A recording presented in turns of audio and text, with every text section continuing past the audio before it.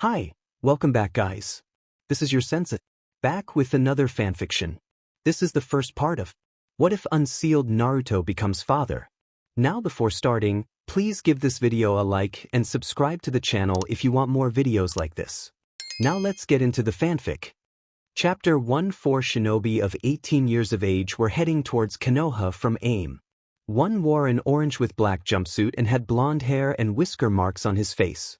Another wore a tan jacket, had brown hair with one red streak on each cheek under his eyes, and was riding a dog. Another wore a dark green jacket with a high collar and hood up to hide most distinguishing features, except for his sunglasses. The last was the only female in the group, and she wore a lavender jacket and had long black hair with a bluish tint and pale eyes with a lavender tint. The only common feature between them all was the Konoha Hitayate they all sported in their preferred ways.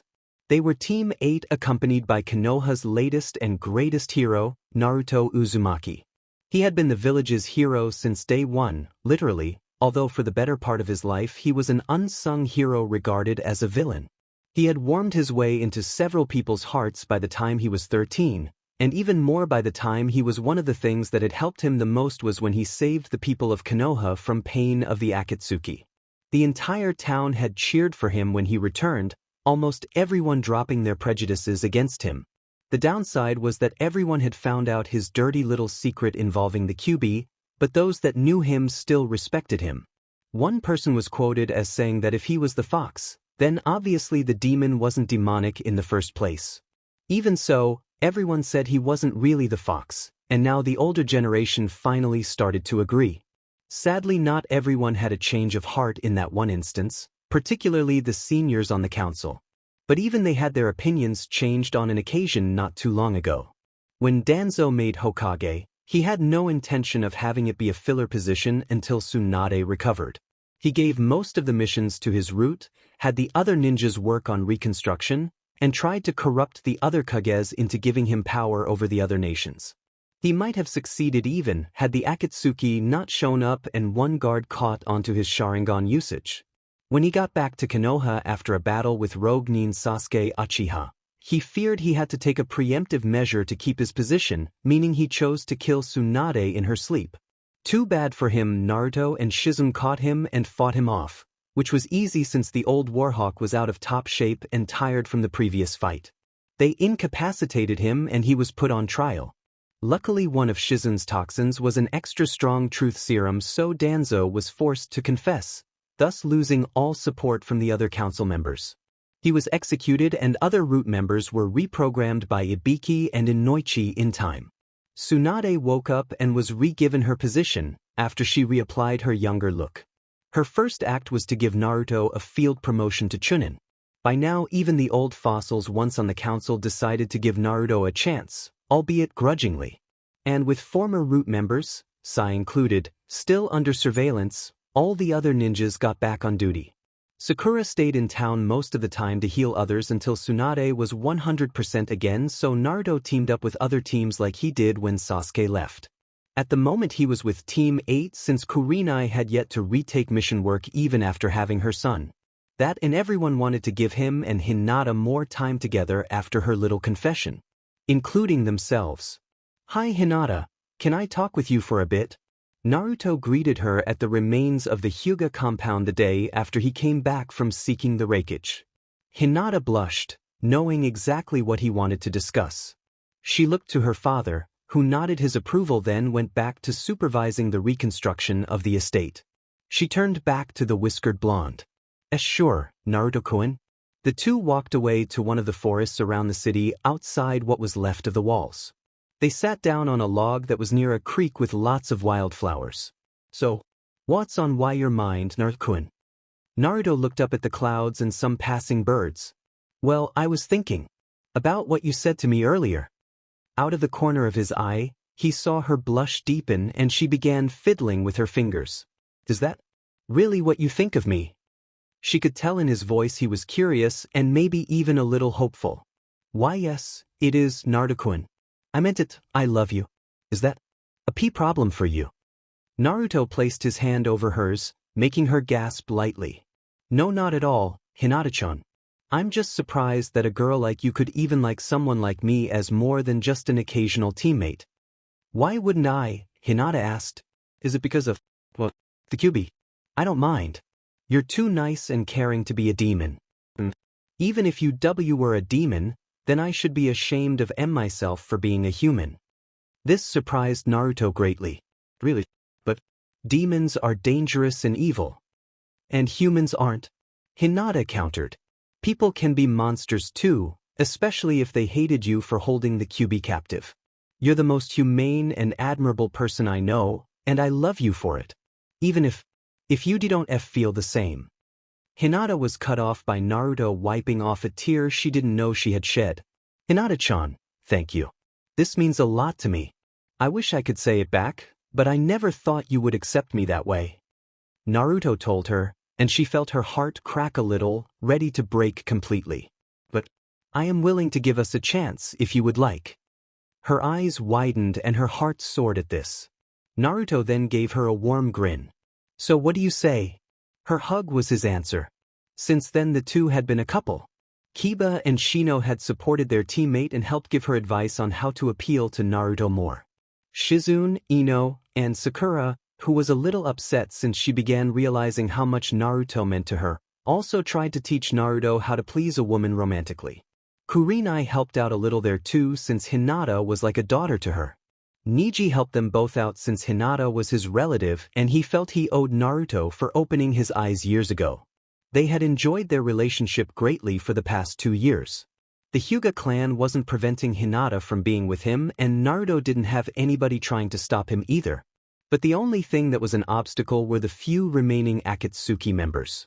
The Black Zetsu had been vanquished about a year ago when Naruto and Team 10 paired up with the Sand siblings at the border of Wind Country. It took everything they had to finish off the freaky Gemini flytrap, but they succeeded.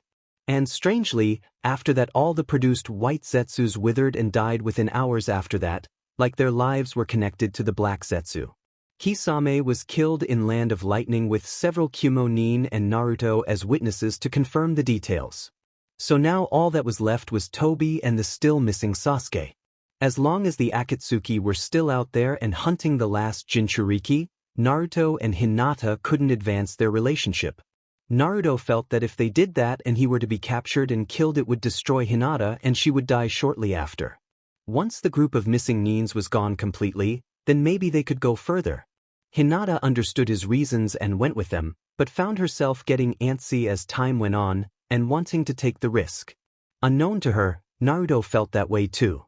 While the two were running through the trees into Land of Fire, Kiba and Akamaru smelled something they didn't like. We should stop here for a moment. He quietly told everyone as they came to a stop in the branches. What's wrong? Naruto asked. Akamaru looked left and right trying to get a better lock on the scent. Kiba checked above and behind them. Not sure, but I think we've got company. With that, Shino got his insects ready to swarm, Hinata got her Byakugan active, and Naruto created 2 shadow clones and they took a triangular position with him to look everywhere, each armed with a kunai. Hinata saw something spinning really fast like a shuriken fly into view from the west right towards them, slicing through the trees with ease. Everyone jump now. Hinata warned them. They obeyed and all 4 avoided being cut. They landed on the ground and looked westward. They saw a tall man wearing a kiri hitayate with the metal plate right above the right ear. His hair was yellow and cut short with a long thin braid that almost looked like a rat tail. He wore a dark gray tank top with earth-brown armor pads on his shoulders and a similar colored glove on his right hand. He also wore loose camouflage patterned breaths that were dull blue rather than green with steel gray army boots. One of the most disturbing features was that there were scars carved onto his left forearm that looked like the symbols for Kiri, Kumo, Kusa, and Taki, from top to bottom. The spinning weapon turned and returned to him, and he caught it in his gloved hand. The weapon turned out to be a one-sided sword with the blade bent at an obtuse angle, making the sword look like a boomerang. Judging from the fact that it returned to him showed it acted like one too. He smirked a fiendish grin. Well, looks like I can add Konoha's symbol to my collection. Any idea who this is? Kiba asked as he got off Akamaru and readied a food pill. Sorry, I do not. Shino replied. Taste this. Hireto! The newcomer shouted and swung his sword. It flew at them like a shuriken again. The Konoha nin easily dodged it by jumping away. At that moment the newcomer made the tiger sign. Fry. The boomerang sword instantly shot off bolts of lightning in all directions for a moment as it swung. Shino, Kiba, and Akamaru were behind some trees so they were missed, and Hinata managed to briefly make a rotation to shield herself. Both of Naruto's clones took the full force of the voltage and disappeared. The sword then cut through another tree and returned to its owner. DMN. Well, no fun if the kill was easy. Don't get too excited, pal. Naruto commented as he threw some shuriken at the swordsman, who deflected them with ease. He slashed at the orange-clad ninja and hit, only for him to vanish in a puff of smoke. From behind him the real Naruto was creating a Rasengan with another shadow clone and pounced at him. The Kiri swordsman swung his sword without throwing it and struck them both in the stomach. The clone vanished but Naruto felt a gash on his abdomen and yelled. Hinata screamed at seeing her boyfriend injured and rushed to his side. Kiba and Akamaru did their beast mimicry jutsu and attacked with Fong over Fong. The swordsman jumped and blocked their assault with his sword. A swarm of Shino's bugs flew at him and he sliced at them, but it did no damage. The chakra-eating insects landed on him and did their job. The swordsman tried batting them off, but they clung on tightly and more joined them. Kiba and Akamaru got ready to attack again. Then from out of nowhere a few smoke bombs landed at the swordsman's feet and smoke appeared. When it cleared the swordsman was gone and Shino's bugs were on the ground, twitching but alive. Where'd he go? How'd he leave so quickly? Kiba asked as he looked around the area, finding no trace of the enemy's scent.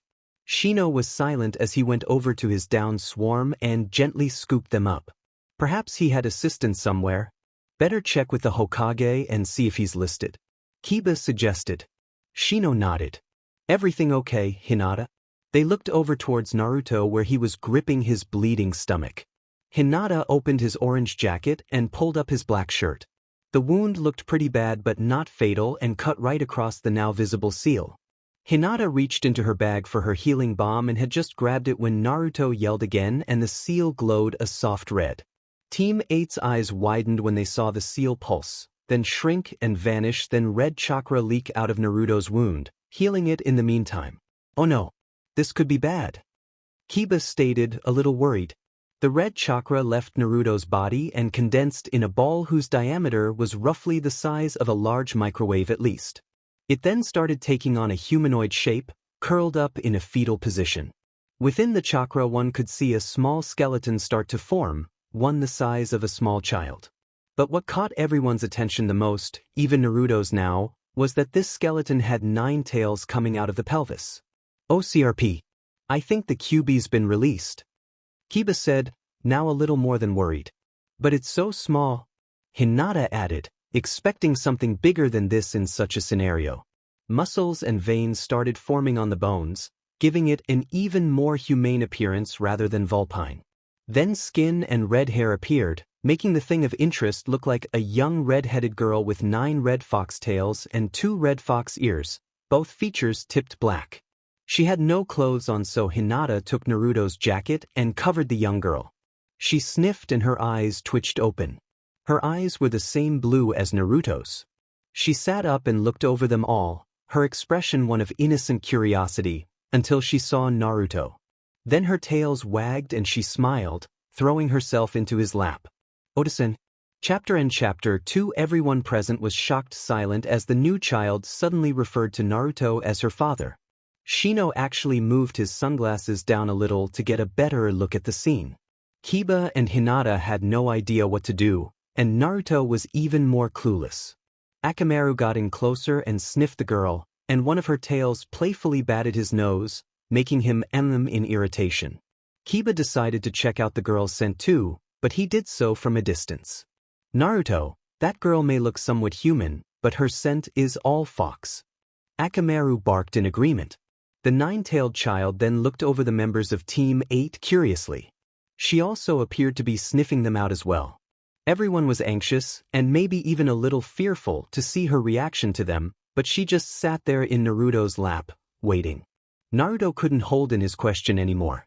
Why did you just call me Oda-san? She looked up towards him. What else would I call my daddy? This was probably the first time in history that Naruto had a deeper blush than Hinata. Little girl, what is your name? Shino inquired, putting his sunglasses in their proper position. The young girl's eyes pointed upwards for a moment. I don't remember. What is my name, Oda-san? Well, we just call you Kyubi. You don't really have a name outside of that as far as we know. Okay, but can I have a real name soon? She asked in a cute way only kids could do and get away with. So, Kyubi, what's the last thing you remember? Shino inquired again, being the most rational of them all at the moment. Kyubi's eyes pointed upwards again for a little longer this. I can remember. What?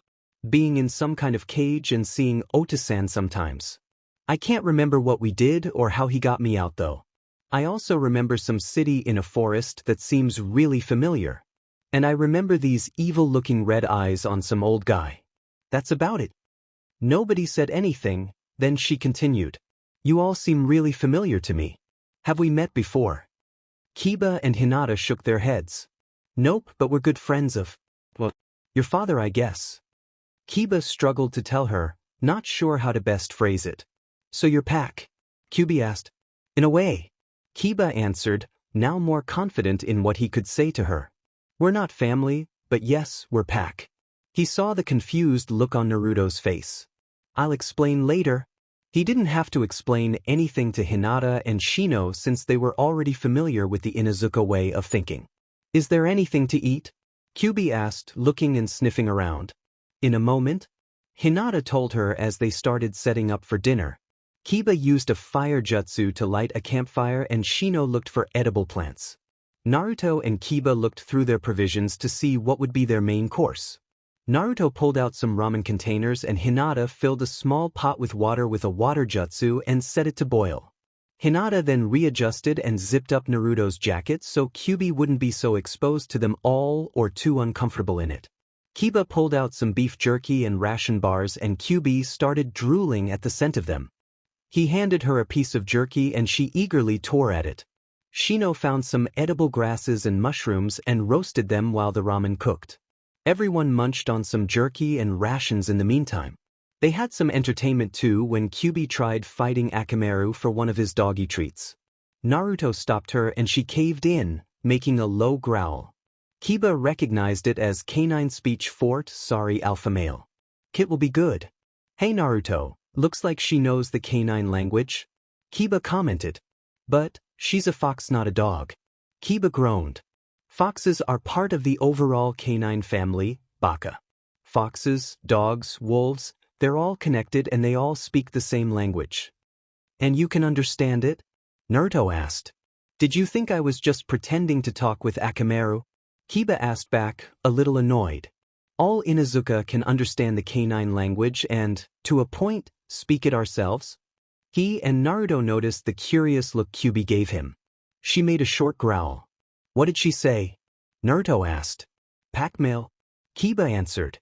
He responded in a low growl of his own that meant pup, which was more natural for him than kit. While difficult for most humans to speak, there were key phrases of canine speech that humans could properly mimic, if they knew what they were saying that is. Kyubi smiled and her tails wagged, and Kiba gave a friendly grin back to make her feel comfortable. She's trying to bond with us by acknowledging us as a group she can fit into. It's standard behavior among young ones. Kyubi made the pack male sound at Shino, who merely patted her head in response. Then Kyubi called Hinata pack female, which earned her another pat. She didn't have to refer to Naruto as anything since she had already claimed him as the alpha male and father figure. While everyone was less wary being around her, they were still curious as to why the much-feared Kyubi would be like this. It made no sense to them.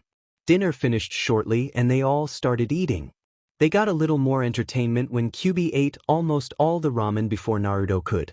The surprised look on his face made them all laugh a little, except for Shino who just smirked under his high collar.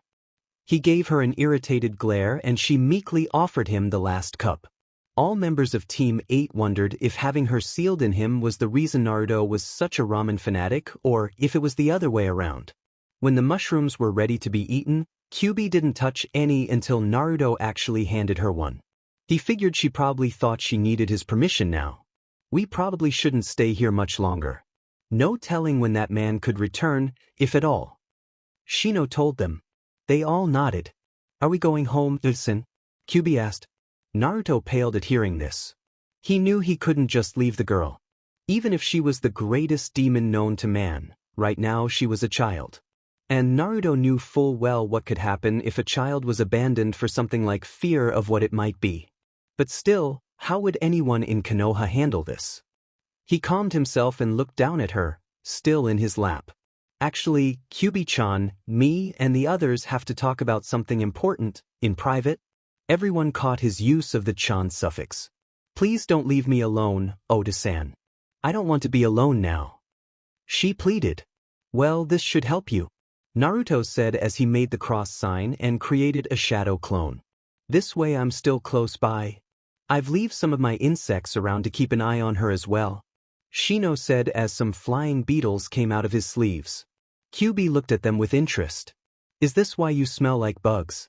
He nodded. Don't they itch? They're not fleas. They live in my body like a hive. The Aburame explained.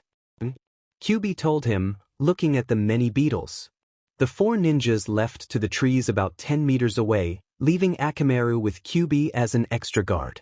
So what are we going to do about her? Are we really going to take the Kyubi to Konoha? Kiba started. We can't just desert her, but what would happen if she came with us? Naruto asked. Worst case scenario for us is that she decides to destroy the village once she gets there, Shino stated. For her the worst case scenario would be everyone tries to kill her on sight. That's what I'm afraid of, Naruto added seriously. If the people were trying to kill me as a kid when they just thought I was the fox, I can only imagine what they do to her. Wow. Naruto-kun sounds so concerned and protective, almost like a real father. Hinata thought. Can we be sure this isn't some kind of trick? Kiba asked. She smells so sincere and calm, but... He then trailed off, like he had forgotten whatever point he was trying to make. It looks like the Kyubi forgot everything that happened before now and might just be a normal child now, Hinata commented. Naruto scratched the back of his head. So, do you think that when the seal got damaged, it affected Kyubi herself? It's possible. Or maybe the Kyubi was a child to begin with. Shino added. Whoa, you mean that the village was almost destroyed by a child demon? Kiba asked, then turned to Naruto. Tough break, man. I'd hate to see someone like that throw a temper tantrum. I don't think Kyubi was a kid from the start, Naruto argued. I saw the fox and the seal occasionally, and I'm pretty sure she was an adult then. So I'm willing to bet she was changed. For argument's sake, we'll go with that hypothesis. Even so, the important issue is what are we to do with her? Shino asked. Why don't we ask Hokage-sama? Hinata suggested. Still, how can we get her into Konoha? Naruto asked. It looked like Naruto had already decided to try and help the foxtail child. Hinata admired his caring side while Shino and Kiba just hoped he knew what he was doing. In that case, we should test to see if she can henge herself to look like a normal human. Since she's a fox. I'm sure she could do it. And we'll say we found her alone and felt she was better off with us. We'll only tell Hokage-sama the truth. Shino offered. Hope Bachan doesn't have a heart attack. Naruto thought out loud. I'd be more worried about what the Kyubi would do instead. Kiba added. Let's see if maybe she's really just a child now, Kiba-kun. Hinata suggested. Also, we should give her a different name. We can't call her Kyubi in Konoha. That's just inviting trouble. Any suggestions? I never figured I would have to name a kid. Naruto said. Not at the moment, no. Shino replied. The only thing I can think of is Kyuko, but I'm not sure it's a good one. How about Byoku? Seems appropriate for her. Kiba offered, coming up with an Inuzuka-style name for her. And maybe. Hinata suggested. Naruto thought about it. I'm sure we can come up with something by the time we get there. Good ideas though. Another thought came to him. Hey, Kiba, any idea why she says I'm her father? Is it some kind of fox thing? Maybe. You know how young birds assume the first thing they see is their mother? Kiba asked, and Naruto nodded. Well, for most mammals, the scent they're most familiar with tells them who their parent is. It's called imprinting, and maybe she imprinted on you because of your jacket. Or maybe it was the work of the seal. Shino countered. Since Naruto and the Kyuubi have a connection, and her mind is clearly disorientated from something, then maybe she just assumes Naruto is her parent, despite the difference in species. Shino looked towards where they had left her. We should get going soon. They nodded and went back to the demon child. When they got there, they saw her chasing some of Shino's bugs playfully as they flew, smiling like a carefree little girl, being watched by Akamaru and Naruto's clone. Akamaru barked and she turned to see the four adults and went right up to them. Is everything okay, Oda-san? Naruto smiled to make her feel comfortable. For now. We might have a problem once we get home, but we'll handle that later.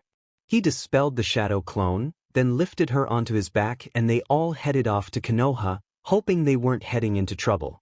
Chapter 3, could you repeat that? I must have misheard you. Tsunade said to Team 8 and Naruto as she used her pinky finger to dig out the obstruction she was sure she had in her ear. Tsunade was sitting at her desk in the Hokage office with Shizune and Tanten at her left. In front of her were from her left to right Kiba, Shino, Hinata, and Naruto, who had just given her the news of the mission. The Kyuubi was currently sitting outside the room, guarded by a shadow clone and Akamaru. She still wore Naruto's jacket as her only clothing and it kept her tails hidden as long as they were curled up against her back. Her ears were pressed against her scalp and her hair had been moved to cover them for now. She was nervous, since Kiba told her they were seeing that alpha of the whole village and it was up to her on what her fate was. Too nervous to even keep a proper henjon. Shino, being the most diplomatic and tactful of them all, chose to answer the Hokage. We did our mission to check aim for any remnants of akitsuki as you ordered, with minimal interference. While there we found nothing implicating that whatever remains of the criminal organization is either too well hidden for us or they have relocated their headquarters. On our way back we encountered a Kiri-nin that attacked us. In the fight his sword cut the seal on Naruto's stomach, and he soon retreated afterwards. The seal disappeared before our eyes and red chakra leaked out of the wound, healing it in the process. The red chakra then condensed and took on the form of a young girl of about 7 or 8 years of age with 9 red fox tails. Basically, you heard us right the first time? Kiba added. Tsunade laid her head in her crossed arms and sighed wearily. Then she slowly raised her head back up, deciding to start off small. Can you describe the person you encountered and fought? Yes. He wore a Kiri Hitayate, blue-toned camouflage breathes, and 1 glove. On his left arm were symbols of several hidden villages carved into his skin. His sword was shaped like a boomerang and could be thrown like one. Shino described the assailant using the most unique and descriptive details he could remember. Sounds somewhat familiar. Tsunade mumbled as she reached for her copy of the bingo book. She shifted through several pages then stopped. Thought so. She then showed them the page she had stopped on. Would this be him? The 4 shinobi took a look at the picture on the page. Yeah, that's him. Who is he? His name is Kashu Ryutake, and he's supposedly another of Kiri's 7 swordsmen. He was actually a long-range fighter and his sword, named Hiredo, pretty much was a bladed boomerang. According to the records he could channel chakra into it from a distance, somehow without any real connection to the blade, to make it more lethal. Records also say he's a bit of a killjoy and had killed in Kiri, Kumo, Taki, and Kusa before. Well, that explains those scars on his arms. Naruto commented. Now, on to the more important subject. Tsunade said as she put the book away. Tell me about the Kyuubi child. Well, we kinda named her Akane, since calling her Kyuubi here would be a horrible idea. Naruto told her. We asked her what she can remember, but she can't really remember much. She does remember meeting me before and being in a cage, but not why or how she got out or anything before that. Oh, and she said something about a man with red eyes. Red eyes, huh? Tsunade asked. Is she really acting like a kid? Actually, yes. Kiba answered. We kept an eye on her constantly on the way back. Mostly she just played when she could and always did as we told her. Especially when Naruto called the shots. The Inuzuka pointed his thumb at the whiskered blonde when he said that last part. She asked a lot of questions and we were careful answering her, but she never attacked or tried to run off. If anything, she couldn't get close enough to me, Naruto commented. The demon child, now named Akane by Team 8, stuck by Naruto like a tick if she could. Kiba told him pups and kits traditionally only felt safe when they were near their parents or guardians. This was even more so in abandoned pups and kits that latched onto a new caregiver. It reminded Naruto of Haku's behavior regarding Zabuza, or Ranmaru's behavior regarding Raiga. What exactly do you plan to do with her? Shizune butted in, and it was obvious to all but Naruto that she was really asking him instead of everyone. Well, that's something we thought we should ask you, Bachan. Naruto told Tsunade. Tsunade clasped her fingers together and rested her chin on them. She then closed her eyes and thought about it. Can you bring her in here for a moment? She asked when her eyes reopened, anxious and wary to see this demon for herself. The 4 shinobi nodded and opened the door. Naruto's clone dispelled and Akamaru tugged on Akane's borrowed jacket. She walked in and stood right between Naruto and Hinata, leaning on Naruto's leg. Tsunade and Shizune looked right at Akane curiously, without making any sounds or facial gestures. Naruto ruffled the girl's hair and her fox ears stood up. Then her tails relaxed and fell out of the bottom of the jacket, but didn't move much after that. The girl looks afraid, like she thinks we're going to do something to her. Shizune thought to herself. So this is the dreaded 9-tailed fox demon that attacked Konoha and made Naruto's life hell. Tsunade asked herself. Well, actually it was the dumb-butt villagers who made his life hell, not her. Even so, right now she barely looks like she could be in bigger annoyance than him. But she is young, so she could get dangerous later. Unless. Her train of thought trailed off. Tsunade smiled, but it was more of a "this I gotta seech" grin than a warm, welcoming one. So you're Akane, right? Yes, ma'am, she said with a bow. Tsunade noticed a slight tremble or twitch in her movements. Come here and let me get a good look at you. Akane's left foot took a step back and she looked up at Naruto. He nodded and had no fear emitting off him that she could sense, so she slowly went up to the side of the desk Shizune wasn't at. Tsunade turned her chair towards the girl, and Shizune leaned in closer. Akane kept her hands clasped together in front of her, and the fur on her tails was starting to stand on end. She's a cute one, isn't she? Shizune said to Tsunade, making Akane relax and her eyes widen. Tsunade then noticed her eyes were identical to Naruto's normal blue ones, not the red-slitted ones he got when the Kyuubi's chakra would influence him. Well, Akane, what are your plans regarding you and Naruto? Tsunade broke the ice, wondering if there was any latent hostility between the bijou and its former container. Are you going to take me away from Oto-san? She fearfully asked. Oto-san? Tsunade and Shizune asked in shock. While Team 8 and Naruto had told them that the released Kyuubi was affectionate to the orange-loving ninja, they didn't indulge in that little bit of information right away. Tsunade looked right at Naruto. What is the meaning of this? Can we tell you later? Naruto asked, not wanting Akane around when that came up. No. Tsunade demanded, rising from her chair. Akane then stepped back. Well, she kinda imprinted on him, Hokage-sama. Kiba jumped in to help out. We also think the seal might have something to do with it. Imprinting. That makes sense. Tsunade thought, then sat back down. Naruto, I'd like to have Inoichi Yamanaka examine her to see if there's any effects on her mind that could be a threat to her or others. Only if you have Yamato Taishu with him, Naruto insisted. He's the only one who can do anything if her chakra goes haywire. Understood, and smart thinking. Tsunade replied. Is there anybody any of you can trust with this information? Maybe my mother. No one in town knows more about handling potentially feral children than her. Kiba stated. I can't think of anyone in my family who could help us here. Hinata quietly added. I for one cannot at this time make any promises regarding my clan. Shino said. Personally, I say the few who know the better. Naruto claimed. Tsunade nodded, then reached into one of her drawers and pulled out some folders. But first, here's the pay for your mission. She said, handing them their money.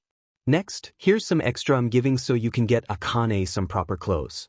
If anybody asks, just say it's a bonus for fighting and telling us about Kashur Ryutake. After that, bring her back here for the night. Oh. I want to stay with Ota-san. Akane shouted as she went over to him and gripped his leg. Her claws dug in and hurt him a little, making him wince. He reached down and had her loosen her grip. Tsunade walked over to the girl and knelt down. Akane-chan, we need to do this to make sure there's nothing wrong with you. Ota-san's home isn't exactly fit for you to move in just yet. While I handle you, he and his friends will get it ready for you. Tsunade could tell that, demon or not, this girl was really attached to the blonde she thought of as the son she never had. And to separate them would bring nothing but trouble, possibly for all of Konoha if the QB was mad enough. Better to just go with the flow here and let her keep thinking of Naruto as her family. Besides, maybe having a child to take care of would do wonders for Naruto's maturity. Tsunade then stood back up and smiled at her favorite knucklehead. Okay, Naruto, take your new daughter clothes shopping.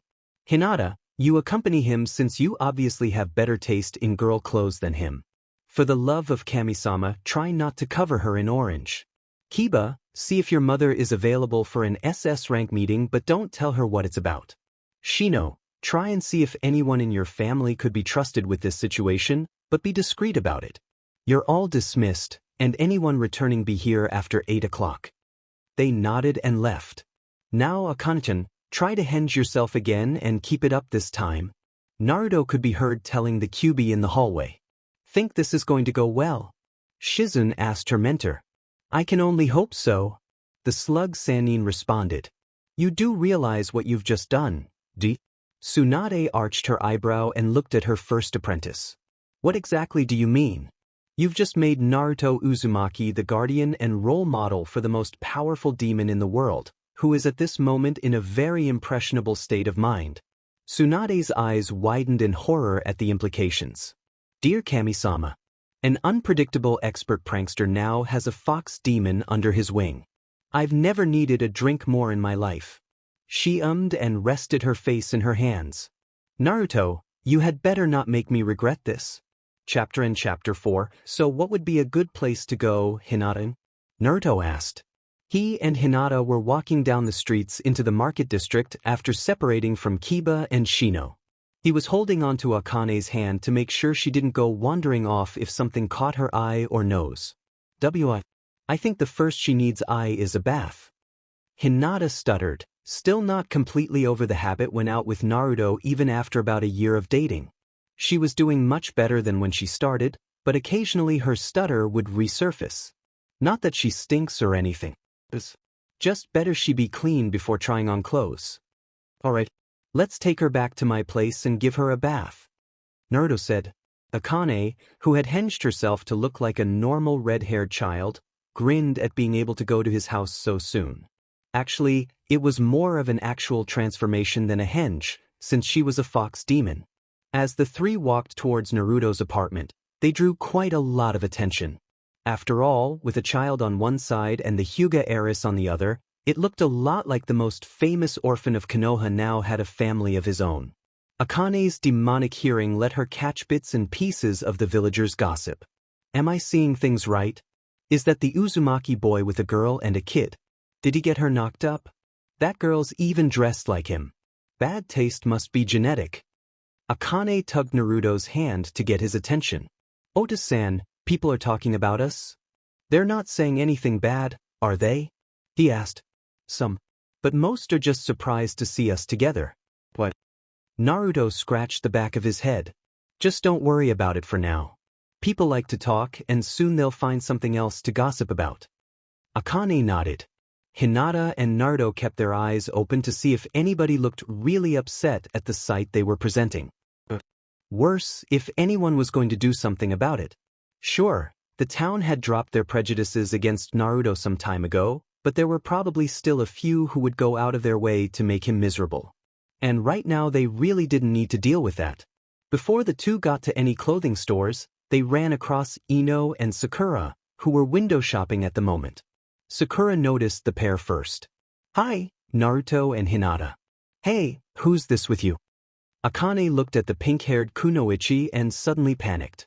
She went right behind Naruto and quivered, It was like when Hinata was close to Naruto years ago, but Akane was acting more frightened than nervous. What's wrong, Hinata asked, placing her hand on the demon girl's shoulder. I don't know. But when I see that woman, all I can think about is being hit. Akane replied, making everyone widen their eyes. You think I'm just going to go and hit you? Sakura asked, a little mortified and maybe even a little offended. She tried to get closer to prove the girl wrong, but Akane tried to back away some more.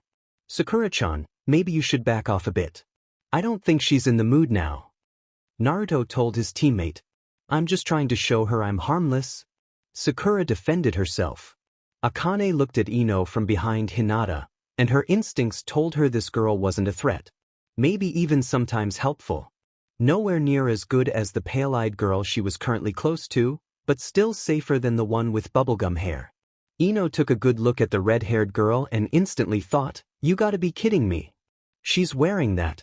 Then she looked at Naruto. Naruto, you don't have the slightest concept of fashion sense, do you? We're going to get her clothes right after a bath, Ino. And I've already been told no orange. What's everybody got against orange? In moderation and coordination it's okay, which you don't do. Ino told him. I better help you. You need a woman's touch for this. Shopping was one of Ino's favorite things to do in her time off, so she figured it was okay to invite herself along. So Hinata-chan's not good enough? Naruto asked, wondering if he should be offended for her. What? No, that's not it. Just thinking a second opinion might be good as all. Might as well, Naruto-kun. She is better at this sort of thing than me. Hinata told her boyfriend. Fine. But no treating her like a doll. Naruto insisted. Okay then, I think I know where we should start. Ino told them as she led them to one of the civilian clothing stores she would go to all the time before she became a ninja. They went inside and Ino led them to the part of the store she remembered best. How about this one? You've gotta be kidding. Naruto and Sakura said in unison. The outfit Ino held was basically a smaller version of Ino's common genin ensemble. Ino chuckled. Actually, yeah, I am. But it's still a good idea if you ask me. Naruto suddenly pictured Akane dressed like Ino and even wearing her hair like Ino used to. Then she pictured her reading fashion magazines and fawning over Sasuke Uchiha, and it made his BLD run cold. Kami-sama, if you care about me at all, you will not have the QB be a mini Ino. Then he pictured Akane acting more like Sakura back in the academy and genin days. Scratch that. Mini Ino would be the lesser of two evils. Ino and Sakura started looking through the racks trying to find anything that caught their attention. Naruto was therefore allowed to keep working on his train of thought.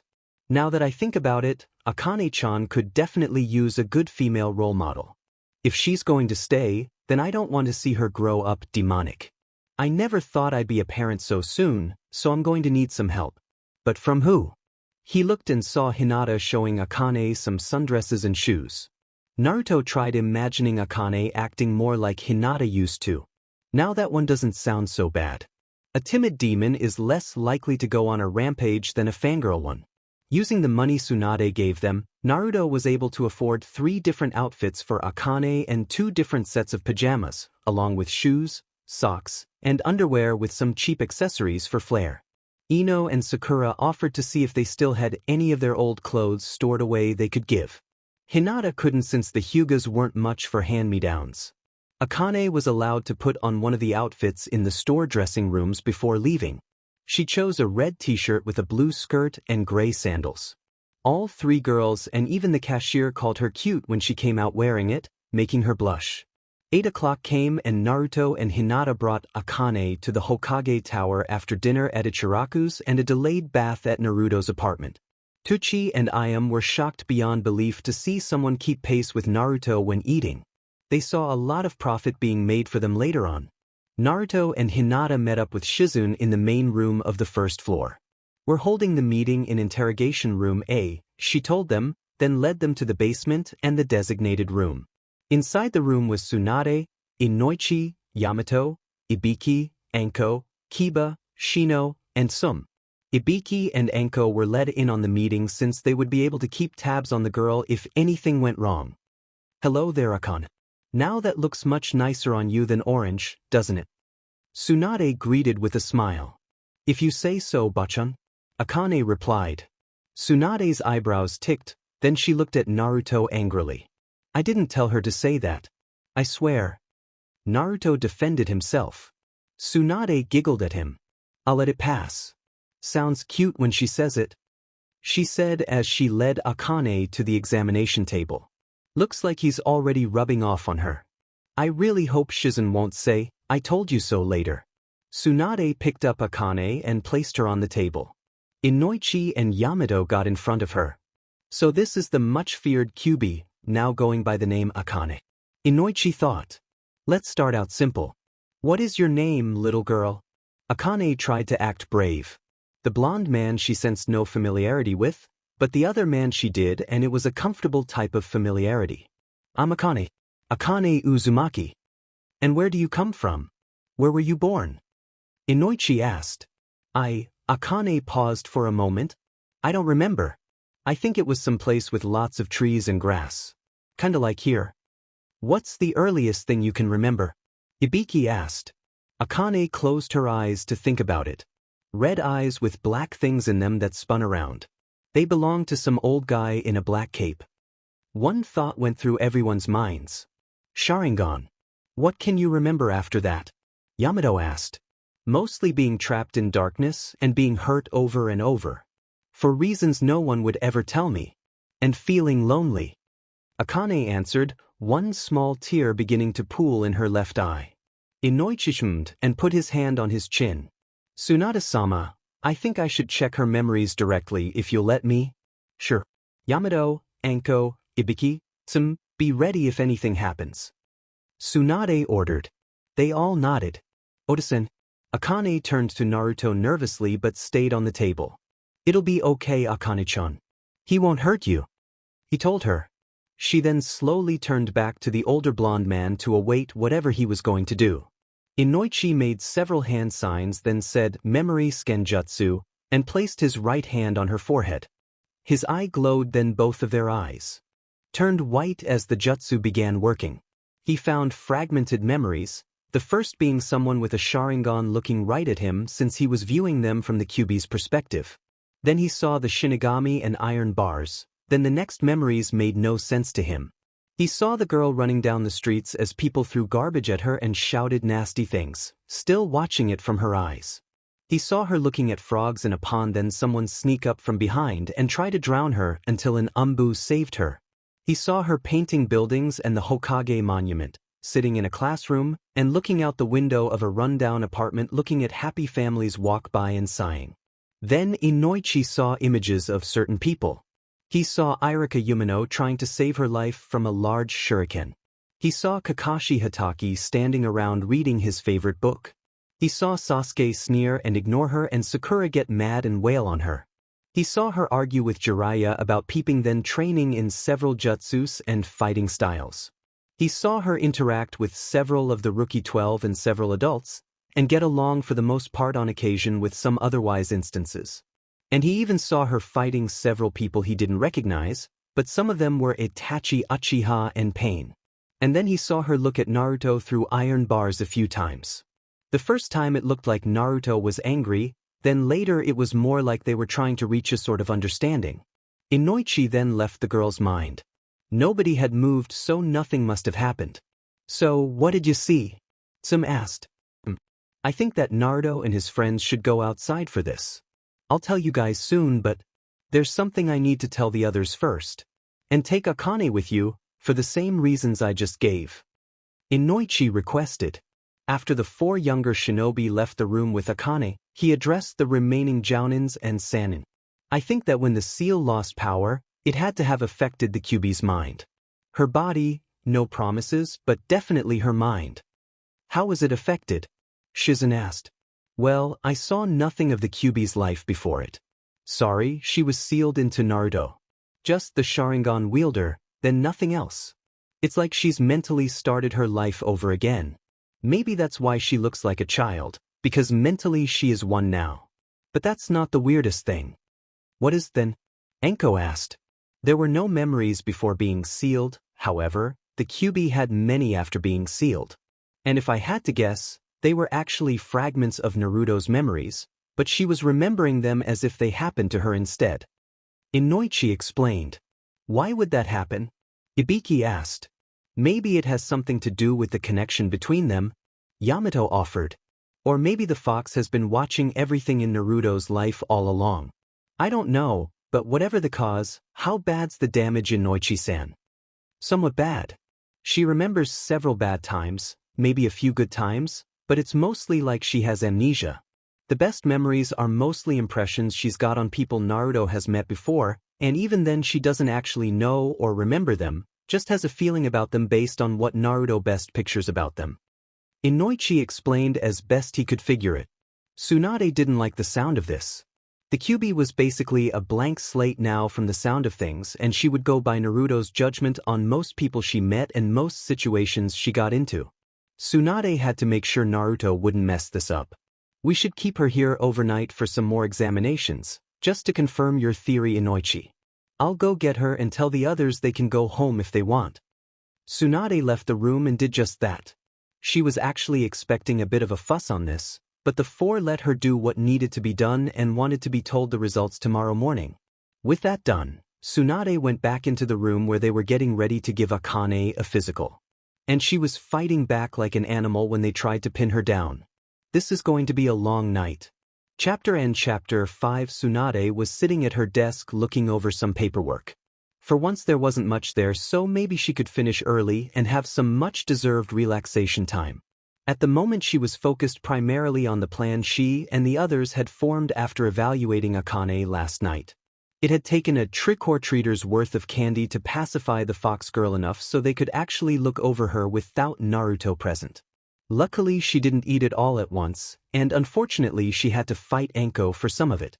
Anko got a good number of scratch marks on her arms for it, and Shizen replied she had once warned the snake summoner her sweet tooth would get her in trouble someday. Anko just grunted and made some rude comment under her breath no one heard. The papers she held now were regarding Akane's custody and status in Konoha. Tsunade felt that as long as no one unnecessary knew about her true identity, and nothing provoked some sort of memory gain, then the young girl was no threat. And if raised the right way she could be helpful to the village. Not a living weapon like Danzu would have planned, but rather a good contributor or guardian to the village. Suna had Shikaku, Kumo had the Nibi and Hachibi, and even Kiri once had the Sanbai, so why couldn't Konoha have the Kyuubi as its guardian? Still, raising the Kyuubi would pose a problem, more for Naruto than anyone else, as Inoichi pointed out last night. Flashback. Toha, may I have a word with you for a moment? Inoichi asked while Tsum and a now-bandaged Anko looked over Akane, who looked ready to pass out and sleep. About what? Tsunade asked. Inoichi led them to a separate room connected to the main part of the interrogation chamber. I'm really concerned on how this girl is going to affect Naruto. Tsunade's eyebrows arched and her arms crossed, showing her concern and interest on the subject. Go on. Now, I don't mean that Naruto's in any danger from her. It's just that having her think of him as her father is going to probably be stressful for him. Inoichi paused to see if Tsunade would ask anything. When she didn't, he continued. Naruto's never had a real family to begin with, having to think of close friends and others like you as family instead. So ultimately he has no role model or way to base any parenting style off of. He'll have no idea what he's doing. Add that into the fact that he didn't have 9 months to prepare for parenthood or a loved one to share the burden with, will only mean that Naruto might not feel up to the task of raising the girl, even if he can't bring himself to not try it. Tsunade nodded. You're right. He didn't have time to prepare for this situation. However, he can't ignore it, and neither can we. The best we can do is give Naruto all the support he needs. Naruto will officially be declared Akane's legal guardian tomorrow, and she will be legally declared his daughter by adoption. Screw whatever denials the council might claim for whatever stupid reason they might come up with. They don't need to know anything else on the subject, just like anyone else not present tonight. Poka-sama, given what I've just said, is that really wise? Inoichi asked. I believe this might be a good thing. Akane is no threat at the moment, and I feel if she's raised with care she could be a great help to the village. Not a weapon, but you must admit having the Kyuubi as an ally is much better than as an enemy. And this could help Naruto mature greatly. Team 8 could also benefit from helping him nurture the child. Tsunade told the Yamanaka clan head. But what if she becomes like the old Kyuubi? If she's raised like a normal person, then she won't. Inoichi's eyebrows arched. So, you want to see how nature versus nurture works for a demon, is that it? That about sums it up. Tsunade admitted. If this doesn't work and Akane becomes like the old Kyuubi, then she'll be weak enough for us to do something about it. But if this does work, then maybe Naruto can finally know what being part of a family is like. This might even help the Gaki and Hinata get closer, especially if the girl wants a mother too. You can't tell me Naruto doesn't deserve the chance to be part of a family. No question there, but are you sure he's ready for this responsibility? And with her nonetheless. Inoichi asked. Is anybody ever really ready to be a parent? All we can do is hope for the best and be ready for the worst. Have some faith in him. Tsunade told Inoichi, then went back into the main room, where Akane was now sound asleep and Enko was pocketing a few pieces of her candy for later, thinking nobody noticed. And flashbacked, Tsunade did one last check on the form regarding Akane and felt it was sound. All she needed was for Naruto to sign it, and then she'd stamp it and everything would be official. And if anybody had any complaints, nothing could be done about it, at least nothing that would prove effective. As long as the cover story held, then everything should work out for them. Shizune opened the door. Tsunasama, they're here, she said as Naruto and Team 8 entered the room, with Akane resting on Naruto's back with her eyes only half open. Good. You all may sit down for this if you wish. Tsunade told them with a smile. 5 chairs were set up for them already, and each took a seat. From left to right the order went Kiba, Akane who was trying to sleep some more, Naruto, Hinata, and Shino with Akamaru at Kiba's right. Now, Akane-chan's exam went well, although I wouldn't plan on Enko being near her anything soon, and we can get to business. In the event that anybody asks about her origins, the story will be that you 4 found her homeless and amnesiac and brought her here, like you originally thought out. This does occasionally happen on missions, so none would argue it too much. Now, Naruto will be declared her legal guardian, and if you'll sign this then you two will be legally father and daughter. Tsunade indicated the form of adoption. You don't have to do it just now, wait until the end of the meeting at least. We'll say that the girl took a liking to you, which is true, so we felt this was better than placing her in the orphanage. Surely you Naruto would rather she not be there. He nodded firmly, not having good memories of that place. Team 8, while Naruto will be the only legal parent, for now, Tsunade put extra emphasis on for now, like she didn't expect Naruto to be a single parent for long. He will have a difficult time doing this, and I'd like you all to be of help to him when you can. Try to make time for it rather than just when you have nothing better to do. And I'm not asking you 3 just because you know about Akane-chan's secret. Out of all the teams and ninjas we have, you 3 are best suited for this and will be the only ones informed. Kiba Inuzuka, the Hokage started, looking directly at the named youth. Your family has the best knowledge on the handling and instincts of children with animalistic qualities. And you can communicate with her in a tongue no one else here can. I'd like for you and your mother to make weekly visits to Naruto's to check up on her and do what your clan does to properly guide her physical, mental, and moral growth. But keep it within boundaries that Naruto can handle, and if possible inform him on how to care for her when you're not present. Gotcha, Kiba replied. Kasen found the girl cute and would like spending more time with her, especially if she fights Enko some more. She got a real kick out of it. Why am I not surprised? Tsunade thought, then looked at the young man at the other end of the row. Shino Aburame, you are needed because of your steady control of emotions and use of insects. I have faith that with the proper guidance Akane-chan will not become a threat to anyone. However, because of her nature she might become volatile and act up. You can help her learn to express herself non-violently and reduce her chakra in the event it doesn't work. Now don't teach her to act like an Aburame since she isn't one, but your family has the best emotional control in Konoha and I worry she'll need it in the long run. We can't afford to have a demon who acts up recklessly run around our village. I understand, Hokage-sama, Shino stated. Satisfied, Tsunade turned to the only kunoichi seated before her. Hinata Huga, Your role will possibly be the most vital, apart from Naruto's. The Huga girl looked confused and maybe even unworthy to hear she would be so important for this. As informative as the rest here can be for her when guiding her, they are men and thus can only teach her so much. There are some things that only a woman can properly teach a young girl, and that's where you come in. You will be the female role model and mentor for Akane-chan. Hinata didn't respond, just sat there wide-eyed and holding her breath without realizing it. "Hey, Hinata-chan, is something wrong?" Naruto asked, shaking her arm to snap her out of her daze. Hinata blinked and inhaled when she heard Naruto. "Hokage-sama, are you as sure I'm right for this? Do you feel otherwise?" Tsunade asked back. "The girl is close to Naruto and so are you.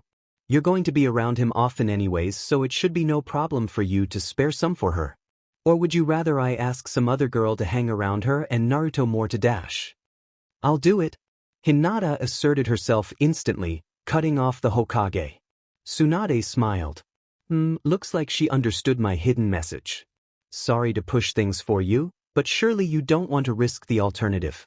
Well, looks like everything's settled then. Not quite, Bachan. Naruto added. What do we do if something happens and people see her tails or ears? Or if she turns into a complete fox? When he finished asking, Akane's eyes opened and she looked around, like she knew they were talking about her but didn't quite catch what had been said. Glad you asked, Gaki. Hopefully she'll maintain her human form when in public, but in the event that fails we'll claim that she has a Kekii Genkai that allows true transformations rather than Henges.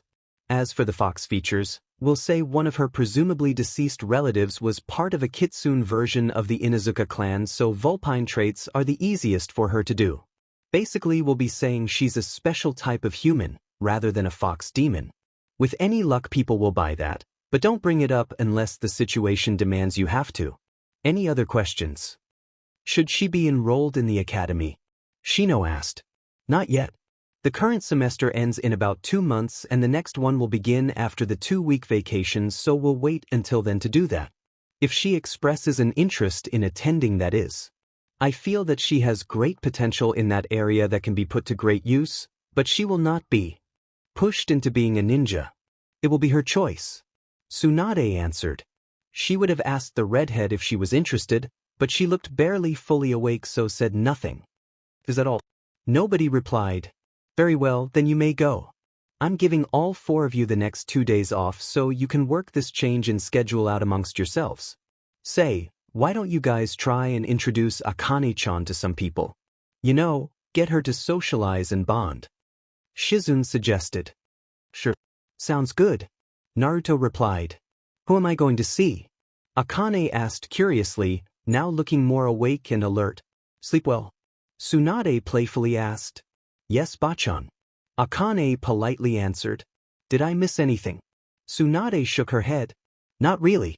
I'm sure your father and the rest can fill you in on anything you may ask. As for who you'll see, some more friends of your father. Akane tilted her head. Like Forehead-san and Pig-san. The others looked surprised at this while Kiba openly laughed and Naruto and Shizune looked like they were trying not to. What? That's what the ponytail girl and the cotton candy head called each other. Hope you can handle her, Naruto. Tsunade told the blonde with a smile. Chapter 6. Before Naruto and Team 8 left the Hokage Tower, Naruto had knelt down to face his new daughter. So, Akane-chan, you understand the cover story, right? They had told her what to say if anyone asked about who she was or where she came from. She nodded. Yeah, I'm not a fox demon but a normal person. I have some kind of special ability that lets me transform, and becoming a fox is the easiest thing for me to transform into. I can't let anyone know the truth since there are many here who might try to kill me if they knew. Or worse, whatever that means. And I came from near the border of Land of Fire with no memories of anything before some kind of attack that killed everyone I knew. Naruto nodded and grinned. Very good. You got it right. He patted her on the head. And remember, outside my apartment, you have to always look human. No fox features where anybody can see you. She nodded. Do that and you should be okay. So what are we going to do today? Akane asked. How about I introduce you to some people I know? It'll help you meet people and know what to do around them. Naruto suggested. Anybody close to my age. Kiba leaned close to Shino. I hope she means kids cause I don't think we're going to find anybody here several centuries old. Shino simply nodded in agreement. I think I know just the guys. Naruto replied. Let's go look around. We're bound to find someone. He then turned to the rest. You guys gonna come along? Sorry Naruto, but I have to take a biannual Aburame-style physical around noon, so I'm afraid I must part from here. Another time. Shino told him. I'll try in the afternoon. I kinda promised my sister I'd do a favor at the vet clinic this morning after this. So I'll look for you after lunchtime. Kiba added. I'm available. I'll go with you Naruto-kun. Hinata said happily. She sure likes being with Ota-san. I wonder why. Akane thought. Kiba and Shino said goodbye and went on their way while Naruto, Hinata, and Akane went somewhere else.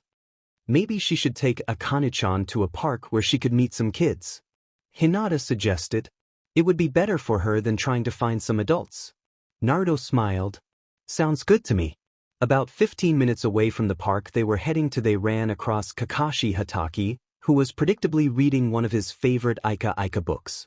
The sight of his old student with his girlfriend and a child out in public caught Kakashi's attention. Hi there Naruto. Who's this with you? Are you babysitting or something? Akane turned to Naruto. Is he one of the guys you know, Ota-san? Yeah, he's one of my old teachers. Naruto answered the little girl. Akane looked back at the white-haired jounin. For some reason she sensed this guy was knowledgeable but unreliable. Why do you wear a mask and hide your eye? Well, my reasons are my own. And I have to keep this eye covered. If I don't it could cause problems for me and others. Kakashi remarked lazily. But, is it ugly? Infected? What's wrong with it? Akane curiously asked. This time she bothered the jounin. Kakashi took great pride in his one memento from Obito and cherished his departed teammate's loss. So he didn't like to hear someone put it down, even if they were a little naive in doing so. You really want to know? He asked the girl, kneeling down to her eye level and putting his left hand on his hitate. She nodded. Kakashi-sensei, don't. Naruto told his teacher sternly. Relax Naruto, I'm not going to use it or anything, just show it off a little bit. Kakashi replied then lifted his headband. Akane looked right at Kakashi's left eye, froze with her own eyes wide, and without warning pounced at the jounin and began scratching his face. Naruto quickly had several clones pull her off of Kakashi and restrain her. They brought her to him, holding her up by her arms, and Naruto and Hinata could see her breathing. What was that? Naruto asked, both surprised and even disappointed in the girl for what she had done. Although he had to admit it was impressive to see her beat up the infamous copycat Kakashi. Akane caught her breath but was still held by the clones. Sorry Ota-san, but when I saw his eye I don't know what came over me. I just had to attack him. Hinata leaned over to whisper in Naruto's ear. Remember how she recalls something like the Sharingan before she was sealed away? That must be why she did this. She must not like the Sharingan. Naruto wasn't sure what to do about this. If Hinata was accurate, then Akane didn't deserve to be punished heavily. However, she did attack a Konoha nin and she needed to be taught that wasn't a good thing to do. So he had to do something. He dispelled the clones. Akane, you are going to apologize to this man for what you did. And no more just attacking someone unless they actually try to hurt you first. Got it?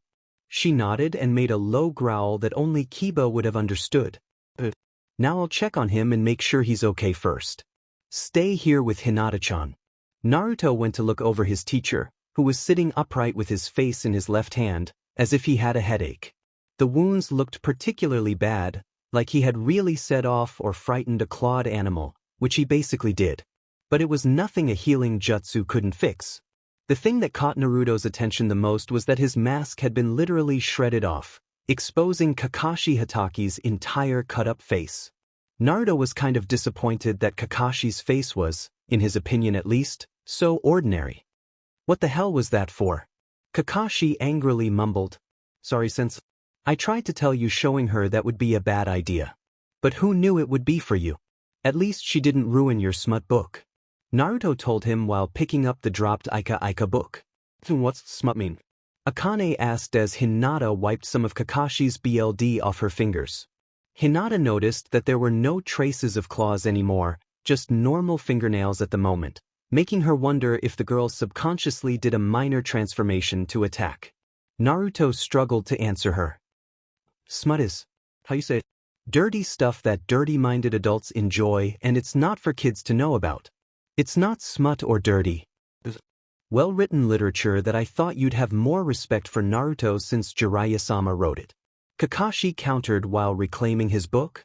If it's good, can I see it? Akane asked, holding out her hand. Naruto, Hinata, and Kakashi all yelled. Akane mock-pouted and crossed her arms. No fair. What's all the commotion? Guy's booming voice could be heard approaching from behind them, with Lee tagging along. Whoa, Kakashi, who or what did you anger to wind up looking like that? Kakashi pointed casually at Akane. That girl. Don't get too close. This cat has claws. Literally. I'm not a cat. I'm Akane was going to say a fox, then caught herself and made a quick correction. I'm just a normal girl. You mean you got beat up by a child? Oh Kakashi my friend, how low you've fallen. Guy lamented.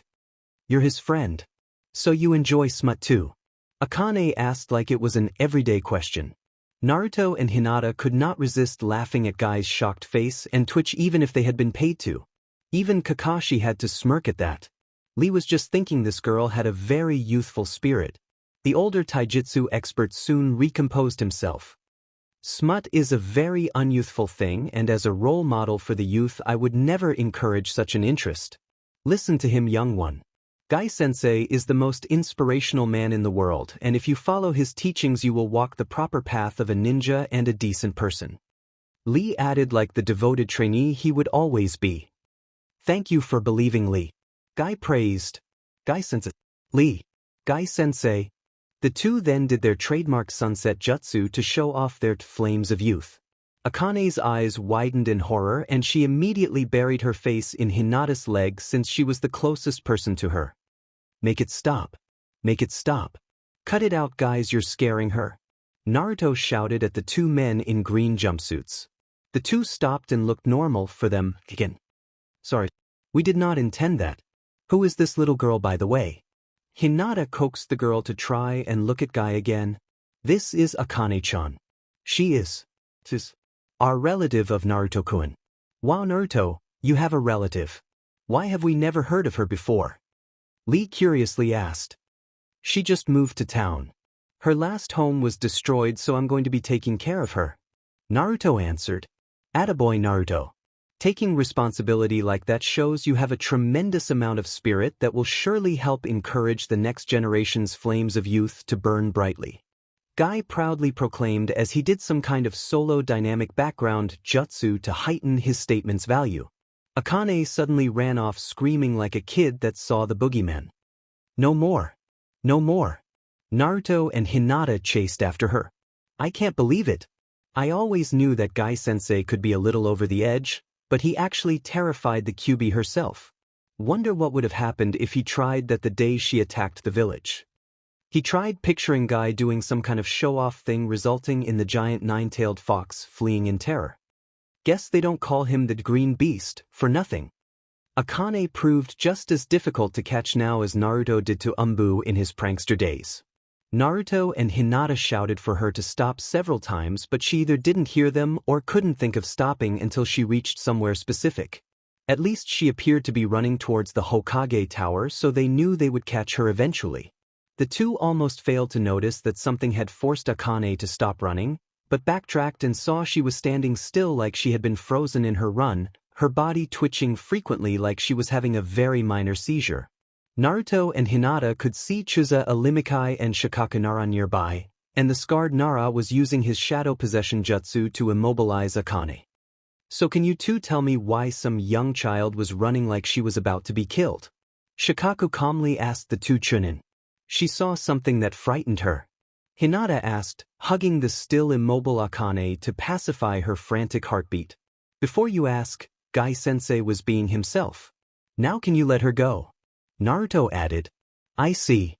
Enough said. Shikaku complied and withdrew his shadow. Akane could move again, so she relaxed in Hinata's arms, feeling much better. I always knew that man's overzealous attitude was troublesome. And now you can honestly say he frightens children, Chusa added. Maybe that'll make him limit himself.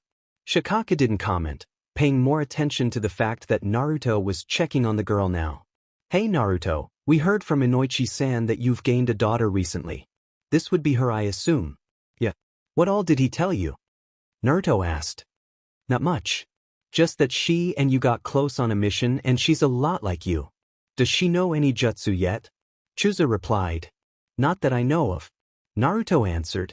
You mean like this? Akane asked, then squirmed out of Hinata's arms. She made a hand sign and a puff of smoke suddenly surrounded her.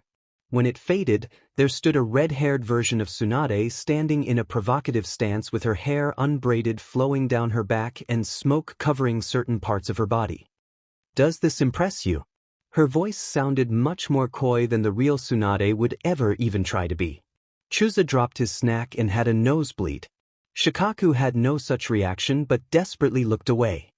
Don't do anything. If Yoshino found out otherwise, troublesome wouldn't even begin to describe it. Don't do anything. Naruto and Hinata just dropped their jaws looking at what the QB had done. Hinata leaned closer to her boyfriend. If I find out you taught her that. I swear I didn't, Hinata-chan.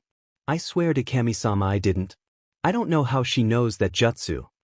Naruto nervously defended himself. Akane returned to normal in another puff of smoke. Tane-chan, where did you learn that? Akane blinked and tilted her head. I don't remember. It just felt like the natural thing to do then. Don't do that again. It could cause problems for you. Naruto told her.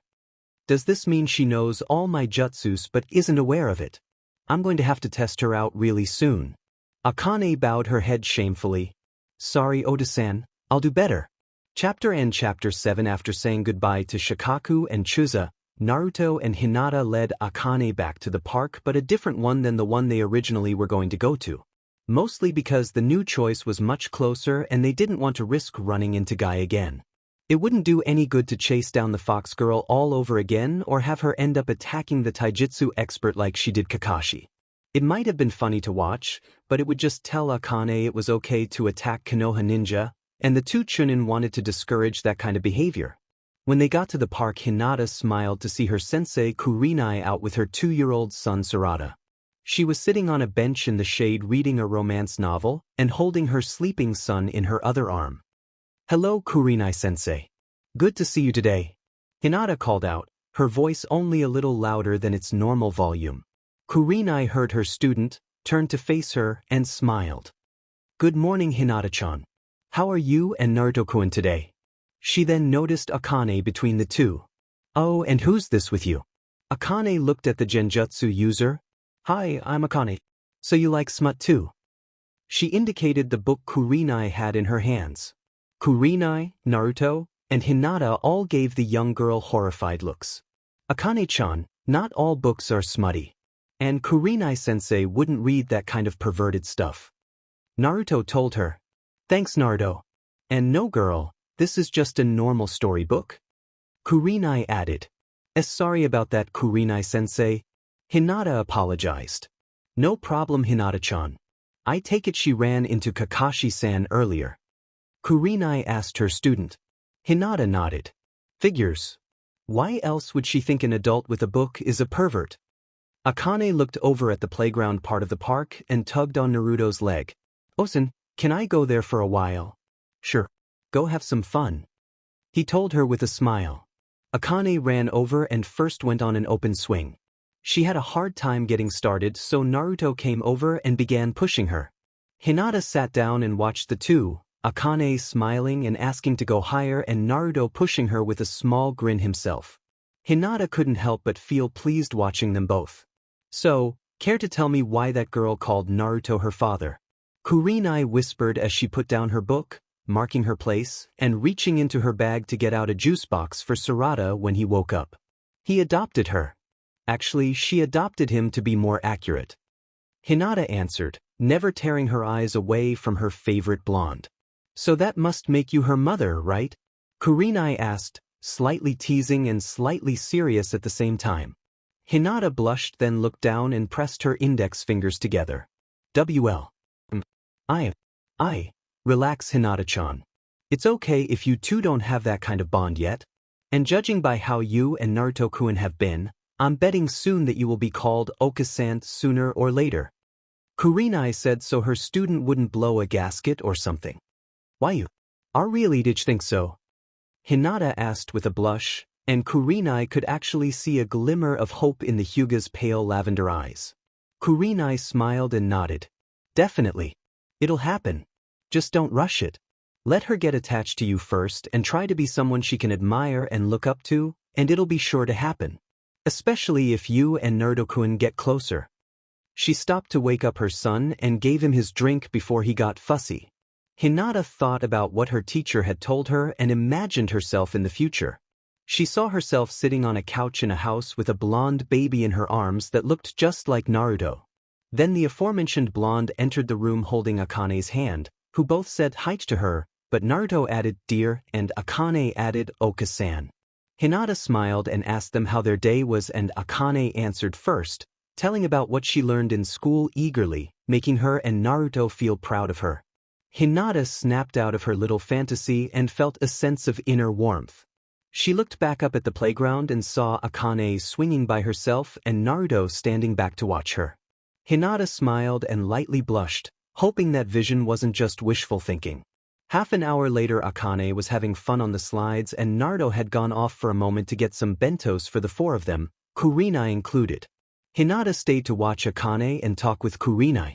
While the Genjutsu master was giving Hinata motherhood advice, Ino showed up with several of their friends, all of the rookie 12 except Sasuke and Shino.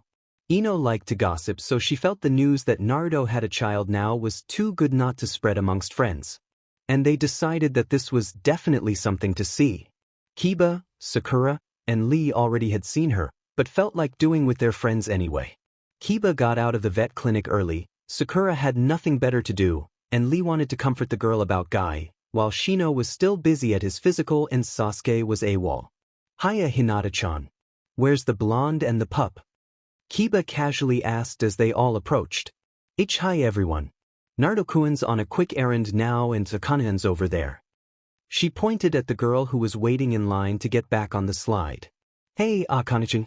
Kiba called out for her. Several kids looked over at the Inuzuka boy. Akane saw him and decided to go over.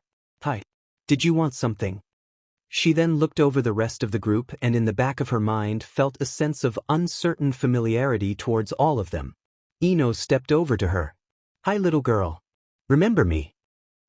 You're Pig-san, aren't you? Akane innocently asked. Ino looked stunned and Sakura laughed. What did you call me? Ino angrily asked with a tick above her left eye. Pig-san. It's what Forehead-san called you, isn't it? Akane asked innocently again. Now Sakura looked stunned and Ino began laughing. A few of the others did too. It took a moment for Ino to settle down. From now on call me Ino. But go ahead and keep calling her Forehead. No way in hell, Ino pig. Girl, my name is Sakura, not Forehead, and you should address me as such. Akane tilted her head and backed away from the screaming woman who made her feel uneasy from the start. Such-san. After that, the only ones present not laughing were Akane and Sakura, who bent down to look right at the red-haired girl sternly, almost menacingly. Akane panicked for an instant, feeling like she might be hit for something she didn't understand, so she got her nails transformed into claws just then and crossed her arms defensively in front of herself. Listen here, girl. I'm Sakura. Got it? Just Sakura. Do I make myself clear? Hinata knelt down behind Akane and wrapped her arms comfortingly around the girl. That's enough, Sakura-san. She's just a little kid and they tend to do things like that. No need to go crazy over it. Akane relaxed in the Huga girl's arms, feeling safe, and her claws turned back into nails. Hey guys. How is everybody? Naruto could be heard calling out to them, approaching from behind with 4 bento boxes in his hands. Sorry, I don't have enough for everyone. He handed one to Akane, one to Hinata, one to Kurenai, and he gave the last to Chuji since he figured that the husky ninja might go crazy seeing others eat while he himself couldn't. I take it you all were introduced to Akane-chan here? He noticed how Hinata held her when he showed up and wondered what had upset his newfound daughter. She seems to have a bit of a mischievous side in her. Ten replied. She has your eyes. So the two of you are indeed related? Niji asked. It's a bit of a stretched connection, but yeah, we are. Naruto told him to avoid telling the truth. How troublesome. Having this kind of responsibility so soon. Shikamaru commented like he was getting bored. Don't give us that, Shika. Can't you say anything positive here? Ino muttered. Alright then. Naruto, you're a stronger man than me if you're going to try this. The shirker added to please his teammate. Everybody there took their turn introducing themselves to Akane, and then started asking her a little about herself. Hey Akane-chan, you thinking of becoming a ninja too when you're older? Tenten asked. And maybe. Feels like a good idea. She answered. Due to the fact she had vague fragments of Naruto's memories in her own mind, she remembered herself saying she was going to be a ninja and trying to work to be one. But she also remembered times when some ninjas tried to kill her and demean her, so that somewhat unnerved her. If I do, will I be able to defend myself from bad people? Absolutely. Work hard enough and you'll be strong enough to do whatever you plan and dream. Lee told her. The fact that he added no flair to his words meant that Akane only tensed slightly at hearing him. Then I'll get strong enough to become Hokage someday. That way everybody will respect me and stop putting me down. Akane proclaimed, sounding very Naruto-esque. Niji gave Naruto a friendly smirk. If I had any doubt that she's related to you, Naruto-san, it's gone now. Same here. Sakura and Ino agreed, now thinking he might actually be a good role model for her, to a point of course. That's my girl, Naruto said proudly. Akane smiled at the orange-loving shinobi and lightly hugged him. Thanks, Oda-san. Hinata smiled at this little interaction. He's really beginning to think like a parent, and I have faith he's doing to be great at it. But still, the girl does need a mom. Wait, hold on. That's for Naruto-kun to decide, not me. Do you have any skills yet? Has Naruto taught you any jutsus or anything? Chuji asked, trying to be friendly. There's one thing I can already do, Akane said as she got her hands ready for the transformation sign. Naruto and Hinata shouted and reached out to stop her. Akane looked remorseful, then inspired. I just thought of something else. She quickly made the cross sign and flared her chakra. Instantly the group was surrounded by 24 or so Akanes ringed around them. So how's this? You like it? Please don't tell me I'm the only one who saw this coming. Shikamaru ummed. Judging from the looks of his friends, he was. What a drag. Kurenai arched her eyebrows as her son made a sound of glee at seeing the jutsu. How could a child no older than 8 possibly do a jounin-level jutsu like this? Naruto doing it as a genin is one thing, but her. Even if she was a Jinchuriki too, this should be impossible. So what is she hiding, and do Naruto-kun or Hinata-chan know it? Impressive, Akane-chan. Something tells me you'll do much better in school than your father did. Ino praised, teasing Naruto somewhat. Any other surprises? Sakura asked. That ought to be enough. Don't want to show off everything at once, do you? Naruto answered for Akane. Hey Naruto-san, if you're that girl's father, then who's the mother? Chuji asked. Nobody answered right away, trying to think of the best way to answer that. It was Akane who answered first. I don't have one yet. How can I when Oda-san has no mate? Kiba turned to face the rest before they could ask any follow-up questions. She means that since Naruto has no wife or fiancé copyright-y, she doesn't feel right calling someone her mother. He predicted that behavior for her, since she would have to think of Naruto's mate as that alpha female of the pack, and since no girl looked or smelled like Naruto was courting them, she wouldn't recognize a mother yet. A girlfriend wasn't the same as courting, so it wasn't enough yet for Akane to recognize, at least until she got more comfortable around Hinata. The overall general response of the group was that they understood what Kiba told them. After that they continued chatting for a bit on random things involving them. When it got late, Naruto said he had to take Akane home. They all wished him well and let him and the young girl left before they themselves went off to their own homes. Chapter 8 Morning came and Naruto woke up early. He glanced into what had just been turned into Akane's room and saw her still asleep. The room wasn't decorated at all and seemed pretty much devoid of flair and personality. All that really was in there was a futon with an orange blanket and a dresser for her spare clothes. But the young girl didn't mind, at least for now. Probably since she was mostly an animal, she could live without possessions and not be bothered. However, since she planned on living in a human village as a human, she was going to need some to make it easier and more believable. The idea got Naruto thinking as he quietly closed the door. I guess this is really happening. I'm responsible for a kid now. And not just any kid, the QB herself. Funny, never saw that coming and I don't think anyone else could have either. But how am I supposed to do this? I never knew my father, so how would I know how to be one? Naruto stopped in the kitchen to get something to eat for breakfast. He knew he should make something for Akane too, but couldn't make up his mind. Ramen didn't seem like a good idea, especially since Tsunade went on about how he shouldn't try to make every one of their meals ramen, no matter how much both liked it, or she'd get rough on him. Some toast and eggs seemed like a good generic way to start off now, then he'd ask her what she liked to eat. That's another thing. Naruto continued as he got some milk out for them both, planning on waking her up shortly. I should find out more about what she likes, dislikes, fears, and is capable of doing. So far we focused mostly on what she remembers and knows. I feel we've already covered that as best we can. So now, I guess get to know her as a person rather than a demon. Sounds a little weird to say that. Having a small breakfast ready, Naruto returned to the young girl's room and pulled her blanket back. He saw she was curled up much like a calm puppy might sleep, wearing a set of green pajamas that went well with her red hair and now revealed fox tails and ears.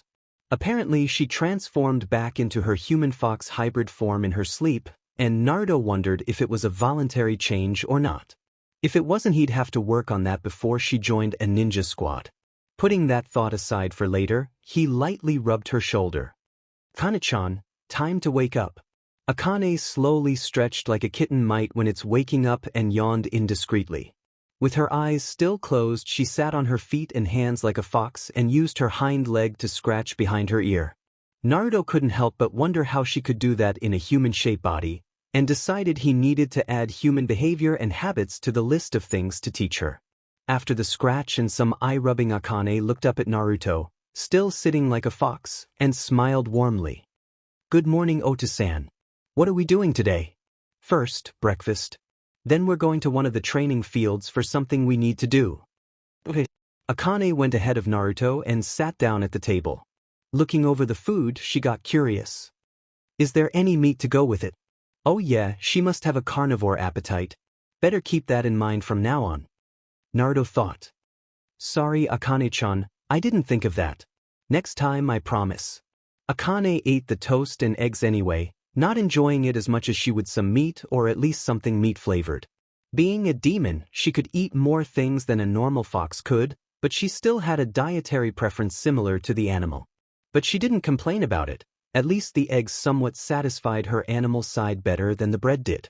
The two finished eating and left the apartment, but not before Akane transformed back into a normal human girl.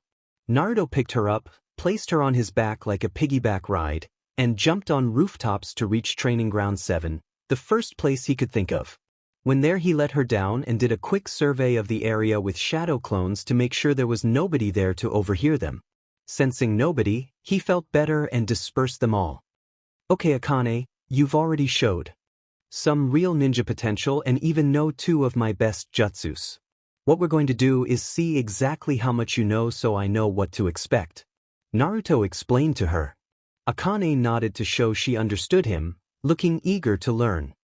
Okay, the first thing you showed was my first original jutsu, the CC jutsu, and the second was my specialty, the shadow clone jutsu. Now, how much do you know about those 2? Akane looked upwards for a second before answering. The clone one is obviously meant to give someone the advantage of numbers. And the other one is some kind of disabling technique. Am I right? Naruto nodded. Basically, shadow clones let you outnumber your opponent, have great practical uses like handling paperwork, and work great for the substitution jutsu and transformation jutsu. Shadow clones can be used with other jutsus? Akane asked, interrupting him. So, what would happen if you combined it with the CC jutsu, Otosen? Naruto smirked. That gives you my second original jutsu, which I call the HRM jutsu. I'm sure you already understand the basics of it, so I won't bother explaining it to you. Just so you know, that and the CC jutsu shouldn't be used carelessly. They're meant to work against perverts, or smut lovers, as you might call them. Especially dirty old men or closet perverts. Use it the right way and they'll either faint from BLD loss or be much more convincing, meaning you can make them do nearly anything. Cool. So that masked smut lover with the evil eye would be a good target? Akane asked. Most likely. So what else do you know? Naruto answered then asked. Akane thought about it long and hard. Nothing comes to mind right away. I'm thinking of some spinning ball and wind and frogs, but not much else. Naruto nodded. Looks like she has some vague ideas about my jutsus, but doesn't exactly know how to use them unless something inspires her. Well, let's work slowly. He then reached into his pocket and pulled out a small piece of paper that Irika had given him the other day. Okay, we'll start off at the beginning. Here's something that I think should be done early, not years later like with me. He handed her the paper. Put a tiny amount of your chakra into this paper. This will tell us what your elemental specialty is, which will help you later on. Akane nodded and channeled her chakra into the paper. Naruto wasn't sure what to expect, but he was surprised by what did happen. The paper simply changed colors, with various bright neon hues shifting and dancing around like a psychedelic display before turning completely black. After that, nothing. So what's the answer? Akane asked, unaware that this meant anything out of the ordinary. I don't know. It wasn't supposed to do that. Let me see that. Akane handed it back to him and he pocketed it.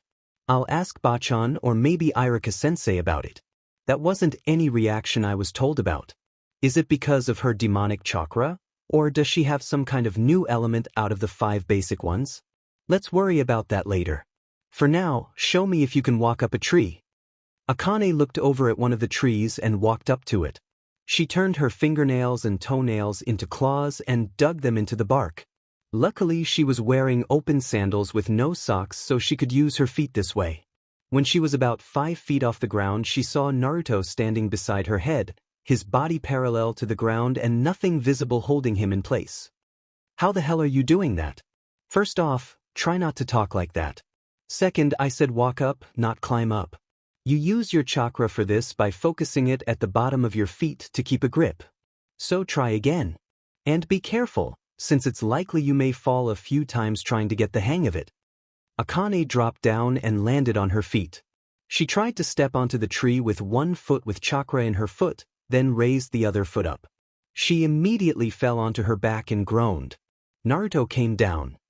What did I do wrong? Try to focus your chakra at the bottom of your foot, but to warn you that's the hardest place to do it. Then try to maintain a steady amount there to keep your grip. Too much and you push yourself off the tree, too little and you lose your grip. By the way, this applies to rocks and buildings too and hanging upside down. Also, a running head start gives you some momentum to help you go up. Akane nodded and tried it again, only to fall again and groan. Naruto remembered the time he learned this back at Wave and all the trouble he had to do it right. Letting her learn at her own pace, he sat down and watched her try to climb a tree handless, using her claws rather than a kunai to mark her progress.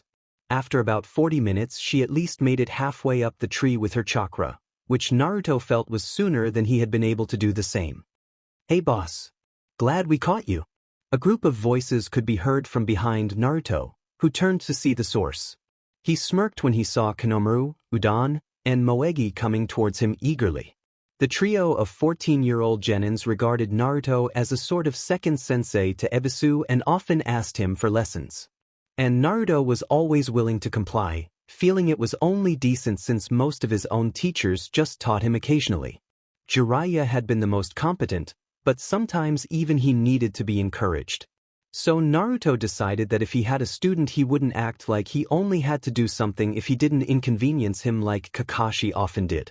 Akane, after falling yet again but landing with more grace now, turned and saw the newcomers. The only trait all had in common was that they wore their hitayashi on their foreheads. One was a spiky-haired boy who wore a gray outfit and a long blue scarf which trailed behind him like a tail. The other boy had flat brown hair, a dark gray jacket, glasses, and looked half awake with a runny nose. The one girl of the trio had orange hair in 2 gravity-defying points, a purple shirt, black vest, and beige skirt. Akane could see that this group got along with her father, so she didn't worry about them being here. Besides, she felt a familiar sense of companionship with them for some reason. "Hey guys, what brings you here?" Naruto greeted the 3 genins. "We were hoping you could help us work on our Rasengan some more." Konohamaru answered. "Rasengan?" Akane quietly asked herself, feeling she should know that term. "You came to the right place then," Naruto said as he stood up. With Jiraiya dead, he was now the only person left who could properly use and teach that technique. Before he left Konoha for his long training trip, he gave his young fans the basic setup for doing it themselves, and swore them to secrecy when practicing it. Konohamaru was so far the only one who could actually make a successful one, even though it was small and he needed a shadow clone like Naruto did. Udon and Moegi still were having problems, mostly because they also had a hard time doing the shadow clone jutsu too. "Show me what you got." Konohamaru made a single shadow clone, his limit for the jutsu, and began working on the spiraling chakra sphere. Udon and Moegi tried to make a clone first, and they could, but the single one each produced only lasted about 6 seconds before automatically dispelling due to lack of proper chakra amounts and control. They looked at Konohamaru in defeat and awe as he managed to make a softball-sized Rasengan, then got rid of it. "Folks, like you need to work on size, Konohamaru. You need to build up your chakra levels first for that. Udon, Moegi, you need to do the same, but I've got an idea for you. Why not have you both work on one together instead of using a clone? See if that works." Naruto suggested. "Would that really work?" Moegi asked. Naruto shrugged. "Not sure. Never tried it myself.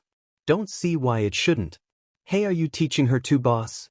Udon asked, pointing towards behind Naruto.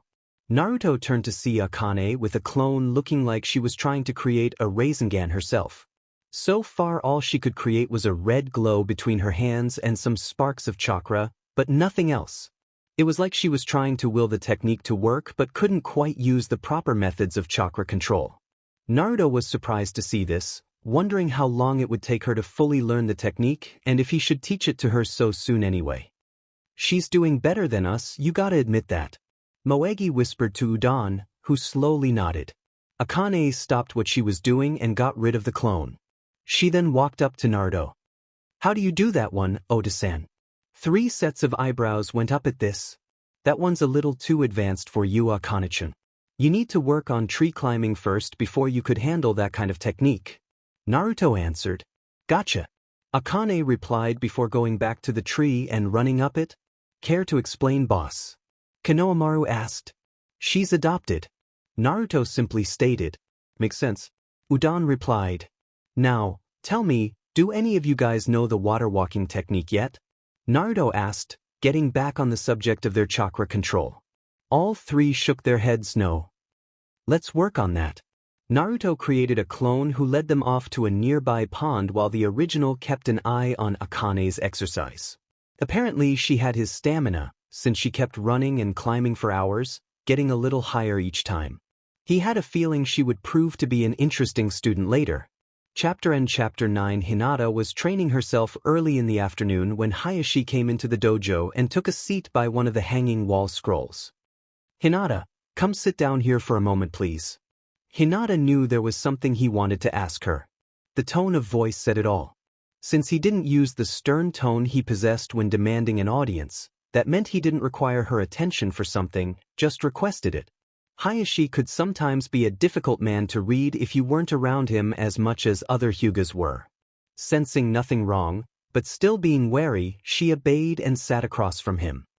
"What is on your mind, Oto-san?" "Oh, I've heard something rather interesting this morning, from your cousin. It appears that the Uzumaki boy has gained a child recently. A young girl in fact who's a lot like him." He started. Her reaction showed no outward signs of fear, but rather foreknowledge of the situation. And I was told you had taken a shine to the child as well. Is that a problem? Hinata asked with a tiny frown beginning to form. Hayashi shook his head. Not at all. Why would you think that? Then what exactly are you wanting to know about? You already know the facts from Nijinai-san, and surely that alone told you how I'm involved, so are you just wanting to hear it from me? Hayashi was impressed she didn't stutter, and she looked more than ready to fight for her right to be involved in Naruto's life. Actually, I was wondering what your thoughts on this and your involvement are. Hinata looked mildly surprised. Well, I plan on helping Naruto-kun because he needs help with caring for her. Hayashi decided to toy with her a bit here. So you plan on being her mother, is that it? Hinata blushed and looked away. Why does everybody ask me that? I didn't hear a no. Hayashi replied, making Hinata blush deeper and struggle to come up with some sort of response quickly. Don't worry about it, daughter. I wasn't being serious. But if I was, then I must say your heart is in the right place.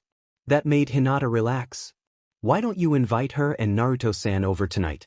Sure, I'll go ask them. Hinata told him.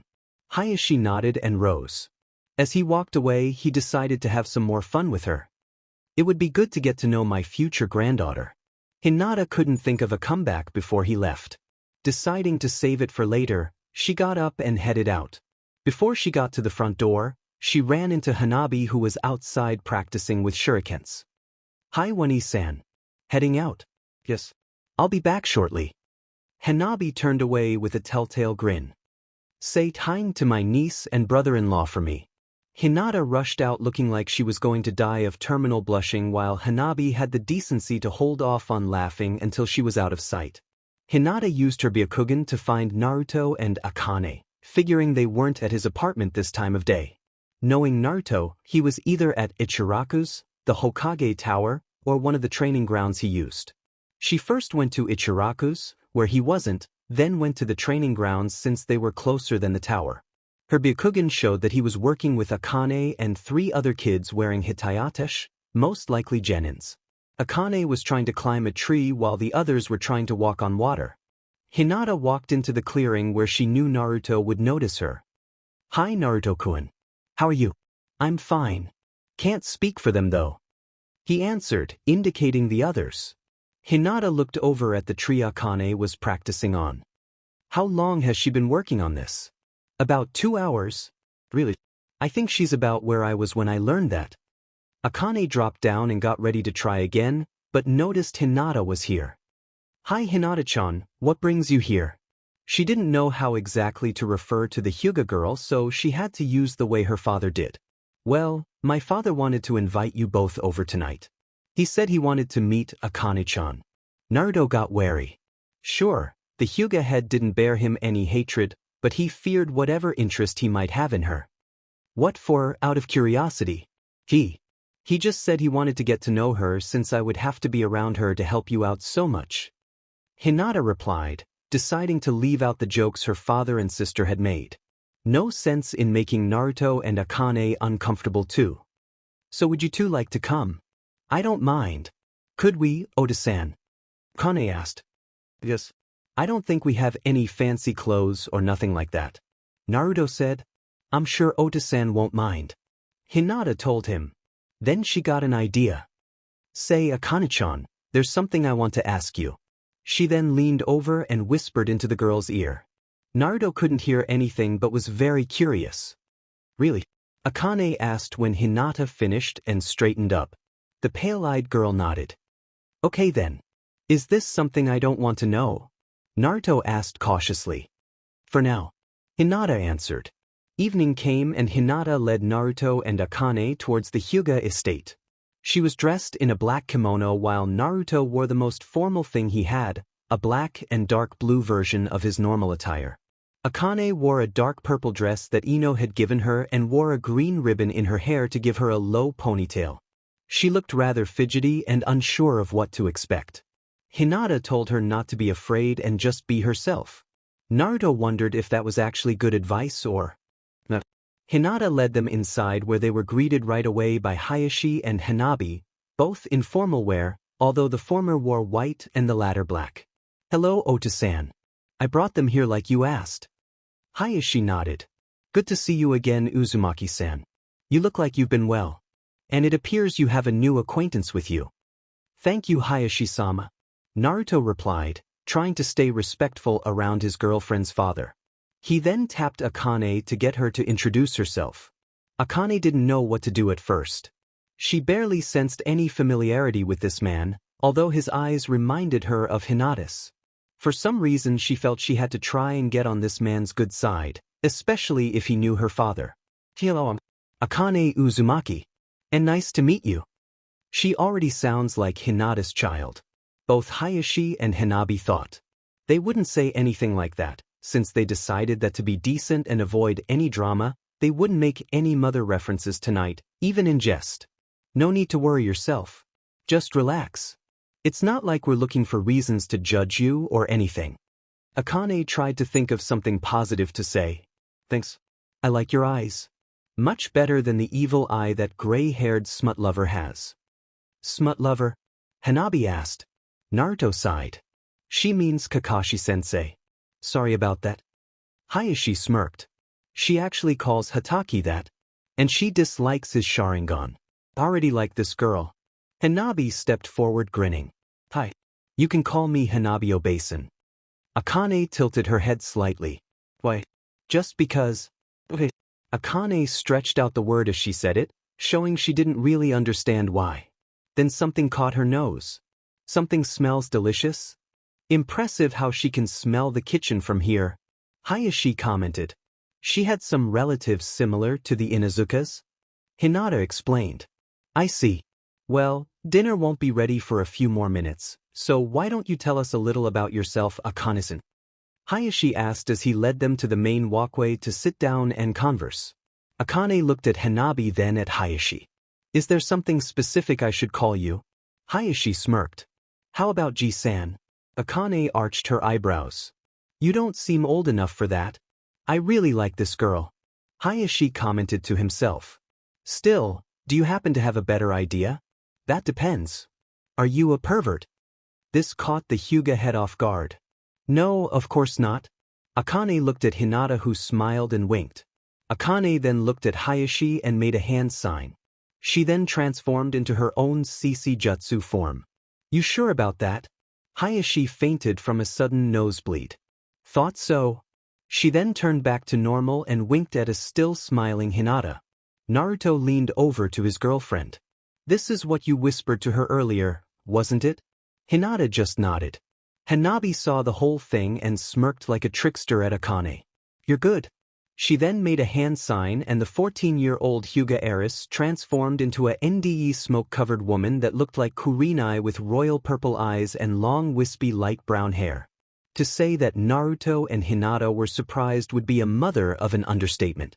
Where the hell did you learn that? Hinata actually shouted at her sister. Hanabi, still in the CC Jutsu, shrugged and calmly answered. From Konohamaru-kun. What? Hayashi began to stir and regain consciousness. Hanabi quickly turned back to normal. What happened? We decided to call you Nosebleed-san. Akane told him, making the rest hold in a chuckle. She saw the look on Hayashi's face and had to hold one in as well. Just kidding, Ji-san. That made him feel better right away.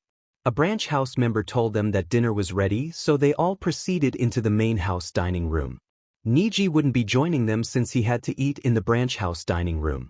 Already seated at the table were some members of the Hyuga clan council who all looked at least 10 years older than Hayashi did. Everybody, I would like to introduce our guests. I'm sure you already know of Naruto Uzumaki. Joining him is his newly adopted daughter Akane Uzumaki. Why would we be interested in meeting her, Hayashi-sama? One of the older members asked. Well, do you not wish to be familiar with our allies? Hayashi asked. We are fortunate to be allies with Naruto-san, one of the best ninja we have in Konoha nowadays, and I feel it's only appropriate we try to bond with his new family member as well.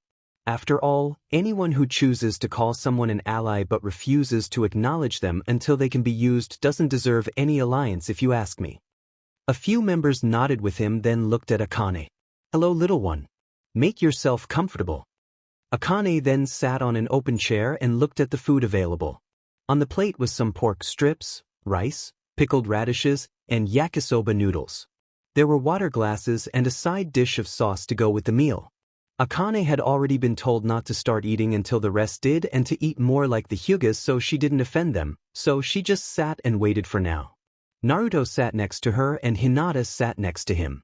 Hayashi took a seat at the head of the table and Hanabi sat across from her older sister. Discussion went light for the dining group. Akane would answer whatever question she could, giving the fabricated origin story when she had to, and Naruto would answer when she couldn't. He also had to answer some questions of his own. In both of their cases it was more of a curious questioning than an interrogation, although Akane felt otherwise. She would occasionally ask some questions of her own, like why did their eyes look the way they do and what did they do for a living, and would get answers. After a few hours Naruto and Akane had to leave and go home. They both thanked the Hugas for inviting them and said goodbye. Feel free to come back anytime if you want, Akane-chan. Hanabi said as they left, liking the girl like her father did. Akane turned and waved with a pleased grin. Thanks for the offer. By obeison, Eroji-san. She then playfully scampered off with Naruto trying to catch her. Both Huga heiresses laughed some more at Hayashi's semi-irritated frown. Chapter End. Chapter 10. A few days went by uneventfully for Naruto. He found out in that time that Akane could already read, swim, and do basic math. She couldn't hit a bullseye in target practice or write eligibly yet, however. She seemed as smart as a first-year academy student who hadn't been taught history, jutsus, weapons, or chakra exercises. Maybe a little smarter. If she attended the academy when the next term started, and wasn't treated like he had, then she would be a decent student at least. Maybe not rookie of the year, but surely not the dead last. One afternoon, as Naruto and Akane were having a ramen-eating race at Ichiraku's, they were joined by Irika. Hey Naruto. I heard you got a daughter recently. This would be her, I presume. Yep. Naruto said with his mouth full of noodles, then looked at the girl. Akane said hi to him. The young girl turned to look at the scarred instructor, not pausing her eating, and instantly felt a friendly, trusting sense of familiarity towards him. Hi. I'm Akane Uzumaki. You friends with Ota-san? Irika nodded. Yeah, we go way back. I taught the little troublemaker back when he was in school. Maybe I'll be your teacher too. Just don't be as bad as him, eh? Alright, then I'll be worse. Akane playfully replied with a sneaky grin. Naruto gave his former instructor a pitying look. Sorry, sensei. There's no stopping her now.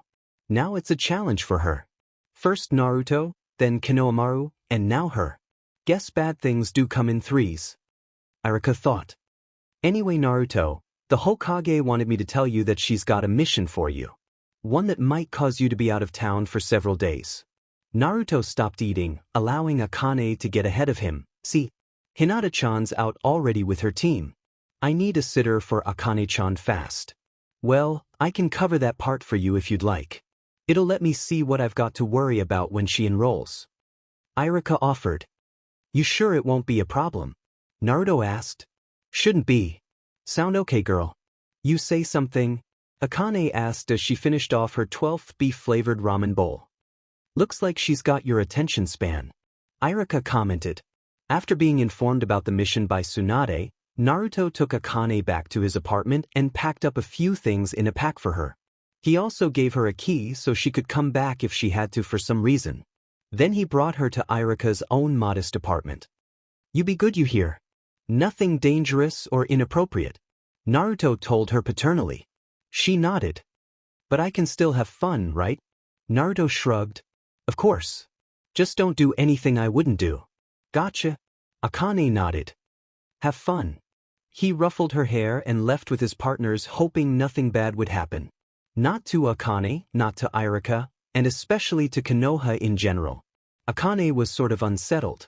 Due to impressions of Naruto's memories acting as her own, the idea of being alone in Konoha as a young child didn't comfort her.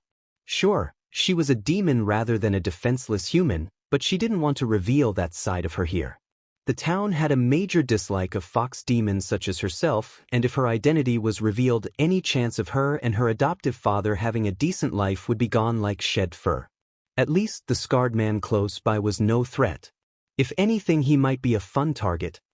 So, Akane-chan, why don't we go get a snack and you can tell me a little about yourself? Irika offered to treat her to warm up to him and find out how to keep her from being bored. A bored Uzumaki was a dangerous thing. She agreed, and Irika led them to a dango shop, hoping to get her to eat something besides ramen.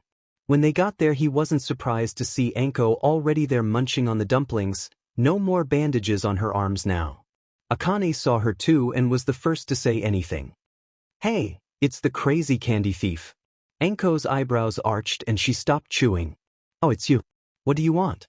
Whatever smells so sweet here, she answered, already drooling like a hungry animal. Anko looked to Irika. You buying her a treat? He nodded and she sighed. Tough break, man. She's got quite a sweet tooth on her. Well, Oda-san says he's surprised you don't have diabetes by now. Akane replied non-hostilely. Akane turned to Irika. By the way, what is diabetes anyway? Ask the Hokage that. He told her. He made the order, then sat down on a bench between Anko and Akane. So I take it you two have already met. Yeah. Anko lazily answered before reaching for another stick of dango. Akane reached for it too and both grabbed it at the same time. Anko glared daggers at the girl. You'll get yours in a minute. This one's mine. I'm not afraid of someone who smells like sugar and snakes. Akane replied, not wanting to relinquish the treat. Before Anko could do anything, Irika gently grabbed Akane's hand and made her let go. Akane-chan, you shouldn't do things like that. What would your father say if he saw you? Akane looked like she needed to think it over. He might say. Then she suddenly changed into an exact copy of him, without using any hand signs. No way. This one's mine. Believe it. She even sounded exactly like him. At first Irika and Anko were stunned silent, but then neither could stop themselves from laughing. He would say that, wouldn't he? Anko said, Can you do anyone else? Sure. Akane then turned into Anko. Trick or treat. Smell my feet. Give me something good to eat. Irika and the shop owner laughed harder at this one. Anko wasn't laughing, but she was smiling to show she wasn't offended. Oh, here's a good one. Akane, as Anko said, before grabbing a dango skewer and morphing into Ibiki. I'm Scarface. Say hello to my little friend. She held the stick like a kunai. Anko laughed loudly at this one, and even Irika chuckled. Say, can you do Kakashi Hatake? The shop owner asked as he handed Irika the treats he paid for. Akane asked, more familiar with her nickname for him than his actual name. Gray hair, black mask, nose in an orange book all the time. Anko described. Smut lover. Akane, now in her normal human form, asked as she bit down on the dango stick. Anko giggled. Smut lover. I gotta remember that one. Can you turn into other things or just people? Irika curiously asked. Akane chewed and thought it over. Not sure. I know I can do animals too. Really? I'd like to see that. Irika said. Akane looked away. I'd rather not. Why? Because the animal that's easiest for me. Well, I don't think people want to see it. She sadly answered. This piqued the shop owner's interest. Come on, show us something. Nobody's around to judge you. All right then.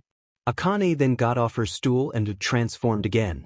In her place was a red fox the size of one of the Inuzuka battle dogs, like Kurama. Being careful still, she made sure she only had one tail at the moment. Outside of that, this was her true form, free of all disguises. Interesting choice. Irika said, thinking she had just randomly picked a fox form. Anko was the only one present who knew the truth, and hoped nothing bad would come of this. Everybody. There's a fox demon here. Some civilian passerby screamed from outside the shop, having seen the transformation out of the corner of their eye. Quick, turn into a snake. Anko told the fox, who changed instantly into a brown serpent. Anko summoned some and had them intermingle with her. Several civilians came to the shop entrance. Where'd the fox demon go? The shouter asked. I asked a few pals of mine to drive it off. So it's gone now. Anko told them while pointed at her snakes. It looked like most of the crowd didn't care and just left. A few that didn't trust Anko said that the fox was most likely still close by and went to go look for it themselves. Anko recalled her snakes, but told Akane to stay like that and hide in her jacket, just in case someone was watching them. After a moment to avoid looking suspicious, she and Irika paid for their food and walked away. They made it to an alley where Akane slipped out of Anko's jacket and became human again. "Thanks, Candy Thief. I owe you one," she said gratefully. "Well then, try calling me something else. Something a little more friendly would be good," the Tokubetsu Jounin stated. Akane thought it over. "Hey, how about Sugar? Why the hell would you want to call me that?" Anko asked. "Well, you smell like sugar, so it was either that or Snake. Would you prefer that?" "Neither. Sugar sounds so against my style, and I get enough bad people calling me Snake something. How about just Anko?" "Okay then, Anko-san," the fox girl said. "Well, I should probably get going. Let me know if you come up with any more." "Impressions okay," Anko said as she started walking off. They waved to her and she waved back before disappearing. Irika led her into his apartment. It was a one-bedroom, so she would have to bunk on the couch or something until Naruto came back. She said she didn't mind. The two would play a few card games, and apparently Akane was an expert at poker. Probably because she saw Irika's tongue touch the left side of his upper lip whenever he had a bad hand. Of course, if she had any tails visible, then she surely would be the one losing. When they finished, they watched a comedy on TV and had some popcorn and soda. Naruto, Neji, Tenten, and Lee had come to a stop and had already set up camp for themselves. They probably wouldn't reach their destination until tomorrow night at the earliest. Apparently there was some commotion in a distant town that they had been asked to look into. Neji, Tenten, and Lee could most likely handle it on their own, but Tsunade had reason to believe from the reports that Kashuryutake, the man whose attack released the Kyuubi, was in the area. That's why Naruto was going along, to positively identify him and if possible obtain the sword so Tsunade could have someone examine its abilities. "Whatcha thinking about, Naru? You're being awfully quiet for once," Tenten asked. "Just got a lot on my mind," he mumbled. "Are you taking to your new responsibilities well?" Neji asked. He had heard from Hanabi about Akane's use of the CC Jutsu on Hayashi and still thought it was hilarious. He figured this girl could definitely add some much-needed flair to Konoha. "Yes. I'm just glad she's not so impulsive or reckless," Naruto answered. "Sounds like her flames of youth burn brightly and justly." Lee commented, "Well, if you say so, bushy brows. And if they burned any hotter, she'd have heartburn." "Just wait until she becomes a teenager, Naruto," Tenten warned. Naruto nervously thought. He then pictured Akane screaming about pimples and weight and popularity and other basic adolescent issues. Then he pictured her trying to go out on dates with boys and dealing with the horrors of the female CYCO. He inadvertently shuddered. "I need a mom for her and fast. When Hinata-chan gets back, I'm going to see if I can get the two to bond on their own. A day out together might do the job."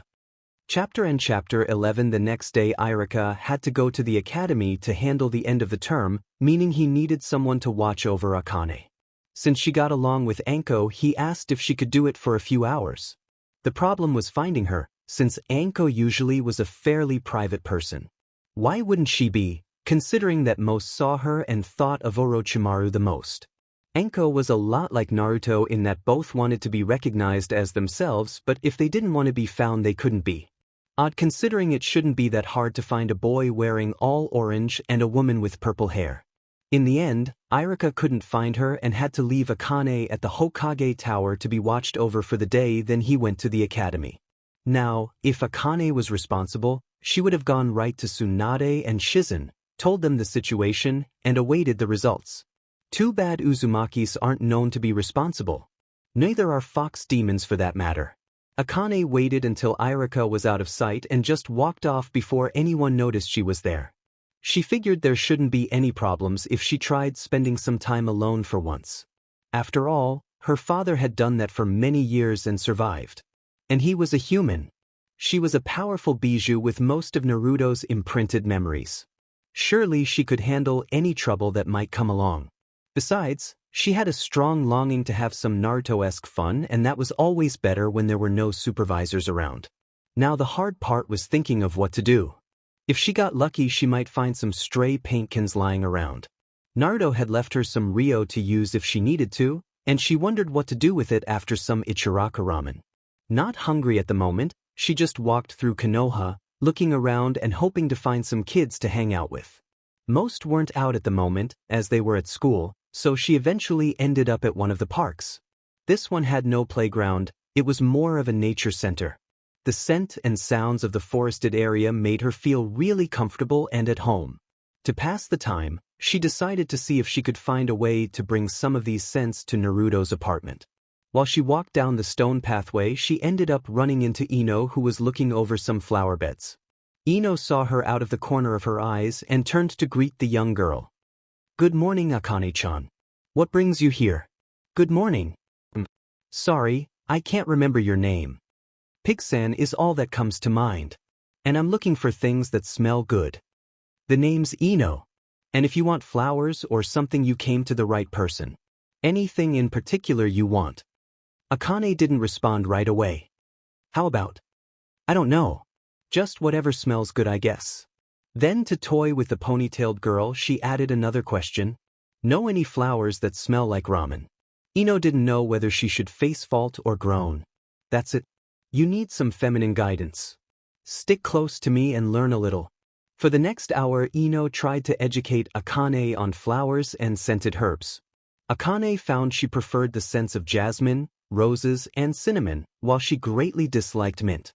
She said some rather vulgar things regarding the aroma, and Ino scolded her on her use of such language. She also scolded the young girl for trying to drink right out of a small pond that had fish, frogs, and ducks swimming in it. While she was there, but before Ino noticed, Akane made an interesting discovery. She found a white fox vixen with gray-tipped ears, feet, and tail. It had been trying to get a drink too and kept a curious eye on her from a distance. Akane smiled at seeing a fox nearby and reached out to pet it. It backed away, quietly growling stranger in canine speak at her. "No threat." Akane told it back in canine speak. "Human village, my territory. You're an intruder. Why are you here?" Akane asked. "What are you doing?" Ino asked as she brought the girl a small water bottle to drink from. "Just noticed this cute little fox and I wanted a closer look," she answered. Ino took a longer look at the fox. Something's not right. A normal fox shouldn't be white in this environment." Ignoring it for now, she turned back to Akane. "Say, Akane, did Naruto leave you a house key?" She nodded. "What do you say we go there and give the place a woman's touch? After all, you wouldn't want to live in a place that reeks of too much tea-estarin, do you?" "Is that what that smell was?" Akane asked, not realizing Ino was joking. "I thought it was dirty laundry or something." After a long snicker, Ino led Akane out of the park and back towards Naruto's place. While they were walking, Akane noticed that the white fox was tailing them with about 2 meters distance between them. She stopped walking but signaled for the fox to come closer, which it cautiously did. "How many tails do you have?" it bluntly asked her. Akane looked intrigued. "You can tell I'm a fox demon. Your scent is clear. I'm a one-tail. What are you?" "I have 9 tails." "What?" The white fox almost face-faulted. 9. That is impossible. Believe it. I'll prove it later in private." "Akane, why are you growling?" Ino asked, having to backtrack a bit to rejoin the girl who had stopped walking. "Just answering a question." Ino looked confused. "You mean you were talking to that fox?" "Yeah. Weren't you already told I could?" Ino then remembered hearing from Naruto that Akane had some connection to an Inuzuka-like clan. "It must have slipped my mind for a moment." With that, they kept walking and the white fox kept trailing them, but now kept closer. They got to the apartment quickly and Akane opened the door to the apartment. When they walked inside, Akane sniffed the place. "Sorry, Ino-san, but I still say that's dirty laundry, not test or whatever." "Well, you'd be surprised how much they smell alike," Ino replied comically. You'll know for sure someday when you have a husband. Akane gave the Yamanaka a confused glance. Do you have a husband already? Is that why you know so much? Ino just blushed and looked away. By the way, just what is a husband? Does it stink? Ino nearly wet herself from laughing at that comment. Team 8 was hurrying towards Konoha as quickly as they could, but still taking the long way to avoid being followed. They had something important to tell the Hokage, and if they kept at this pace, they should be able to do so next morning. Ino had really gotten into fixing up Naruto's apartment to make it more homely for Akane. The fox girl wasn't exactly sure what the problem was. After all, the place was cleaner than a den dug in the ground, so why did it have to be cleaner? Better smelling was a plus, but that was all Akane was really concerned about. Ino covered that by putting the dirty clothes Naruto had neglected into the washer and gotten to some of the dishes. All the while Akane sat down and watched, petting the white fox that had nestled comfortably on her lap now. However, she had to leave for a brief time to go get her vacuum, as Naruto's needed repairs. When she left, the white fox jumped off Akane's lap and faced her. "Show me your true form," it demanded, revealing it could speak the human language as well as the vulpine one. Akane stood up and transformed without hand signs. In her place was a large red fox the size of a small lion with 9 swaying tails. So you do in fact have 9 tails. Is that a problem? There's only one fox demon in existence that has 9 tails. Surely you know this. The white fox demon stated. The red fox shook her head. Sorry, I don't know anything about fox demons outside myself. You're the first one I've seen. I must admit I'm surprised, since I was told they aren't welcome here. Then what are you doing here? I'm living with Otu-san. What are you doing here? And what's your name? Mine's Akane if you didn't already catch it. Akane responded. I'm called Sasha. I've lived here all my life, because my mother was killed here when our ruler Kyubi-sama was forced to attack here. I haven't been able to leave for some reason, and I've wondered if Kyubi-sama would get released. Oka-san was pretty close to her. The white fox, Sasha answered. Akane's ears twitched momentarily. Kyubi. Oda-san said that was what I used to be called. Any connection? Possibly. We'll have to wait until another fox demon comes around until we can confirm anything. Sasha told her. The doorbell rang, surprising them both. Akane turned back into a red-haired human girl wearing a red shirt and dark blue shorts and answered the door. Standing before her was a young girl her age with long black hair tied in a low ponytail. For some reason she wore a male kimono that was black with icy blue swirls on her shoulders, black boots with similar swirls on the top of each foot, and an icy blue obi which held a black sheathed sword on her left hip. The most distinguishing feature of all were the red fang marks on her cheeks. A husky puppy was standing at her right and made a small bark. Akane smiled to be friendly. So, can I help you? A quick sniff of the new girl made her think of Kiba. The new girl spoke quietly and looked down, rubbing her knuckles together.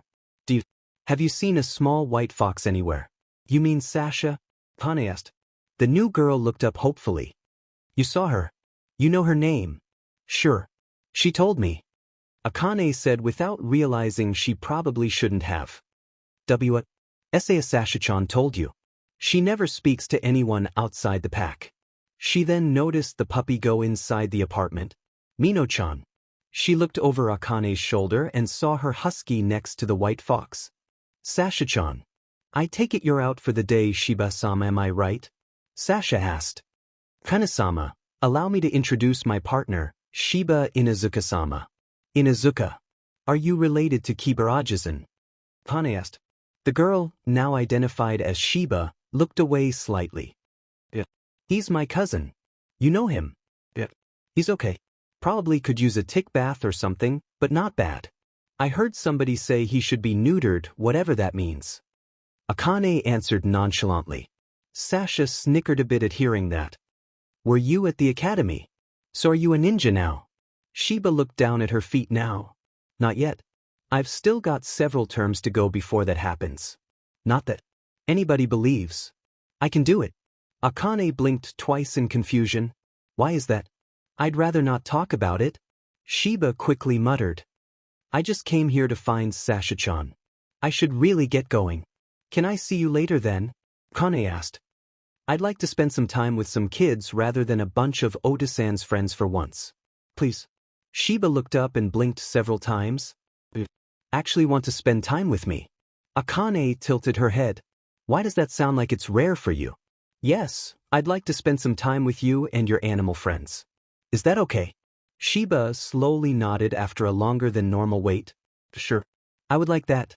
Akane gave a foxy grin like Naruto. Great. Meet me at Ichiraku's ramen in the morning. See you then. Shiba later left after a polite parting, taking both Sasha and her puppy Mino with her. She was really curious about why some girl she had never seen before suddenly wanted to be nice to her. Almost be friends even. It was surprising, to her at least. But not as surprising as the fact that the redhead smelled almost entirely like a fox.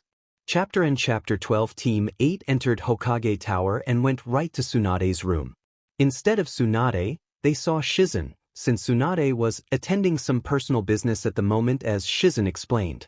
So while they waited for her to finish, they relaxed and took a breather.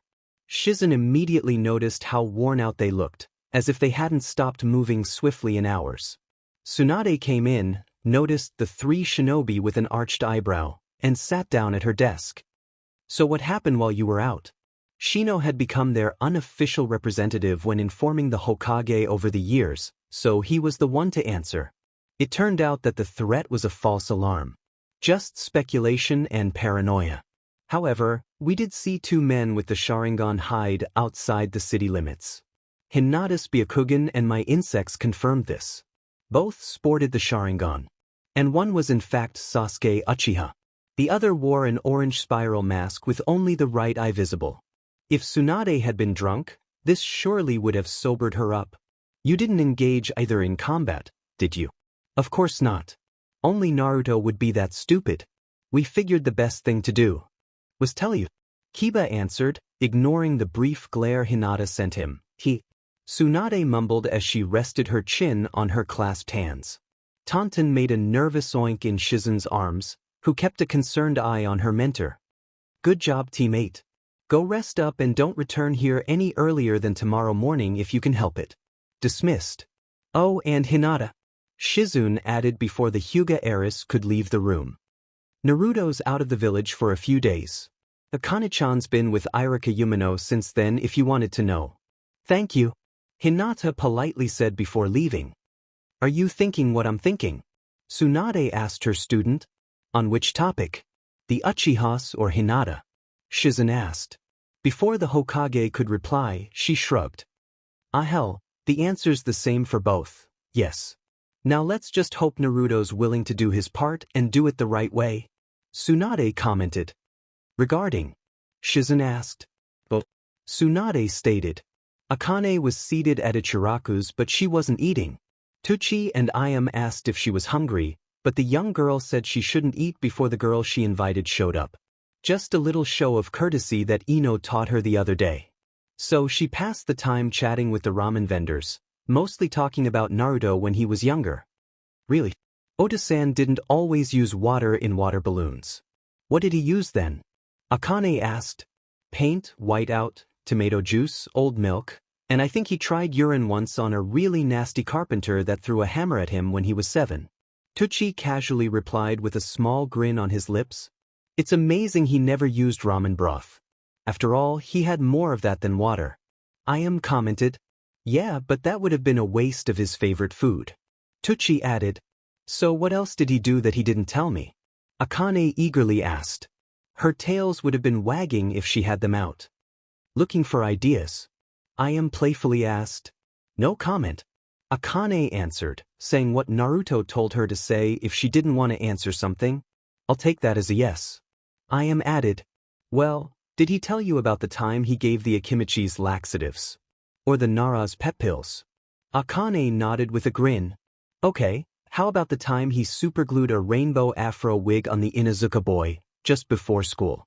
Akane nodded again with a light snicker at the mental image. When he made the Hokages on the monument look like drag queens. What's a drag queen? Akane asked.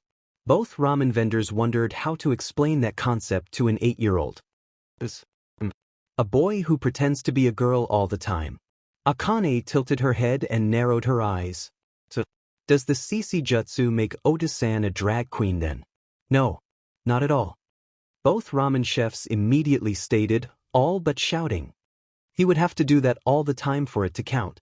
Akane simply nodded in understanding. Pretty soon Shiba Inuzuka, the girl Akane had met yesterday, showed up with her husky puppy and white fox partners. Akane smiled. Hi Shiba-chan. Glad you could make it. She didn't verbally reply. What's wrong Shiba-chan? Cat got your tongue. I'm just. Not much for conversation, is all. She told her. She reminds me of someone but I'm not sure who. Wonder why. Akane thought. Don't worry about it. Just say whatever comes to you. That's what Ota-san does. Not exactly the best example to use, Akane-chan. Tucci commented. Now that your friend's here, want some ramen? Want some? It tastes great. Akane asked Shiba. No thanks. We ate before we left. Thank you though. She answered. Okay then, so is there somewhere specific you like to go to? Akane asked. Somewhere private. I don't feel comfortable around crowds. Shiba was still unsure why this strange girl who hadn't even been in school was interested in being with her, but she did want some human companionship so she didn't argue. All right. I know just the place. Akane said with a smirk, then led them away from the ramen shop. Naruto and Team 9 had reached their destination and already gotten to work. The head ruler of the town had informed them that some unidentified person, possibly more than one, had been trying to steal a life-size statue of a heroic historical ninja carved from one ruby and soon succeeded. Whether or not the ruby had been made naturally or by some crystal element jutsu was still debatable, but either way it was one valuable monument. What really got to the ruler was a ransom scroll the thief had sent him. This is what it said: if you want it back, you will have Konoha bring 2 million ryo to the mapped location. Failure to do so by the end of the week will result in the destruction of the statue. And to prove I'm not bluffing, look at this. Attached was one of the fingers of the statue, broken off but unmistakable, next to a map that led to an open plateau. Think this is the guy Hokage-sama warned you about, Naruto? Lee asked as they headed for the designated place. Either way, he's gonna be in trouble. The orange-clad ninja answered. He gave us the finger. We can't ignore that insult. Everybody groaned. Come on, that was a good one. They soon came to a stop on top of the plateau and looked around. Niji placed down a box holding the money. Okay, you've got what you demanded. Now honor your end of the bargain. Of course he and the rest were fully prepared for the other party not to. That was apparently a good idea, as something came flying at them right away. Akane led Shiba and her animal companions to the top of the Hokage monument, stopping on top of the fourth's head. But what a view! Shiba exclaimed as she looked over Konoha. Isn't it something? Ota-san took me up here a few days ago. He said this is his favorite place to go. I can see why. If it was night I'd be tempted to howl. Shiba said, sounding the most relaxed Akane had ever heard from her. Feeling better? Not so gloomy anymore. She commented casually. Shiba didn't respond, but she looked a little less enthusiastic now. Why you like that anyway? I've seen 2 Inuzukas already and both were 100 times more feral than you. Got some problems with the elders of my clan. The Inuzuka girl answered, rubbing her knuckles together nervously and keeping her back to Akane. Have standards I don't meet. Akane sat down on the ledge and motioned for Shiba to do the same, which she did with her puppy Mino on her left side and her fox Sasha on her right. There was about a meter's distance between the 2 girls, with Akane at Shiba's right. It looked like the latter wasn't going to say anything more, but then her fox partner nudged her. Shiba-sama, she'll understand. You can tell her what's troubling you. Why you sure? Sasha nodded. This girl has a bond with foxes so I can sense she means well. Shiba settled but then looked at Akane. The Inuzuka clan elders consider me a disappointment because I can't do their jutsus well. Even though I've got 2 partners and can do kenjutsu well, they don't like the rest of my skills. So they tell me I can never be a good ninja and may make me a stray because of it. And that makes you feel like you're not worth anything, doesn't it? Akane added. She might be basically an 8-year-old in body and mind now, but as the QB she had been around for a long time. So occasionally some wisdom, insight, and maturity uncharacteristic for someone her age would slip out, even without her realizing it. Sort of. Shiba asked. I do have a skill that would make them change their minds, but I'd rather they not know it. At least not yet. Shiba told the Uzumaki girl. I see. Bet it's a great one that'll make them sorry for doubting you. Akane commented confidently. Shiba gave her a confused look. You know, I kinda expected you to ask what it was. Akane laid back and looked at the clouds. I admit I am curious, but I'm not gonna make you tell me. I've got a big secret myself I'd rather no one else know. After a moment, she got an idea. Hey, wanna spar? For fun. Know any jutsus? Some Ota-san taught me. I think some pervy old guy taught me too, but I can't be sure. My memory's been kind of hazy since some guy with a sword hit me. Who's your Ota-san? Shiba curiously asked, scratching an itch behind Mino's ear. Akane smiled. His name is Naruto Uzumaki, the next Hokage. Believe it? Shiba gasped, then jumped right up. Your father is the Naruto Uzumaki. The man who saved us all from pain and the treacherous substitute Hokage. You've heard of him? Akane asked, surprised since this was the loudest this girl had been so far. Everyone has. He's the best ninja we have in this town. And you're gonna be able to learn everything he knows and be as strong as him someday. You're so lucky. I'd lease myself to a cat for that chance. I can get it for you if you really want it, Akane said. Shiba blinked several times and looked like she believed this was some sort of genjutsu. Really? What? Because it means so much to you and I'd like you to prove those stupid elders wrong. Akane answered kindly, then stood up. So what you say about that spar? Shiba had some small tears in her eyes. Thank you so much, Akane-chan. A chance to train with my idol. Hell yeah. Even Hana-sensei would be proud of that opportunity. Shiba admired Naruto like how Tenten admired Tsunade. She was as excited about this chance as Konohamaru and his pals had been when they got it. And you're on, she added, taking on a fighting stance. Wait, what about these two? Akane asked, pointing her thumb at Sasha and Mino. Shiba looked at them both. You guys mind staying out of this one? Both barked no. Okay then. Maybe next time you'll join in. She turned back to Akane. Ready? Do you think we should let them know we're here? Hinata asked Kiba as both hid in the trees, watching the two girls duke it out playfully. She had used her Byakugan to track the girl when Irika told her she had left his apartment in the morning to meet someone. No way. I haven't seen Shiba-chan this fired up ever. Hanane-san would be proud. Kiba replied. Let's let my cousin and your daughter enjoy themselves for a bit. Hinata blushed, but wasn't that embarrassed by her teammate's remark. Sure. Sounds like a good idea. Chapter 13. The group of Konoha shinobi ducked as something flew over their heads, dangerously low. When they stood upright again, they saw it was coming back at them. Niji got in front of the unidentified object and did a rotation, stopping it and making it fall on the ground. Naruto saw it was the boomerang sword that had cut his seal. Suddenly the handle had a soft yellow glow and the whole weapon glided across the dirt towards where it came from. They looked and saw Kashu Ryutake, formerly of Kiri's 7 swordsmen, whose chakra-glowing hand caught the sword. Nice. Some Konoha bodies to carve. Don't expect to dodge again. Kashu stated before getting ready to throw his weapon again. Naruto and the others tried moving into a better defensive position but found they could barely walk. All 4 looked down and saw that their feet were being held down by strands of sky-blue hair coming up from out of the ground. Lee was strong enough to tear it away from his ankles and Tenten used a kunai to cut it away from her. Niji meanwhile couldn't use his gentle fist against something without chakra points and Naruto tried to rip it off the hard way. Kashu threw his sword at them expecting a perfect hit. Lee jumped at it and hit it dead center from above with a kick, making it impale in the soil. More hair burst out of the ground dislodging the blade and trying to impale Lee. He dodged, but it managed to wrap itself around him and hold him in place. The same thing almost happened to Tenten, but she cut it away with a sword. When it tried again, she slipped on some discarded hair and fell off the plateau.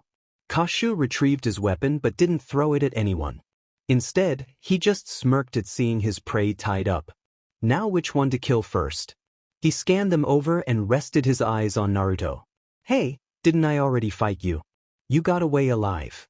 Okay, then you're first. Naruto then created 20 shadow clones and had them attack the swordsman. His sword cut through 4 of them right away, but the rest ambushed him and did an Uzumaki barrage. Before he fell, Kashu threw his sword at the still tied up Naruto, making a lethal hit. A sudden poof of smoke revealed it to be a shadow clone Naruto had done a substitution with. Without his weapon at the moment, the real Naruto fought Kashu while 2 clones worked at cutting Neji and Lee free of the strange hair. Tenten used 2 sickles to get a hold on the wall of the plateau, then curiously looked to see just how far the drop down was from where she hung. It was about 50 meters, and she noticed a small alcove with a young boy with sky blue hair sitting down with his hands making a strange hand sign. It looked like he was praying, but his fingers forked at the middle and ring fingers on both hands. His hair was digging into the earth behind him, so Tenten knew that this was the source of the hair. She dropped down onto the ledge, startling the boy. At that moment the hair holding the others slacked. Please do hurt me. It's not my choice to do this. He pleaded. Then why are you doing it? The kunoichi asked. A long time ago in Kiri, someone discovered a way to cure baldness. Anyone who took the medicine would never have to worry about going bald. The problem was that the hair never stopped growing and it grew too quickly, especially when someone used their chakra. Soon users would either be crushed by the weight of too much hair or they would starve to death since the hair takes so much nutrition from the body. My clan, however, could withstand the strain on our bodies, so we became the only ones to use the medicine. The boy started to explain. We even found ways to put our chakra into our hair and use it in combat. It's like we have an extra arm or something. And we found a way to seal the effects so the hair grows at a much slower rate. The boy then showed her a small red ribbon with ink on one side. When I wear this, my hair grows normally. But everyone in my family was killed but me, and Ryutake is the only person left who knows how to make this seal if something happens to this one. I don't like working for him, but if I don't then I'll have to cut my hair 5 times a day just to stay alive. Can I see that for a moment? Tenten asked. The boy tensed up. Kid, if I was going to do something bad, wouldn't I have just taken it? I know a few things about seals, so I'm curious about this. The boy then reluctantly handed it to her. She took a look at the design and chakra networking, then snorted. Kid, this is a basic seal, not too different than the ones I use with my weapons. There are plenty of people who could make this for you. The blue-haired boy looked amazed. Ryutake isn't the only. What? I don't have to follow him anymore. Exactly. The boy suddenly hugged her. Thank you. Sorry for the attack. I'll release your friends now. He then made the dragon, tiger, bird, and dog signs, then finished with the forked prayer sign. Ninja art, hair dragon jutsu. Back on top of the plateau, Naruto and his clones were brawling with Kashu Ryutake. Neji and Lee had gotten free and were ganging up on him too. Kashu used his sword to block about half of their hits and get rid of Naruto's clones as best he could. He thought things were looking bad for him, until he saw all the hair rise again looking ready to strike. Now you're in for it.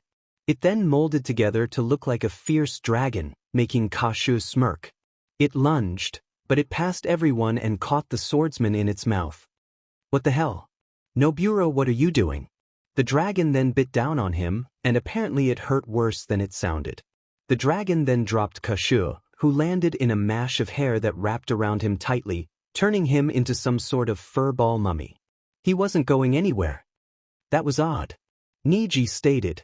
Then he went to go check on Tenten, feeling very relieved to see her well and unharmed. A few moments later, everyone was introduced to the young boy named Noburo Sentaka. Tenten cut his hair to a reasonable length and helped him put his seal ribbon around his scalp. They heard his story and felt bad he had been tricked into working for a killjoy. They checked him over due to protocol and found all he had on him was a scroll containing various tools his family used designed to work with their family style of combat. Such tools included poisonous shampoo, acidic conditioner, and cement-like mousse, along with normal hair care products too, and various dyes. There also was a sword that looked like half of a pair of scissors and some ordinary smoke bombs. The shinobi group took Kashur Ryutake to the fire daimyo to go to trial, after returning what he stole to the rightful owner. Noburo was spared mostly since he was considered an unwilling accessory, but he still had to have something done regarding him. Since he came from a ninja clan, the daimyo told the 4 Konoha ninja to take him to Konoha and have the Hokage decide what to do regarding him. They agreed and thanked the daimyo, then asked to take Kashur's sword back with them in regards to Tsunade's orders. It was allowed, and the 4 went home bringing along someone extra, not sure what was going to be done about him. Hours after Akane and Shiba had finished their little playful spar, she and Hinata were out walking. The Huga heiress and Kiba had made themselves known to the young girls after they finished and congratulated both on their skills. Kiba was especially glad, since he heard that Shiba was barely any good at what she did. His sister Hana, Shiba's tutor, said otherwise, but this was the first he had actually seen her talents. The young Inuzuka girl blushed and lightly grinned at the praise. After a while the 2 Inuzukas left for home. So now Hinata was watching over the Kyubi girl by spending some quality time together. At the moment they were swimming at a secluded lake after they got Akane a swimsuit and Hinata had to go get her own. Akane wore a bright red one-piece suit while Hinata wore a black bikini, the only one she had. Normally she was too shy to wear anything but a one-piece, but with just Akane here, there was no real problem. Hinata tried teaching Akane how to swim while they were there. Akane could apparently already do dog paddle style by instinct, but no other way. Hinata tried to show her the broad slide, which Akane could do for a few motions but always reverted back to dog paddling without even trying. So instead she decided to just let the fox girl have fun in the water and join her. A splash fight was inevitable. To relax and build up a tan, the 2 eventually floated on their backs in the water. It was very peaceful. "This is nice, isn't it, Hinata-chan?" Akane asked. The Huga girl answered, secretly wishing the girl next to her would call her Oka-san instead. "Hey, Hinata-chan, I've been wondering something." Akane asked, a slight tone of uncertainty in her voice. "About what, Akane-chan?" Hinata asked, turning her head a little to look at her better. "It's stupid, but I can't help but wonder. Do you think I might look more like you when I'm older? More like me?" Hinata asked. Akane blushed and looked away. "Never mind. It's nothing." Hinata stopped floating on her back and swam to face the young girl. "Come on, tell me. Or would you rather ask your father?" Akane blushed. "Would my body, well, be more like yours?" Now Hinata was blushing too. "Akane-chan, I'm not sure. Maybe, maybe not." Akane looked up at the sky. "I sure hope so. I sure don't want to look like the cotton candy head in the future." Speak of the devil. For about 20 seconds later Sakura came into view wearing a pink robe. Akane sat up in the water and looked her over. "You look like a Pepto-Bismol bottle right now." Sakura was really irritated at hearing that. "Don't you have any manners at all?" "Wait, why am I asking that? You've got Naruto as a role model." It was a shame that for her insulting Naruto was such an old habit. Hinata and Akane narrowed their eyes at her. "Naruto-kun is a terrific role model for her, Sakura-san. The best she could ask for. Don't judge him so quickly." Sakura sighed. "You're right. Sorry, you too." "Wow, Hinata-chan. You just tamed the Pink Panther." Akane playfully commented, making Sakura's eyebrows twitch in annoyance. Ignoring it, she took off her robe, revealing a green bikini and dipped into the water. Akane looked at her wide-eyed. "Your chest is even flatter than I thought before. Now I really hope I look more like Hinata-chan when I'm your age." That set Sakura off, making her swing her arm out to intimidate the young girl. She planned on missing so she could scare the girl into being more respectful. However, Akane didn't know that, so she dodged, then bit the Haruno girl on her arm hard. Sakura screamed, then instinctively swung her other fist and hit the young girl in the face before she realized what she was doing. Akane was thrown back to the other side of the lake. "Akane-chan!" Hinata shouted, feeling a rush of what she felt was maternal concern for the girl, and swam to the girl. Sakura was shocked. "Oh, CRP." She swam to check on the girl too. If anyone heard about this, she would be in so much trouble it wasn't funny. Hinata pulled the girl into a hug and soothed her. Sakura tapped her cheeks lightly. You okay? Akane's eyes slightly opened, just enough to see a lot of pink. Acting on instinct, she pounced out of Hinata's arms and started scratching Sakura's face like she had done to Kakashi some time ago. Sakura yelled and swam away as fast as she could. Akane calmed down, and Hinata had her rest in her arms.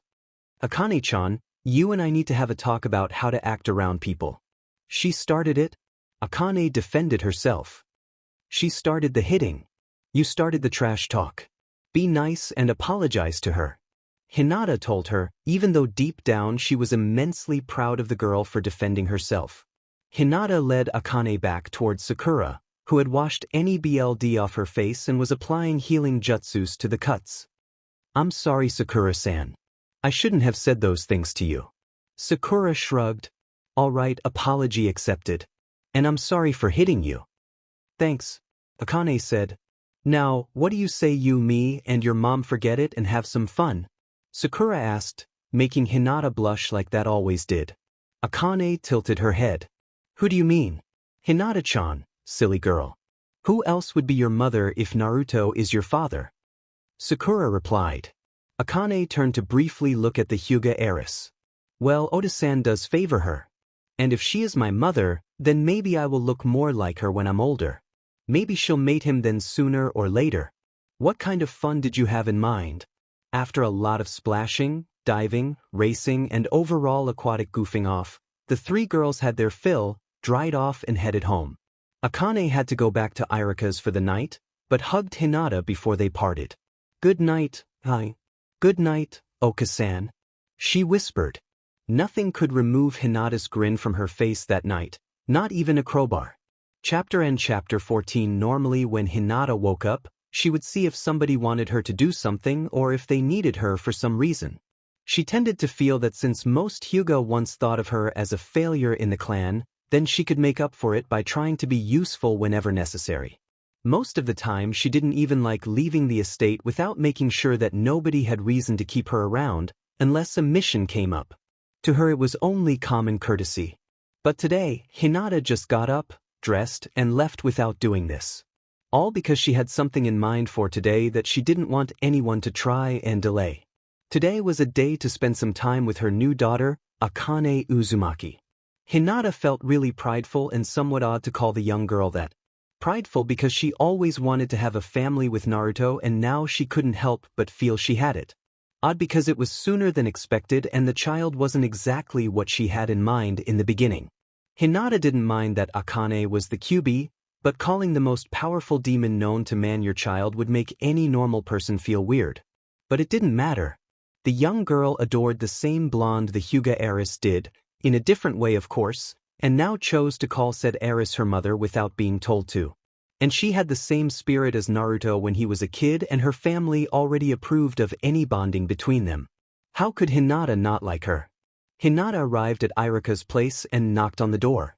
Akane answered it, rubbing the sleep out of her left eye. Hinata suppressed an ah at seeing her wear bright orange pajamas. Oka-san, glad you came, Akane said, still sounding tired. Hinata reached down and hugged the girl.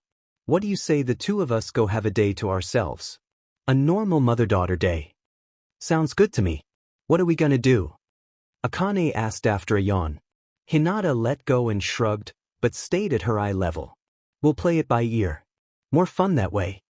Akane nodded, then grabbed some clothes out of her bag and went into the bathroom to change.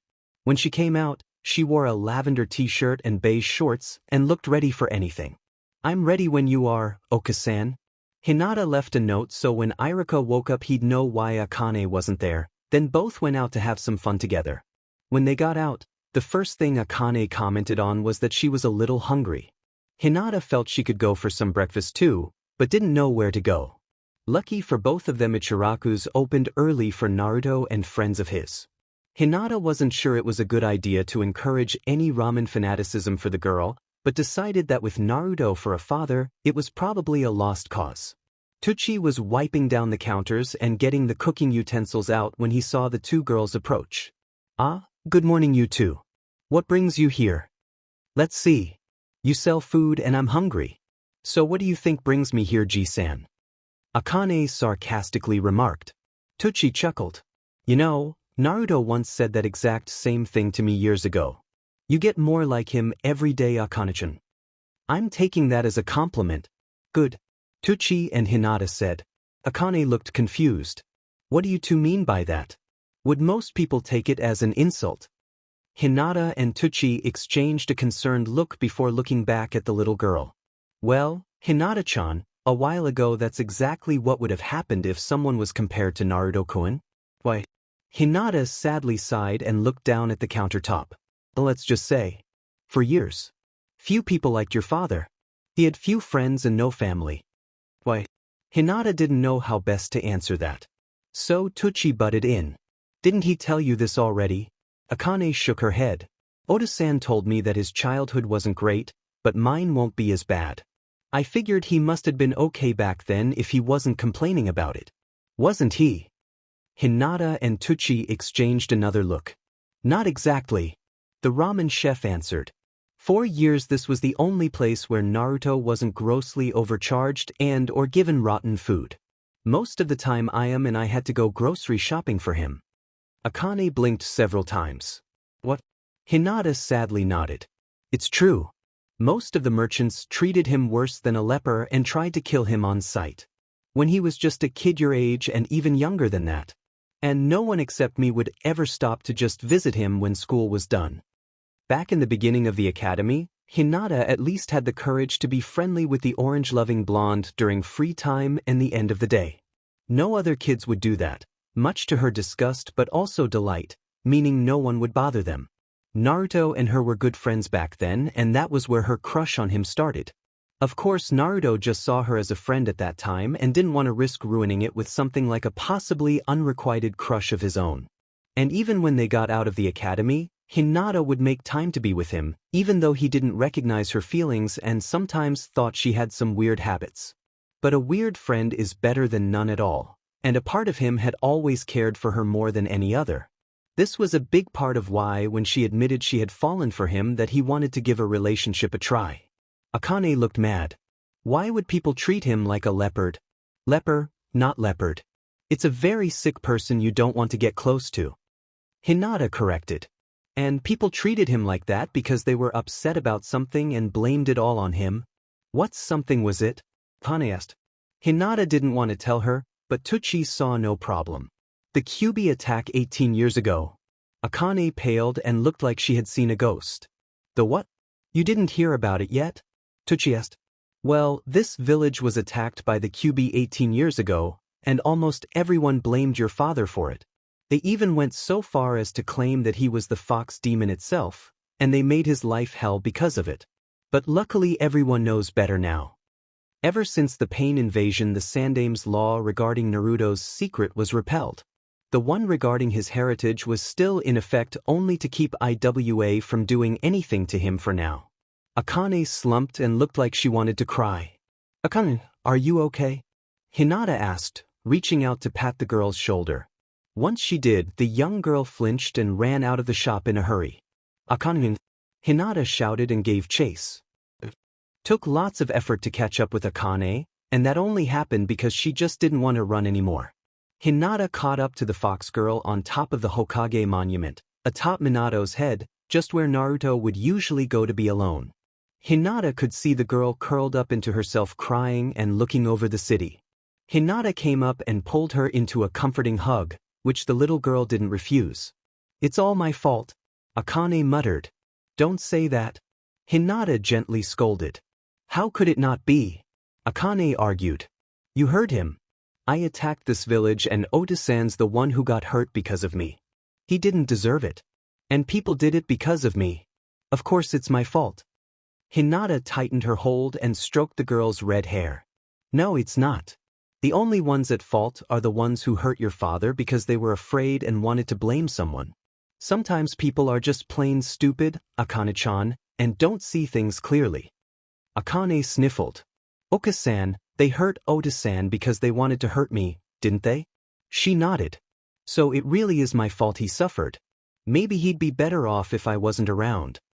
Hinata moved the young girl's face so they made eye contact. If you were to leave all of a sudden, then Naruto-kun would just go chase after you. And so would I. Akane blinked and shed another tear. But. Hinata made a small comforting smile. Because you're our daughter and we love you. That's why. Akane was shocked, but she returned the hug and wept into Hinata's chest. The Huga heiress just held her and stroked her hair and back to comfort her, whispering caring words. Everything will be okay, Akane. Hinata added. Oka-san, is this why you and the others insisted I not tell anyone who I really am? Akane asked after a sniffle. Hinata slowly nodded. Yeah. If people knew, they'd think you're the old QB who attacked here and do to you everything they did to Naruto-kun years ago. If him being a kid didn't stop them from hurting him, it won't stop them from hurting you if they knew. I see, Akane said. Then thank you for trying to help me. You're the best Koha-san I could possibly ask for. The two just sat there for a moment longer in silence. Wanna go back and get some ramen now? Hinata asked to lighten the mood for both of them. Akane shook her head. I'm not hungry anymore. Maybe later. Not sure what to do now, the two girls left the mountaintop and just walked around the city for a moment. Hinata decided to go ahead and buy a few things for Akane that she wanted. These were a few books, which Hinata confirmed weren't smutty when Akane asked, a dartboard to work on aim, and a fox plushie for fun. They were on their way back to Naruto's place to drop them off when they saw him at the front door, about to open it himself. Oda-san, Akane shouted as she dropped her shopping bag and rushed to hug him. Naruto fortunately reacted in time, otherwise he would find himself tackled by the red-haired little girl. Hey Akane, miss me much? I'm sorry for everything, Akane told him tearily. Naruto was confused. About what? Akane was about to answer, but Hinata placed her hand on her shoulder. I'll tell him, Akane. Why don't you go inside and put your stuff away? She nodded sadly and took both bags inside the apartment. Hinata then faced Naruto after shutting the door, keeping them both outside. She knows about the attack 18 years ago now, Naruto-kun. Did she remember it? Naruto asked. Hinata shook her head. Oh. Ichiraka-san mentioned it to her casually this morning when he told her why people hated you back then. She feels terrible and blames herself for your pain. Naruto looked at his apartment door just then faced his girlfriend again. I was going to ask you out tonight, but I have a feeling she needs me with her today more. Sorry. Don't be. I think she'd like both of us around today too. She's already called me Oka-san even. Hinata beamed brightly at the end. Really? Naruto asked. I'm glad for you too then. So you want to stay here tonight? Hinata blushed and kept a coy grin on her face. Why Naruto-kun? I didn't think you had it in you to ask me for that. No, not that. Not yet anyway. Naruto defended himself, then realized something. You knew what I meant all along, didn't you? Hinata giggled. Sorry, couldn't resist. You should have seen your face though. Well, what do you say we go in there and cheer our girl up, though? Naruto smiled and opened the door a crack. After you, Oka-san. Meanwhile, in a forest on the other side of Konoha, a white fox was busy carving the kanji fort talked within a circle in the dirt. Then it channeled some chakra into it. If anyone in the fox realm can hear me, Kyubi-sama has been released from her prison. Repeat, Kyubi-sama has been released. Be cautious, phoenixification has occurred. I will keep an eye on her in the meantime. Chapter 15. For the rest of the day Naruto would hang out with Hinata and Akane. The young girl kept looking stricken most of the time in the beginning, feeling ashamed of her involvement in Naruto's life. Even though both her chosen parents told her repeatedly there was no reason for her to be so upset, she still looked like she had the weight of the world on her shoulders. To try and cheer her up, Naruto and Hinata decided they had to do something big. Naruto had an idea around 11 and took Akane with him to the Hokage's office, with Hinata tagging along. They saw Shizune returning from an errand before they could enter the building. Hey, Shizune-chan, is Bachan busy? Naruto asked. Shizune gave him a confused look. Naruto, didn't you just get back from a mission not 2 hours ago? Don't you want to relax a bit or spend time with your daughter before getting another one? Actually, that's what I want her for. Can I talk to her soon? Now's not a good time. She's got another team to brief then her lunch break. Try back around 1 o'clock, okay? Shizune answered. Gotcha. See ya later, Nei-chan. Naruto told her with a wave and led his followers away. Shizune went inside, wondering what he wanted. You don't want to go away so soon, do you, Ota-san? Akane asked as they headed nowhere in particular. Naruto picked her up and placed her on his shoulders. Nah. Actually, I was hoping to get a few days off and try something out. We'll just have to wait and see. What something did you have in mind, Narukun? Hinata curiously asked. You're going to have to wait too, Hinata-chan. The trio went back to Irika's, who had left to attend personal business, and got all of Akane's things and took them back to the apartment. Still with time to spare before seeing Tsunade, they went back outside. Naruto got an idea. Hey, Akane-chan.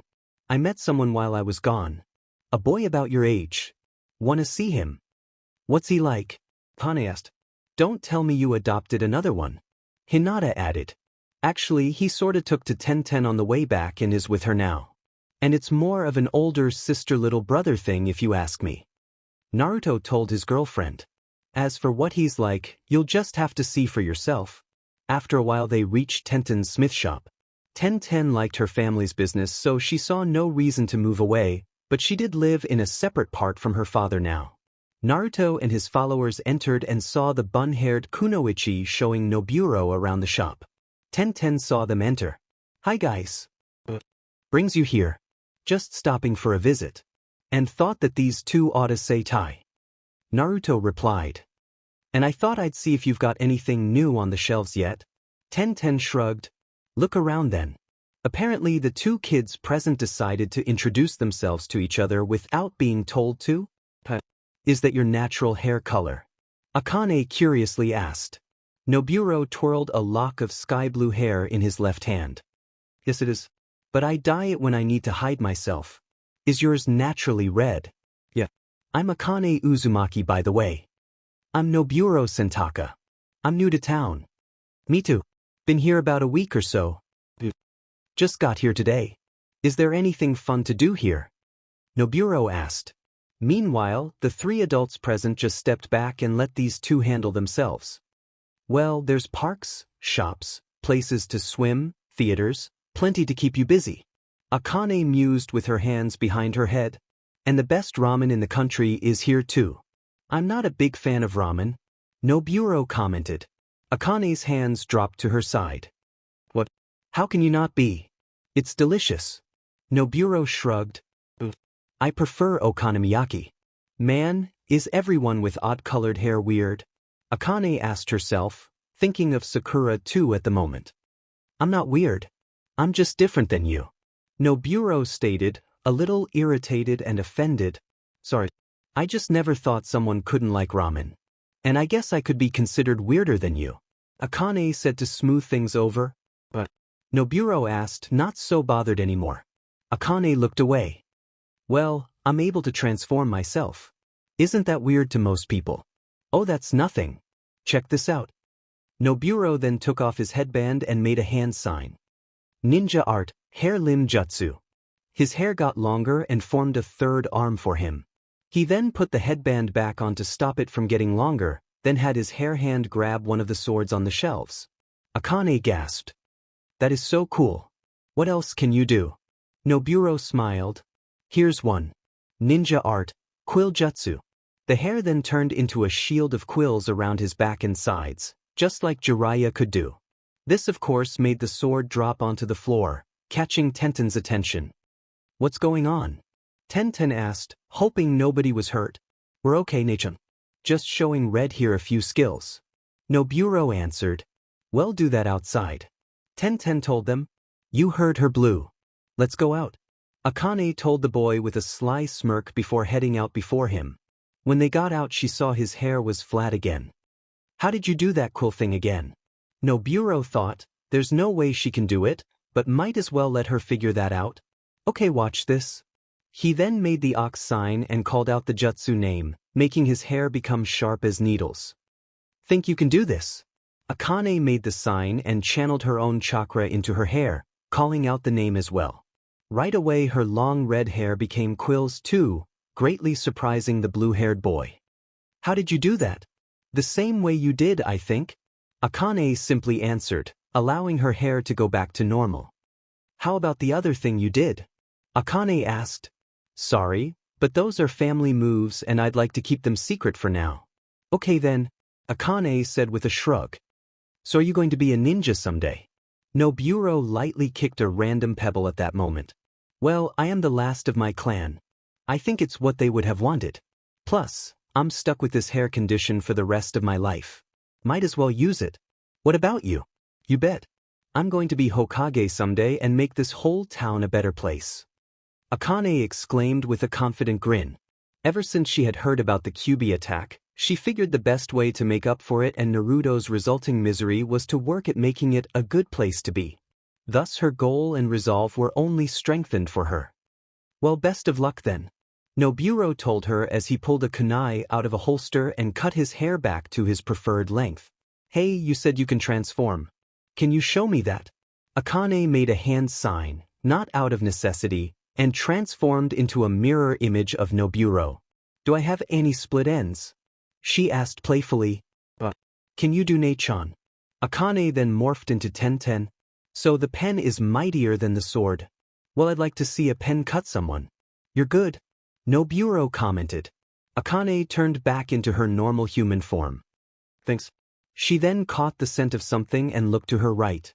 She saw Sasha, Shiba's white fox partner, standing by the bushes watching them. Hi Sasha-chan. Why don't you come over? You know this fox? Nobuo asked. Akane picked up the fox and petted her. Yeah. She's the partner of a friend of mine. You should meet her too. She's kinda shy but has a good heart. Hinata came up to the two kids. Akane-chan, we're going to be heading back now. She then saw the white fox in her arms and recognized it. Isn't that your friend's fox? What's it doing here? Not sure. What are you doing out here, Sasha-chan? Akane asked the fox. Just trying to contact another fox. Sasha answered in canine speak, Vulpine dialect. I see. Akane replied. Any luck? Nobuo arched his eyebrow. You understood that animal. Of course I did. So you can transform, talk to animals, and quickly learn clan jutsus. Is there anything you can't do? Nobuo asked. Akane shrugged. Peace standing up. She then got an idea, dropped Sasha, and morphed into Nobuo. Actually, maybe I can. Is there a toilet nearby? Akane. Hinata gently warned the girl. The girl sighed and returned to normal. Now say goodbye. We'll be back later. Bye Nobuo-kun, Akane said as she waved and followed Hinata. He waved back, then noticed that the white fox had disappeared. Naruto, Hinata, and Akane got back to the Hokage tower at around 1:10 p.m. Tsunade was in a good mood so she let them in. So what brings you three here today? Well Bachan, I was thinking about going somewhere for a few days. Naruto began. Tsunade irritably interrupted. You just got back and you want to go out of town again. What kind of father are you? With Akane-chan and Hinata-chan. Naruto finished with an annoyed look. You know, a vacation. Tsunade blinked, surprised and ashamed she had so harshly judged him. A vacation. Yeah. You know, a trip for fun. Where people go someplace and relax and see sights. That sort of thing. I know what a vacation is, Gaki. What I want to know is why. Tsunade replied. It'll be good for Akane not having to worry about whether or not I'll go away on business for a while. And she and Hinata could use some time together too. I figured the two of us could take some time off for her, and if we do, might as well go somewhere instead of sitting around here. What do you think? Tsunade thought about it for a moment. Sure. Sounds good to me. I'll let you two have 2 weeks. You've earned it.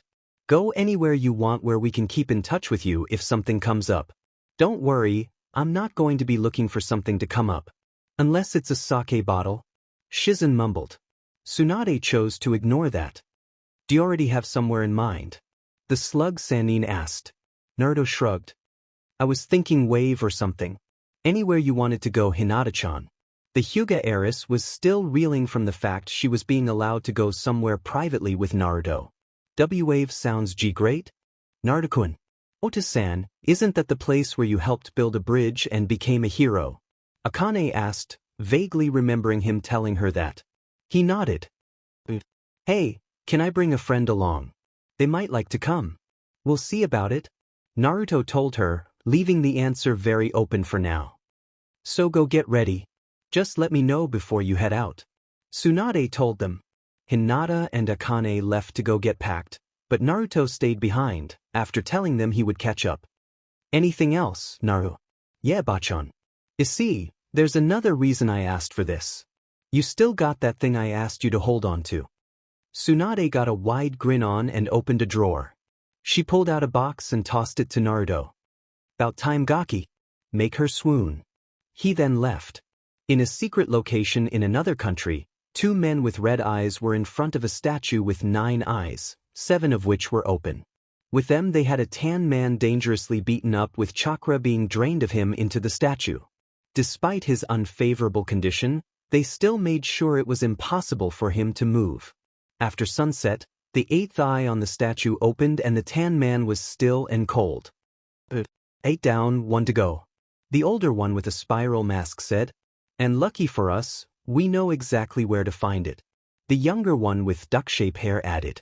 Chapter 16 Naruto made sure to keep in touch with the bridge builder's family and thought now was a good time to say hi again, when he had the time. After they crossed the Great Naruto Bridge, Naruto and Hinata let their passengers off and flexed their backs. Akane stopped to take a look at the plaque that bared her father's name and a small credo to him. Wow, Ota-san. The people here must really like you. Well, like I told you, I helped them out quite a bit some time ago. Akane sighed.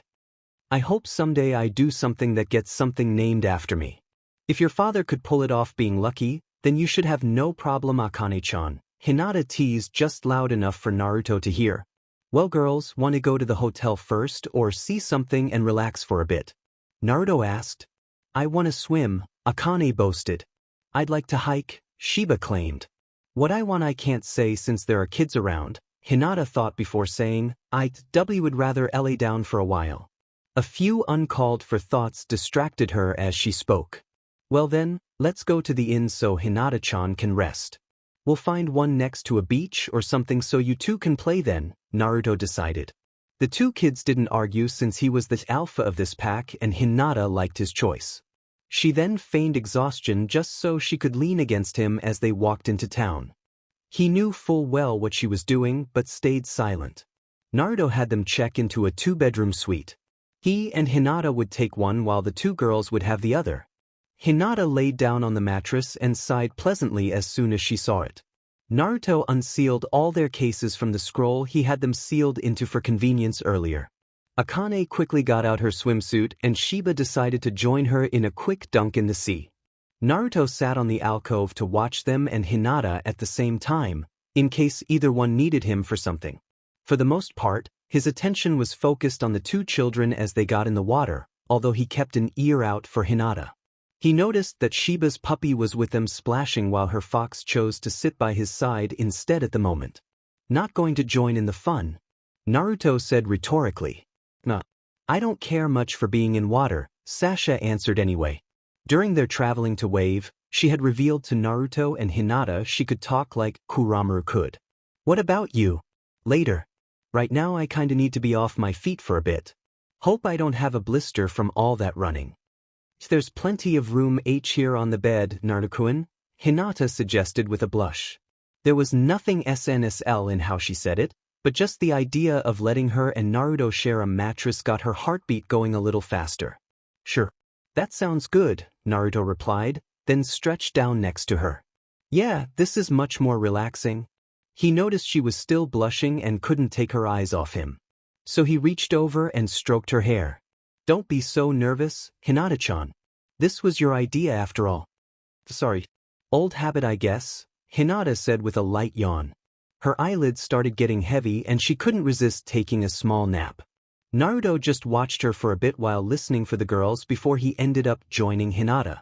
Now that we have 8 of the bijou in our possession, all we need is the toughest one of all, the Kyubi no Kitsune, Tobi, Ike Madara Uchiha, stated to his only living relative, Sasuke Uchiha. Sasuke snorted. This will be a piece of cake. Even if the Kyubi is tough, its container is nothing. We won't even break a sweat capturing him. You mean the boy who nearly beat you up to a bloody pulp at the Valley of the End? Madara asked sarcastically. Sasuke gave the masked man an irritated look. I just toyed with him then. It was never a serious fight. Sure, the older Uchiha said, not buying it for a second. After all, there's no need for a jutsu like the Chidori in a serious fight. Otherwise, that would mean you had to fight him like you did your brother. Now Sasuke was said. Shut up. It's not like I need you for anything. Oh no, not at all. You didn't need me to take down the Hachibi when all 3 of your teammates were crushed by him, did you? I'm just in the way. Madara tended to have a sarcastic attitude with Sasuke since he knew the younger Uchiha had a massive superiority complex that made him feel even tougher than the older one. So Madara liked trying to take him down a peg or two. Sasuke sneered. Sadly, he had to admit Madara's words were true. After his fight with Kisame, whom he defeated through sheer luck, Kirabi had escaped, not uninjured though, and remained hidden from everyone except Music Empress. It took Sasuke and his teammates a year to find him, and by then the Hachibi Jinchuriki was tougher than before. In the battle between them, Jugo got his spine snapped and Suigetsu got evaporated from a carefully timed and aimed Raitun jutsu. Karen was crushed and had been catatonic since then, barely more than a vegetable. The only reason Sasuke won was because Madara stepped in at the last moment and faced against Kirabi, making it look easy. Still, I don't feel we need reinforcements to take down Uzumaki. You forget that Sasuke started to say. I forget nothing. Madara forcibly interrupted. The one forgetting anything is you, foolish boy. Yes, you have trained and gotten stronger in the past few years, and under a Sannin no less. But so has Uzumaki. And you expect him to be at the same level he was back when you were on his team. That arrogance will cost you greatly if you face him alone. I can handle him just fine. For a moment, Madara said nothing. Then he shrugged. Fine. If you're so utterly convinced that Uzumaki is so helpless against you, then by all means go on and face him. He then pulled out a piece of paper and wrote on it. I'll be here when you're done.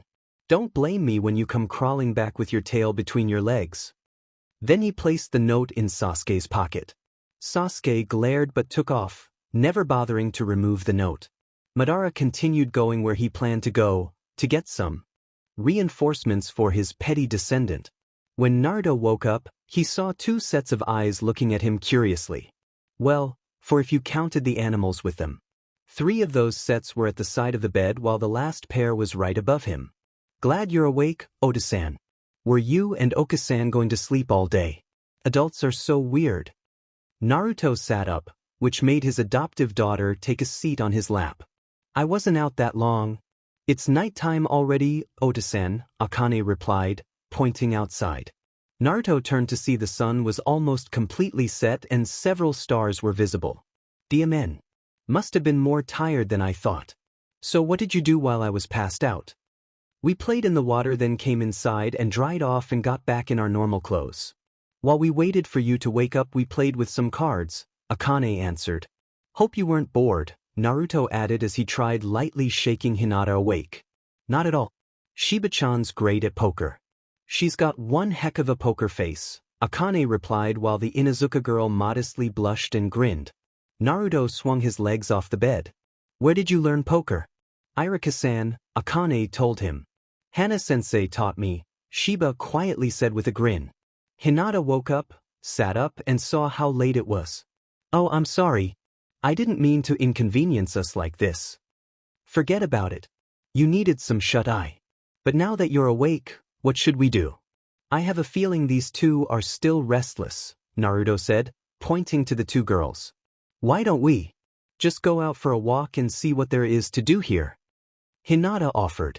The 2 girls agreed and everyone in their group dressed to stay warm and went out for a walk. Back in Konoha that night, 3 new people snuck around like ANBU troops. One looked like a graceful woman with short auburn hair and amethyst eyes, and carried a long katana. One looked like an older man with dull tan hair and spikes and sapphire eyes, and was armed with tonfa. The last looked like a teenage boy with long black hair and ruby eyes, and had no visible weapons or tools. All 3 wore jounin outfits, but none were Konoha ninjas.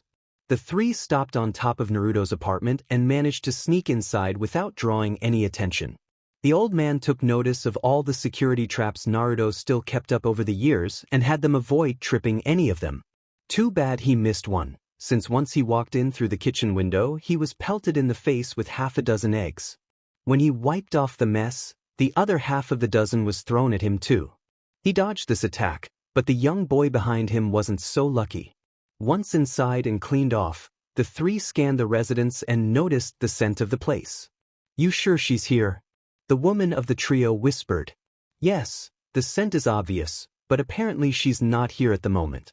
We'll have to follow the scent trail outside and hope for the best," the old man answered in a whisper too. Then they both heard a burst from the bathroom and saw the young boy come out looking angry and very wet with his clothes torn in a few spots. "Do not go in there," he told them as he tried wringing his shirt out. "Is this really such a good idea? We have to try." "You know that," the old man answered, then signaled for them to leave. Surely somebody had heard that blast. They left in a hurry, no time to make sure to reset the traps so Naruto wouldn't suspect anything amiss. Once outside and away before anyone could notice, they tried to track someone's scent. It was faint, but they found it leading outside the city mixed with several others. Without further delay, they followed the scent towards the horizon. Chapter End. Chapter 17. It didn't take long for Naruto's group to find a place to go the first night in Wave. Apparently there was a festival of some sort being held, with tons of street vendors and entertainers all in one place. Everybody was drawn to it like a moth. People there wore kimonos with oceanic designs sewn onto them, making the Konoha residents stick out like sore thumbs. The aromas of cooked food and sweet snacks overwhelmed the air and the hypersensitive noses of Akane, Shiba, Mino, and Sasha, but they weren't bothered by it. Hinata bought the two kids some cotton candy from a vendor right away. Instead of eating it, Akane stretched it out over the top of her head, making a wig out of it. "Hey, Okasan, guess who I am?" Both girls had a small chuckle, then Akane actually ate the sugary treat after getting some stray hairs out first, much to her irritation. "Hey, is that you, Naruto?" A girl's voice called out to him from the side. He turned to see a purple-haired woman about his age wearing a sea blue kimono with goldfish on it approach. "Wow, it is you. Good to see you here." Hi Isaribi. Didn't expect to see you here." Naruto greeted the once cursed girl. After Isaribi came to Konoha, she was treated for her ailment by Tsunade and several other medical experts. About 7 months before Naruto returned from his trip with Jiraiya, she was declared cured. Although that green stripe under her left eye would not go away. But outside that she was normal again. Cured, she wanted to move back to the beach, but didn't want to go back to Land of the Sea. So she was recommended Wave and moved there, and had been living there peacefully since then. Naruto had been informed on all this shortly after his return. "Who's this, Osing?" Akane asked. Isaribi saw the young girl and smiled. "Why hello there, little girl. I'm a friend of his. He helped me out big time years ago." Akane sniffed her and her face scrunched up. "Why do you smell like fish?" "Well, that might be because I swim a lot." Isaribi commented. Akane sniffed her again. "You smell more like fish than salt water. Do you make it a point to sniff everyone you meet?" "Yes." Akane plainly answered and took another bite out of her cotton candy. Then she had to pull out a long red hair she missed. "Dang. Next time I won't use a prop." "So how are things for you here, Isaribi?" Naruto asked. The former fish girl leaned against a street light. "Pretty good. Stable job and unvandalized home. Don't have to wear bandages all the time. So much better than before. How about you? Got a little girl now, I see." She then turned towards Hinata. "And would she be your little woman then?" "Not the way I would say it, but..." Naruto started. "DMN right, he's mine." Hinata proudly claimed, cutting him off. "I'm Hinata Huga, by the way. My name's Isaribi Meikai. You've caught yourself a good one here, and it's easy to see what bait you used." She added, looking over Hinata's figure. Hinata blushed and turned away. "Isaribi, I'm not that shallow," Naruto defended. "But you're not going to complain about it, are you?" The diver replied teasingly. Then to keep it up, she turned to Naruto. You wouldn't happen to be interested in having a charm now, would you? Hinata was about to say, over my dead body, but Akane butted in. Oda-san, what's a charm? Is it some kind of furry thing? Depends on if the women shave. Naruto whispered, effectively putting his foot in his mouth. Apparently he momentarily forgot that both little girls present had better than normal hearing. Women can shave? Shiba asked. But they don't have beards. What would they shave? HRMS involve women? Akane asked, then turned to Isaribi. Just what are you talking about? Hinata butted in. It's nothing you need to know about Akane-chan, and your father's not getting one. Right, Naruto-kun? Of course, Hinata-chan. You're the only girl I need in my life. He nervously defended himself. But what about me, Ota-san? Akane asked, sadly thinking her father didn't really want her around. He patted her head. You're important too, Akane-chan. I just meant that Hinata-chan's the only girlfriend I need. Well, glad that mess is taken care of. Isaribi commented. You started it. Naruto accused, and she playfully acted ignorant. Akane leaned in toward Shiba. Looks like they might be a while. Wanna go look around ourselves? Won't we get in trouble? The Inuzuka girl whispered back. Come on, live a little. Akane told her friendly, then took her hand and led her away while Isaribi began teasingly chatting about whether Naruto would like a pin-up of Hinata in a bikini, which made both Konoha-Chunin blush. Soon both young girls were amidst several vendors and kimono-wearing people out having a good time. Mino tagged along with them while Sasha stayed behind for when the two adults noticed the girls walked off. The scent of ramen boiling swiftly caught Akane's nose and she just couldn't resist. Even better, this one had bits of barbecue steak mixed in with the noodles. She drooled like a hungry dog when she approached the vendor. Without tearing her eyes off the food, she pulled out almost half of her Rio for the trip, which came to about 1475 Rio. I'll take this much and don't be stingy.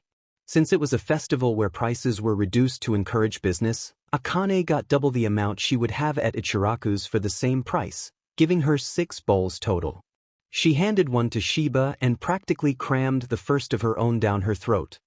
Could you even taste that, Akane-chan, or did you just skip that part? Shiba asked. Akane hit her chest to dislodge anything that might have been stuck in her esophagus before answering. I tasted it, although you're right. I'll eat slower next time. So she grabbed another bowl and ate much slower, but still at a pace that was abnormally fast for anyone. Maybe you have a small problem, Akane-chan. Is there a Ramenholics Anonymous group somewhere? Shiba commented.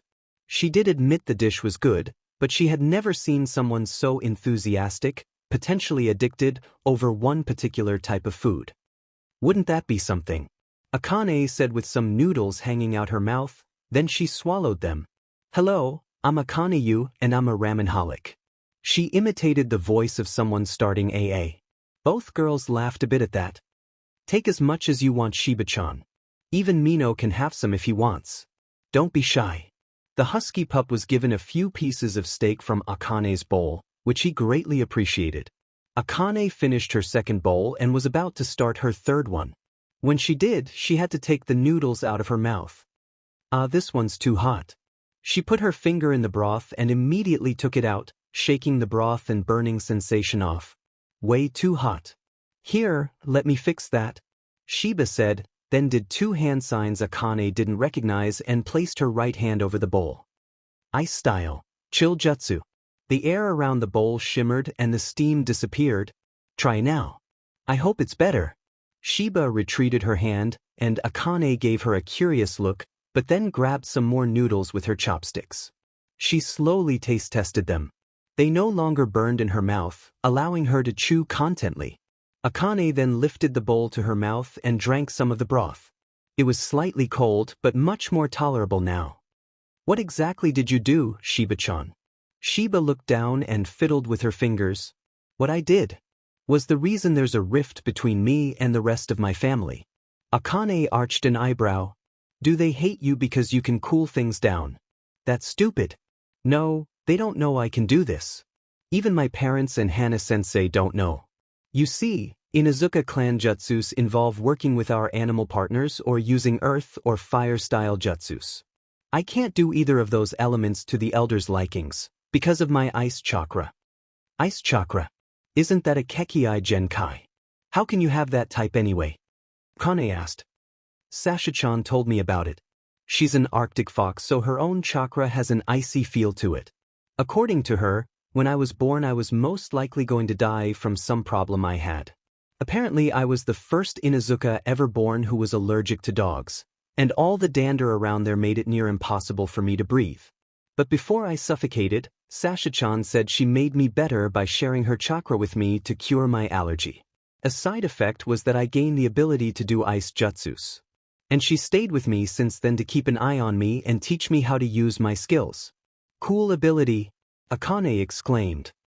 No pun intended. Shiba snickered after a moment. If you hadn't said that I might have missed it. But wait. If you have this great talent, then why are you afraid of some geezers finding out? Akane asked, turning back to her ramen but eating at an even slower pace now. Well, if they found out Sasha-chan did it, they'd keep her locked up so they could use her like SLV. At least that's what she told me. And if I showed them my own talents, then, well, Sasha-chan said that instead of being impressed with me, they just want me to have lots of pups as soon as I can to create more ice-using Inuzukas. They wouldn't care about me at all, just my ability. Shiba quietly explained. Akane just looked at her for a moment, then slowly nodded in understanding. I see. So for now, you're the only one that knows because I trust you. I'd rather no one else know, at least until the elders can approve of me without knowing. Then maybe I can be respected in the clan. Shiba finished with her fingers tapping the handle of her sword, which looked just like a dark blue fox ready to pounce, making the blade appear to be the tail. Akane hadn't seen her use it yet but heard her friend was pretty good with it. But before she could ask about it, Naruto and Hinata came up to them. What were you thinking, walking off away without telling us? You're in big trouble, Akane. Naruto sternly told her. Thinking quickly, Akane did the one thing she knew that could soften the situation. Ramen. She held out a still warm bowl for him. You really think ramen's going to get you out of? Is that steak? Naruto started but lost focus as he looked at the dish.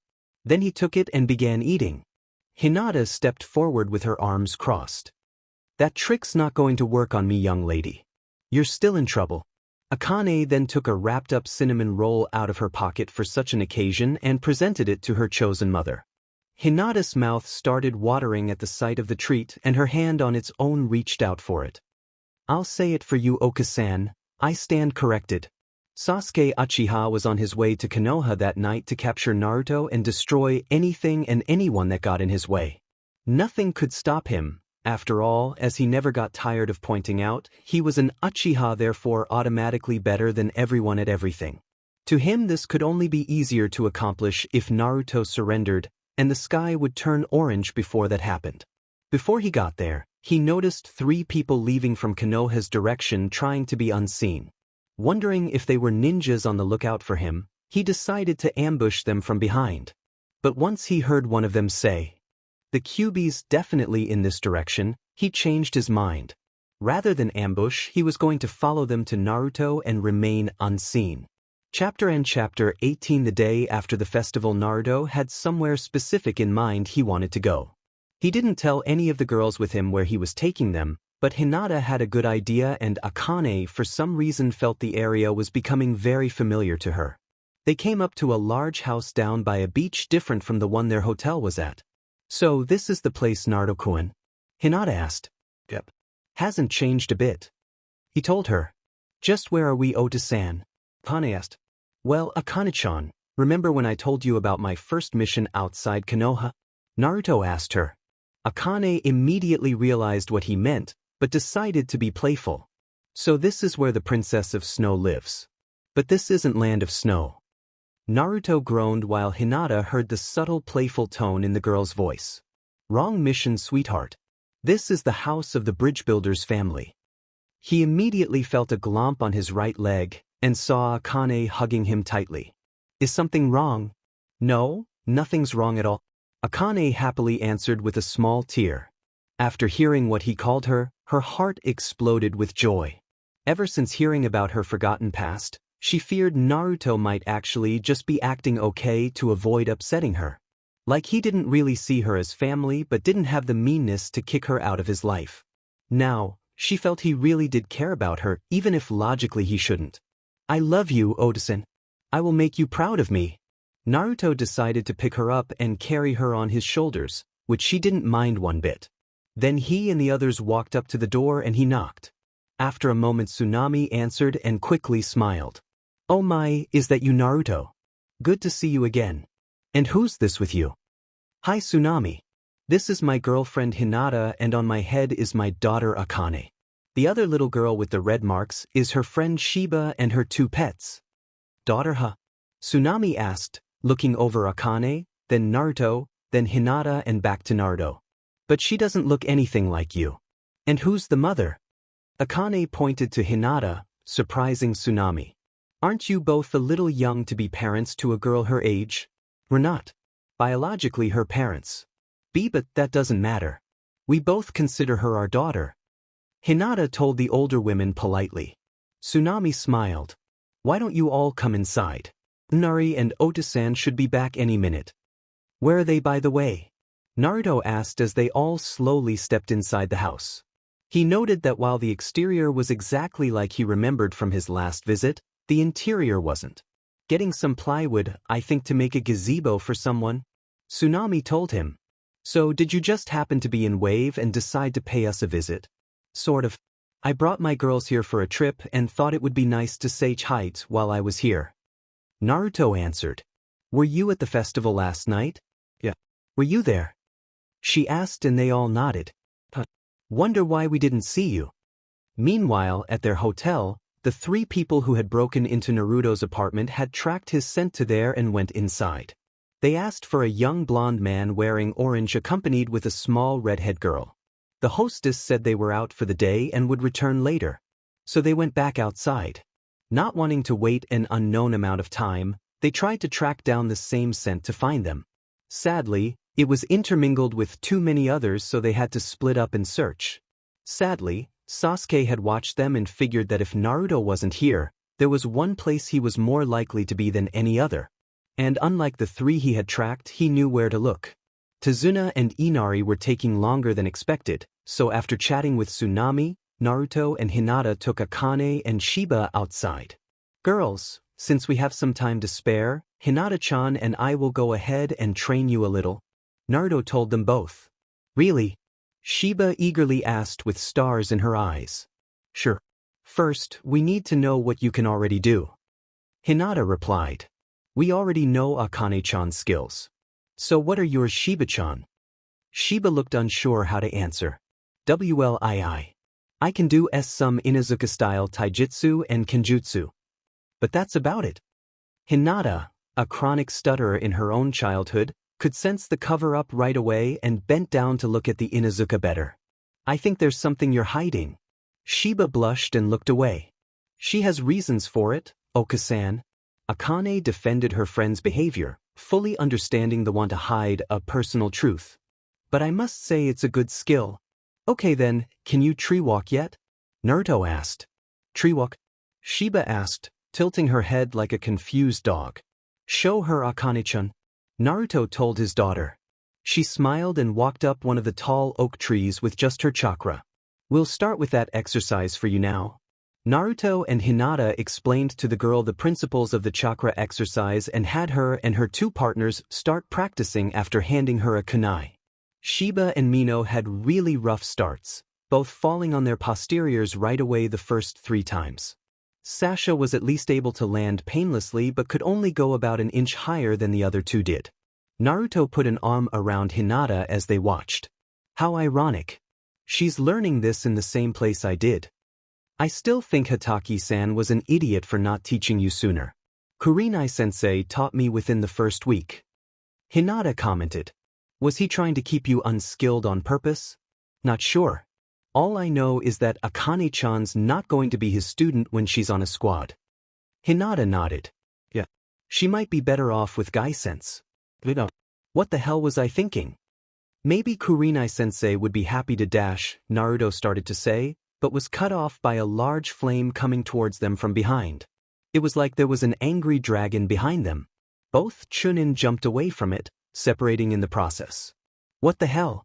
Naruto looked to see Sasuke Uchiha standing about 10 meters back, Sharingan blazing, looking ready to cause trouble. Long time no see, dope. Naruto glared. Trying to convince the Uchiha to stop fighting was a lost cause and he knew it. All he could do was try to incapacitate him. What do you want, Sasuke? Your tenant? Sasuke coldly answered, then pulled out a short sword and pounced. Naruto and Hinata got out kunais and got ready to defend themselves. The sounds of fighting and metal hitting metal drew the attentions of Akane, Shiba, and the animals. They hid in the bushes to watch and not be drawn into the battle. Who is that guy? Why is he attacking Ota-san and Oka-san? And why does he seem so familiar to me, but not in a good way? Akane asked herself. Meanwhile, Naruto and several clones tried to get Sasuke out of the general area so no one would be harmed. He didn't seem to want to cooperate though, even if he didn't know there were others nearby. Hinata tried to incapacitate him with her gentle fist, but before she could, he fired off another giant fireball at her. To defend herself, Hinata used the rotation technique she finally was able to learn and use. Naruto and his clones tried doing an Uzumaki barrage, but Sasuke evaded it. Then the brooding Avenger threw several dozen shuriken at Naruto. His clones vaporized. And the original took a single hit on his right abdomen.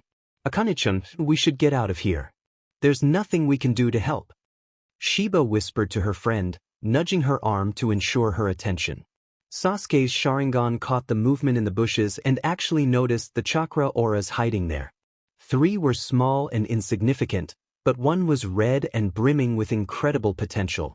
Rather than ask himself why he didn't bother noticing it before, Sasuke instead aimed a fireball at the bush. All 4 occupants jumped out of the way and into the open. Naruto and Hinata were horrified that Sasuke would drag their daughter into this. Up until now, they were mostly defending themselves until they could find a way to stop him and bind him to bring to Konoha. Now their parental sides were taking over. They would fight to keep the kids safe, and if the council's precious Uchiha and coveted Sharingan got hurt in the process, too bad, so sad. Naruto made a few clones and began creating 2 Raisengans with them while several more clones tried brawling with the Uchiha. Hinata got between him and the kids and told them to make a run for it now. All 4 of them did, but while Shiba and her animals went back towards the house, Akane hid in the branches of the surrounding trees. There was something about this fight she really wanted to see, and it almost felt nostalgic to her. Sasuke got rid of the clones, but Hinata moved in and fought him personally. The Huga's gentle fist style and Uchiha's intercepting fist style kept both of them at bay. But Sasuke was the stronger of the 2, so he kept her stepping back away from him. He was also trying to get her to walk right towards a fallen shuriken that had a paper bomb wrapped around it. Hinata's Byakugan saw it, so she stepped away at the last moment, which made Sasuke trigger it instead. He went flying and crashed into the tree Akane was in, making her fall in front of him. Sasuke saw the girl and saw she was the one with the red chakra.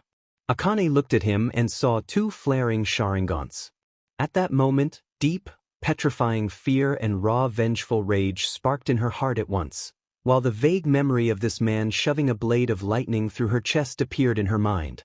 This combination of feelings and thoughts would be bad enough in a person, and here they were brewing inside the most powerful demon known to man. Akane glared and snarled like a feral beast and lashed out at Sasuke, clawing his face at least twice as badly as she had Kakashi's before. Sasuke was caught completely off guard, so he suffered quite a few deep gashes that would surely bleed and scar. He managed to get her off of him by kneeing her in the gut, then sucker punching off him. She landed painfully and Hinata went to hold her. Naruto ran up and got ready to use his 2 Raisengans. Sasuke deflected them both with a Chidori, but Naruto countered that with a kick to the crotch. Akane squirmed out of Hinata's light hold and charged at the Uchiha like a crazed berserker. She created a few shadow clones and did her own Uzumaki barrage. When it hit the air, Sasuke ignored his crushing lower pain just long enough to make a Chidori surge that destroyed her clones. Then the real Akane pounced at him, but his hands still had lightning around it, so he sucker punched her again and she went flying right into a tree, making a big dent in it. Hinata came up right behind Sasuke. Go to hell, Uchiha. She tried to karate chop the back of his head to make him lose consciousness, but he ducked and retaliated with several hand signs, then palming the ground. Fire style, flaming geyser jutsu? At that, a pillar of flame erupted from the ground and struck Hinata's bent-forward upper body. She pulled back, but her jacket and a few parts of her skin were burning. She screamed in pain and fright and removed her jacket and rolled on the ground to put out the rest. Naruto immediately went to check on her and help her. Sasuke laughed, but felt a tremendous amount of ki behind him. He turned and saw Akane standing with claws and fangs brandished, and fox ears and tails revealed on her human form, much like when Naruto and Team 8 first saw her. Sasuke couldn't ever look more surprised and confused any more than he did just then. What the hell is this girl? Akane lunged at him with murderous intent uncharacteristic for an 8-year-old girl. Sasuke saw his Sharingan couldn't follow her movements nor that of her red chakra. Not having enough stamina left for more Chidoris, he decided to retreat for now. So he used a smoke bomb to cover the area and made his getaway. Akane would have followed, but once the smoke cleared, she saw her adopted mother was hurt and decided that was more important. Are you okay, Oka-san? Hinata nodded. Yeah, I will be. Are you okay? He didn't hurt you, did he? I'll be fine. I don't feel any pain anymore. She answered. Naruto looked right into her eyes. Akane, what came over you? She didn't answer right away. I don't know. I was acting on pure instinct. There's something about that guy with the two evil eyes I just don't like. Naruto pulled her into a gentle hug to comfort her and himself after that fight. Hinata joined, and both adults looked at each other worriedly. They both knew that Sasuke was going to come back for them sooner or later. And now he would target their daughter too. Chapter 19. Hinata was laying down awake inside the house while Tsunami applied some gauze and bombs to her skin to treat the burn she got. Naruto refused to leave her side but sent out a few clones to guard the surrounding area. Akane, already returned to her normal human form, was fine but worried greatly for her adopted mother. Shiba was scared that strange man would come back for them any minute. Tazuna and Inari finally came back after seeing some fire from this direction. They were glad to see Naruto but not so glad to see and hear about what had happened. Especially when they heard it was his old teammate who started the damage, the one who had no interest in mingling with anyone around him. Tsunami finished up what she was doing while Inari tried catching up with Naruto. Tazuna meanwhile sat down on his recliner and mumbled how he'd tell the ruler of Wave to put an attack on sight order for Sasuke Uchiha. Since they weren't controlled by any Konoha council, they didn't have to be lenient towards him if they found him. Later, when Hinata could sit upright and walk around, Naruto first summoned a toad and asked it to deliver a message to Tsunade, saying Sasuke had been spotted and was after him now. The toad agreed and vanished. After that, he asked Hinata to go outside with him for a moment and Tsunami to watch over the two girls until they returned. Both girls agreed, but Akane chose to wait outside while Shiba helped Tsunami with drying the dishes. Sasuke Uchiha was not in a good mood. But then again, when was he anything else? He had been forced to run away from the class dobe, the weak Huga girl, and some little girl with odd chakra. He told himself it was because the girl was a surprise he hadn't expected and needed to plan out a counter before doing anything. Especially because her chakra and abilities were so confusing to him. What was the deal with that red chakra? I haven't seen that since the Valley of the End. And that look she had at the end. What kind of henge was that? For that matter, how could she do a henge when she was clearly too emotional to control such a jutsu? And why would she take on a form that made her look like some kind of human/QB hybrid? That last thought made something in his mind click. Red chakra and QB-like henge. Could that girl have some connection to the nine-tailed fox? Like Naruto. That should be impossible, but what if it's true? Sasuke thought about it and figured there was only one way he could get an answer. He reluctantly reached into his pocket and pulled out the note Madara had left him. When he unfolded it, he saw no words, but some nonsensical runes drawn in a spiral. He looked at it in disgust, but then out of the corners of his eyes saw the surrounding area sort of melt around him and turn navy blue. Even the sky looked like it was melting. Sasuke did a genjutsu release but nothing happened. Everything then turned a solid navy blue, like he was inside some sort of sapphire, then returned to normal. Only he wasn't in the same place he had been before. Sasuke saw himself underground in some sort of hallway, much like back in Orochimaru's lairs. But the place was lit with light bulbs as opposed to candlelight and looked more like a prison than a hideout. And the biggest difference was that Madara was right in front of him, looking like he had been expecting the younger Uchiha. So, come crawling back at? Oh. Just figured I'd see what you're so interested in. Sure. Madara stretched the words sarcastically. So how badly did Uzumaki beat you? Sasuke sneered. He didn't beat me. There was just something extra involved I didn't suspect before. Like I tried telling you earlier, boy, you're an idiot if you believe that you're the only one whose arsenal has changed in the time apart. Madara reprimanded with a sigh.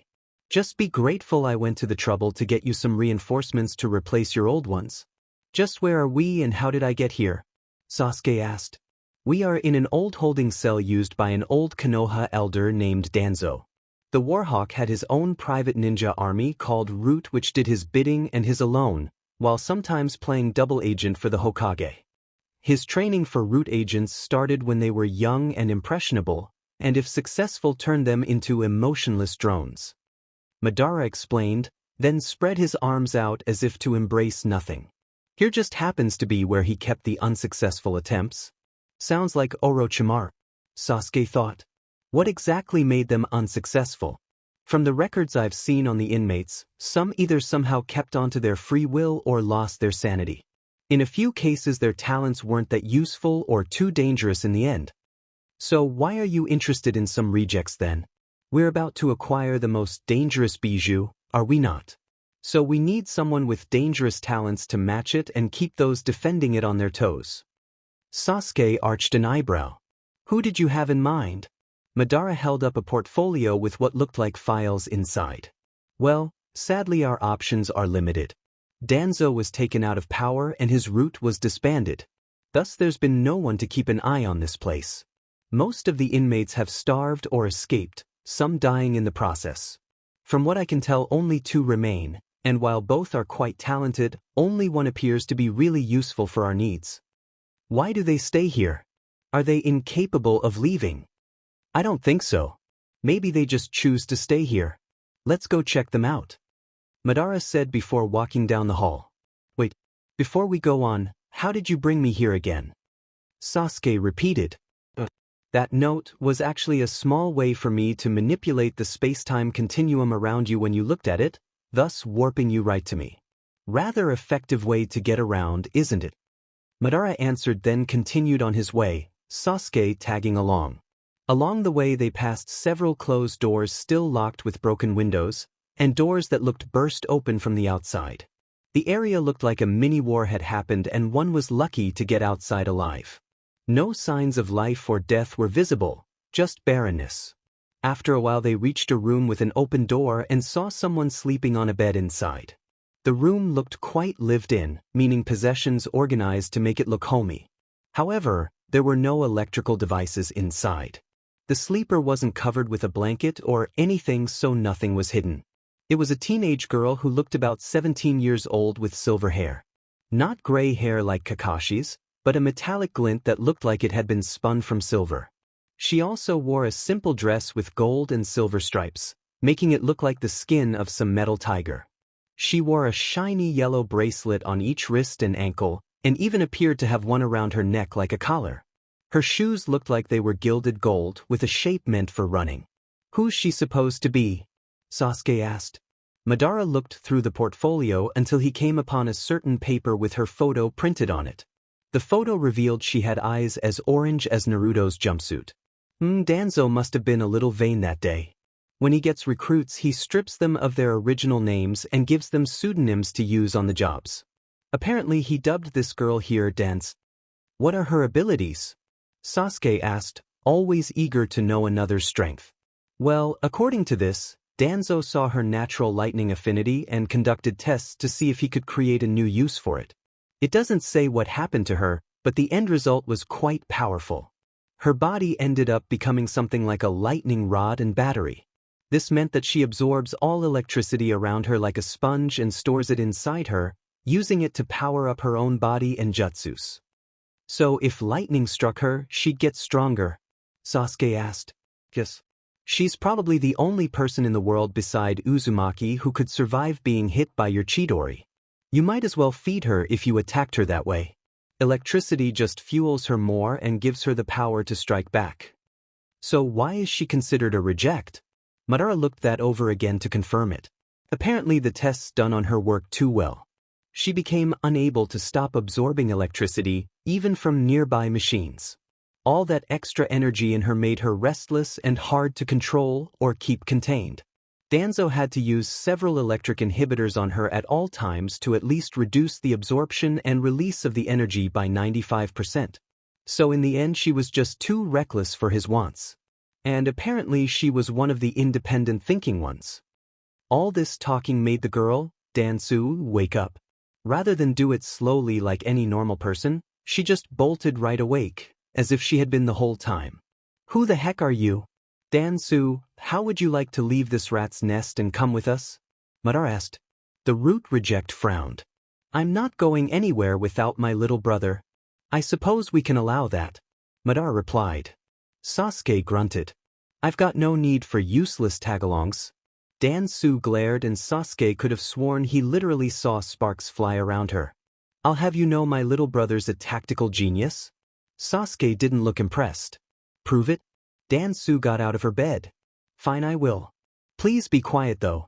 He tends to sleep during the day. Doesn't like light. Dansu led them both to a room where the door was still locked, but it looked like something attached on the wall around had been broken off. She slowly opened the door and peeked her head inside. Ichi-chan. Can you hear me? A moment of silence prompted her to step inside more. Ichi-chan. Sasuke and Madara looked inside and saw the room was very dark and windowless, and in this dark Dansu slightly glowed. Inui? A soft voice rang from the shadows. Dansu stepped forward and opened her arms up. From out of the darkness a small crouching boy with black messy hair and black eyes came forward like a nervous animal. He had sunglasses resting on his forehead, which was odd considering it was amazing he could see it all in here without them.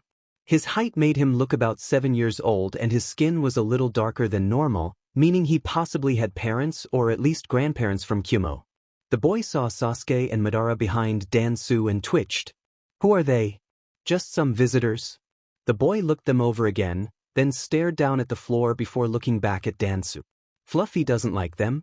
Dansu leaned down and hugged the boy gently. Ichi-chan, we can't stay here forever. It's getting harder and harder for both of us. They want us to go with them somewhere.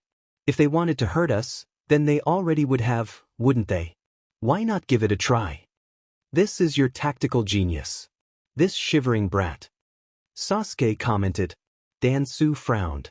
The boy put his sunglasses on and threw a flare bomb towards the ceiling. It exploded and lit up the room. Sasuke closed his eyes to block out the light.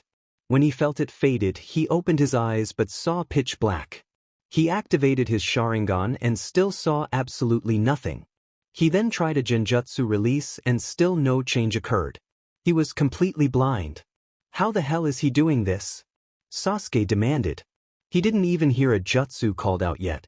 Dansu grinned confidently. I told you. Ichino Shikyo, or Ichi-chan as I call him, is a tactical genius. A bit off-kilter at times because of that son of a beach Danzo, but you'd never find a sharper mind. Only 7 years old and he's already created and figured out 200 jutsus. Most of which use light and shadows to work. What you're experiencing is his specialty. He blinds you with lights and shadows. Madara looked through the records after hearing this. Her story checks out, Sasuke. Apparently Danzo felt his body was better kept away from the battlefield due to his creativity and, here it says, slightly schizophrenic tendencies and solar phobia. He could be really useful. Sasuke thought as he got more panicked at not being able to see. Fine, I take back what I said. Now make it stop. Dansu tapped Ichi who released the jutsu, which allowed Sasuke to see again. Alright then. If you can find us both a better home, we'll go with you. But we must travel at night. Ichi-chan won't go anywhere while the sun is up. That's workable. As long as you agree to use both your talents to help us capture a monster in human form. Madara told them, trying to make them think catching Naruto was a good thing to do. Dansu nodded, then looked to Ichi. Sound good, Ichi-chan? The boy twirled some of his hair before answering. Not like that guy, Ainyu. But Fluffy likes his shadow. That's good enough for me. Sasuke looked really confused. Madara, still wearing his mask, was impossible to read. Who's this Fluffy? His shadow. Dansu told him. Ichi-chan believes that shadows are alive, have names, and talk to him. Just deal with it, okay? And don't complain if he gives your shadows names too. He named mine Camel. Sasuke said nothing, but did not look pleased. Something tells me I'm not going to like this. Ichi then pointed at Sasuke's feet. Butter. Then he pointed at Madara's. Sprinkle. Damn it, I was right. Sasuke grimaced. Naruto and Hinata came to a stop by a small old shrine in the woods. They sat down on the shady side and just held each other's hands. Feeling better, Hinata? Naruto asked. She nodded. Yeah, I'll be fine. I've been through worse. I'm just worried about what'll happen next time we see him. Are you still determined to save him? Naruto didn't reply right away. Not sure. I'd rather he not become any worse than he already is, but that might not be possible. And if he tries hurting you or Akane-chan again, I won't care about his well-being. Both of you are the most important things to me now. Hinata smiled and kissed his cheek. She remembered how upset Sakura looked for a few weeks after she tried telling Naruto she loved him but he didn't believe her and was already trying to be with Hinata. Hinata, being who she was, felt sympathetic towards the pink-haired kunoichi, but wasn't going to let go of Naruto, come hell or high water. Naruto smiled at the Huga heiress and kissed her back. Hinata-chan, there's another reason why I thought this trip would be a good idea. There's something I wanted to ask you with nobody around. Actually, I was going to do this a week ago, but then Akane-chan showed up so I had to wait. But now, I don't want to risk never having this chance again. Naruto then pulled out a black velvet box and got ready to get on his knees before her. But before he did, Hinata pulled him into the deepest kiss both have had in the entire 2 years they were dating. When they parted, Hinata had a cheerful grin and happy tears on her face. I know your question and you know my answer. Chapter 20. Akane was sitting outside on the porch just waiting for her parents to show up. Apparently she had a lot more patience than Naruto did at her age. But she was still bored so she worked on spinning water inside a balloon to pass the time. Sasha and Mino were outside with her basking in the sun while Shiba tried being helpful to Tsunami. A brief breeze flew by, and Akane caught the scent of several new foxes. Sasha caught it too and sat up, then sniffed again. Mino ignored it and kept sleeping. Sasha seemed to be interested in these scents so she went off into the trees, in the direction away from where Naruto and Hinata had gone off in.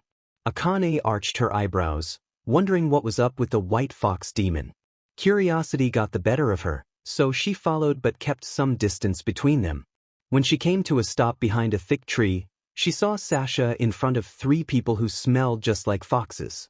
One was a man who looked like he was going to be nearing retirement age soon, one was a woman with auburn hair dressed like a polite hostess with a sword, and the other looked like a teenage boy with no real significant features other than his hair would probably look better on a girl. All of a sudden, all 3 of them turned into foxes, a tan one with 6 tails, an auburn one with 4, and a black one with 3. The tan one had armor on his forearms and the auburn one had a katana strapped to her midsection. The black one was unarmed. So, tell us where Kyubi-sama is, the tan fox told Sasha. She is close by. If she can hear us, which I'm sure she can, then she should come out now, Sasha answered. Akane tensed, not understanding the situation. It looked like her friend's partner knew these foxes so she wasn't afraid they were any threat. However, there was something about this whole situation that made her feel uneased. Like she was about to enter dangerous territory. Sasha turned her head to look in Akane's direction. Please come out now. These people want to speak with you. Akane timidly took a step forward into the open, acting very young Hinatish. Hi, I'm Akane Uzumaki. What do you want? The tan fox didn't look impressed. This is Kyubi-sama. Now Akane looked more certain of herself. Don't call me that. I'm nothing like that beast. The three new foxes, and even Sasha, looked surprised by this outburst. The auburn one spoke up first. We meant no disrespect, Kit. It's just that if you are the nine-tailed demon fox, then there's nothing else we can call you. You can call me by my name, Akane. What's yours so I don't call you something wrong? Akane replied with steel in her eyes. I am Kisi. These are Jushiro and Jen, the vixen answered, indicating herself, the tan fox, and then the black one. We work for the Council of Eight, and we're here to confirm that Kyubi-sama walks the earth again. No, it doesn't, Akane told them, making them confused. Your precious Kyubi-sama is dead. I'm someone completely different. Remember that. Jushiro, the tan fox, looked over Akane carefully. It seems phoenixification has indeed occurred. What's that? Something about a bird. Akane asked. No, Kyubi-sama, it Isuro. I said my name is Akane. Call me Kyubi again and I'll rip your tails off. The Uzumaki girl growled. Jushiro cleared his throat. My apologies, Akane-sama. He waited to see if this offended her, which it apparently did not. As I was trying to explain, the 9 bijou, one of which you are, all have a unique ability that makes them rightfully the true rulers of the demon races. It is called phoenixification, a process that ensures they never completely die. When a bijou gets killed, the body sort of disappears, but the chakra rebuilds it from the most basic parts to give them a second life. Like a phoenix from the ashes, a bijou dies only to be reborn endlessly because of their unique origins involving the infamous Jubi. The only problems are that the bijou starts their life over completely, as a kit with no memories of their past life at all. So the old me died and I was born in its place? Akane asked. Yes, Kisi, the auburn fox, nodded. That is how phoenixification works, so that the 9 most powerful demons will never truly disappear. Akane snorted. Good riddance? The 3 new foxes practically dropped their jaws. How can you say such a thing? The old Kyubi was nothing but trouble. She ruined many people's lives, including Otasan's. I'm going to make up for her mistakes, because technically they're mine too. You don't need to concern yourself with the humans, Kyubi-sama. After Aliro, Jin, the black fox started. Akane cut him off with a glare and a wave of ki, then showing off her 9 tails, fox ears and fangs. Do you want to lose a tail? Don't assume that just because I'm a kit that I'm weak. They each took a step back from her. Now, is there anything else you wanted to know? Or can I go now? Well, we wanted to see if you would come with us Toa, a euro, Kisi started. No, Akane told her. But I didn't even a euro, you don't have to. I'm not interested. Akane interrupted again, showing she probably did have Naruto's patience after all, as well as manners. There's only one place I want to be, and I'm not going to leave anytime soon. So why don't you 3 just go home and chase some rabbits or something? We need you to come with us, Kyubi-sama, Jen told her. The next thing he knew, Akane was behind him holding a black tail. One Jen saw he wasn't connected to anymore. What the hell? Why did you do that? He screamed before he tried to stop the bleeding. I told you. If you kept calling me that I'd rip a tail off, Akane plainly answered. So what else do I have to do to make it perfectly clear that I'm not your Kyubi-sama? What would Ota-san do? Sasha approached her, not as worried as the others would have been. Akane-sama, they mean no harm. They just wish to let you be where they feel you would best be, as ruler of the Fox Demon Realm. Akane just flung Jen's tail aside like trash. Oh, I know where I need to be. I'm not interested in being some kind of ruler. Why not? Kisi asked. You'd be a queen, or more likely a princess since you're young now. Why would I want that? Akane asked. Sounds boring. I'd much rather get dirty and have fun now. The other foxes looked like they wanted to argue this, but didn't know how. And besides, even if I wanted to, you wouldn't really let a kit be in charge of everything. People like you would call the shots and just have me be a figurehead. Not interested at all. Akane then turned back into a normal girl and was getting ready to walk away. Akane-sama, you can't just ignore us. The foxes need you and we are on the ruling council. You must do as we say, Jushiro ordered while Kisi looked over Jen's wound. Akane turned and gave the tan fox a flat look. There are several things wrong with what you just said. Allow me to point them out. 1. You claim the foxes need me. They've been without me for some time now. Surely they can do fine without me for longer. 2. You want me to be the one in charge, yet you act like you can boss me around. Do you really expect me to just go along with that? 3. You seem to believe you have alpha status over me. Well, I have 2 alphas. 3 if you count the Hokage. And I listened to them first. You have no authority over me. It looked like Jushiro was about to keep arguing, but Sasha stepped in front of him. Jushiro-sama, that is enough. Akane-sama has made her decision. And she is right in doing so. There is no use for her in the Fox Kingdom now. The Council of 8 would still be the ones calling the shots behind her. Just let her be for now, and maybe someday in the future she'll be ready to help us all. Jushiro growled. No, we can't risk that this new incarceration of the QB will not be Euro. He couldn't finish, since Akane managed to rip off 2 of his tails. The next one who does that loses 3, Akane declared as she dropped the furry appendages. Damn it, she's faster than she looks, even in human form, Jushiro angrily thought, trying to ignore the pain. Listen here, whelp. Even if you are consecutively several centuries old, right now you are no smarter or mature than a kid. While I'm much more experienced in politics and ways of the world than you. So you should listen to me when he was interrupted again, but not by losing a tail. This time Akane just threw a water balloon, soaking his face and making him cough. If you're so much smarter than me, you should have seen that coming, Akane said with a teasing smirk. I'm bored with all this. I'm going to go see my alphas. Just leave me alone, got it? But what about our home? Don't you care about it at all? Kisi asked. Akane didn't even bother to look at the auburn fox. Why would I? I have no memory of that place. And I have my own home to worry about. Now I'm going to go back to my family and my friends and live my life the way I want to. If you don't like it, well, tell someone who cares. Just take your offer and stick it where your tails are supposed to be. Akane then walked off without a care in the world. Sasha turned towards her. Sorry, elder ones, but this is how things are going to be. I'll keep an eye on her, but I'm not going to persuade her on anything. The white fox then left the area. Jushiro, Kisi, and Jen all looked at each other. That didn't go as well as I'd hoped, Jen commented. It looks like getting our queen back won't be so easy, Jushiro stated. We may have to prepare the ritual after all. Is that really wise? Kisi asked. She is a kid now. She does not know what is best for her. This needs to be done for the greater good, Jushiro told her. All 3 vanished in a puff of smoke, as if reverse summoned. Akane showed up back at the bridge builder's house, after thanking Sasha for sticking with her, and saw Naruto and Hinata were back.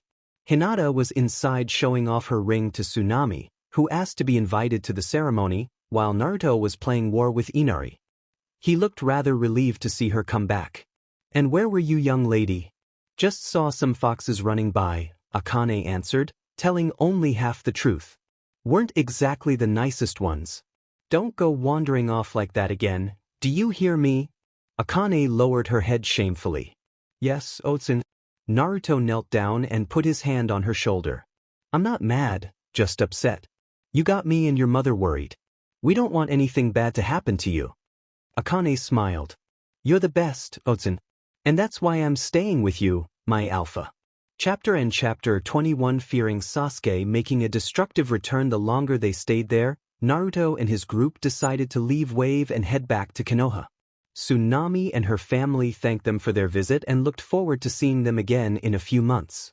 So they checked out of their hotel and went home, stopping only to sleep and work on Akane's and Shiba's training. The 2 girls were both happy that before they got back they could walk up a tree without hands easily. When they got back inside Konoha, the first place they went to was the Inazuka estate to drop off Shiba and her partners. Her parents were glad to see she had a good time and thanked Naruto for taking her along. After that, Akane and Shiba said goodbye to one another, and they headed to the Hokage tower. Tsunade was there, looking like she had been expecting them. Tell me what happened. She then looked briefly at Hinata, then back at Naruto. About encountering Sasuke, that is? He came out of nowhere saying he wanted my tenant, Naruto told the Hokage, whose eyes briefly looked at Akane. Then he started fighting me and Hinata. We held him back, but he got Akane-chan involved. Tsunade noticed the lack of the chan suffix Naruto used for Hinata and then looked at the little girl again, worried this time. He didn't hurt you, did he? Akane unhappily nodded. Yeah, the evil-eyed emo did. But I got him good too, she finished with a confident smirk. Oh, did you now? Tsunade asked. Yep, Bachan. Tore that guy up. Oda-san told me about him, and I only wish I did more than almost scratch his brooding face off, Akane added. I love this kid, Tsunade gleamed, then looked at Naruto. And then, we were about to do Kami knows what to him for endangering Akane. Council wants be demed at the time. Hinata got burned by him, but before we could really do much more, Akane-chan frightened him off by doing a partial transformation. You just know he's going to try something again, Bachan. Akane looked up at Naruto. Oda-san, is it okay for us both to call her Bachan? Isn't that sort odd? She's right, Gaki. Guess that means you've gotta call me Hokage-sama from now on, Tsunade said. How about Sasuke-sama instead? Naruto grumbled. Tsunade looked like she wanted to punch him but thought it would be a bad idea for some reason. So she just took a deep breath and rested her chin on her clasped hands. Well, back on subject, I'll inform all ANBU and village guards to keep an eye out for Sasuke Uchiha and handle him with extreme caution and suspicion of hostility. If he wounds or kills any ninja, he is to be treated like any criminal regardless of lineage, and if he gets any civilians involved, attack to kill. Tsunade then turned to Akane and comfortingly smiled. Now Akane-chan, why don't you go outside and have some fun? We're going to be having some grown-up talk now, and you'd be bored anyway. Thanks, Bachan. Akane said as she headed out the door, not waiting to get permission from either Naruto or Hinata first. When the girl left, Tsunade regained Naruto and Hinata's attention before they chased off after her. Now then, tell me what I really want to hear about. Hinata was the first to get the message and showed her left hand with a bright smile. Tsunade had already seen the ring since Naruto asked her to hold onto it so Hinata's Byakugan wouldn't spot it in his apartment. But still, actually seeing it on the Huga girl's finger was something else. And it was an impressive ring. Actual gold with 3 15-carat diamonds placed right into the band so she wouldn't have to worry about damaging it if she got in a fight with it on. Tsunade made a teasing but pleased grin. So you settled for the Gaki, huh? Think that's wise. Hinata knew the older woman was just toying around, but she had to act fast before Naruto did something hot-headed and ruin the moment. Wisest thing I've ever done, and I don't consider it settling. If anything, he's the one who's settling, not me. Rather than be a loudmouth, Naruto wrapped an arm around her shoulders. No, I'm not, he whispered to her, but Tsunade still caught it. Either way, don't worry about something like that. Just be glad you're together now. Now, tell me what happened when he popped the question. Hinata blushed and fiddled with her hands. He took? She had to stop and take a breath to calm her nerves, not wanting to stutter here. He took me outside to a private spot surrounded by trees and we sat down on a bench by some old shrine. He told me there was something he had wanted to ask me since before Akane-chan showed up, but didn't get the chance to until then. First, I just saw the box and knew what it meant, and I just got so excited. She didn't even let me pop the question, Bachan, Naruto butted in with a smirk. Yes, I did, Hinata countered. I told him he already knew my answer, but before he could put the ring on my finger, I insisted he actually ask, which he did and, well, you know the rest. Tsunade smiled. So when's the wedding? We're still working that out, Naruto answered. Also gotta figure out who all to invite, where to hold it, and who'll cater. Hinata tapped his chest. It won't be at Shiraku's, so don't even think about it. Ah, but Hinata, Akane'll be so upset, Naruto mock pleaded. There can be maybe a few bowls for the both of you, but a real restaurant will do that job, Hinata told him. Any idea who the maid of honor's gonna be? Tsunade asked. Not you, Hokage-sama. Why would I want the closest thing I'll have to a mother-in-law to be that? Hinata teased. Tsunade was about to argue, but when she opened her mouth, a large bang could be heard outside the tower. All three in the room looked out the window and saw a large amount of bright orange paint splattered on the ground. And it looked like someone covered in the same paint was standing right in the middle of it. All three went outside to get a better look at this. They saw Kakashi, standing still as if frozen with one of his pawn books, covered all over the front bright orange as if someone had thrown a bucket of orange paint on him. Or more accurately, judging from the surrounding area, he stepped on something that exploded with orange paint. Naruto and Hinata looked at each other and said one thing. Akane. Tsunade just laughed a lot. We'll talk more later, Bachan. Right now we've got a girl to find, Naruto told the slug Sannin. Wait a minute, Naruto. Since you're her legal guardian, that means you've got to take responsibility and clean this up, Tsunade argued. You were the one who told her to go have fun. So you have to take responsibility for this one, Tokasama, Hinata pointed out, then left with her now fiancé copyright each Tsunade swore. Kakashi's one thought so far was, I sure hope this stuff washes off. Naruto and Hinata looked all over Konoha for the red-haired little girl. The first place they checked was Ichiraku's, but she wasn't there. And luckily no orange paint was either. The next trace they had of her was on a bench covered partially in orange paint. The untouched part made it look like a person had been sitting there. They didn't have to wonder for long who it was since an orange-colored Sai walked up to them. Say, Naruto, could you tell me where the bathhouse is? I'm having a hard time seeing, the former root agent asked, with that eerie smile on his face again. It looked like paint was keeping him from opening his eyes all the way. Yeah, I think it's that way, Naruto pointed in a random direction, not sure at all if it was true or not. Do you know where the girl who did this went? I think I heard her run west, Sai told him. How did you know it was a girl who did this? She got Kakashi-sensei too, Naruto told him. Gotta go. See ya. He and Hinata went west quickly, hoping to stop further damage. I hope my privates aren't orange now, Sai predictably wondered before trying to find a place to wash off at. Later, Naruto and Hinata happened upon one of the paths around the village that Guy and Lee used for jogging. They saw a hole dug in the ground with orange paint splayed all over the place like some sort of paint landmine had gone off. Guy and Lee were laying on their backs on the ground looking like a bomb had gone off in their faces. A bomb filled with orange paint that covered their fronts. Naruto smirked. I don't know how she's doing this or where she got the paint, but boy is she good at pranking. She's too much like you for her own good, Hinata commented, trying to hide her own amusement and pride in the girl and doing a bad job at it. You know you like it. You wouldn't want her to be a shy stutterer now, would you? Naruto defended both him and her. It would make her easier to manage, but then again, she wouldn't be an Uzumaki if she was, Hinata replied. Come on, let's keep looking. Should we help those two? Naruto asked. Actually, on second thought, let them challenge each other on who can get cleaned first. They might prefer it that way. Now that's thinking green, Hinata weakly joked. How long have you been waiting to use that one? Naruto asked as they went back to looking for their adopted daughter. Far away but still within the land of fire, Sasuke was grumbling about how his new tagalongs were holding him up. Apparently that Dansu girl could move really fast, but her self-appointed little brother Ichi refused to go anywhere in broad daylight. Why the hell must we wait until the sun sets to move around? That kid won't die if he's outside. Dansu gave him an irritated look, tapping her foot as she stood outside the carry-on tent they packed which had Ichi inside. My little brother has solar phobia. He doesn't like light, especially sunlight. So we can't go anywhere until then, especially since he mostly sleeps all day. Sasuke snorted. Tell me why he uses jutsus that use light if he's afraid of it. Dansu shrugged.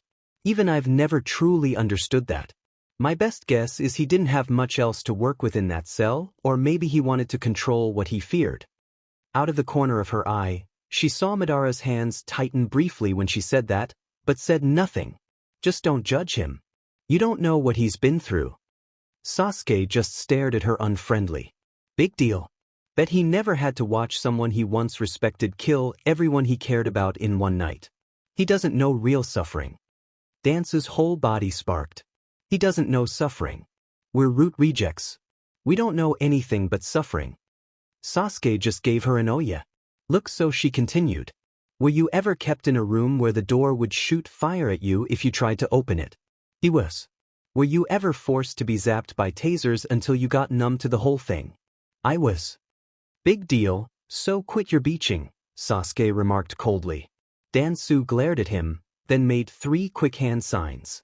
Lightning style, static spin jutsu. A small tornado of lightning formed around Sasuke. There was no wind, so he was being blown around, but one side brushed against him, shocking him intensely. He reflexively jolted away, but that made him crash into another side, which got the same result. He kept being bounced around inside like a pinball until it faded away. What the hell were you thinking? Sasuke demanded. Dansu didn't look intimidated. Only a little less painful than an electric chair, but I think I proved a point to you. You're not the only one who's had it rough, duckbutt, so stop acting like you're the only one who's felt pain. Otherwise, me and Ichi-chan ought to just leave now. Sasuke growled. Fine. Go ahead. You just slow me down anyway. Madara decided now was a good time to step in before they killed each other. Settle down, both of you. Haven't you both forgotten there's strength in numbers? Relying on others makes you weak, old fool, Sasuke commented. You can't honestly tell me you'd still be alive if someone hadn't been there to help you at times, boy, Madara told him, tempted to use Tsukuyomi on him. Dansu shook her head in irritation. What a pompous butt. Sasuke looked ready to stab something into her neck just then. That's it, Madara shouted before using his Sharingan on both of them, trapping them in Tsukuyomi and hypnotizing them unconscious. We're not getting anywhere this way. He then opened up a space-time portal and placed Sasuke, Dansu, and Ichi's tent with him still in it, inside the portal. Now he could move at his convenience rather than wait for them to learn to cooperate. Next stop, Konoha and the Kyuubi Jinchuriki. Chapter 22. Finally, Naruto said as he and Hinata found Akane, who happened to be outside the Aburame compound talking with Shino. There was no orange paint anywhere, making both Chunin sigh in relief. Akane saw them approach and waved. So is all the boring grown-up talk done? Akane, there are 2 things I want to know. Naruto told her sternly, making her a little nervous. First, what were you thinking? And second, how did you do it? Akane scratched an itch on her arm before answering. Well, Bachan told me to go have fun, and I saw some open paint cans and water balloons just lying in the hallway with no one around. I figured, what else were they there for? Naruto and Hinata shared a look. Did somebody in the Hokage tower actually leave those things for her to use? Who would do that? Back at the tower, Shizune sneezed as she tried to hide some of Tsunade's liquor. She noticed one bottle was a brand she liked and pocketed it for later. Meanwhile, at the Aburame residence, Naruto stood over his adopted daughter authoritatively. While funny, I never would have gotten away with such a thing, and neither will you. He noticed she was fidgeting a lot. Don't be scared. I'm not. Something's really itching me. Akane countered, scratching more tensely over most of her body. Shino looked over her. It appears that some fleas have gotten onto her. He wasn't too surprised. The Aburame estate naturally drew a lot of insects to it because of abundant pheromones, and nobody there killed any of them. Not even the undesirable ones. With her smelling like a fox, it was only natural parasites like fleas would be drawn to her. My family has some tonics and soaps made to rid someone, usually outside the family, of such annoyances if you'd like. Just get me some now. Akane demanded. Hinata whispered something to Naruto. Actually, Shino, this might actually be a good enough punishment for her. So no thanks for now. Akane looked horrified. No please. Anything but this. Well then, how about you attend 2 green ninjas in their workout for a day instead? Hinata suggested. On second thought, maybe all I need is a shower, Akane said, choosing the lesser of 2 evils. Sasuke knew where he was. After all, he had been here once before with Karen. But that didn't mean he liked being here. For one thing, it was a pocket dimension, meaning he was just outside reality and time. 2, he couldn't leave until Madara let him, meaning he had absolutely no control here. And finally, he had some annoying company. Apparently, Tsukuyomi wore off on him and Dansu when they got here, which happened to be shaped like some sort of flat valley. Not exactly a desert, but definitely not a meadow. It was hard to describe. There was no sunlight or moonlight, or any form of visible luminescent source, but they could see crystal clear for some reason. Where the heck are we? Dansu asked as she spun around to see everything. Sasuke saw a small scroll between them on the ground and looked it over. It said, "We don't have time to waste on getting you two to cooperate. So I'll do the traveling while you three figure out how to do a job without trying to kill each other. You all want to get even with Konoha or someone from there, so remember they are your enemies, not each other." "Looks like we've been given a timeout," Sasuke mumbled. The tent unzipped and Ichi, still half asleep, looked out. He got wide awake when he saw there was no sun, and jolted outside. "Is this an eclipse?" Dansu shook her head. "Nope. We're in some new kind of prison for now. Until he learns to cooperate with us." She pointed at Sasuke in that last part. "I think you mean until you cooperate with me," Sasuke stated. "I know what I said," Dansu remarked. Sensing the rivalry between the two, Ichi did something he felt was the only sensible thing to do here. He lit a flare, much to his displeasure, and threw it over the two bickering ninjas. Dansu wasn't afraid, her little brother would never hurt her. Sasuke, however, was a little apprehensive. As he looked up at the flare, he heard Ichi say something nonsensical. "Twilight style, beware of dog jutsu." Sasuke looked down and saw his shadow snake out and link to dances. She saw it too, but apparently didn't recognize this technique. When the flare disappeared, the shadow turned white and still connected the two of them like a Nara clan technique. "What did you do?" Ichi twirled some hair above his right ear. "Not supposed to fight. Supposed to make nice now like clay. But you act bad like aluminum, so Fluffy said make the two work together. Now camel and butter stuck until Fluffy say no." "What?" Sasuke asked, half offended at the kid's actions and half confused out of his mind about what he just said. He tried moving and saw he could move on his own, and Dansu didn't mimic him. However, he found he couldn't step away from her, only closer. He tried and saw she ended up being pulled towards him, and when she tried pulling away, he was the one dragged. For all basic purposes, they were tethered together with a maximum distance of 1.5 meters apart. Sasuke sighed. "Very clever brat, I get it. You've basically chained me and her together with our shadows, and you're not going to let us go until you're satisfied we can get along." "Told you he was a smart one," Dansu commented. "Might as well just work with it." Sasuke didn't like this, but knew he had no choice. "This is going to feel like forever. I just know it." Later that night, Akane had to take 2 hot baths and use a whole bar of soap before her skin stopped itching. In the privacy of the bathroom, she shook herself dry like an animal would before wrapping a towel and robe around herself to dry off completely. She went to her bedroom but didn't see Naruto or Hinata in the living room where they had been before. She didn't think much of it and just got dressed, wearing mostly red. While she did like orange, unlike Naruto, her favorite color happened to be red. She went into the kitchen and saw a note tapped to the fridge. "Kane-chan, Okasan and I had to go somewhere quickly for bachan. We won't be long. There's ramen in the cupboard if you get hungry. Oda-san." "Oh, that's right. Oda-san said bachan's birthday is tomorrow. Must be doing something for her. What could I do?" Akane thought out loud. Just before she put some beef ramen in the microwave, she got an idea. "Hey, if that works, she's got to love it." She looked outside and saw it wasn't too dark out yet. I should probably wait until later so no one will see me." Naruto came back around 9:20 without Hinata, who was still bound to stay the night after her place for now. Akane asked when she would move in with them, and he told her soon enough, even though the wedding wasn't going to be rushed or anything. Akane asked him what he had planned for Tsunade, and he told her it was a surprise. Naruto asked his daughter if she had anything planned herself, and she said it was a surprise too. Naruto just said no orange paint was to be involved, and she accepted that with a sneaky grin.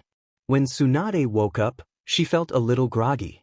Not hungover, just not completely awake yet. Another year older. Think anyone will say I'm 29? She asked herself for no reason. As she brushed her teeth, she heard a knock at her door. Answering it, she just saw a small note tapped to her door. "Happy birthday, Bachan. Check your face on the mountain. I think you'll like it." Almost dreading what kind of graffiti could possibly be there vandalizing the Hokage monument, Tsunade put on a robe and got on the roof of her house. What she saw was the last thing she would ever suspect, and it made her have mixed feelings. Written under her face in big bold letters, in red paint, were the words, "Give me sake today," obviously written overnight by Naruto's adopted daughter. "Hey Shizune, come look at this." Tsunade shouted to her assistant, who shared the residence with her since they were so used to bunking together from their past travels. It didn't take that long for Shizune to get up since she was one of the very few who were a morning person by nature. When she saw the note and the painted message, she playfully grinned. Not what I would have expected, but at least her heart's in the right place. You gonna make her clean it off later? Tsunade shrugged. If it doesn't work? Later when the two got to their office, they saw the room crammed with literally hundreds of liquor bottles everywhere in dozens of flavors and brands. The desk was buried under them and at least one of the bay windows was blocked from view.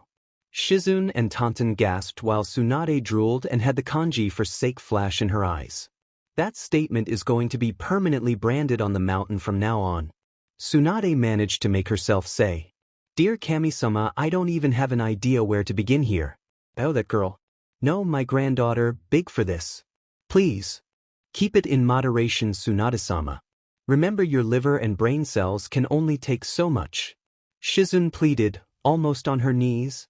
"Maybe tomorrow." The Godame replied, itching to open and chug a bottle. She closed the door and was about to open one and have a toast with Shizune when a knock interrupted her. "Oh, this had better be good," she angrily stated. When she opened it, she saw Kotetsu and Izumo dragging a wagon stacked with even more booze and a tapped keg too.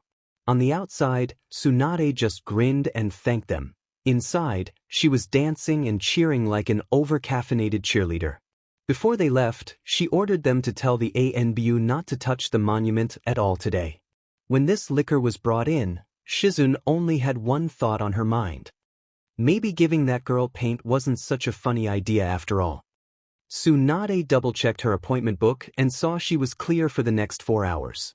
Grinning like a loon, she was ready to get as drunk as a leprechaun on payday, until another knock was at the door. Damn it all to hell. Why can't I even open one bottle before someone does that? This better not happen again.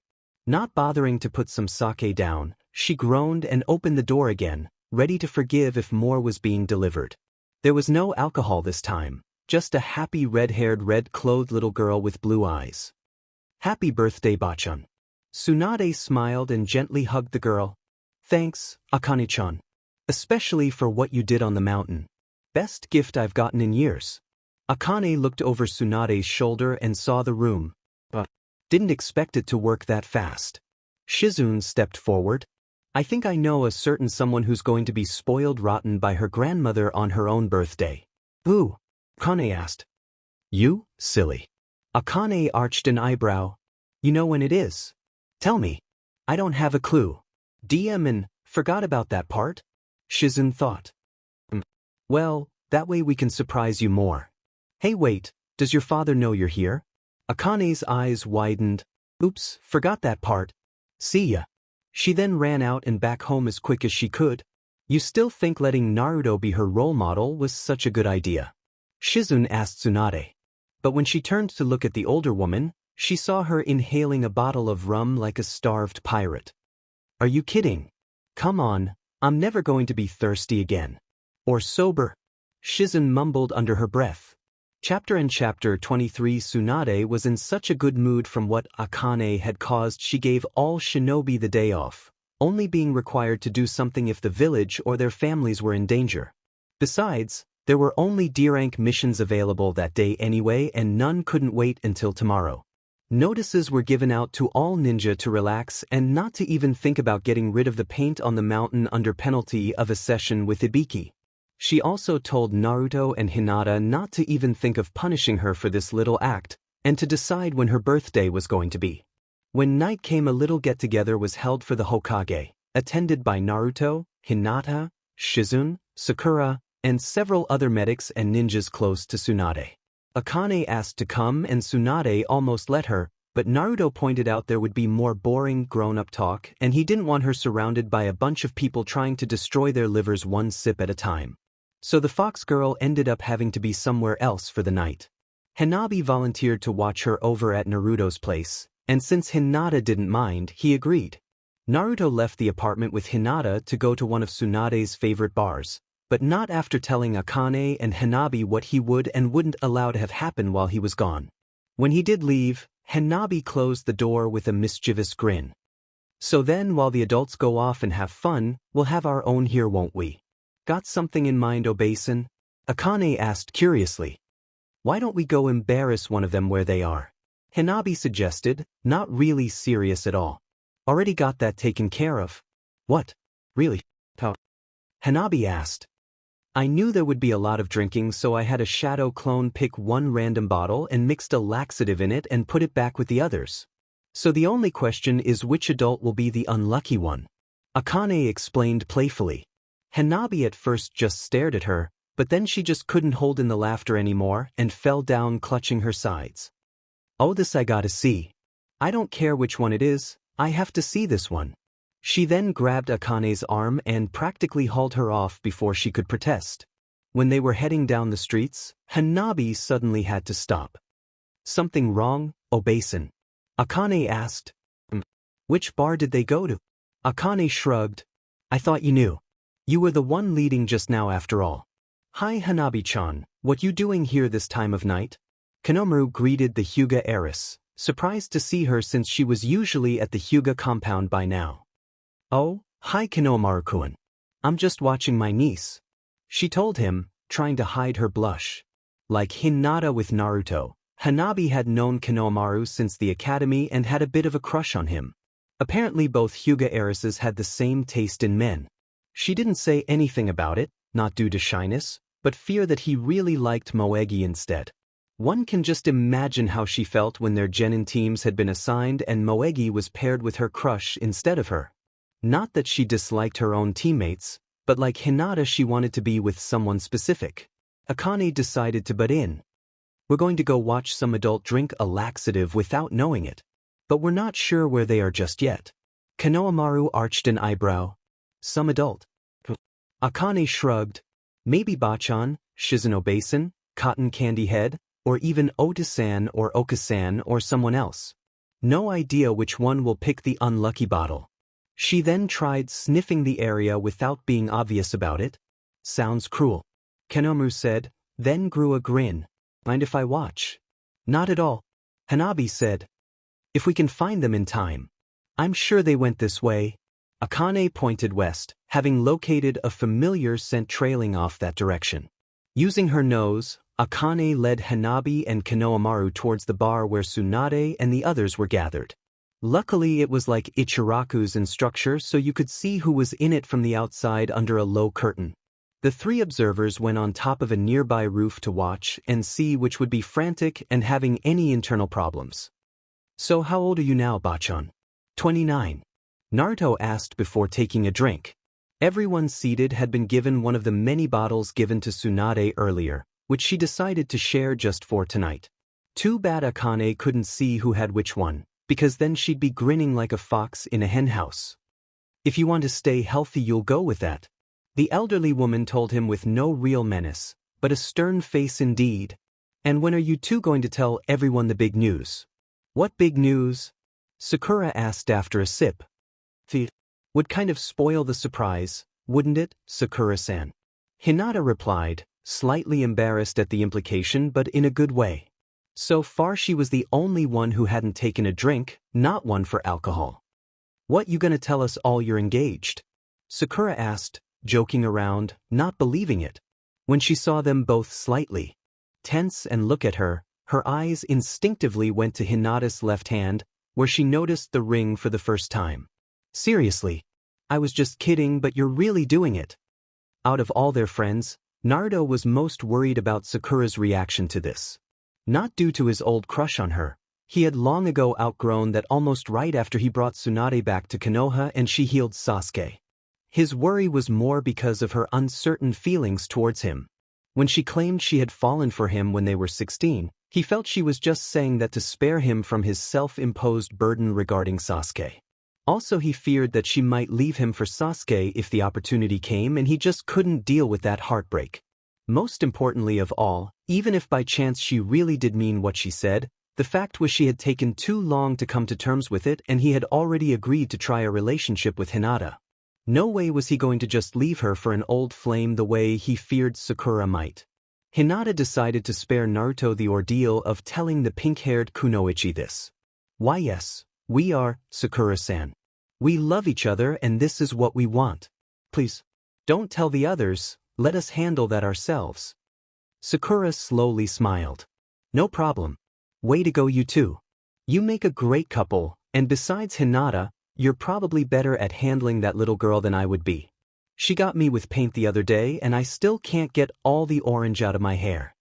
The color was faded because of repeated washings, but if one looked closely they could see some orange mixed with Sakura's natural pink.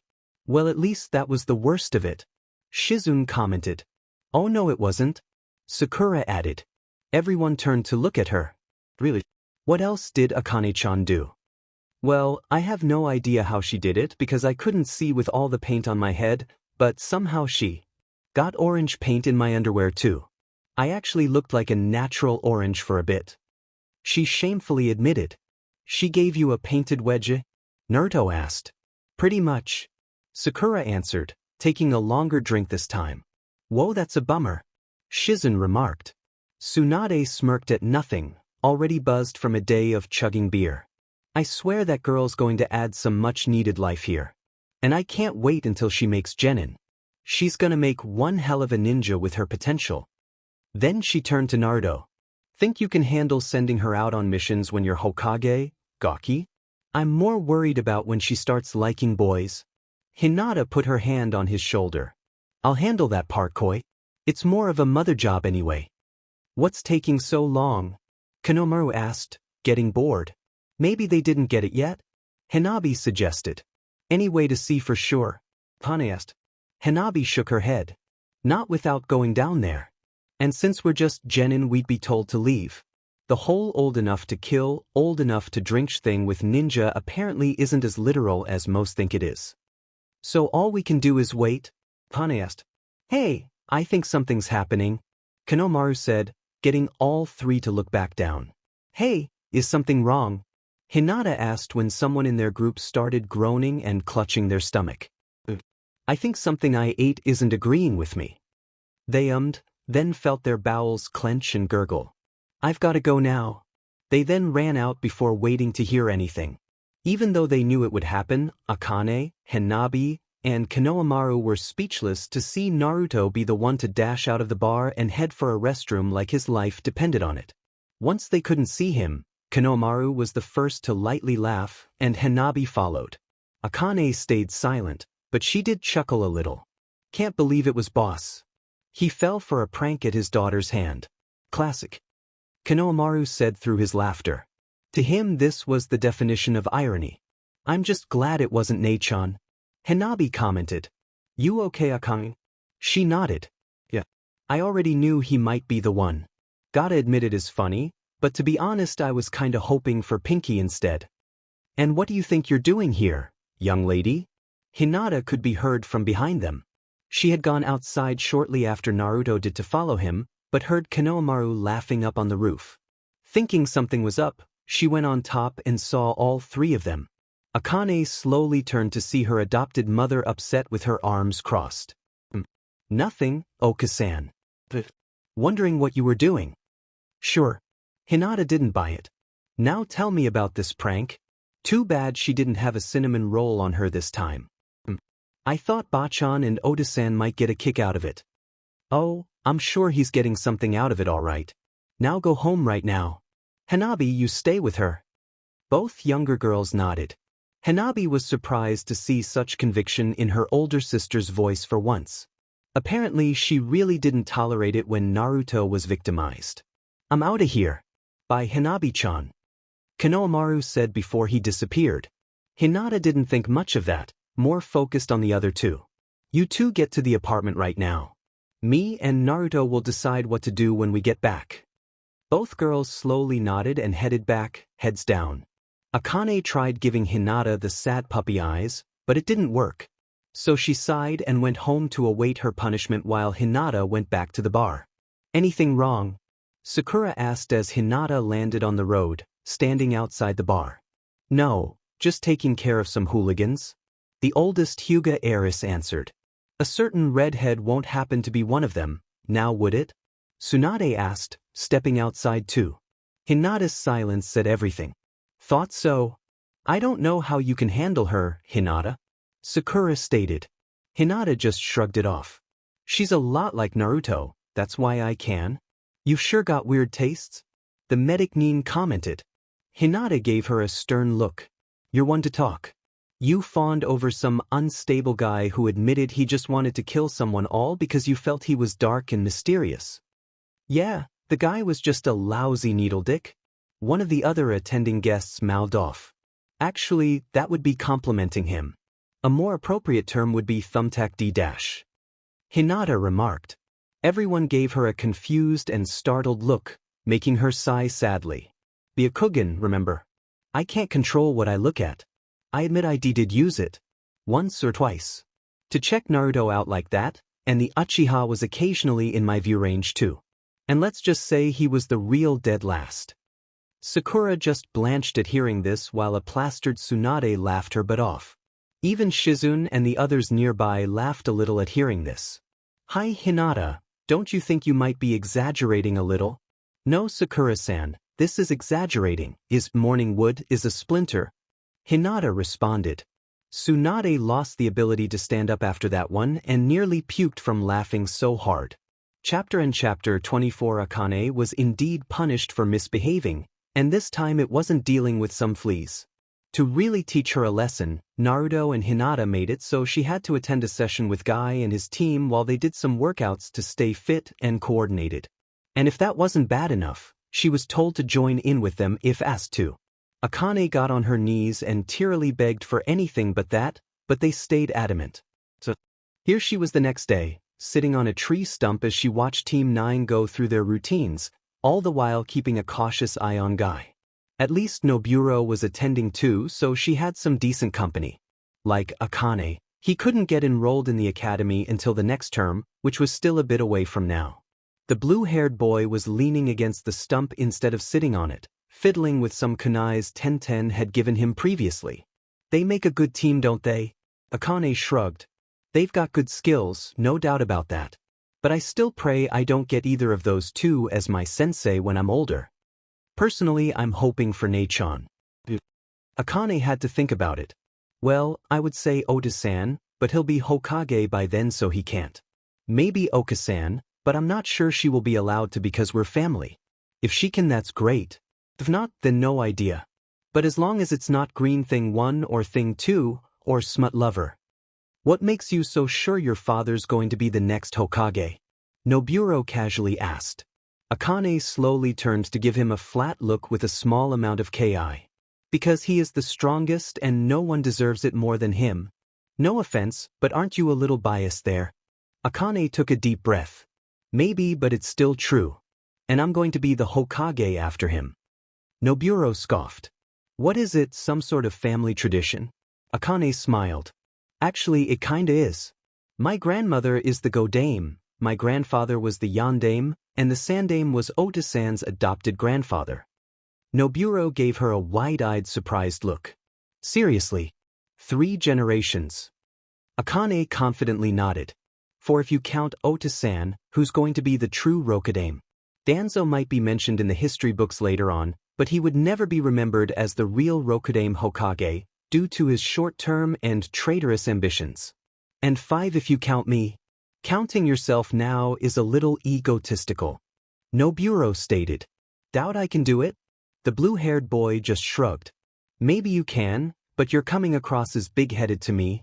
Akane stood up. Maybe you'd change your mind after a little spar. Noburo smirked.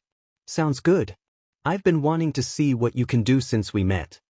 Same for you, Akane admitted. Any rules? How about the 2 sweetest words a ninja knows? Noburo suggested. Free ramen? Akane asked eagerly, cutting him off and starting to drool. If her tails were visible, they'd be wagging. At seeing and hearing this, they captured Tenten's attention. Noburo almost face-faulted. "No, noodle girl, I meant anything goes." "Oh," Akane replied, actually disappointed. Then she got an idea. "Okay, but if I win, you have to buy me some ramen. If you win, I'll get you some of that okonomiyaki stuff you like." Noburo shrugged. "Sure, why not? Wait a minute here." Tenten told them as she walked closer. "If you're going to do that, make it limited to one serving. I've heard how much ramen you can eat, little girl." "What's going on, Tenten?" Lee asked as he saw her approach the two kids. "Just a little match about to happen," the bun-haired Kunoichi explained. Hearing this got Guy riled up. "Good enthusiasm, you two. Show off your brightly burning flames of youth to their full extent to cement your lifelong friendship." Akane cringed, really wanting to rip the Jounin's eyebrows off and shove them down his throat to get him to stop that. Was this nutjob hit in the head too many times? And what the hell art flames of youth? Sounds like heartburn for kids. That's nothing to cheer for. Noburo, however, smiled and just had to give a thumbs up. "Will do, Guy-sensei." Akane looked horrified. "Dear Kami, he's corrupted you." Noburo got in a regular taijutsu stance. "Ready?" Akane relaxed and didn't bother to take up a stance at all. "Yep. Bring it on, blue. I'm not gonna lose if ramen's the prize." Tenten raised her arms. "Ready." Neither objected, so she threw her arms down. "Begin." Akane quickly crouched like an animal and pounced to test Noburo's response. He stepped to the side to dodge and took off his bandana, letting his hair start to grow quickly again. He preferred to fight girls with his hair instead of fists if he had to. But before it gained a full inch in length, Akane turned toward him and tried to slash it off with her claws. Noburo used a jutsu that turned it into quills, meaning that even though he lost some hair, she got a few cuts herself. She paused to lick the BLD away, giving him the time to get some distance and let his hair get longer as the quills relaxed. Akane formed the ram sign and created 14 shadow clones to ambush the young boy.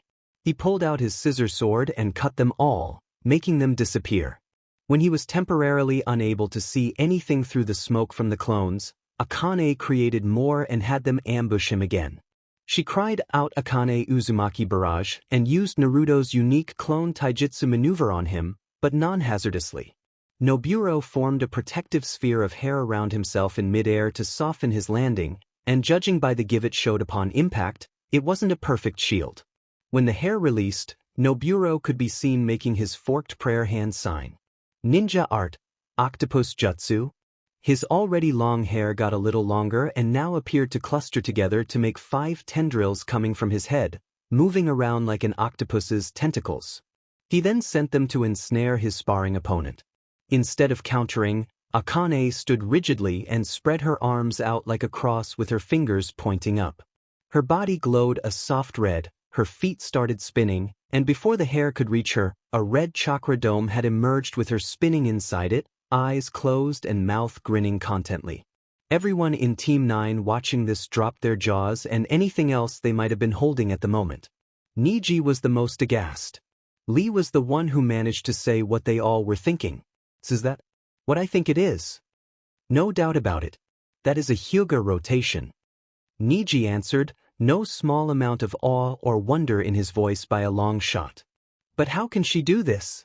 Tenten asked. Niji didn't answer, at least not out loud. "Well, it's not like the Byakugan is mandatory for this maneuver. But still, no one outside the main branch besides myself should know how to perform this technique. Did Hinata-sama teach her?" "No, that's unlikely.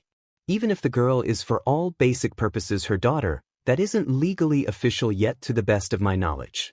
And even if it was, this girl isn't considered a member of the main Huga family. Hinata-sama wouldn't dare risk their anger at teaching others the family art."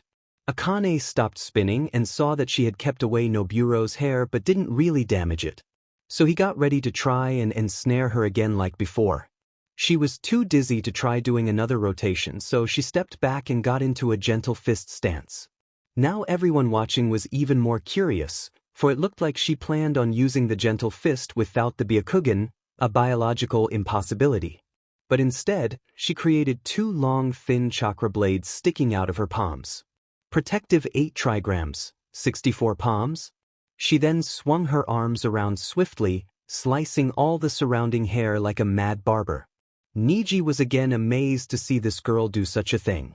Noburo sensed his hair techniques weren't going to be so effective anymore, so he resorted to throwing kunais to divert her attention. She blocked them, still using Hinata's original technique. Noburo retreated his hair but kept it ready and growing to strike again, and Akane stopped her current method, pausing to catch her breath. Using the protective 8 trigrams without the Byakugan meant she had to resort to just randomly attacking everything around her really fast, so that wore her out a little. Her shoulders ached, so she tried thinking of what to do next that wouldn't add more stress to them. Noburo had no such problem and saw her try to massage her shoulders to relieve the ache. He made tendrils out of his hair and tried to ensnare her again. Akane just dodged this time, but he was prepared for that and had his hair snake her direction. In less than 7 seconds he had her tied up effectively. Akane struggled to get out and transformed her nails into claws, cutting through the hair around her hands, but that was it. Noburo lifted her into the air above him as if to taunt her. "Looks like I win, Red." Akane wasn't ready to surrender just yet, however, and desperately tried to think up an escape plan.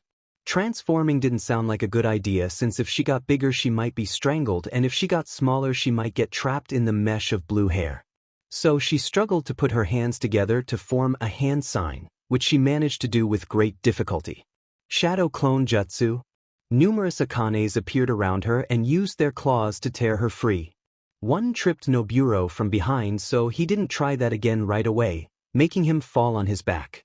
The clones dispersed before Akane realized she was still in midair. So she was unable to stop her fall, and landed right on Noburo.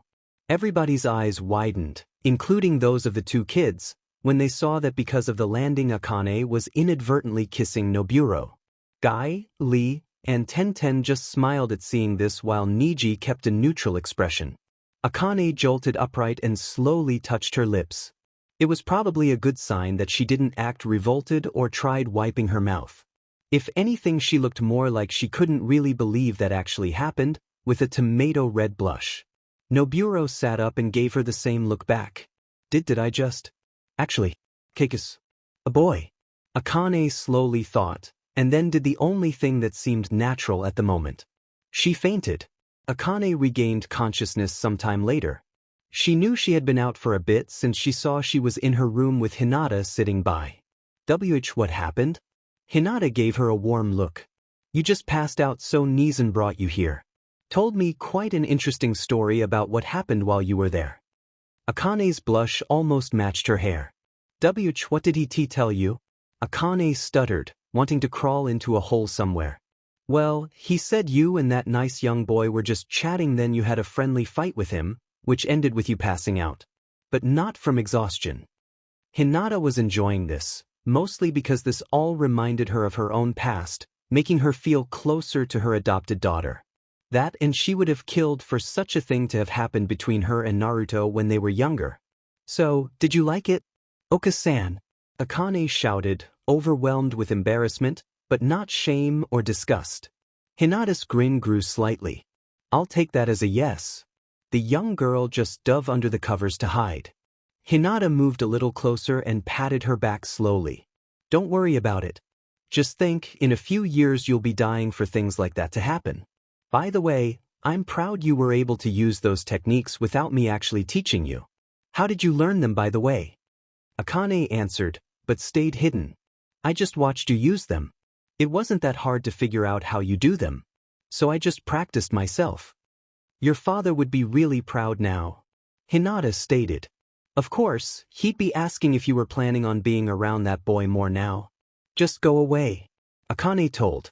Hinata could actually hear the little girl blushing. "All right," Hinata said as she stood up. "Dinner will be ready in an hour or so. Let us know when you're ready to come back outside again." With a small giggle, she quietly left the room. Far away at the Valley of the End, Madara Uchiha came to a stop. He looked around the area, feeling a bit of nostalgia due to his history at this scene, and decided that now was a good time to let his captives back into this world. So he put away a small orange book he wouldn't let anyone see him with, and opened a space-time portal that allowed Sasuke, Dansu, and Ichi to come out. Sasuke looked more moody than usual, but that might be because of the new scars on his face courtesy of Akane in Wave. Dansu looked peppy as always, but also concerned. Neither two were connected by their shadows anymore. Ichi saw that even though he was in the shade of the cliff, the sun was still out, even if low in the sky and about to set. Nevertheless, he freaked out. Before Dansu could try to comfort him, he made several hand signs and cried out, Twilight style, Caterpillar Jutsu. After that, shadows from the trees, cliffside, and the other people reached out to surround him until he looked like a black mummy. Sasuke snorted and called him a wimp, while Dansu frowned and set up the tent. When done, she picked up the young boy and placed him inside, then zipped it up. You're out of the light now, Ichi-chan. She heard a comfortable reply, then turned to look at the two Uchihas. We're not going anywhere for a while. Doesn't matter. It'll probably take us until tomorrow night to get to the village anyway. Madara commented, then turned to Sasuke. Our objective is to acquire the Nine-Tails host alive. Nothing else. Sasuke looked apathetic to that and Dansu just shrugged. All I want is to fight Danzo. What you two do is no concern of mine. You're going to do your part and buy us time to find our target. No exceptions. Sasuke told her, earning a glare from the electric girl. I can only wonder how this is going to go. Oh well, failure is not an option. I want that bijou contained. Madara thought privately. Chapter 25. The next day Naruto and Hinata gathered all their friends together to tell them they were engaged. Ino and Tenten squealed in joy while the rest just offered some congratulations to the couple. Chuji asked who was catering and Kiba asked where they were going to honeymoon, earning him a hit on the back of his head from Sakura. Shikamaru asked not to be forced into doing any of the preparations and Lee shouted about how joyous this line of events was for them all. Ino raised the question of who the maid of honor was going to be, and all kunoichis present, except Hinata, argued with each other on who it should naturally be. No guys did the same regarding the best man position however, but Kiba did bring up the issue regarding the bachelor party. Akane meanwhile was being watched over elsewhere. Due to recent behavior most everyone felt it was best if she wasn't left unsupervised. So while her parents were busy mingling with their friends, she was with Hayashi at the Huga estate. She could have gone anywhere really since her parents weren't planning on being out for too long. However, her adoptive grandfather insisted she be with him for some time. Hinata had a good idea why and hoped everything would work out for the girl. Especially since Hanabi was out for team drills and thus couldn't encourage her to act out again. When they were alone, Hayashi and Akane sat down on the porch in the backyard looking at the decorative koi pond. Akane thought it was appealing and the plants smelled terrific. Instead she just sat down next to Hayashi in a completely relaxed and informal pose, as opposed to his own formal appearance. To give them something to do as they sat there for the time, the Huga head drank some green tea while the Uzumaki girl guzzled down a soft drink she had sneaked in. So, Akane-chan, are you happy your parents are going to be wed soon? Hayashi asked politely. Akane shrugged. Sure. But honestly I don't see what'll be different after that except that Oka-san will be around more often. I like that, but outside that I see no reason to get excited. Hayashi nodded in understanding. Well, how about someday having a little brother or sister? That I like a lot. Not sure which one I want more though. A brother might be more fun to play around with, but a sister can be too. Akane mused. Hayashi had a good idea what she meant by play around with and grinned friendly. Planning on being a little hellraiser like your dad? Akane grinned like a fox. From what I've heard, I already am. And Bachan told me never to stop. Don't forget you need to train hard too if you want to be as good as Naruto-san. Hayashi added. She nodded, and he continued. Speaking of which, I heard from Niji that you've already shown remarkable talent, almost prodigy-like even. Prodigy-like? Akane asked, not understanding the term. Meaning you're naturally very talented, practically born for the task. The young girl showed she understood now. Mind showing me some skills? Anything in particular you want to see? How about that rotation move and 64 palm move you copied from my daughter? Hayashi asked. Akane gave him an uncertain look. Did I do something wrong? No, I'm just curious to see if you actually did learn to do those just by watching someone else. The Huga head told her. Akane slowly stood up. Okay then. Can you set up some weapons or something so I can do it right? Hayashi went to go get some kunais to encourage her, praying she didn't actually get hurt. If she did, he didn't know who he should be more afraid of, Naruto or Hinata. Nevertheless, he got what his granddaughter asked for and was ready to use them. Akane didn't really need any weapons thrown at her to effectively show off the rotation. All she did was close her eyes, spread her arms to make a cross formation, and spin around fast while emitting chakra from all the points on her body. In no time she had created a chakra dome like a Huga could. Hayashi was impressed at her understanding of the technique without actually having it explained to her, and curious regarding the red color of the chakra. She stopped when she got sick from spinning, a natural side effect of the jutsu that even Huga got and took years of practice to overcome. Akane plopped on the ground trying to remember which direction was up, her spinning eyes unable to give her an answer. Hayashi patiently waited for her to regain her equilibrium. How was that? She asked as she sat up, holding her head. Impressive. I myself couldn't do that for that long until I was 13. Hayashi told her. I am curious to why yours is red. Making it have a color is unnecessary and a waste of chakra. I wasn't trying to give it a color, Ji-san. Akane replied. Hayashi arched his eyebrows. Then that was the natural color of her chakra. But I've never heard of a human with red chakra before. What could that mean? Akane stood up and brushed off her clothes. Okay, I'm ready for the next one. Throw those up so they'll land on me. Hayashi complied and threw a dozen kunai into the air above her. They soon pointed down and looking ready to impale her. Akane readied her chakra and cried out, protective 8 trigrams, 64 palms. Chakra blades came out of her palms and she swung them around swiftly to knock all the kunais away from her. This display only lasted a moment, but it impressed Hayashi greatly. Sadly, because Akane lacked the Byakugan, she couldn't see all the kunais and one managed to slip past her defense, cutting her deeply on her right forearm and making her cry out.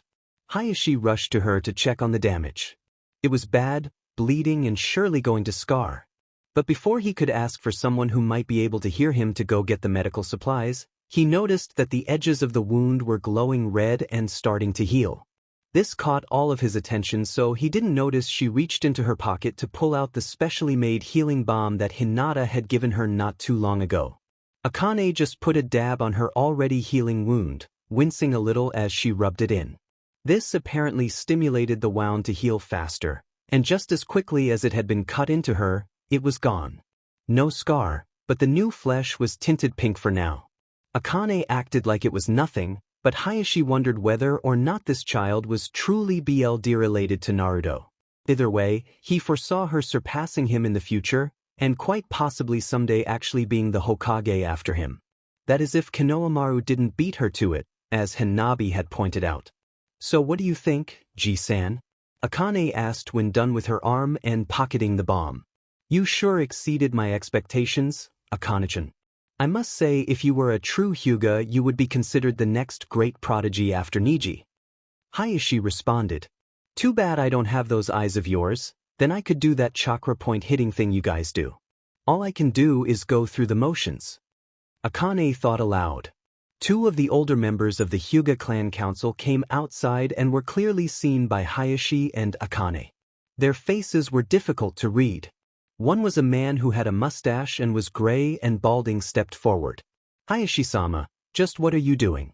Are you actually teaching an outsider our clan style? Hayashi lightly frowned and stood with his arms resting at his sides between them and Akane.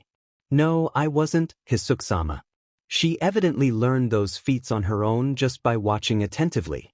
I was merely confirming the extent of her abilities. What you should be doing is enforcing the clan's right to punish those that dare insult us by trying to steal our methods. A senior woman next to the man named Hisuke commented. Akane stepped backward when the words punished was mentioned, but Hayashi stepped forward instead. Punish for stealing. She's just a child, Hayari-sama. And children learn by imitating. How the hell do you think you learn the gentle fist yourselves?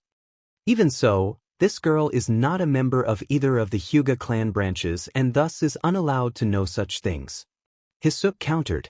We need to erase such knowledge from her mind to ensure our secrets don't leak out. Hayashi crossed his arms.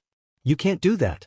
And before you say anything you know full well it is within our rights to demand this, Hayashi-sama. Hayari stated fiercely. And you know it is within my rights to refute this? Hayashi stated back. And as I was going to say before you cut me off, this girl is under the custody of my daughter, who has every right to teach her adoptive daughter what she knows, whether or not she has the Byakugan. So even if you do erase her memories of these maneuvers, she'll just relearn them later. It must be done. We demand it. Hisuke declared. Everyone then felt a Kage-level amount of ki coming. From Akane, who looked as mad as an Uchiha being showed up. No one's doing anything to my memories, PRD. And if anyone tries, I'll rip off a part of your body barehanded. And I don't know which one I'll pick, but it will hurt and you will cry. You are in no position to order us around, brat. Hisuke frowned at her, having no effect as her ki was almost smothering. And you can't tell me what I can and can't know. Akane argued. And if you make me forget and I relearn, you just gonna make me forget again. I'll just relearn all over again. What you're wanting is completely pointless. Rules are rules, impudent girl. Hayari told her sternly.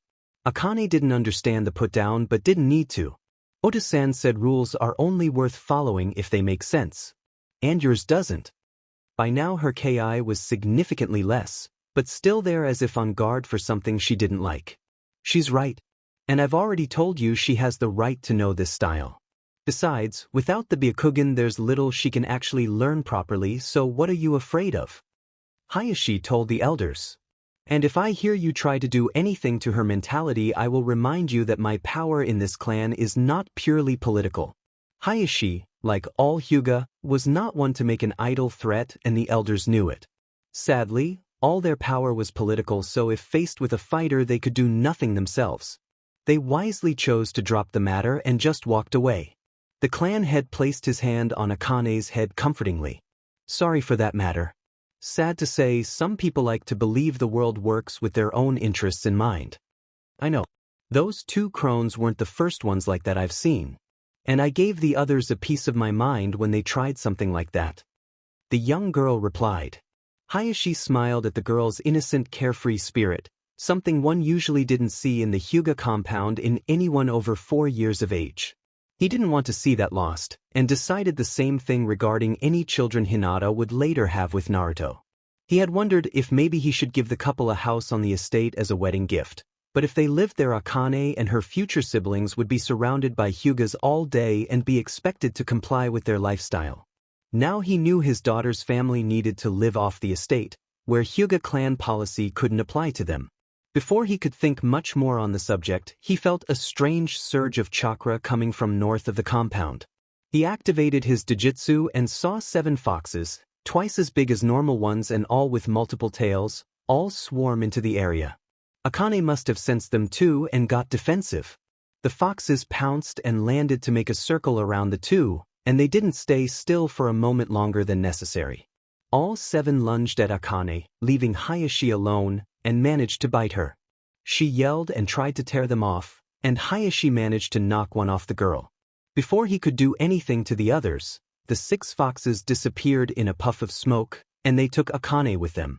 Akane Uzumaki had just been kidnapped by foxes. Chapter 26 Hinata was still with Sakura, Ino, and Tenten talking about wedding things while the guys had been gone for some time. Actually, a more apt description would be that the girls wanted to go walking around and keep chatting with Hinata, but the guys just weren't into that sort of thing. Hinata understood that this was something men just couldn't get as excited about and told Naruto if he wanted to go off and have some fun his own way he could. He gratefully thanked her and the other guys followed suit. Naruto was out for a stroll, in no hurry to go get Akane because she might actually enjoy spending some time with her grandfather. Half of the other guys in his group had left to go do their own things, but Kiba, Chuji, and Shikamaru had stayed with him for some company and maybe a few more questions that were coming to mind now. They came to a stop at a vending machine by a convenience store to get a drink, and Kiba was the first to ask what was on his mind. "So, Naruto, bet you're looking forward to being with Hinata privately, yeah?" The orange-clad ninja wondered if maybe there was more to this one than just polite small talk. Kiba wasn't exactly the politest of his comrades, and there were times Naruto wondered if he himself fancied Hinata. "Are you asking about what we'll do in the bedroom?" Kiba just shrugged nonchalantly. "Come on, the girls aren't around. It's just us men. We can talk about this at least." "Well, maybe some stuff is best left unsaid," Shikamaru commented. "I'm sure Hinata-san wouldn't like it if she or one of the other girls had heard Naruto talking about their SEC life just to fit in with the guys." "So is that why you never told us about what you and Temari did around Valentine's Day?" Kiba asked. Shikamaru looked like he had just seen Haiden come back from the grave. What are you talking about?" Kiba grinned playfully, showing off his fangs. "You may have been able to foul the others, but me and Akamaru could smell her all over you. No mistaking what that meant." "Wait a minute. You and Temari-san actually did that?" Chuji asked his oldest friend. Shikamaru sighed. "It's my own business, guys. And besides, even if I wanted to brag about it, Temari-chan would beat me over the head for it. And that's if she was in a good mood." Then he turned to Naruto. "Word of advice, man, don't brag about your own trysts. Something tells me that Hinata-san might not be so gentle herself.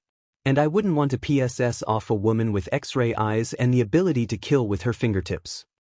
And yet you're in a relationship with a girl who can cut you in half with a swing off her arms. And if she doesn't kill you, her brother will." Naruto pointed out. "He's got you there, Shika?" Chuji added. Kiba relaxed against the wall of the building. "I don't know what you see in that chick. Personally, I wouldn't want a mate who thinks she's the alpha. If there's one thing I've learned from Ota-san besides games and jutsu, it's that for humans, women are the alphas, Kiba-san. And you can make things a lot less troublesome by not fighting it," Shikamaru stated, finishing with a light nod towards Naruto, who got the message. "Besides, if women aren't the alphas, then why do we have to ask them to consent when proposing? If that's not whipped, I don't know what is." The Inuzuka boy thought aloud, trying to keep sounding macho. Shikamaru just shrugged.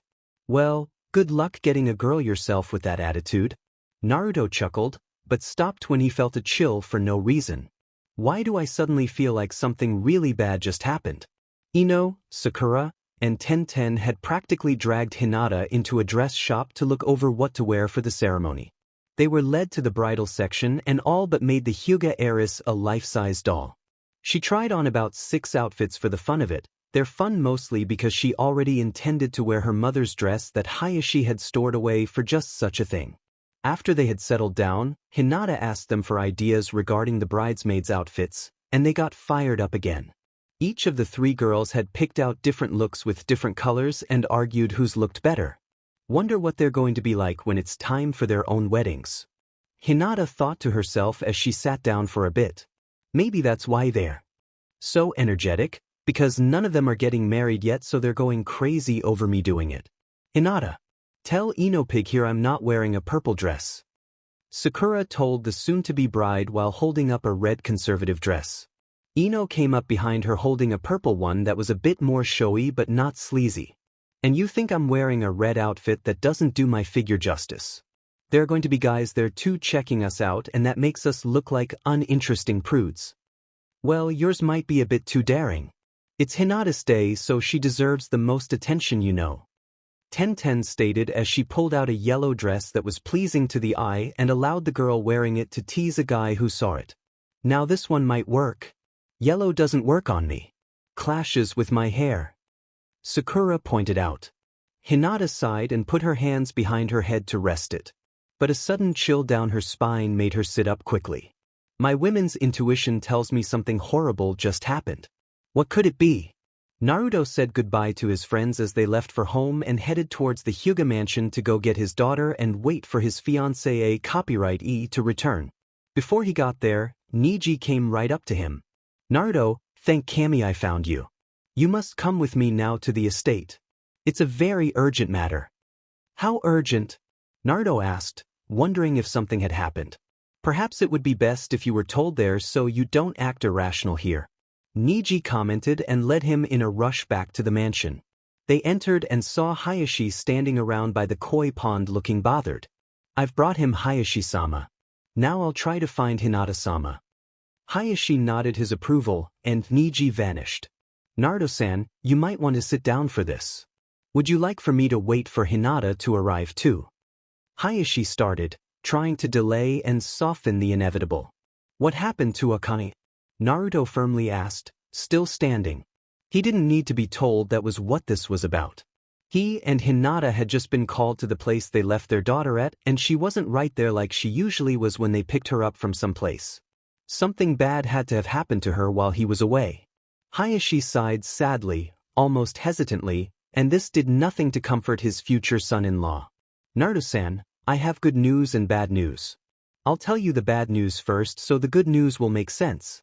You see, when Akane-chan was showing me a few of the skills she'd learned under yours and my daughter's career, no offense Hayashi-sama, but please get to the point. I'm in no mood for build-up. Naruto gruffly interrupted, something most wouldn't dare do to the Huga head. He took no offense however, he was a father himself after all. Akane-chan was just kidnapped, by what I can only presume to be demon foxes? Naruto's body got rigid all of a sudden and his eyes were ready to pop out of his head. Demon foxes? Hayashi nodded. 7 foxes came out of nowhere and bit onto her like leeches, then they disappeared as if by Shushin, taking her along with them. I believe they were demons because of their unnatural colors and multiple tails. Naruto frowned. Have the demon foxes somehow found out about Akane? What are they planning? And where have they taken her? Wait, what's the good news? Luckily for us, I was able to knock one of the 7 off her before they disappeared and I rendered it unconscious. Then I placed chakra restriction seals on it so it couldn't Shushin away before we tried to get information out of it. It's locked away now in a room nearby, and maybe it can tell us just what's going on and how to get her back. Naruto breathed a sigh of relief. Oh, thanks Hayashi-sama. Good thinking. Niji then reappeared with an overly nervous Hinata. Hayashi thanked him and Niji left to go tell the rest in their group to try and locate the red-haired girl if at all possible. Hayashi told his daughter what he just told the blonde, and she broke out in tears. Naruto placed his arms around her shoulders to comfort her. Hayashi couldn't help but notice how attached they were to this strange girl that just happened to fall into their laps, and felt they would do just fine as a married couple. Hinata wiped away her tears and gave her father the sternest look she had ever given him, or possibly anyone. Where is this fox demon? Take me to it now. Her tone reminded Hayashi of the times his own wife would not take note for an answer.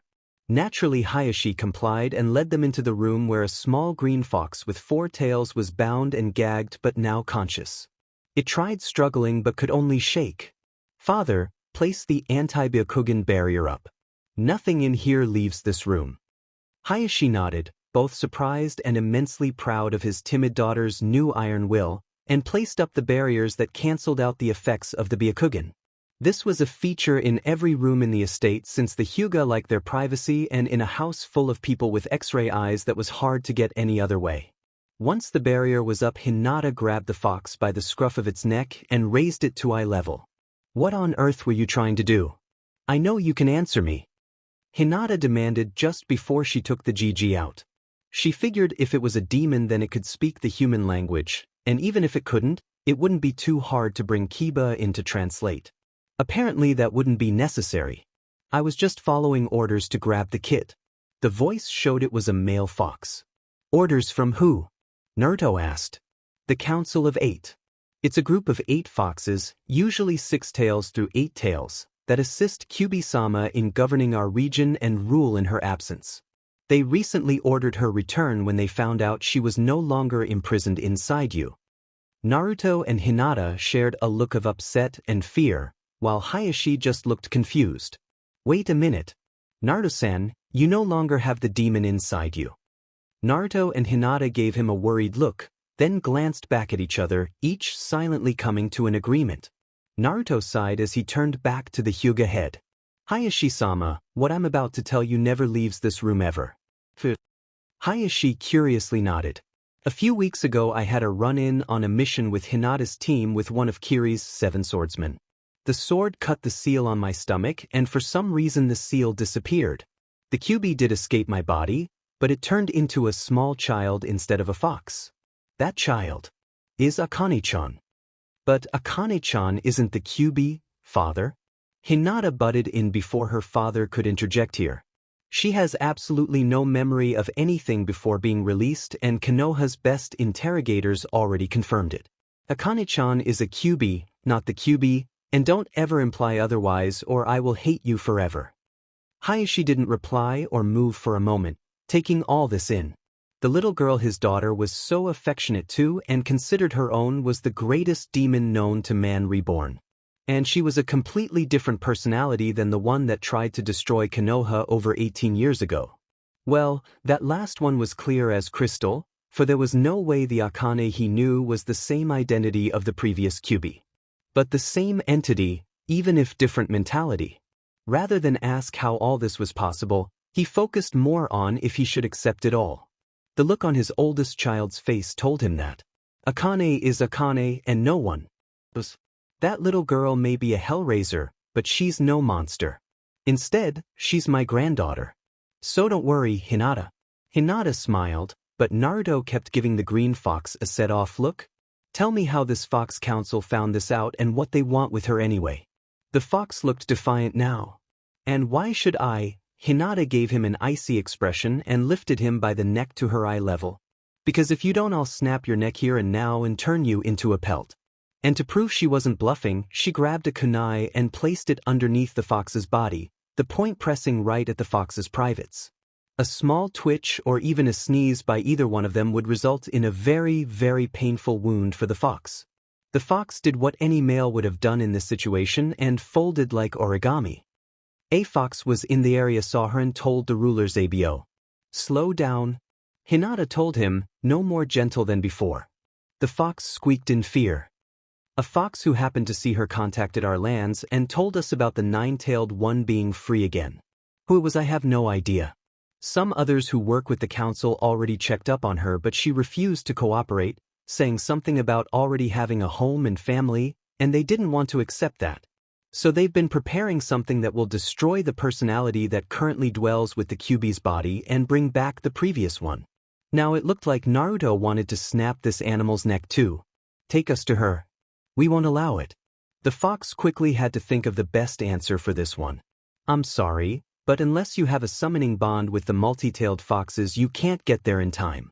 It's impossible. Hinata looked ready to cry at the thought of losing Akane forever and lowered the fox. Naruto, however, looked as undaunted as ever and ready to make good on Hinata's threat. But if you let me go, I can get there right away and bring her back to you. Naruto narrowed his eyes. How do we know you'll really come back? I know just the thing. Hayashi added, making them all turn towards him. I know about an old type of seal that was made when we were still trying to create the current caged bird seal. This one can be placed on the fox, and if he fails to come back within 12 hours it'll kill him. Sounds perfect? Naruto grinned. Hayashi had to go off into the clan archives to find out how to apply the seal and take it off if the fox succeeded. Once he did, he put it to use and a seal formed over the heart of the fox. He was warned once more of what they demanded of him, and he fearfully cowered and vanished, hoping things would work out for him. Naruto and Hinata meanwhile hugged each other for comfort, hoping their daughter would be brought back to them the way she was. Chapter 27. Unable to just sit around and wait, Naruto and Hinata went right up to the Hokage tower and barged into Tsunade's room without any invitation or warning. She didn't look too happy as Konohamaru and his team were there getting a short mission when this happened. Is it that hard to knock, Gaki? May you someday have to deal with Yuro, Bachan, Akanchan's been taken away. Naruto cut her off. And it worked perfectly. Tsunade and Shizun both looked like someone just told them they were long-lost sisters or something. Alright, you three, go wait in the hall for a few minutes. This here is a big priority and potential emergency. What's the big deal? Konohamaru asked, looking at the older woman then Naruto. Both gave him a serious look that told him now was not the time. Moegi grabbed his arm and pulled. Come on, Konohamaru-kun. We should get going. He didn't bother to argue and left wondering what had upset his boss so much. Tsunade clasped her hands together and rested her chin on them as Shizune took a seat. Tell me what happened, and leave no detail out. Wait a moment. Shizune added before the two Chunin could answer. Then she raised the privacy jutsu complete with sound barrier in the office interior. Now you can talk freely. Apparently while we were out, some demon foxes came and took Akane-chan back to their home. Somehow a demon fox found out about her and told them about Akane, and some fox council decided they want the old Kyuubi back. Naruto answered. He then remembered her telling him in Wave about coming across some unfriendly foxes and wondered if that had been what she meant. Tsunade's frown deepened. DMN. And what's worse is I have no idea what to do about it. That girl's ironically one of the best things to happen for Naruto, and I really don't want anything happening to her. Do you have any idea where the fox demons might live? Hinata anxiously asked. Tsunade sighed and shook her head. Sorry, I don't. I only know the whereabouts of the slugs, toads, and snakes thanks to my old teammates. I haven't a clue for any foxes. So all we can do is wait and hope she can come back? Naruto asked, worried and angry at the same time. His fists were trembling too, making Hinata wrap an arm around his shoulders to try and pacify him a little. I'm afraid that's exactly all we can do for now, Naruto. And I don't like it any more than you do, believe me. The slug Sannin replied. Akane meanwhile found herself surrounded by trees and shrubs as if she was just outside Konoha's walls. But the scent of the area told her she was nowhere near her home. The 6 foxes that had latched onto her let go and 3 ran off to the east. The remaining 3 stayed with her and kept a stern eye on her. She gave one of her own back and showed off her claws. Okay, what the hell were you just thinking? Nothing personal, Kyuubi-sama, just Iro, a teal fox with 3 tails tried to tell her, but before he could finish 2 of his tails were ripped off and held in Akane's hands. They just don't learn, do they? Akane quietly asked herself. The 2 other foxes then pounced from behind and pinned her to the ground. Akane did a substitution with a nearby large rock she saw, and took the opportunity to try and run off. She had no idea where she was or where she was going, only that she didn't want to be right there. Assuming she was being pursued, Akane created about 80 shadow clones and had them scatter, making it virtually impossible to track her easily. While the clones were off scampering amongst the treetops and bases to throw off any trackers, the real Akane transformed into a one-tailed red fox of normal size, figuring that they would be looking for a red-haired human girl first. She stopped running and instead tried to find a hiding spot for now. She found it in the form of a den dug out underneath the base of a large redwood, and there was no scent to indicate it was currently occupied. So she went inside and hoped those idiot foxes that wouldn't take no for an answer wouldn't find her. She stayed there for what could have been an hour or so without seeing a sign of anyone. Several clones had dispelled and their memories told her that more foxes had shown up and were getting rid of them one by one. So it would be a matter of time before they found her. Unless she figured out a new plan. Think, Akane, think. What would Ota-san or Oka-san do here? Before she could come up with an answer, a yellow fox poked its head into her hiding place. I found you. Akane acted on sheer impulsive instinct right then. Just as the yellow fox pulled out its head to notify any others around it, she burst out of the den like something out of an alien movie. And ran like such a creature was right behind her. She didn't get too far, as several other foxes pounced on her and pinned her to the ground, but to her credit she was a very difficult target to immobilize. While Akane struggled to get free, she saw the 3 foxes she met in Wave walk up to her, making her growl. Jushiro gave a confident winner's smirk that she didn't like, Gen looked indifferent, but mad at the loss of one of his tails, and Kisi almost looked apologetic. What the hell do you 3 want? Akane growled, showing off her fangs and now all 9 of her tails. What's best of all of us, unlike you, you immature little snot who only cares about what's best for yourself? Jushiro told her. Akane tried once more to stand up, but the weight of the extra foxes was too much for her young body. I care about others, just not you. And so far this isn't encouraging me to care about you, senile old fleabag. Jushiro growled and diverted his eyes for a moment. Stupid runt? He mumbled quietly. GG team. Akane growled back, having heard his put down. Enough, Jen said with little patience. He then walked up to face the young Kyuubi and cast a kitsune genjutsu on her, knocking her out for the time. Now we can easily take her to the designated area. I'm still not entirely sure this is a good idea, Kisi thought aloud as they dragged the unconscious red kid away.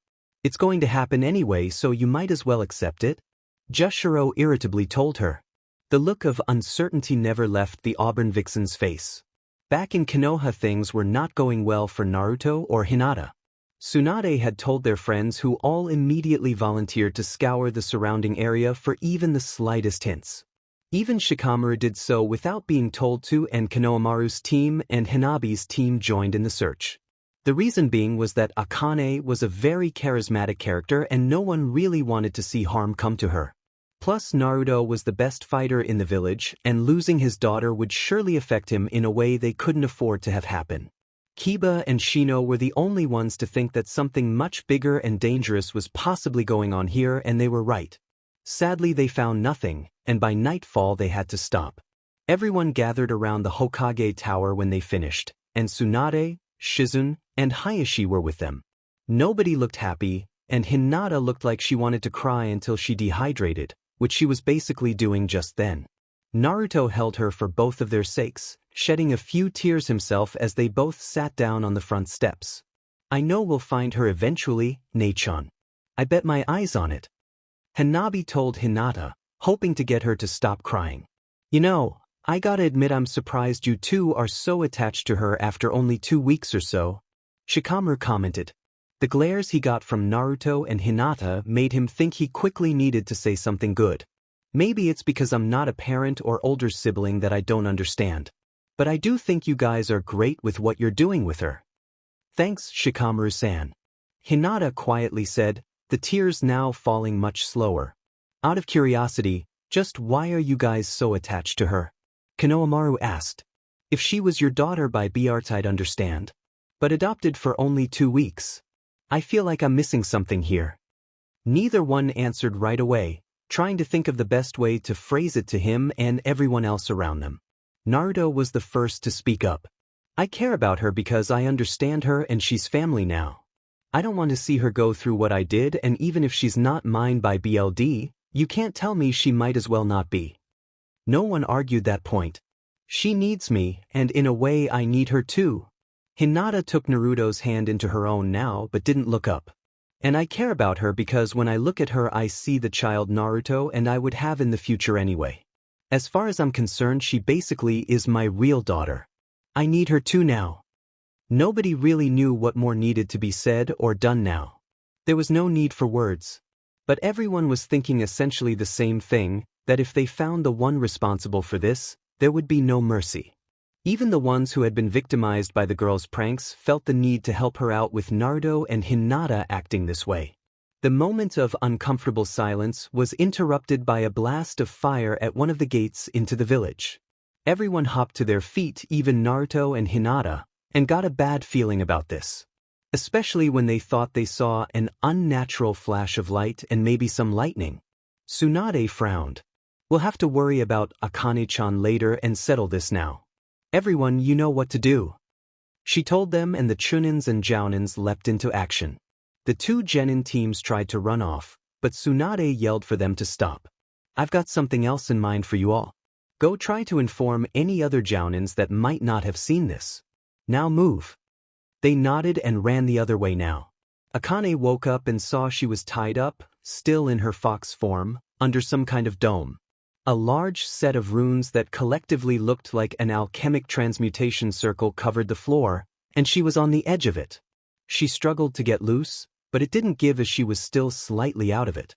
Torches lit the area and gave it an unfriendly appeal. Guess I'll make my first kill before I even become genin, Akane mumbled irritably to herself without regret considering the intended targets. Jushiro and Jen came into her view, with 8 larger foxes behind them. 3 of them had 8 tails, 3 had 7, and the last 2 had 6. If you're willing to cooperate with us, we'll untie you now, the old tan fox told her gruffly. All right then, Akane replied, trying to sound sincere but being the farthest thing from it. None of the others moved at all. You don't really expect us to believe that, do you? Jen asked. Akane shrugged. Well, he did offer. Not my fault if you didn't expect me to be honest. And where am I? We set this place up to revive our fallen ruler. One of the 8-tailed foxes told her, wanting to torment her by installing some fear in her. You see, we doubt that the memories belonging to the previous Kyubi-sama have been completely erased from your mind, just suppressed and buried deeply. With this seal and proper chakra channeling, we should be able to bring those memories back to the surface. Akane's eyes widened in shock. Jushiro grinned ferally. And once that happens, the personality you now possess will disappear, overwhelmed by the one of the previous Kyubi-sama. You will be just a bad dream to her. Akane tried to look tough. And what if it doesn't work? Another 8-tailed fox shrugged. Then we'll just have to kill you and make sure your next incarceration is more SBMSSV to us? Now Akane was mad. Go to hell all of you. I hope Yami turns you into a rug. The foxes gathered around her and took a hold of her bindings in their jaws and began to drag her towards the center of the seal. She struggled but couldn't do anything effective. She did manage to bite one of their tails, earning a cry of pain. Black, tastes like a shag carpet. Hope Yami likes shag in hell. After a brief glare, the dragging continued until Akane was placed right in the center of the seal. Akane kept growling and trying to break free. Come on, Akane. You can get out of this one. Remember what Oto-san taught you what to do when trapped. Once the 9-tailed fox kit was in the center, the 8 new foxes formed an octagon on the edge of the seal while Jushiro and Jen just stood to the side. The 8 foxes looked like they made a set of hand signs with fox paws and their chakra auras flared around them. Once they were ready, they placed their paws on the seal, making it begin to glow. Everyone in the Konoha 11 arrived at the scene where the fire erupted from. There they saw people running away or lying on the ground twitching, all looking burned. Most were civilians, but a few were jounin and chunin. One of the identifiable ones was Genma, and he was trying to fight against some girl wearing a striped outfit. A flash of light burst out from nowhere, causing him to shield his eyes, and the girl used a lightning jutsu on him, which made contact with his trademark needle and electrocuted him. An Umbu woman with a cat mask rushed to his side and managed to get some distance between him and the silver-haired girl before a follow-up strike could happen. The group was about to join in and help out, but the call of a phoenix flower jutsu stopped them in their tracks. Atop the remains of a broken chunk of the wall surrounding the village was Sasuke Uchiha in all his undeserved glory. He didn't look happy even if his malicious smirk on his face, and everyone could see the scars he acquired from fighting Akane in Wave. He almost looked like a young Danzo. Rather than say anything, the brooding Uchiha just took off away from the village at full speed, heading towards the Valley of the End. Naruto and Hinata glared, Sakura looked worried, Sai looked like he always did when not smiling, and everyone else looked really irritated. Any ideas what we should do? Kiba asked, torn between defending the town and catching the traitor. Yeah. Me, Sakura, and Sai are going to go get our old teammate back and make him pay. You guys should take care of the walking storm over there. Naruto told them all, sounding like the Hokage he deserved to be. Hold on, Naruto-san, my team should go with you. Niji told him. I understand your teams need to handle this issue yourselves, but you also need some impartial help too. Plus, the Uchiha is unfamiliar with most of our techniques, which will give you an advantage. Naruto nodded. All right then. Now let's get going. He gave Hinata a soft look that promised a lot, and she nodded before he left with Sakura, Sai, Niji, Tenten, and Lee. Teams 8 and 10 went up against the one who was still fighting the other Jounin and Umbu. Chapter 28. When it looked like the seal was about to work, a puff of smoke appeared where Akane had been. When it cleared, one of the 8 foxes using the seal was in her place. The other 7 stopped what they were doing and 4 of them went over to check up on him. The other 3 turned to look where that fox had been and saw a red fox trying to get out of its bindings fiercely. Impressive that you did a substitution just then, but it's not going to work a second time, Kit. A bronze 7-tailed fox told her, walking up to her casually. Akane growled and looked like she was about to get a paw loose. The bronze fox retaliated by hitting her hard just below the neck, making her pass out. So the three foxes grabbed onto the unconscious Akane and dragged her back to the center. The one fox that she had done the substitution with was okay, although he probably shouldn't operate any heavy machinery for a few days, and so all 8 foxes took their positions again around the seal. Akane looked like she was beginning to become conscious again, so they all hurried to continue what they had been doing. The next thing Akane saw was the ground below her start to glow, then her vision fade into whiteness. Team 8 and 10 stood on both sides of Dansu, the electric root reject. Both teams simply surrounded her, trying to keep their guards up and wait for a sign to move. Dansu kept her arms crossed and her eyes darted back towards Ichi, who was hiding in a tree behind her. Both sides looked like they were waiting for the other to make the first move just then. Shikamaru crouched down slowly and got his shadow possession jutsu ready to ensnare her. But Dansu saw this coming and hopped away from it, sending a small bolt of lightning towards him without making any hand signs first. Shikamaru wasn't fast enough in his current position to dodge her, so he got hit by the blast. But luckily for him, it was actually a rather weak attack, almost like static electricity that lasted for 10 seconds and affected the whole body. How did she do that? And something tells me that's not her best attempt. This could be really troublesome. Shino tried using his insects on her as she dodged Shikamaru's trick. The beetles made contact, but they seemed to get shocked on contact. Those that did fell off her while the rest just swarmed safely around Shino's body. Dansu saw the many bugs around her feet and started stepping on all of them. Shino looked mad now, even with his face mostly hidden. 2 light flares were thrown towards them from behind Dansu. These ones weren't too bright to look at, so they inadvertently drew everyone's attention briefly. While they looked, they all felt their ankles suddenly come together as if tied up. They looked down and saw their feet were indeed tied together, but by shadows instead of rope. And these shadows had a tight hold, as if a Nara had done this. Dansu snickered and flexed her hands. Looks like you're not going anywhere now. Too bad. Small sets of sparks started to flicker around her skin, as if she was building up some kind of electric technique. Shikamaru was still crouched down and forward, so no one paid much attention to what he was doing. Because of the Nara family techniques, using shadows against him was possibly the stupidest defense there was. One might as well try to bind Chuji or Naruto with ramen noodles. So it was a cinch for the shirker to use his own chakra to move the confining shadows off his feet. But rather than extend his shadow to ensnare the electric girl right away, he used his shadow to free his teammates first. He figured it would be wiser for them to be unbound if this girl tried to counter his shadow again. When Dansu seemed satisfied with the amount of sparks around her, she started a series of hand signs. But before she could call out a name, Chuji shouted one out. Partial expansion jutsu, both arms. His arms grew in length and size and surrounded her closely, as if caging her. Luckily for him, all his extra fat and muscle along with tougher than normal skin gave him a much greater tolerance than most people for handling direct voltage. If she attacked now, it wouldn't do much good. Shikamaru also took the chance to use his shadow to free the Team 8 members.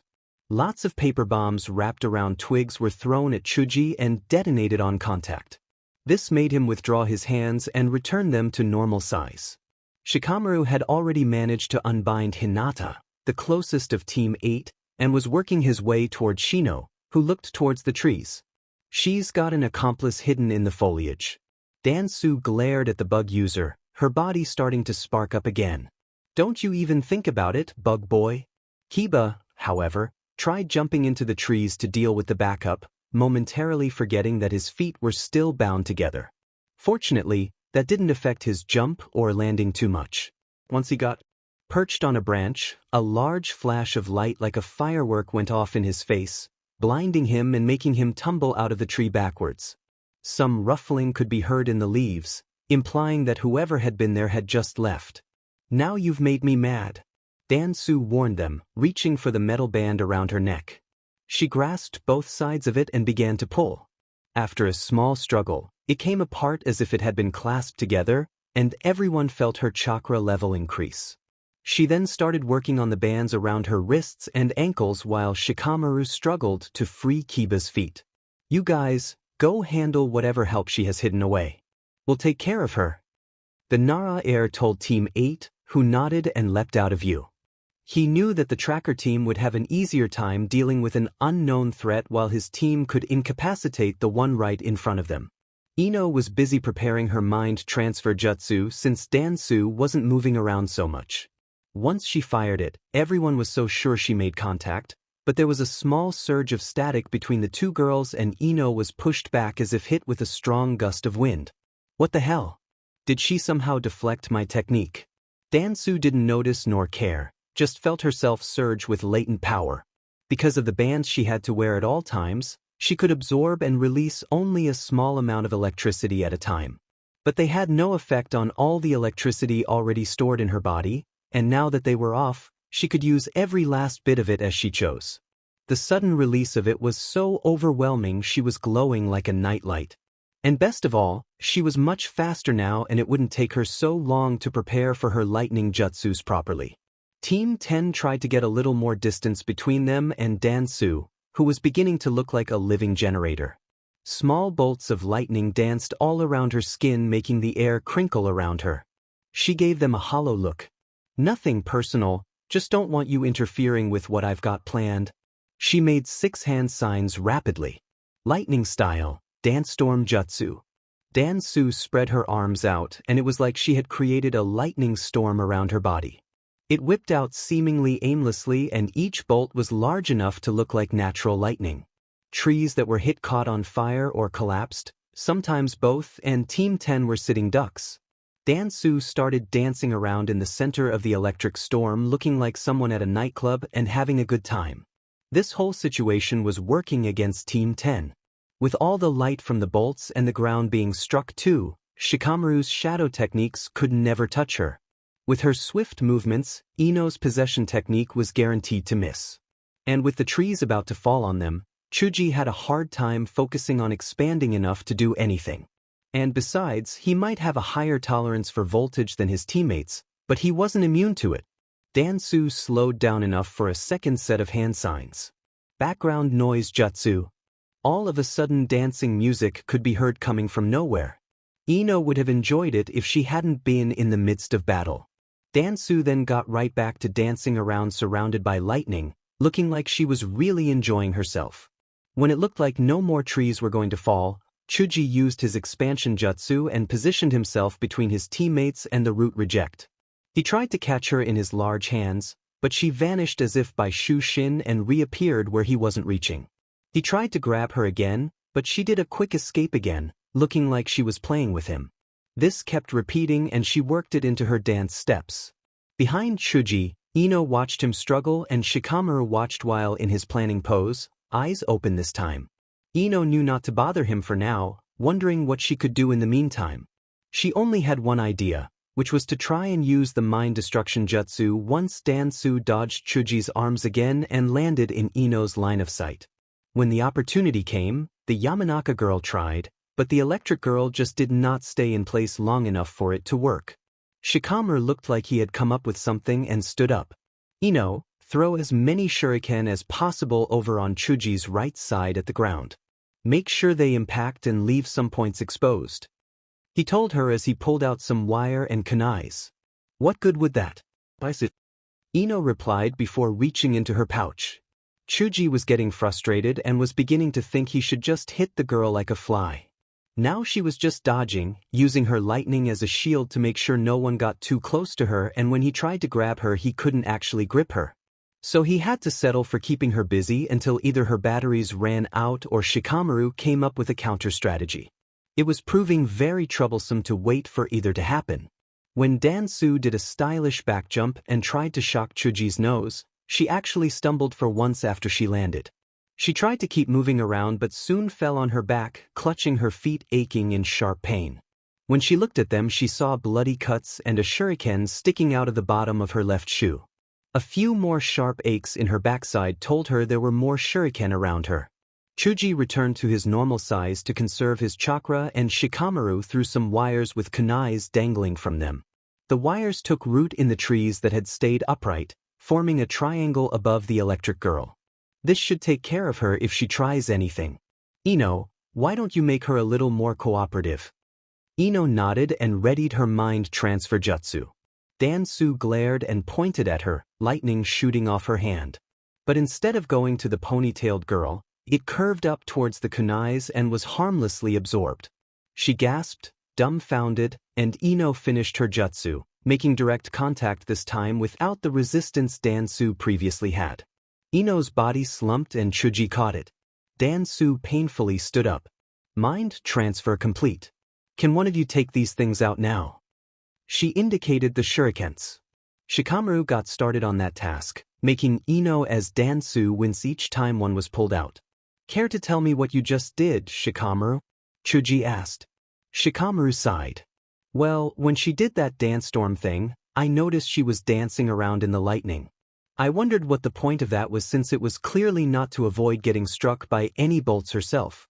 Then when she added dance music into it, she naturally started to move more rhythmically, probably to keep her coordinated and going. That's when I discovered that the lightning wasn't being fired off aimlessly, she was aiming it all along. How'd she do that? Lightning is really hard to control like that. Chuji asked as they started walking back into the city to get the girl into custody. It is difficult to control, but not impossible to aim. Shikamaru continued. The lightning went in the direction her hands and toes were pointing each time she moved around, which must be why she had to dance. But dancers naturally want to move in a rhythm, so I had Ino set up a trap for when she naturally moved back into that one area. And the kunai and wires were put in place as lightning rods if she attacked again. Chuji asked, and Shikamaru nodded. Clever, but why not do that in the first place?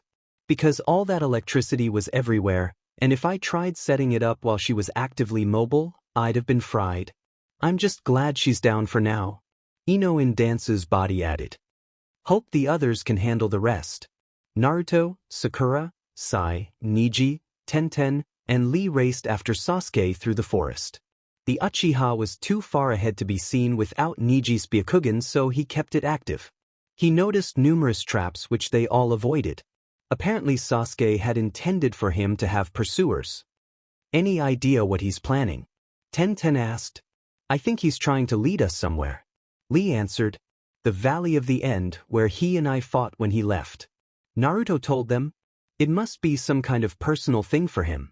With all of us fighting him, he's sure to go down this time. Sakura said without malice or excitement. Something's coming behind us quickly. Niji alerted them. Snakes. Big ones and a whole lot of them. Playing with Epiphles's toys?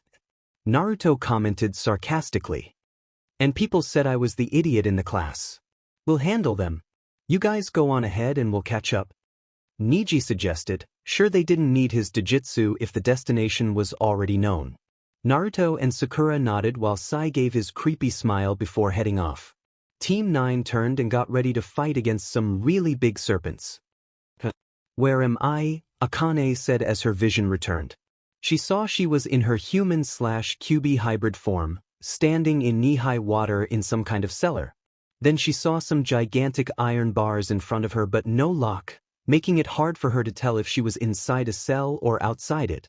On the other side of the bars, she saw a single large red slitted eye open and look at her. Chapter 29. While Team 10 took Dansu into custody, Team 8 was trying to apprehend her hidden backup. Smoke bombs kept firing in the branches in a set manner, showing this getaway had been set up before they started. Kiba was thinking about what tricks this guy might have up his sleeves, and Hinata's mind was preoccupied with worry for Akane. Shino meanwhile focused on the situation and didn't like the look of all this. If whoever is doing this went to the trouble to lay traps behind them preemptively, then they must have known they would be forced to leave the village. And that girl back there in the striped dress didn't look to me like she was trying to accomplish anything other than incapacitate whoever tried to fight her. And if Sasuke Uchiha is trying to lead the others away, he must be planning something away from any possible backup Konoha can offer. Something just doesn't feel right about all this. Not one of the tracker ninjas had seen their target yet but could hear his position. Hinata just now thought about activating her Byakugan, and saw that her team was tailing a bird with some thin strip of cloth tied on both legs. and apparently some sets of rattling sticks were tied together with a long wire that made one make noise after another in a domino style, creating the illusion that someone was running in the trees, thus effectively tricking their ears along with Kiba's and Akamaru's noses. Scanning with her eyes, she saw the only other person in the area was a small boy who was hiding on the ground and giving nasty looks in Team 10's direction, not that far from them. "Turn around. We're after the wrong target," Hinata told her teammates as she stopped and pivoted. Soon they followed. If Ichino Shikio was going to do anything to those that captured Dansu, he didn't get the chance to before Team 8 showed up in front of him. A basic standoff happened between them at that moment. All of the Konoha ninja didn't bother getting into defensive positions, since he was just a child close to Akane's age. Shino, however, was wary and kept his insects on his skin just in case. Hinata was about to deactivate her Byakugan when it caught several weapons and tools hidden in the underside of his jacket and breathes pockets, so she kept it up and her arms ready to block. Akamaru and Kiba just growled and tried to look tough, hoping to scare him off so they wouldn't have to fight a child. Ichi meanwhile barely moved a muscle. His eyeglasses fell into place, making him look somewhat like Shino in a way. He was hunched over like Shikamaru, or maybe he was going to pounce, but his left shoulder pointed towards them so he didn't look like he was going to attack. His left hand disappeared into his sleeve while his right hand twirled some hair above his ear. His eyes never left the ninjas in front of him as he tried to figure out how to get rid of them then rescue Dansu. Ichi decided to go with his best getaway idea and his left hand reappeared with a flare. He lit it, turning his gaze away somewhat to avoid looking at it, and threw it above them all.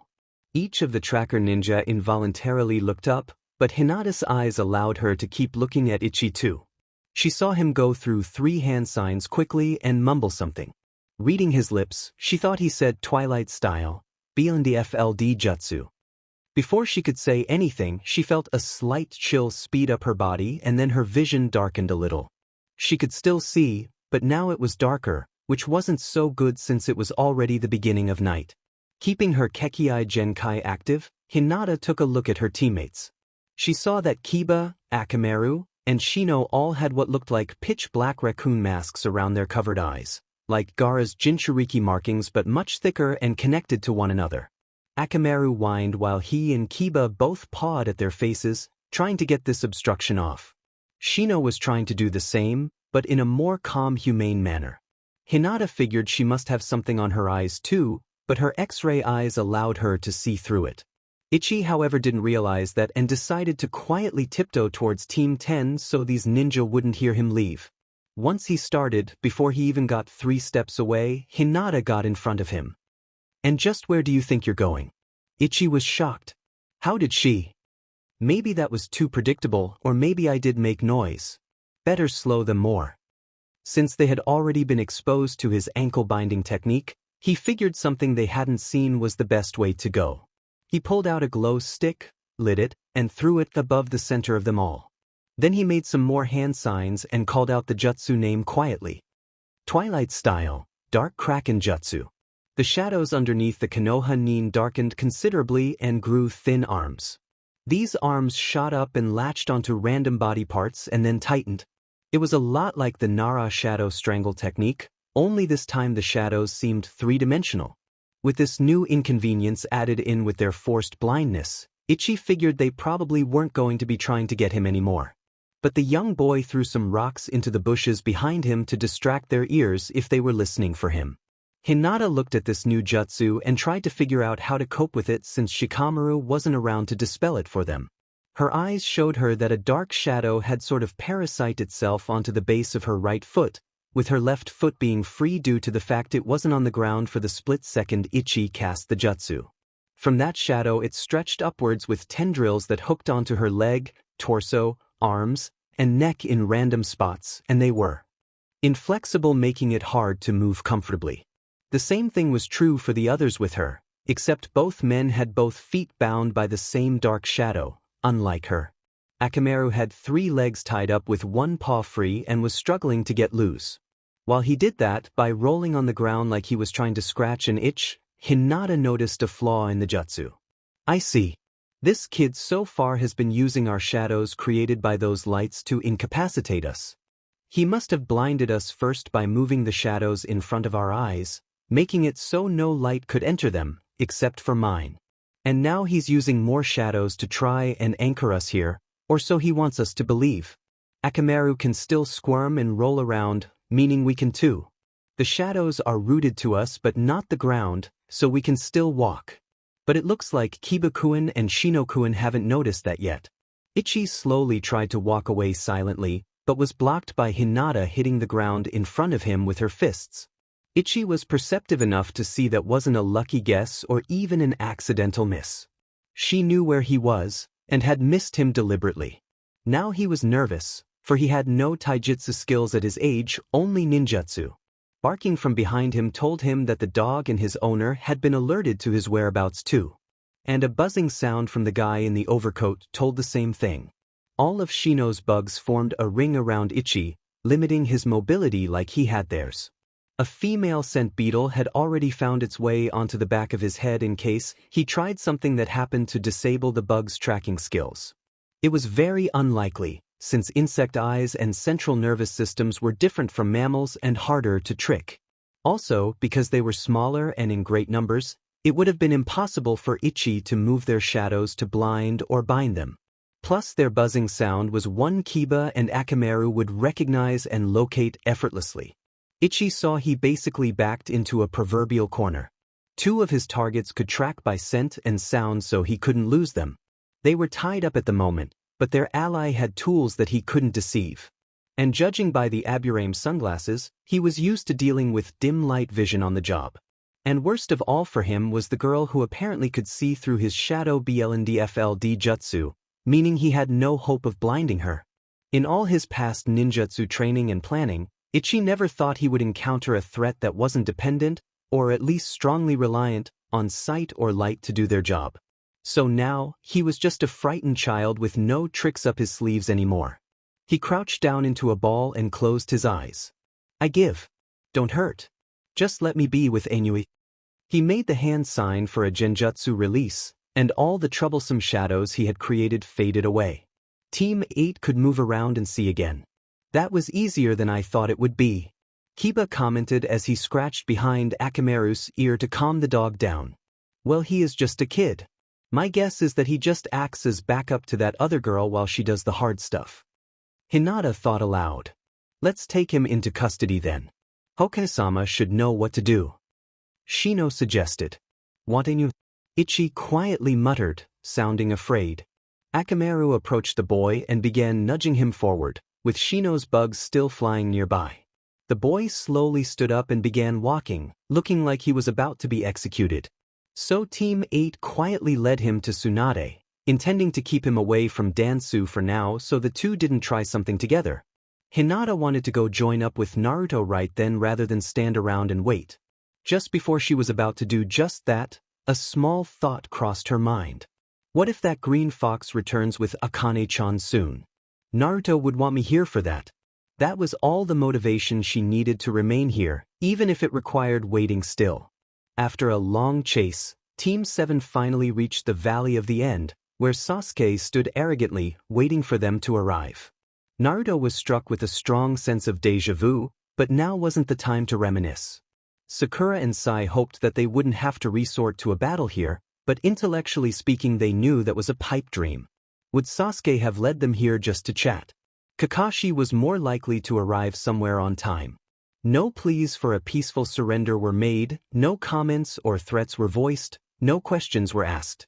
A battle between Sasuke and his old teammates, plus a new person, simply began, with the Uchiha targeting primarily Naruto. And it was going to be a big one. Dansu and Ichi were given to Konoha's best interrogators to find out why all this happened in the first place. Umbu reports told Tsunade that no other points along the village border were affected and that those that had already faced the duo were merely in need of intensive care, but not dead. Team 8 and 10 were the best off so far, and requested to be allowed to go be backup for Naruto's group. Tsunade denied this, telling them that they had little hope of catching up in time to be of any use. So the 9 ninja left the building, not knowing where to go from here. While they just stood there, Hinata saw Hayashi walk up towards them, carrying something on his back. A brief glimpse of red made the heiress make a small gasp and then stop breathing for a moment. "Hey Hinata, got something for you," her father told her, catching everyone's attention. Akane's head popped up from behind Hayashi's back and smiled brightly. "Oka-san," she shouted as she jumped right off her adopted grandfather's back. Hinata opened her arms and caught her daughter, pulling her into a fierce hug. "Akane-chan, are you alright? They didn't hurt you, did they?" Hinata tearily asked. Akane groaned. "Oka-san, you're crushing me." "Sorry," Hinata said before loosening her grip, but not relinquishing it. Akane took 2 deep breaths. "What happened? How'd you get back? Are you okay?" "It's a long story," Akane told her before noticing the others watching happily and eagerly. "Can I tell you in private?" Hinata nodded and immediately left, leaving some confused shinobi behind. "Why didn't she want us to hear?" Ino asked. "You'll understand when you have kids someday," Hayashi told her. Chapter 30. Hinata took Akane onto the roof of a building far away enough that nobody back at the tower could hear either of them, yet close enough that if something came up she could return quickly. She sat down, still holding Akane close to her and not interested in letting go anytime soon. The last time Hinata had felt this relieved and overjoyed was when Naruto returned from facing pain solo. Akane pushed away from Hinata's chest so she could look at her face. Hinata looked happy, yet she had tears running down her cheeks, which confused the young girl. "Oka-san, are you okay? You're not hurt, are you?" Hinata wiped a few tears away before she answered. "I'm fine, just so happy you're back. I was so worried about you." Akane tilted her head. "Then why were you crying?" "Not all tears mean someone's sad, Akane-chan. Those were tears of joy." Akane blinked. "You crying? Because you were happy?" The idea sounded weird to her. "Now tell me everything that happened when you were taken away." "Everything," Hinata told her, praying that Akane was the same as she had been before this whole thing started. "So far so good." "Well," Akane started, not sure exactly how to best phrase everything. Then she noticed something important. "Wait, where's Ota-san?" "He's busy taking care of a bad problem. Now tell me what happened to you." "Well, I was with G-san showing him those moves I learned from you when some geezers came up and said they wanted to mess with my memories, and I said I'll hurt 'em if they tried. G-san told them to scram and they did, and boy did they look mad. After that, a bunch of foxes came from out of nowhere and I think they teleported me to someplace. They and a bunch of red-dead old foxes said they planned on bringing the old QB back." Akane explained as best an 8-year-old could. Hinata gasped and her hold on her adopted daughter involuntarily tightened. Akane saw the fear in her mother's eyes and rushed to pacify her. "I'm fine, Oka-san. As good as ever. They tried but something went wrong with their plans." Hinata gulped. "What something?" Akane twiddled her fingers for a second. "It's kinda hard to explain." Flashback to "Where am I?" Akane said as her vision returned. She saw she was in her human/QB hybrid form, standing in knee-high water in some kind of cellar. Then she saw some gigantic iron bars in front of her but no lock, making it hard for her to tell if she was inside a cell or outside it. On the other side of the bars, she saw a single large red slitted eye open and look at her. Akane got frightened and stepped back, crossing her arms in front of her. If Niji had been there, he might have thought she was acting just like Hinata in the Chunin preliminaries years ago. Whatever that eye belonged to, Akane didn't think she had the strength to fight it. The nerve, maybe, but not the strength. For a moment, the eye did nothing. Then it slowly blinked and the sound of deep breathing could be heard, as if some giant had been holding its breath until now. "What the? Who are you?" The voice was deep and gruff, but unmenacing. Akane tried to steady herself. "You tell me first?" 2 eyes became visible, and when the giant spoke the mouth and sharp teeth could be seen as well. "Well, doesn't this look familiar, except for you? My container is supposed to be a blonde idiot, not some Hanyu girl." Akane looked irritated, and now her arms were at her sides, fist clenched. "Ota-san is not an idiot." The large eyes blinked rapidly. "Wait a minute. Are you saying you consider the Uzumaki boy your superior?" "Of course. He's my alpha." Akane told the other being here.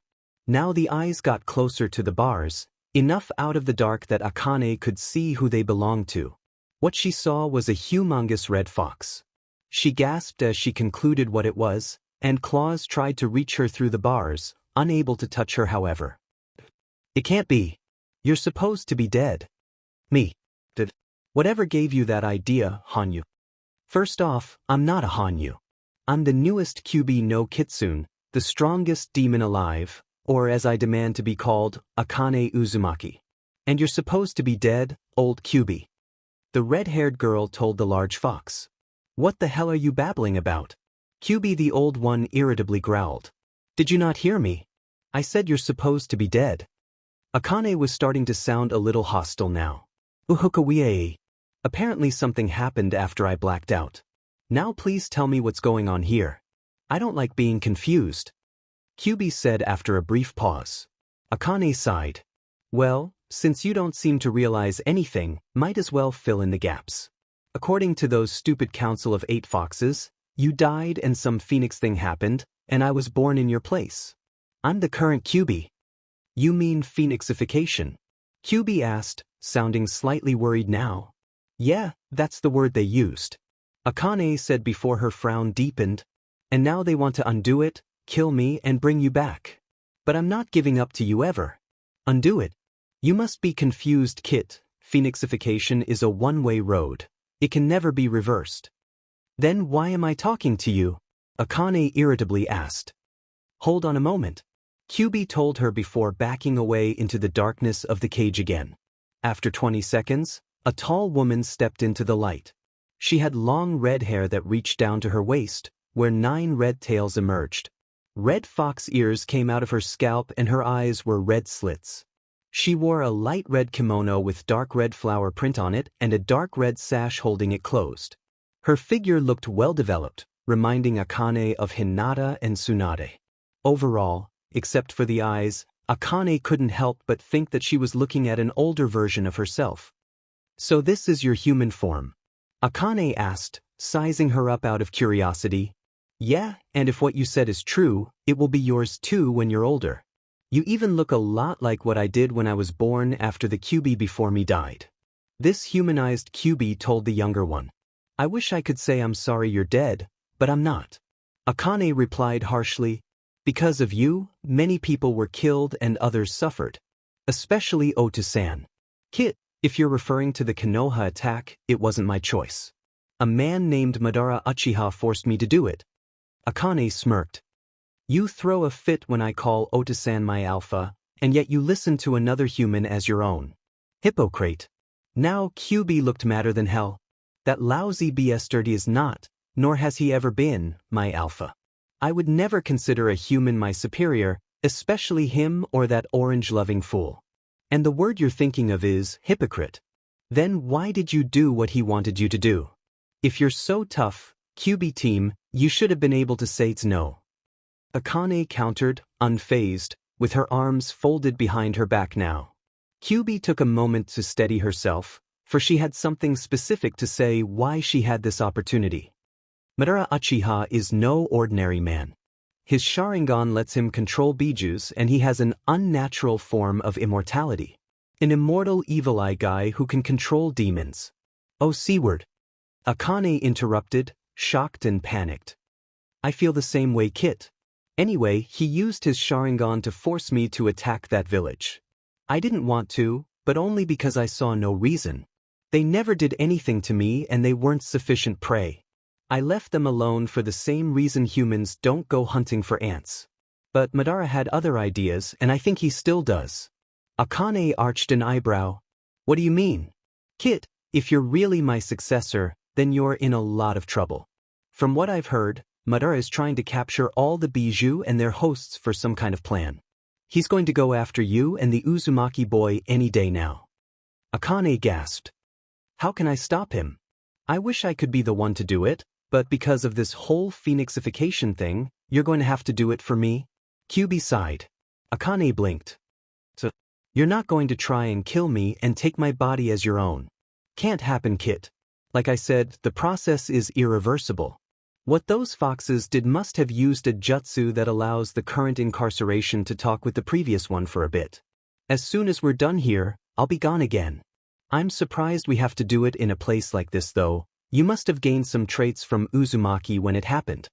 Akane shrugged. I already know that. Now tell me how to get rid of evil IGG.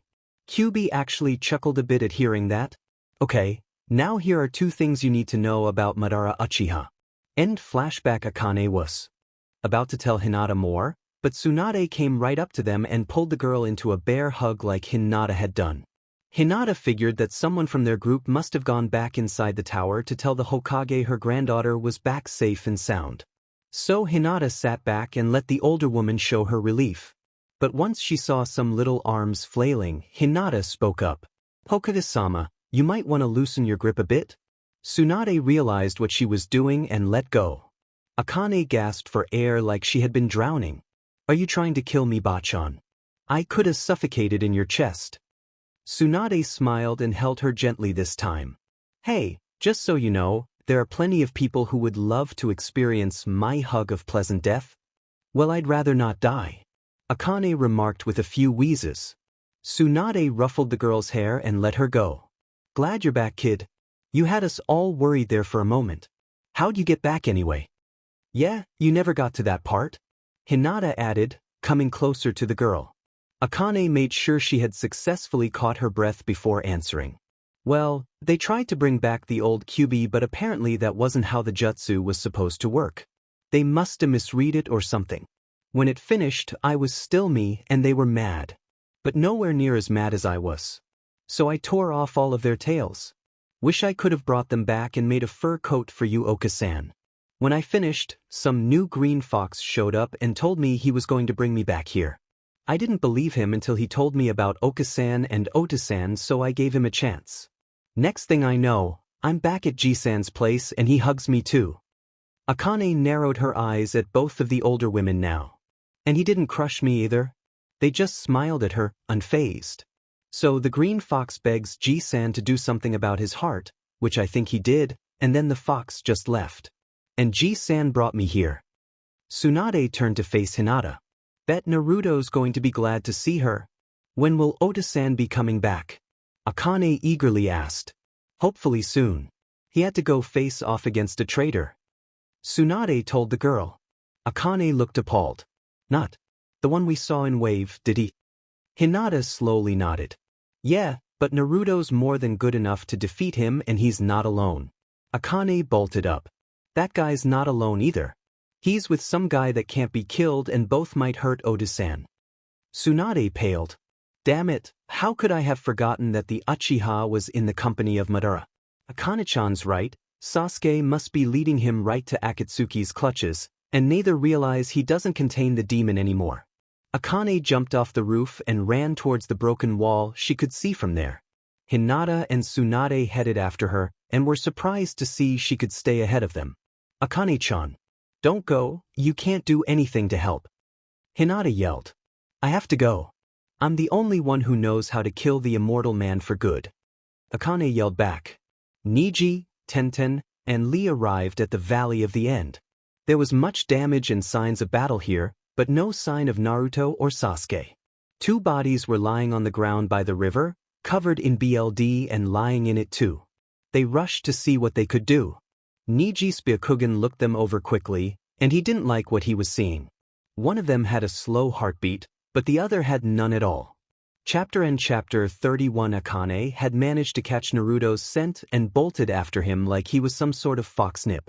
She was very worried for him if he was about to have to face against Madara. Ignoring the voice of reason that said, "You're just a child, you'll get hurt if you go there," Akane felt compelled to go right into the line of fire. Her justification. She now knew how to truly kill the ancient Uchiha, and planned on doing just that. If evil Ijiji tries to hurt Ota-san, I'll do to him what I did to those foxes. Akane thought to herself as she zipped through the forest floor outside the city, not jumping from branch to branch like shinobi would. Back when she told Hinata about how she got away, she actually edited that event so that her mother wouldn't be so bothered by what she had done. Flashback. Akane's body, in her fox form, glowed for a moment and then stopped. She slumped on the ground looking like she needed a nap. The 10 foxes around her, 8 of which had been running the place of the old Kyuubi's absence, curiously walked up towards her to see what had happened. Did it work? A brown vixen with 7 tails asked. Jushiro shrugged. According to the instructions, that should have allowed the precious identity to return to the body. And since Kyuubi-sama is much stronger-willed than this uncouth kit, I'd say it's a guarantee.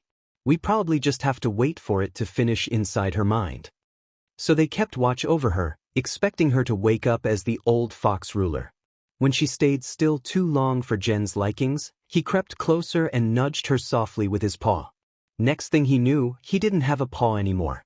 Akane jumped to all fours, waving her tails furiously and snarling like a rabid animal, with Gen's paw dangling from her jaws. She spat it out but looked ready to bite off more. Gen howled in pain and fell on his side, trying to stop the bleeding and the pain with help from a few others. What is the meaning of this? Jushiro demanded, looking angry and confused. I'm not going to explain, GG team. Instead I'm just going to hurt you. Akane growled and then pounced at him. Taking him completely by surprise, she managed to make a lucky hit and sink her fangs into his jugular. When she pulled away, she took a few pieces of his flesh with her, giving him a very nasty fatal wound. Yuck, I'm going to be tasting that for weeks. I need some ramen right away. 2 of the other foxes snapped out of their shock and tried to subdue Akane. But she retaliated by creating 4 shadow clones using her paws to make the hand signs. While they defended her, she took the opportunity to change back into her normal human form. Now she felt more confident in her fighting skills. Meanwhile, the other foxes, sans Gen, Jushiro, and 1 fox trying to mend Gen's wound, had surrounded her like guard dogs. So you like to gang up on kits and push them around, do ya? Akane said before creating about 80 shadow clones. Allow me to return the favor. A swarm of clones descended on the foxes and tore into them. The foxes fought back and managed to destroy some of the clones, but sheer numbers overpowered them.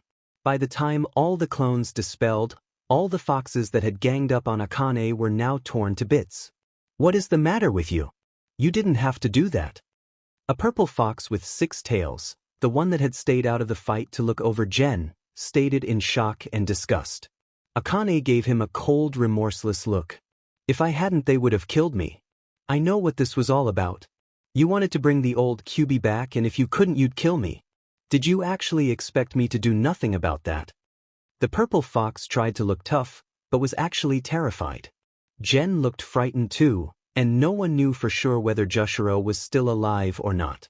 Before anything could happen next, Kisi and a green fox that looked in a rush entered the room and slowly approached Akane. Excuse me, are you the one called Akane? The green fox hesitantly asked. What do you want? I'm here to take you back to the humans. A man in orange and a woman with pale eyes told me to bring you back or I'd be killed soon. Seriously? Akane asked, hopeful yet fearful this was some kind of trick.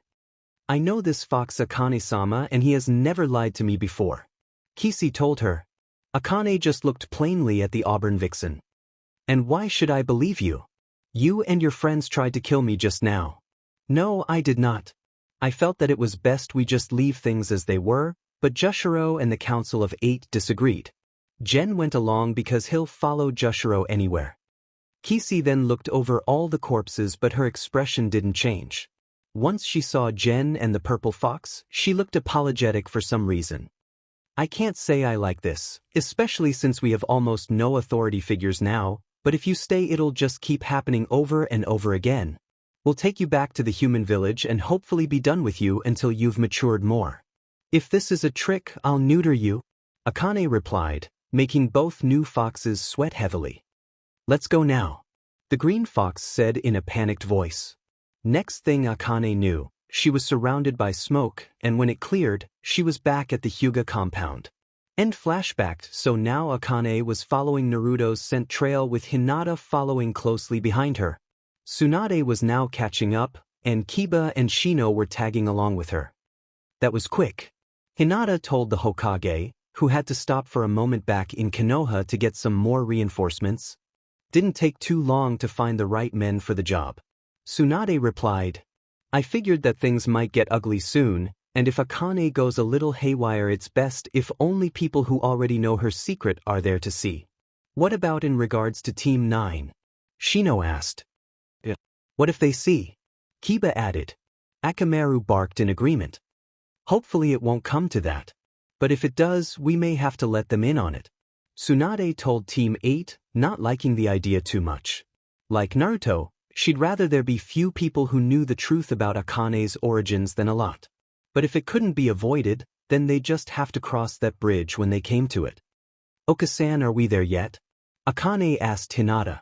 Sasuke stood in front of the nine-eyed statue that currently contained 8 of the bijou, and before his feet was the unconscious body of Naruto Uzumaki. Heh, I knew you were still pathetic, dope. And Madara actually gave you the benefit of the doubt. He must be getting senile. Naruto's eyes snapped open and he looked mad. No, you're just cocky too. Then he sprang to his feet. What the? How could you? Sasuke tried to ask, then answered his own questions. I see. You were just pretending to be beaten so I'd bring you here. And you knew I had to bring you alive. Yeah. Now I can do what I should have done back in Wave. Naruto told him while pulling out a kunai and charging. Sasuke blocked with a kunai of his own and activated his Sharingan. Really? Is that the best you can do? I'm not going to show you my best moves right away, team, not while you got that evil eye working. Naruto stated. Sasuke tried to punch the blonde shinobi, but he ducked and headbutt the Uchiha's gut, making him stumble backwards. Sasuke regained his footing and made 4 hand signs. Fire style, Phoenix Flower Jutsu. Several fireballs came out of his mouth. Naruto created several shadow clones that took the hit. In the smoke created by such a defense, Sasuke couldn't see several clones hid themselves behind the statue and get into a meditation pose to draw natural chakra into themselves. If Naruto could buy himself some time, he could go into sage mode. He knew he had to win, for his own survival and for the sake of his teammates, one of which had been killed while taking a hit meant for Naruto. Madara meanwhile hid in a cove near the ceiling, watching over the fight like he did when Sasuke fought Danzo 2 years back. If things got rough he'd step in and handle it, but no need to do so now. Besides, Sasuke needed to learn a few lessons in how he saw others and he obviously was only going to learn them the hard way. So all Madara had to do was sit down, pull out a bag of popcorn, and watch the showdown. Team 8, Tsunade, and Akane saw Team 9 heading their direction, and both sets of people stopped. Tenten looked to be carrying Sakura on her back and Lee appeared to be carrying Sai on his. Neither one of them looked good.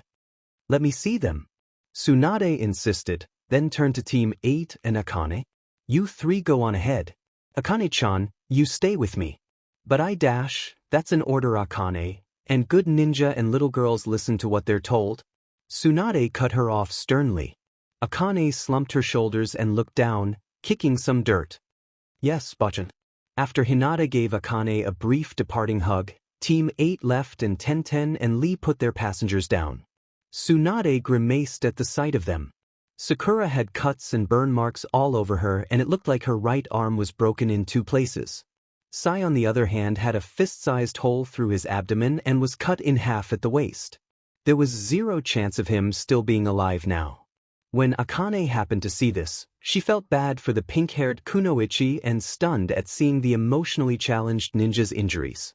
Mental images of the same injury, sans the cleaving, happening to her not too long ago made her begin to hyperventilate. Tenten tried to turn her away and rub her back to calm her nerves while Tsunade tried to heal what she could regarding Sakura. After a few minutes, Tsunade stood up and dusted off her hands. Okay, now she's in better condition for travel. You 3 should take her back to the village and take Akane-chan back with you. I'll handle Sai's body and go join up with Team 8 shortly. Got it? Yes, Hokage-sama. Niji, Tenten, and Lee said together. Akane seemed to have other ideas, for she did a quick substitution with a nearby fallen branch and ran off towards the Valley of the End. Damn it, that girl is too much like her father for her own good. Tsunade mumbled, okay then, do everything else I told you while I handle her. Now go. Team 9 then left towards Konoha while carrying Sakura as the last living Sannin tried to catch up with the last free bijou. After a moment of moving, Hinata, with her Byakugan active, came to a stop, causing her teammates to do the same. Something wrong, Hinata? Shino asked. He then saw the red-haired fox girl dash past them without noticing them. Guess she chose not to listen to Hokage-sama and go help her father on her own. Sorry guys, but I have to go be with Naruto and Akane-chan. I need to, you'll understand when you're a parent someday. Hinata told them quietly. Kiba nodded, understanding the loyalty to the pack's situation she was in. Gotcha. We'll be alright. Make sure those two are too, especially since they don't always listen to the Hokage. They should at least listen to you. Thanks. Hinata said before turning around and vanishing in a hurry. Kiba and Shino waited where they were for a moment before Tsunade showed up. Why are you guys just standing here? She asked hastily. Someone needed to show you the rest of the way. Kiba told her as all three chased after Akane and Hinata. Chapter 32. Naruto and his clones kept fighting against Sasuke, hoping to keep him busy long enough for him to enter Sage mode. Sasuke was sure to have several tricks up his sleeve, and for the blonde this was the best of his own. He couldn't afford to pull any punches here today, but at the same time, he felt he needed to keep his unpredictable side strong too. It might be his only chance to walk away alive. Sasuke meanwhile wasn't going to take this fight as seriously as when he killed Itachi. Sure, Naruto was tougher now than he was back when they clashed at the Valley of the End the first time. The fact that he survived a Chidori through the chest is proof enough. But the Uchiha's biased view of those around him convinced him that this was going to be a more irritating battle than a challenging one. Surely he wouldn't even need Susanoo or anything like that here. Many clones ambushed Sasuke and tried to punch him, but his intercepting fist made them all disappear effortlessly. They kept coming at him and getting beaten, and soon the air was thick with the smoke from the destroyed clones, weakening Sasuke's vision. While the Sharingan was a powerful Dojutsu, it was still an eye and thus needed light to do its job the right way. So with his vision obscured, he started to get a disadvantage here. Sasuke tried a small wind jutsu he had copied to clear the smoke, and when it was gone he saw even more Narutos heading for him. But this time, each one of them had a Rasengan in their hands, giving a total of 12. Sasuke tried to quickly think of a good way to block them all without wasting his trump cards. He flashed through some hand signs and cried out, fire style, Phoenix Trail Jutsu, before exhaling a long line of fire as he spun briefly. The flame formed a ring around him as he turned in place, which should stop the clones from getting close to him. However, he didn't move quick enough and two clones, holding two Rasengans each, made it through to him. They rammed their chakra spheres at the traitor, hoping to render him immobile if nothing else. Sasuke reflexively called out Susanoo to block them. It partially worked, for the summoned ribcage took two of the hits but cracked from it. The other two, however, made contact with Sasuke's flesh and tore into him. The damage was minimal due to a surge of chakra surrounding Sasuke protectively as a side effect of Susanoo, but damage was indeed done.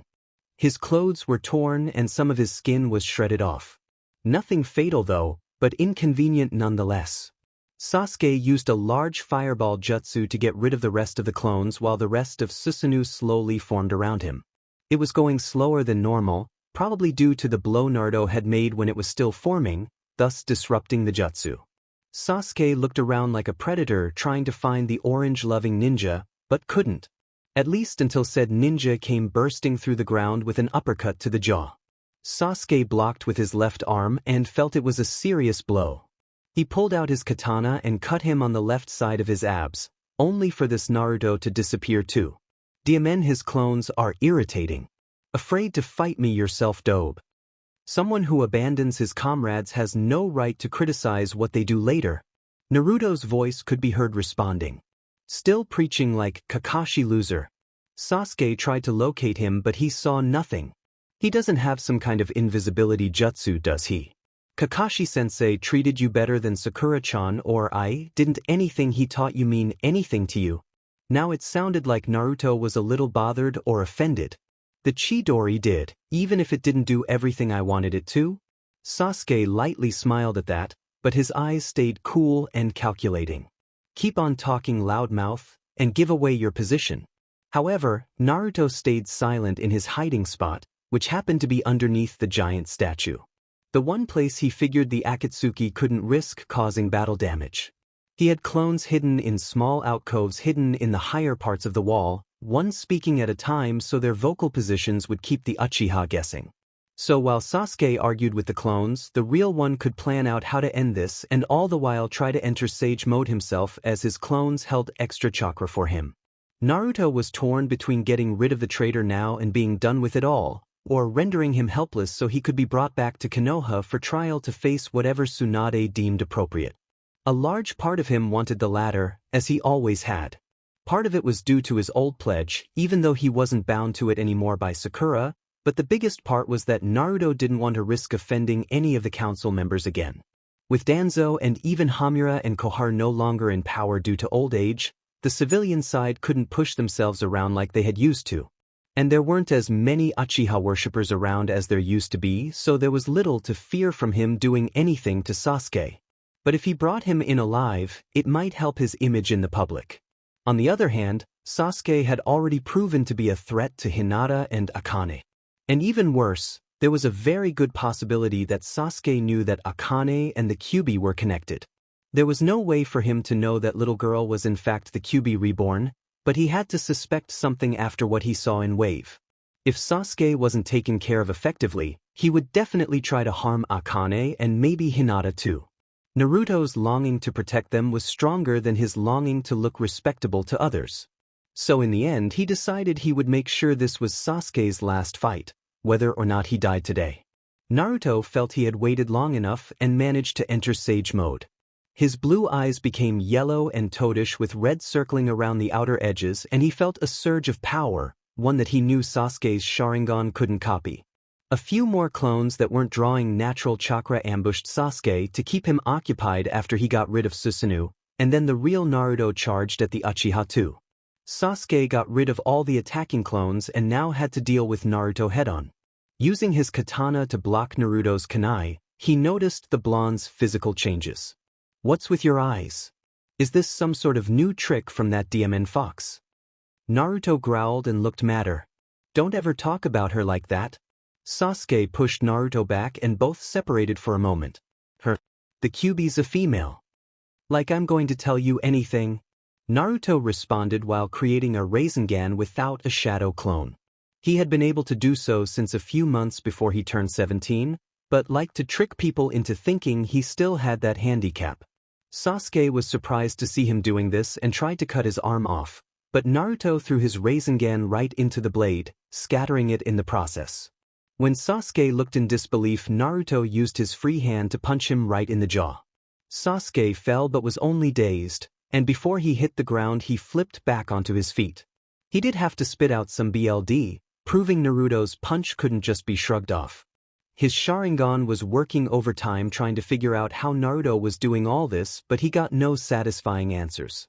Naruto seemed to be surrounded by extra chakra not his or that of the Kyuubi's, and his Sharingan saw no way to mimic how he was taking it in or molding it. He didn't get to keep looking for long since Naruto kept trying to hit him.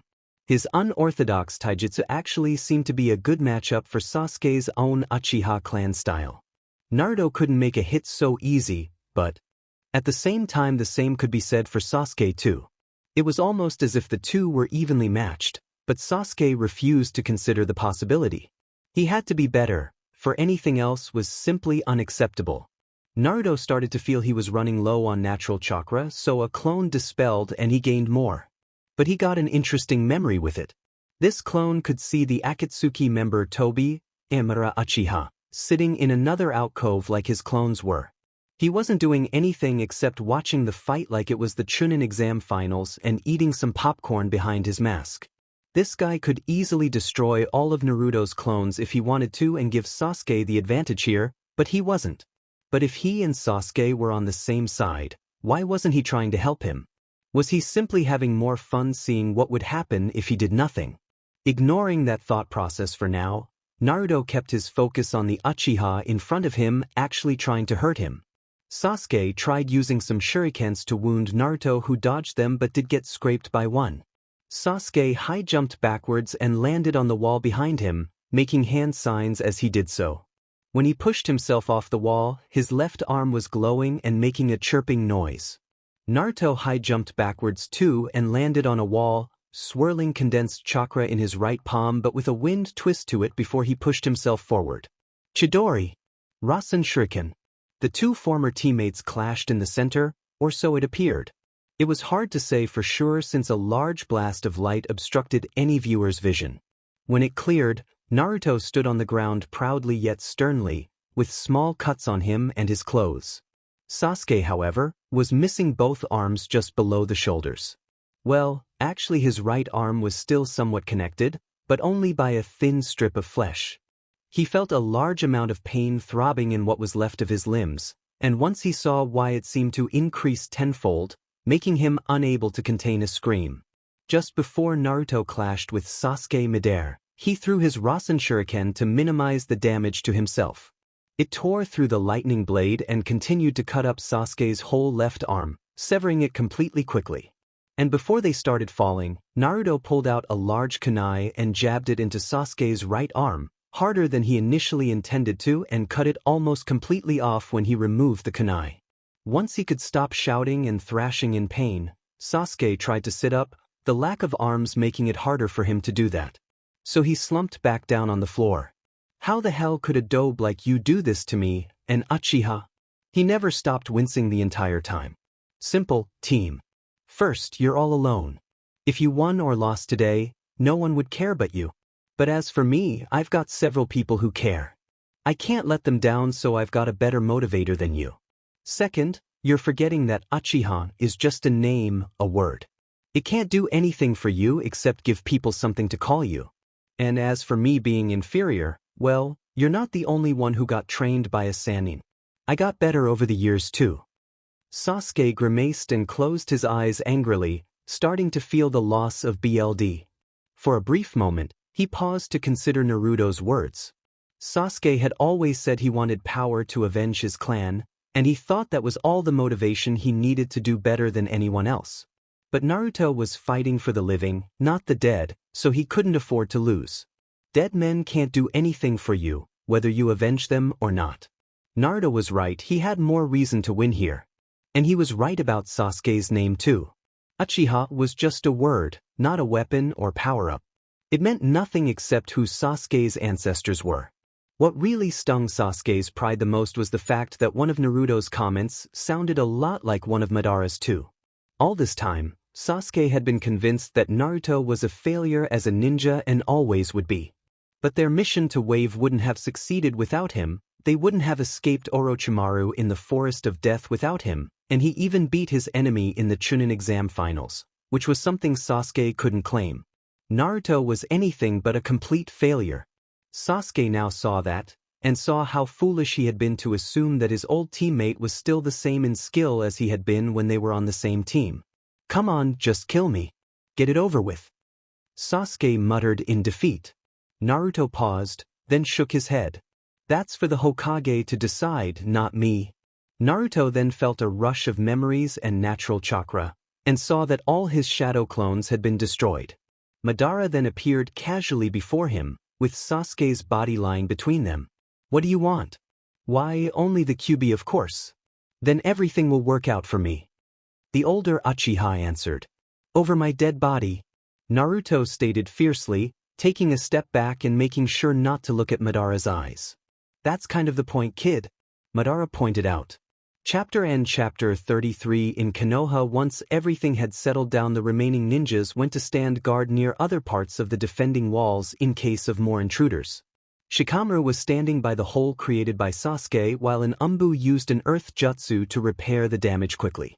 After he and his teammates brought Dansu and Ichi to the interrogation cells, they went back to stand guard. At the moment, Ino and Chuji were surveying the nearest ninja posts while Shikamaru tried to figure out something that could explain all this. So far no one else on the intercom has seen anything, which most likely means that no one's trying to breach our defenses from another direction. So does that mean that only 3 people were in on this? What the heck were they thinking? 3 people couldn't possibly do enough damage to a ninja village to make the attempt worth it. So what was their goal?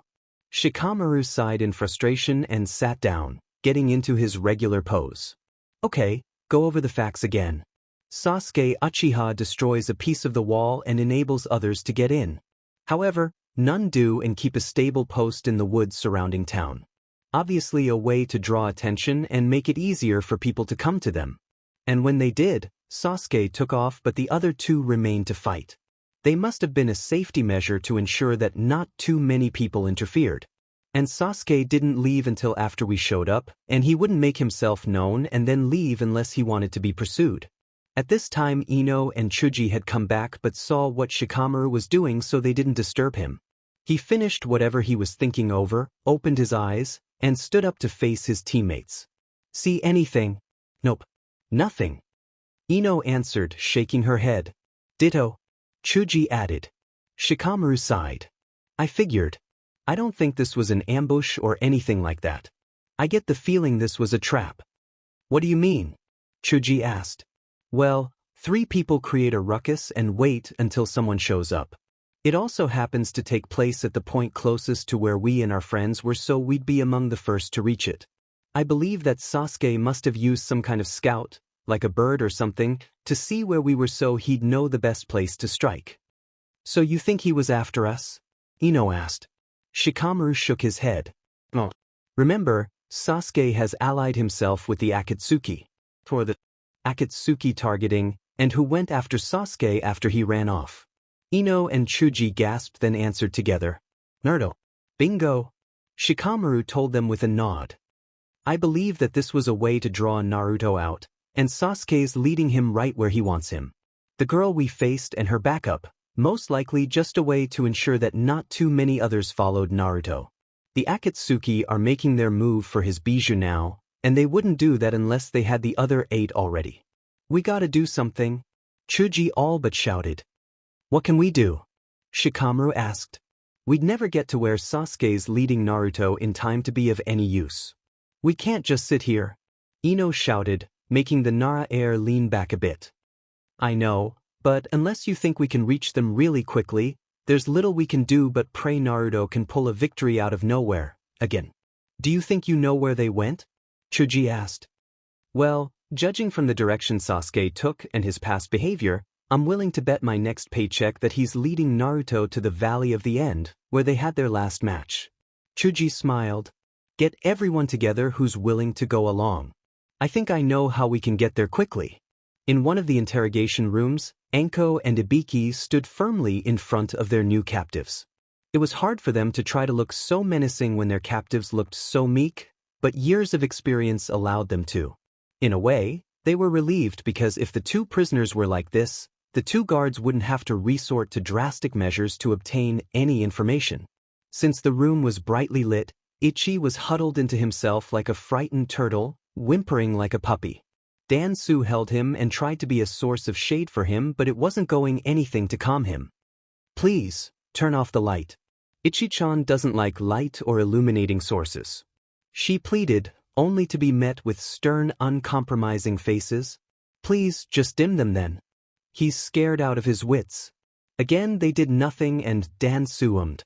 If I tell you everything, will you at least let him set up a sheet or something so he'll feel better? Everything? Ibiki asked in a way that told her he didn't believe her. It was a tactic he used to get them to settle for giving more than they initially intended. Dansu slowly nodded. Everything I know. Just let him out of the light first. Ibiki and Anko shared a look that made Dansu think they still wouldn't do anything, and then turned to her. Fine. You may set up something for the kid, but we must watch. They figured they wouldn't get much out of the child anyway, so no real loss for them. Thanks. Dansu quietly told them, then whispered to Ichi. Ichi-chan, you can set up your tent now. The boy just handed her a scroll, as if afraid to move around too much. She took it and released the tent from it and began to set it up. Anko and Ibiki saw nothing suspicious in the tent or her actions. Once it was done, she held the door flap open. All set, Ichi-chan. In a mad dash, the dark-haired boy rushed into the makeshift shelter and zipped the door up. Thanks, Ainui. Dansu smiled, knowing he could relax now since the inside of the tent was coated with dark fabric to block out sunlight. Then she sat down in front of the interrogators. Thanks. What do you want to know?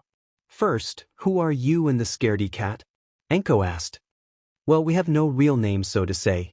I'm called Dansu and he's called Ichino Shikyo, or Ichi-chan as I call him. We're rejects from Danzo Team's root program. Rejects? Ibiki asked. Yeah.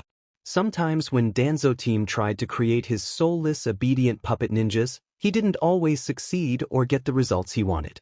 I'm one of them, among others, and we were held up in a holding cell far from this village. Why would he do something like that? Ibiki asked. Probably didn't want anyone to see proof of what he was doing. Enko suggested. No, I mean, why did he allow them to live if he considered them failures? Danzo would have most likely just killed them, so why didn't he? Ibiki asked again. Dansu shrugged. I think he might have intended to give us over to some guy called Orochimaru he knew. I don't know why or who that guy is, just the name. If he did, he never got the chance to. So Danzo was in fact connected to Orochimaru? Enko asked. Most likely, but I don't know anything else on that matter. In that case, why were you and the child trying to break into our village? Ibiki demanded forcibly. Dansu flinched before answering.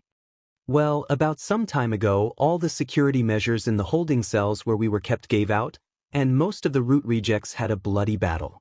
Those that survived escaped into the world, and I would have too, had I not found Ichi-chan who didn't want to leave. He was scared and felt safe there, so I felt I needed to watch over him. We stayed for a bit, but I wanted to leave, but Ichi-chan refused to budge. Then two guys show up, one with a spiral mask and the other with duckbutt hair and a bad attitude, and make an offer. If we helped them find some guy wearing a lot of orange, they'd help us find Danzo Team so we could kill him. I accepted, and they even managed to get Ichi-chan to go along. Enko and Ibiki shared a look that conveyed a lot of statements they agreed on. I'm sorry to tell you this, but Danzo was executed about 2 years ago. He's already dead. What? Dansu shouted while leaping up. Anticipating something hostile, Enko got behind her and put her in a headlock while Ibiki drew out a syringe and made sure the silver-haired girl could see it. She calmed down. Really? But he tried to kill the Godame Hokage and usurp the other village's control. He was ordered to death for it. Enko answered. So I was too late. Dansu muttered regrettably. Enko released her hold and Dansu plopped down. And it was thanks to that guy wearing a lot of orange that it happened. The snake MSTRS added. Dansu looked shocked. Really? But that duckbutt said he was a horrible monster. We would be doing the world a favor by getting rid of him. Enko shook her head. Sorry, girl, but the only one you did a favor for was that traitor. Both of those guys are plotting to use him to make the world better for themselves. You were played like a fiddle. Dansu got mad enough that her body started to glow and spark.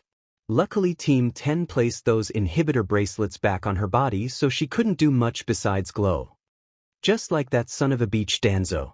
Using others simply to inflate their ego. If I see either of them again, I'll give them a taste of real lightning. Enko smirked, but then got serious again. As nice as it would be to see that, I'm afraid you've done some serious damage and potentially endangered the lives of the whole world. You still need to be punished for that. Ibiki nodded in agreement. Dansu hung her head. Fine, just don't separate me from my little brother. That's all I ask. Oh, your punishment isn't up to us. That's for the Hokage to decide. And she's busy for the time being. So you're going to be held here until then. Ibiki told her, then he and Enko proceeded to leave the room and lock them inside. Don't try anything funny. Dansu gave them a sad look. I've just endangered someone I should be thanking. I'm not in the mood to try anything. Ibiki and Enko left and locked the door. Through the window they saw the silver-haired girl curl up and look remorseful next to the tent. I kind of feel bad for her. She thought she was doing something good until it blew up in her face. Enko commented. Deja vu? Ibiki asked his partner. Not quite, more sympathy if I had to call it anything. Ibiki decided to change the subject. So the Uchiha is after Uzumaki, is he? If he's connected to Akitsuki like I heard, then they're finally after the Kyuubi. What do you think they're gonna do when they find out he doesn't have it in him anymore? Enko asked. Kill him and then search for it? The scarred man plainly answered. And I think you mean if they find out. That kid could still get out of this one. Let's hope so. The fate of the world may rest on what that knucklehead does today. Anko told him. Team 9 had made it back to the village with Sakura, who was still unconscious. When they were taking her to the hospital, they ran into Ino. Hey, glad I found you guys. Shika thinks Naruto's in big trouble at the Valley of the End. Yes. We just found Sakura there unconscious and that pale boy dead. But no sign of Naruto or the Uchiha. Tenten told the Yamanaka heiress. Ino gasped. OCRP. Even with Chuji's idea we might be too late then. What idea? Niji asked. I don't know. He just said he might have a way for all of us to get there quickly. Niji shook his head sadly. I think it's too late already for anything we could do. The only ones who could do anything at this point are Team 8 and Hoka-sama. Everybody there silently thought the same thing. Good luck, Nano. Chapter End. Chapter 34. Naruto and Madara stood facing each other, neither moving but still keeping their guard up. Naruto knew he couldn't drag this out for long, as Madara had just destroyed all his shadow clones and he'd never be able to make more that could gather more natural chakra quick enough. He figured that with all the natural chakra already collected and move into him at once, he could probably stay in sage mode for at most 12 minutes, and that was pushing his luck. If he didn't do anything about it, that is. DMN. If only I had a little bit of the Kyuubi's chakra left in me still, I'd feel more certain about this, Naruto thought briefly. Shortly after Akane's release, Tsunade wondered if the fox was completely released or if there was still some minor connection between the two. So she did a chakra scan over the young blonde. The diagnosis said that no red chakra remained in Naruto anymore. Now he was truly running on his own power. But because of the absence of so much chakra, his coils compensated by replacing the lost amount with his own. So in essence, Naruto lost all demonic chakra and doubled his own, which was why he could still do all the jutsus he could to the degree he could. However, if he ever ran out, the lack of the secondary chakra source could be disastrous to him. Are you not afraid, boy? Madara asked him, as if to goad him into quivering. Afraid of what? Why, the fact that I'm about to kill you and use your tenant to make the world as I see fit? Naruto smirked. You can't and you know it. If you could, you wouldn't be standing here talking about it, you'd just do it. The bad guy always gloats to hide the fact that it's all he really can do. Madara had no reaction. You've sent several of your team members after me and they've all been defeated, even if not by me. You claim to be tough but you yourself don't do anything, just like Nagato. If anyone here is afraid, it's you. Me. Why would I be afraid, boy? I'm older and more experienced than you, plus I'm immortal. So what do I have to be afraid of? The oldest Uchiha asked. Sasuke meanwhile laid on the floor to the side of both of them, trying to ignore his pain. What are you doing, Dobe? You should be fighting him off, not chatting with him. Even if fighting him is futile, at least you can go out like a ninja should. Well, it's just a guess I have, but I think Shikamaru himself couldn't make a better one. Naruto said, slowly reaching into his kunai holster. He knew he couldn't hide this, but hopefully draw this out a bit more. You've got a great ability and could have gathered up all the Jinchuriki by yourself by now if you wanted to. It would have been no problem. But instead you had others do the work for you. There had to be a reason, and I figured you were either lazy, had no offensive techniques, or you were afraid of dealing with the targets directly. Naruto then took his hand out of the holster, and it was empty. Madara saw this and wondered why he didn't grab a kunai. Now why would I be afraid of some measly hosts? Naruto held in a chuckle. What Madara didn't realize was that since he kept talking about fear, he was basically admitting that was his reason for everything. I asked myself that too. Why would someone who can't die be afraid of something? The answer's obvious. The power of a bijou is the only thing that can kill you, isn't it? Madara stiffened and Sasuke's eyes widened at hearing this. Naruto's grin widened as well. I'm right, aren't I? That's why you're after the bijou, aren't you? It's not just so you can do that moon eye thing Gaara told me about. You're trying to remove the only things that actually threaten you. Madara turned to give Sasuke a disappointed look, which had little effect behind a mask. And you said he was the village idiot. He figured out something even you couldn't, genius. Bet you feel stupid now. Not even trying to deny it, old man. Naruto mocked as he folded his arms behind him. So, Even if you figured it out, you still can't do anything to me, boy. Madara told him. Arrogant much. Guess it runs in the family. Naruto said as he started slowly going through some hand signs. Sasuke could see the motion and might have said something, but now that Naruto had proved tough enough to defeat him, a part of him wanted to see if he actually stood a chance against Madara. So he kept quiet. Besides, if Madara's Sharingan couldn't pick up the subtle muscle movements in Naruto's arms, he deserved to get hit a few times. But Madara was being cautious. He may put up an arrogant front, but truth was he would be on the defensive here. Naruto had defeated Pain, Shikaku, and many others deemed too tough for him to even scratch. If anyone could actually succeed in hurting the ancient Uchiha, it was him, and such a strike could prove fatal. So he decided to pull out a long sword and cut the boy's arms at the shoulders. As long as the seal wasn't damaged, such an injury wouldn't interfere with him trying to extract the bijou. Naruto jumped away from the slow attack and finished signing. Summoning jutsu. When he reached into his kunai holster, it was to make the cut for BLD needed for the summoning without being obvious about it. 2 puffs of smoke appeared in the air behind him, and they cleared to reveal Ma and Pa Toad. No time to chit-chat. It's time for what we tried earlier. Naruto told them. Gotcha, whippersnapper. Been wantin' to see you use this in a fight. Pa told him as he got a hold of Naruto's right shoulder and Ma got a hold of his left. Fusion. Both exclaimed and bonded with him. Now he could get more natural chakra without worry. When Akane got released from Naruto's body, he wondered if he could perform the Toad fusion that he had up until then been unable to. Within the first week of having Akane around, he got away to a private spot long enough to summon the Toad Elders and try it out. All 3 were glad to see that he now could, like Jiraiya had been able to. This would help him out quite a bit later on, like now. Madara, however, wasn't impressed. So you got some new ugly accessories. How's that going to help you? You might be surprised. Naruto said as he started to make a Rasengan out of Sage Chakra. He wasn't sure how much damage he could do with it, but he had to see. Also, he couldn't let either Uchiha know that the Fox Demon wasn't in him anymore. So instead of trying to kill Madara, he was trying to find a way to make it out of here alive, and maybe see just what he could do to Madara. Once he got out of here, then he'd worry about how to handle the rest.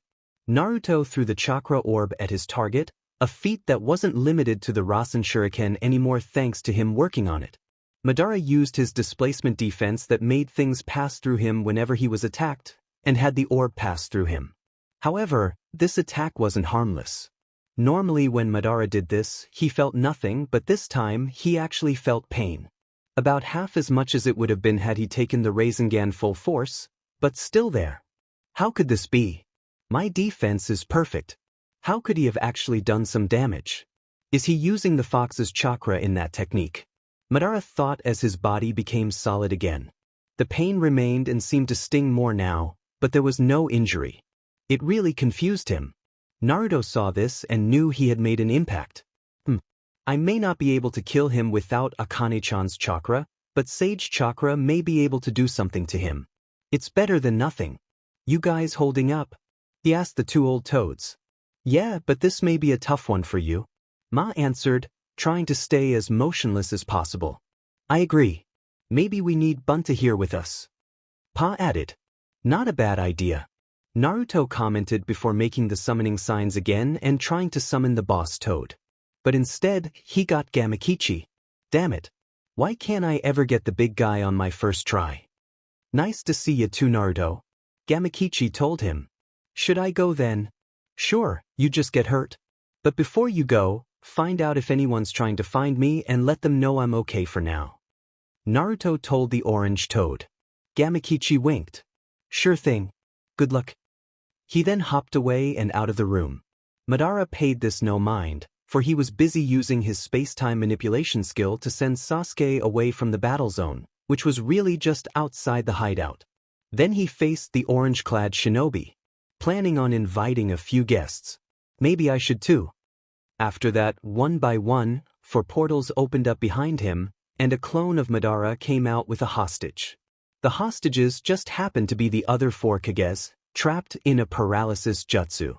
The clones then disappeared, giving the real Madara their memories. Naruto was stunned and Madara smirked. Oh, while my descendant was busy dealing with you, I had 5 clones go gather the 5 Kages. Figured they'd want to see my plans come to fruition.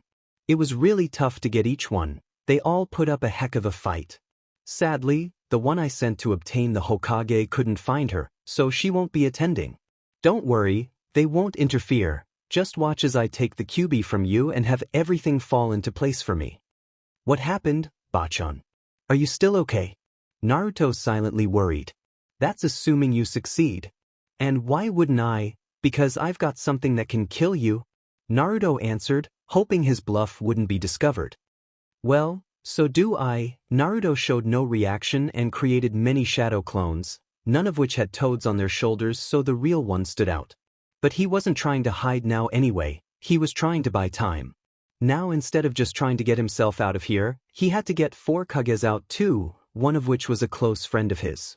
Naruto knew he couldn't just reveal he didn't have the Kyuubi anymore, because then he'd be killed and Madara would tear the land of fire apart to find the fox demon. And odds were that Konoha would be the first place he'd look. Akane and Hinata, along with everyone around them, would be the first ones put in danger, then everyone in the known world. He couldn't allow that. Naruto's clones tried to beat up Madara to see any weakness or flaw in his defenses. So far his displacement skill worked greatly and let their fists and kicks flow through him. A few clones managed to break the sword he had on him. But when Madara punched a few back, a few more hit him from the back and made actual hits. And with the added strength he got while in Sage mode, they did about as much damage as Lee or Sakura could. So Naruto saw that while Madara could make himself ghostly to defend himself, in order to actually fight back he had to be solid.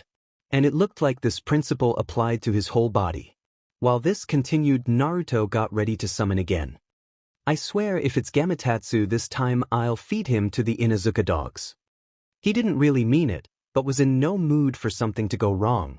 Drawing on all the strength he could, he shouted, summoning jutsu, and Gamabunta showed up in front of him. And boy was he not so pleased about the situation. Now why am I in this cramped crawl space? Well, open the roof then, Naruto commented. Gamabunta tried to glare at his summoner but couldn't turn to face him. So he pushed up and the ceiling began to crack. Several of Naruto's clones formed a protective dome over the still Kages as the entire ceiling was torn to bits and thrown aside. Now they were exposed to the open air from the once hidden underground shelter the last of the Akitsuki had used to move their bijou-containing statue to. Kid, you owe me a lot of sake for this, Gamabunta grumbled. If we get out of this alive I can get you all the sake you want. But for now, try and take that guy down. Naruto told the toad while pointing to Madara. I'm holding you to it, Gamabunta told him before he jumped, trying to flatten the ancient Uchiha. What was left of Naruto's clones grabbed the Kages and took them out of the hit zone as quick as possible, while the real one did the same, just happening to end up next to the down Sasuke. Gamabunta landed, missing only the 8-eyed statue. Did I get him? He asked as he began to stand up. Not quite. I'm curious, after crushing me like a bug, what were you planning on doing? Madara taunted the large toad as he popped up in front of his eyes. Don't make light of me, Gamabunta commanded. Madara just casually stepped down. You don't intimidate me, you oversized wallet. After all, despite all your strength you just can't kill me. Madara then felt something coming at him from behind, and stepped aside to avoid it. He saw it was a kunai, and apparently the one throwing it had been a small girl with red hair and blue eyes, standing next to an orange toad. Maybe he can't, but I can. Chapter 35. This chapter will deal with the other 8 bijou and the other Kages, and maybe the handling of Sasuke and the root rejects. Then getting everything settled for the Uzumaki family in the long run, and maybe a wedding, before this comes to a close. Chapter 36. Naruto had a clone confirm Madara's death by cutting off his mummified head. Even if by some miracle he wasn't dead before, he surely was now. Still, burning the body was probably the next best thing to do here. The clone dispersed and the real one patted the 9-tailed red fox on the head. You did good, Akane. Tails started wagging. Thanks, Oda-san. Think I got what it takes to be the Hokage after you. After seeing that, of course. You still gotta wait until you're older, you know. They heard some rustling behind them. Better turn back to your other form. Akane nodded and transformed into a normal child. Then the two stood up and went to see what was going on. Oh, thanks for the help, guys. You can probably go home now, he told the two old toads. Ma and Pa Toad disconnected from his shoulders and landed on the ground. Great work, Sonny. See you next time. Pa told him. You'll forgive us if we say we're not hoping you'll need us again so soon, I hope. Ma added. Naruto nodded. Sure, fix. The toads disappeared, and Naruto released his sage appearance, looking normal again. Hinata and Tsunade were kneeling next to the 4 foreign Kages, who now looked like they could move under their own power again. Hinata noticed Naruto and Akane approach, looking well and unhurt, and immediately embraced her fiancé. Is it over? You bet. He's gone for sure this time. Thanks, Kami, Hinata stated before moving to hug Akane. Don't you ever scare me like that again. By the way, you're still grounded for a week. But Oka-san, you want it to be absolutely no ramen. I'll tell the Ichirakus. Akane whimpered and answered meekly and quietly. I'll be good. Tsunade approached and patted Naruto on the shoulder. Congrats, Gaki. Once we get home, that Jounin promotion's officially yours. You've definitely earned it. Thanks, Bachan. So when do I become Rokudame? After I teach you the ropes and retire, Knucklehead. What exactly happened? The Raikage asked as soon as he stood up, just before the other Kages did too. The last of the Akitsuki is gone. We don't have to worry about them anymore, thanks to Naruto Uzumaki here. Tsunade told them all. All Kages looked at the blonde shinobi, but Gaara was the first to do anything. He stepped forward, smiled, and offered out his hand. I always knew it would be you, Uzumaki, to finish the job. Well done. Naruto took his hand. Coming from you, Gaara, that means a lot. Thanks. What about Sasuke Uchiha? What's going on in regards to him? The Raikage asked sternly. He's disarmed. Naruto told him. Unless he gets healed by someone as good as Bachan Dash, and I'm not going to, not that way anyway. Tsunade interjected. Anyway, he'll most likely never be a ninja again. Naruto finished. Not good enough. He needs to be punished like the villain he is. The Raikage insisted, thinking of Kurabi at the moment. Don't worry, I can assure you he will be. Tsunade told him. No matter what anyone in Konoha may claim, his Kekkei Genkai and heritage won't be enough to let him off the hook here. You should just execute him and be done with it. The Tsuchikage suggested. That is tempting, I'll admit that. Tsunade commented. Can anyone tell me why we're here anyway? I was just about to ta. Well, that's not important. Why are we here? The Mizukage asked curiously. Naruto cleared his throat to catch all their attentions.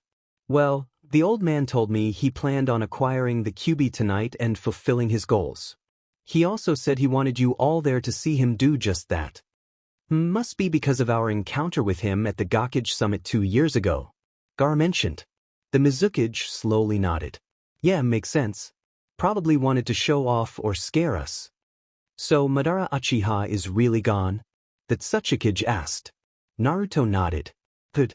Now I'll feel better about retiring and naming my successor. Akane, who was off to the side with Hinata for all this, started whispering to her. Oka-san, I smell something coming towards us. Is it bad? Hinata whispered back. Not sure. Smells like a bunch of animals. Can I go look? Hinata didn't answer right away. On the one hand, her daughter had already gotten into enough trouble today.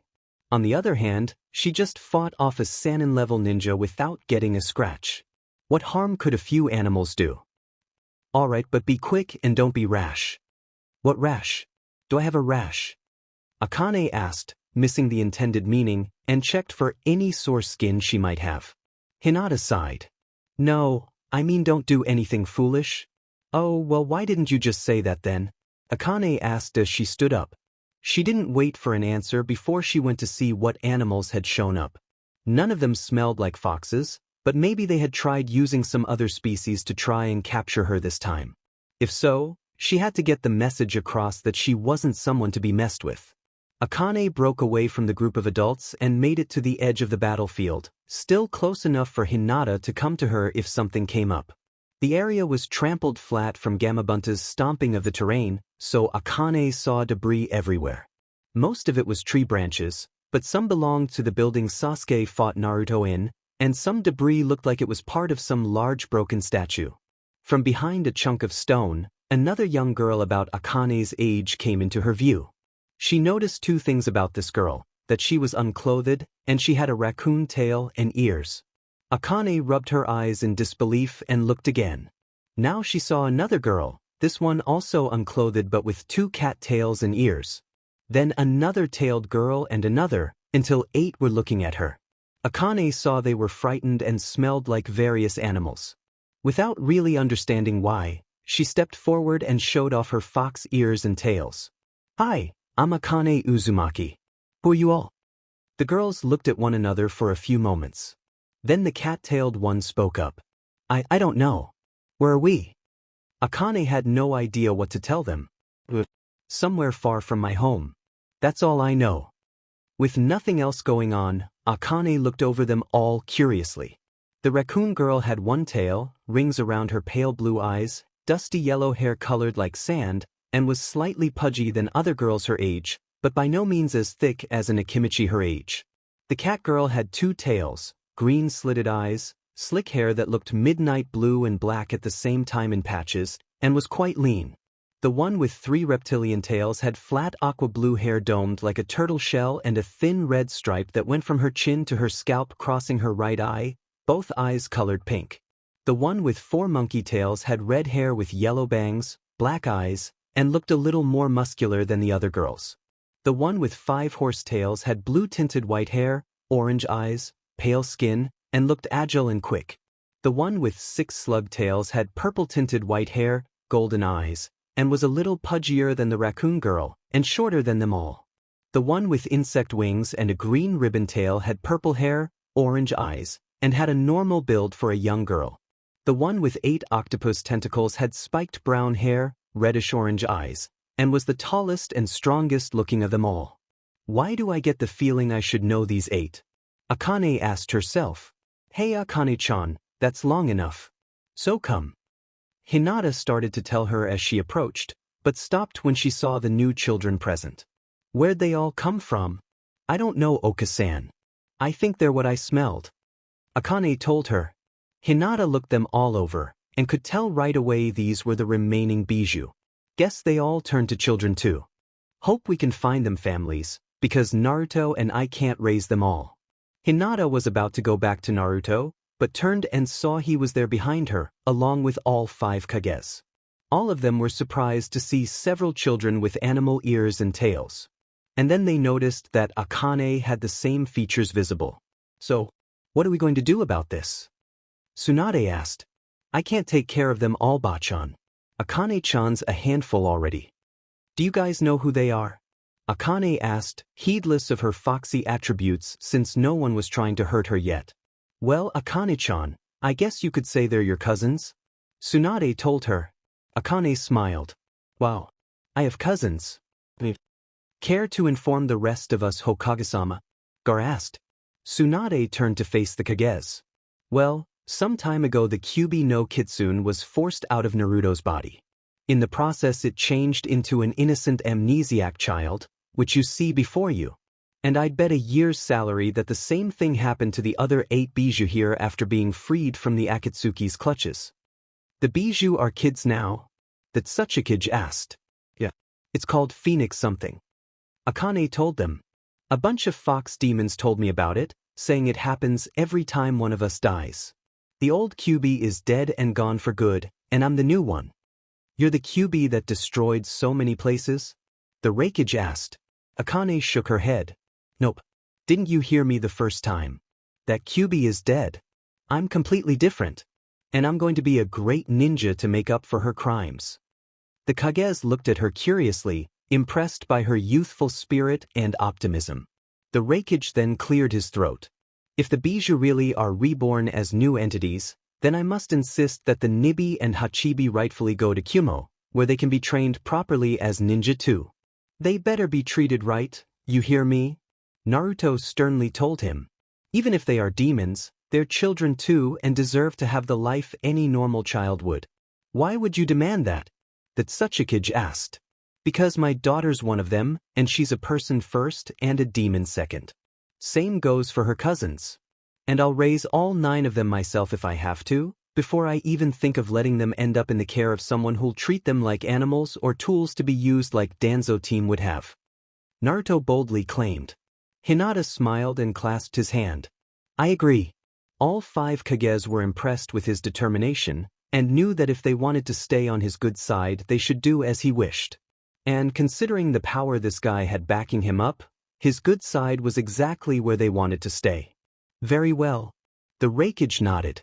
I'll entrust them into the custody of those I know can do as you wish. Hopefully this means that when you're Hokage, you'll consider an alliance between our villages. Make sure no one tries to claim the Byakugan again too, and you've got a deal. Naruto added, making Hinata smile more. Naruto, I think I should probably take the Ichibi with me. It might be for the best. Gaara told his friend. I was thinking that too. Just make sure this Shikaku doesn't become a maniac like the last one. Gaara nodded, and soon that Sasuke and Mizuki selected the Bijou to go to their villages to be raised and cared for. Each one picked 2 since all 8 were nervous and didn't want to be split up too much. Gaara got claim on the Ichibi and Shichibi, thinking he and his new wife Matsuri could care for them. The Hokage kept just the Nibi and Hachibi, already seeing a little of Yujito and Kurabi in their eyes. The Mizuki claimed the Sanbai and Gobi, feeling they'd be most at home in a place like Kiri. So that Sasuke got the Yanbi and the Rokubi. After everything was settled between them, names were already starting to be given. Gaara gave the Ichibi the name Shikaku again, and she swiftly called him Oda-san, feeling a strong connection to him like Akane did to Naruto. Gaara was surprised by this show of affection, even more so when the Shichibi, now named Mushi, did the same but much more subtly. The others wondered if they should do the same with their Kages, but were all told no. The Nibi was named Yujiko and the Hachibi was named Kurako because of their previous hosts. The Sanbai was named Shinbu, the Yanbi was named Kyoko, the Gobi was named Fuzii, and the Rokubi was named Miseo. They also worked on looking fully human, which apparently wasn't something that only the Kyubi could do among them. Before everyone got ready to head home, Tsunade had one more thing to say. Now remember everyone, in order for things to work out for these girls in our villages, no one may know who or what they really are. The ones you select to be their legal guardians may know so they know what they're getting into. But the fewer people in on this, the better.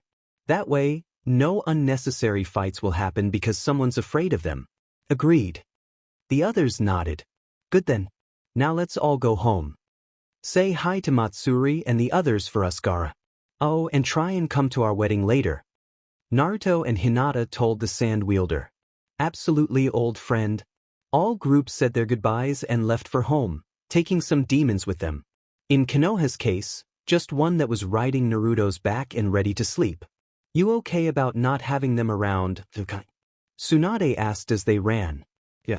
I've got a lot of family and friends back home, so I'm not worried about being lonely. They all were, so they need to be together more.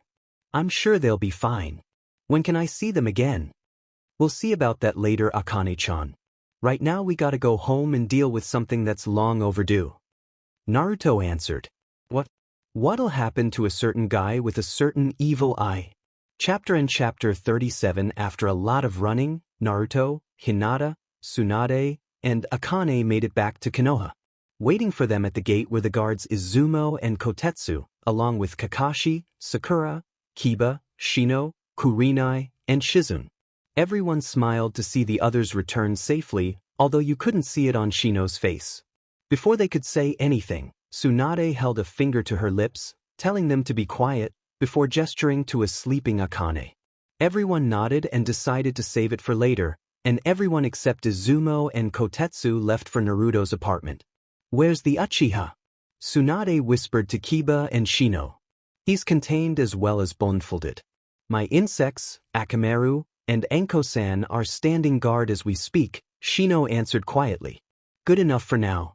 But it's going to get worse for him, Tsunade whispered in response. Nobody else said a word until they got to Naruto's apartment. Naruto and Hinata entered while the others waited outside. They all wanted to talk and felt that for the girl's sake it was better to do that away from her so they wouldn't wake her. Naruto gently placed the little girl on her mattress and put the blankets over her. Hinata patted her head and Akane seemed content and relaxed. The two adults smiled and quietly went back outside. Everyone stood at the base of the building together before they decided to actually discuss what was on their minds. So what exactly happened out there? Kakashi asked for everyone. Tsunade chose to answer, using a fabricated story to guard Akane. Sasuke and the last member of the Akitsuki tried to take the kyuubi from Naruto. Naruto fought off Sasuke and rendered him one arm less and drained of a lot of BLD. Then the Akitsuki member, Madara Uchiha, tried to finish off Naruto, but he used the kyuubi to kill him. Technically, it wasn't a complete lie. Are you sure about that? Kakashi asked Naruto. If he's been alive all this time, maybe he's just playing dead. Naruto shook his head. No way. I cut off his head myself, then Bachan burned the body. Nobody can play dead that well. Besides, it turned out that the kyuubi's chakra was his weakness, and getting it into him in even a small way was enough to kill him. Trust me, the geezer's dead. Wow, Naruto, you must be the strongest person on the planet to pull that off, Kiba remarked. Tsunade nodded. As of this moment, Naruto Uzumaki is an official jounin. And first thing tomorrow, I'm declaring him my successor. Why not now? Naruto asked. I need to get that registered and I'd rather wait until after I get some sleep myself first, Tsunade said, trying to hold back a yawn. After that, Sasuke Uchiha goes to trial. Just a formality before he gets punished. How bad do you think it's going to be, sensei? Sakura asked, earning her a few looks. It's going to be bad. Don't delude yourself thinking otherwise, you hear? Tsunade told her. Sakura nodded. I know. He's a criminal and needs to suffer for it. I was just curious. She then turned to face Naruto. By the way, thanks for keeping your vow, even if you didn't have to anymore. I never go back on my word, the blonde shinobi stated confidently. I'm just glad you're not trying to beat me senseless for hurting him. I'm not that way anymore, and besides, it's not like you two would just waltz in together holding hands and laughing. Naruto got a sour face. Thanks, Sakura-chan. Now I'm going to have that for a nightmare tonight. Well, I think we all could use some sleep. We can discuss more before the Uchiha's trial, Tsunade offered, unable to hold back a yawn now. Night Gaki. Night Bachan. Good job, Naruto. I'm sure your father would be proud, Kakashi said, proud of the student he barely did anything for years ago. Thanks, Sensei. I sure hope so. Sakura gave Naruto a friendly hug, which still bothered Hinata to see. I owe you one, Naruto. You're a good guy. She then mouthed, and you're a lucky girl, to Hinata, making her grin. That's what I've been trying to tell you for years, Sakura-chan. He told the pink-haired medic as she let go. I'm glad you got back alive, Naruto-san. It wouldn't have been good for your daughter to lose a parent so soon, Kurenai added. I never had any doubts. You always triumph when it matters the most, Shino stated. Guess having you as Hokage won't be so bad after all, Kiba remarked. Thanks guys, now if you don't mind, I'm exhausted, Naruto told them. Alright, see you tomorrow, Kurenai said as they all walked away and waved goodbye. Naruto turned to see Hinata going upstairs towards the apartment. Hey Hinata, shouldn't you be going to your family? She gave him a loving grin. That's exactly what I'm doing. Coming. Naruto smiled back and joined her. Both went inside and immediately went to Naruto's front room. Not bothering with undressing or anything, they just collapsed on the couch and went to sleep in each other's arms. Morning came too soon for most people in Konoha, and today was going to be a memorable day indeed. Tsunade dragged herself into her office and opened a bottle of whiskey that she had been given on her birthday courtesy of Akane's paint job on the monument, which was still there by the way but faded. Her stash wasn't even 1/8 depleted yet. Tsunade grabbed Naruto's record, added in the new information about his skills and abilities, and changed his status from Chunin to Jounin. One step closer to your dream kid. And soon you'll be there. A knock was heard at the door. Come in. Naruto and Akane entered. Hinata was at the Huga compound for the moment, letting them know she was back. Hey Bachan. Thought it might be good to come by. And isn't it a little early to be drinking? Tsunade shrugged. It's 5 o'clock somewhere.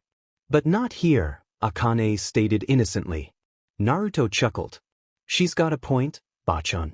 The Hokage sighed in defeat. Well, good thing you're here. The promotion's official. You're now a licensed jounin. And I'll tell the council you're my successor after the trial. Come here every day at 4 so I can instruct you what to expect from being Hokage. Naruto nodded. Akane looked curious. What do I get? I was part of the fight too. Do I get to be a jounin? Sorry, Akane-chan. You still have to go through the academy and become a genin first. No fair. I was the one who killed evil Ijiji, you know. Don't I get anything? Akane asked, crossing her arms and looking ready to pout. You will, just not the same thing your father gets? Well, what is it then? Tsunade had to carefully think of a good answer, having none beforehand. We'll surprise you with it later. Akane looked like she didn't want to wait. Fine. Hey Bachan, now that Sasuke's back, what are you going to do with him? Naruto asked, sounding very professional about the issue. Tsunade took a deep breath and rested her chin on her clasped hands. Well, so far all the high-ranking ninja who know about it now are calling for a quick execution. However, we have a standard process to follow when we recover traitors. We take them to the courtroom and give them a trial, mostly as a show of formality so the civilians won't think we're complete barbarians. There the traitor is given a chance to defend themselves, and anyone who knew the traitor beforehand is requested to give testimony. So you, Sakura, and Kakashi need to be there. A few civilian council members and ninja council members listen in and come to a decision. But ultimately, the final outcome is mine alone. The testimony and council votes are just to make sure I don't make a rash or biased judgment. Any idea what they might vote on? Naruto curiously asked. I have a feeling that the ninja members will do here what they generally do in all these cases, and that's call for something severe. Most ninja don't allow villains a second chance, and given Sasuke's circumstances, I see no reason why they wouldn't do the same here. It's the civilians that worry me. Naruto groaned. Don't tell me they still kiss his butt and worship the ground he walks on just because of his eyes and name. Akane looked sickened. They kiss his. But not literally, Akane-chan. It means they always treat him like he's some kind of daimyo, Naruto told her. Why? It's because of those eyes of his. They're afraid that if they don't cater to him he'll decide to go join some other village that will, Naruto explained. Which is exactly what he did anyway, Tsunade added. Akane snorted. What a team. Naruto couldn't help but snicker, and even Tsunade smiled. Anyway Naruto, I can't guarantee it, but I have a feeling that there's a chance the civilians won't be too much of a problem. With Danzo, Hamura, and Koha no longer in power, they can't sway the rest into following them like sheep. Oh, that reminds me, there's someone who wanted to tell you something. She's down in the interrogation ward, better take a look later. But with those 3 gone, the civilians can actually come to their own opinions. Maybe it won't be the most convenient one for us, but at least there's a chance. Naruto nodded in understanding. Thanks Bachan. I'll be sure to be there. Am I supposed to be there? Well, you did say he tried to beat you up in Wave. So yeah, in case that comes up so you can confirm it, Tsunade told the young girl. When is it? Naruto asked. I've already set the notices out throughout the clans. It should start at 4 p.m. today, Tsunade answered. Okay then, we'll see you at 4. Try to be sober by then Bachan, Naruto teased. It takes more than one bottle to affect Migaki, the Hokage yelled as the two left. Once they were gone, she took another sip. Something tells me that kid's going to do just fine. Shizen came in about 2 minutes later. This early Tsunade-sama. Think of your health. Hey, the sooner I can't do this job, the sooner Naruto can. Naruto and Akane slowly walked down to the interrogation ward. As they went down the halls they came across Anko, who was relieved from guarding Sasuke's cell for a while. Hey guys, what brings you two here? Akane eyed her dango stick. Got another one. Anko shook her head. Sorry kid, last one. And you're not going to fight me for it this time. I can try, Akane teased. Akane-chan, you're already grounded. Do you want it to be longer? Naruto asked. Akane settled down. Good girl. He then turned his attention back to Anko. The Hokage said someone down here wanted to see me. Anko looked upwards as she tried to recall something. Oh yeah, I think I know what she meant. Come this way. She then finished off the dango before Akane got too tempted to try and take it anyway. Anko led them to a room with a large viewing window. Inside, one could see Dansu sleeping against the wall next to a black tent. Naruto sensed he should recognize the girl but couldn't. Who's she? I don't know her. Well, when that scumbag Uchiha came by the other day trying to draw you out, he used her and her little brother to keep others from following you. He tricked them and they fell for it completely. Also, they claimed to have been rejects from that root project Danzo used to have. Naruto thought of Sai for an instant. So what do they want with me? Go ask her. Don't worry, there's knockout gas valves armed and ready if they try anything, Anko stated. Naruto cautiously went inside, after telling Akane to wait with the snake jounin, and slowly walked towards Dansu. The electric girl must have heard him, for she started stirring and opening her eyes. She saw someone new wearing orange clothes. Are you the one who got rid of Danzo team? I guess you could say that. Thanks to me and Shizunichan, we stopped him from killing the Hokage and he was executed for it. Dansu beamed and stood up, then embraced Naruto tightly. He was surprised and tried to squirm his way out, but it was hard. Thank you. That son of a bitch ruined our lives and I've been wanting to kill him for years. Thank you, and sorry for helping the duck butt earlier. Naruto now managed to pry her off. You're welcome, anything else? Yeah. As soon as Ichi-chan and I finish doing time here, we'll pledge ourselves to you for the rest of our lives. You don't have Toyuro. Yes I do. Dansu forcefully cut him off. You've earned it. If it wasn't for you, me and my little brother might have been sent to some snake guys to be experimented on. You saved us from an even worse hell than Danzo team put us in. And now Ichi-chan might be able to become a normal little boy sometime soon. How can I not pledge myself to you? I'm yours to command from this day forth. Naruto scratched the back of his head. Well thanks. Just do what you gotta do for now. I'll see you later then. Do you have to leave so soon? Dansu asked, hoping to convince him to accept her. Yeah, I gotta go be with my fiancée copyrightee then go to a trial. Catch you later. Naruto then left the room. Chapter 38 4 p.m. came and the trial to determine Sasuke's fate had begun. Word had spread amongst the village regarding the capture of the last Uchiha and many came down to the courthouse to see what would happen. Oddly, more came for a sense of closure to the whole issue than any love for the Uchiha. Over the years gone he lost more and more supporters, and those that did support him kept finding it harder too, especially regarding his most recent actions.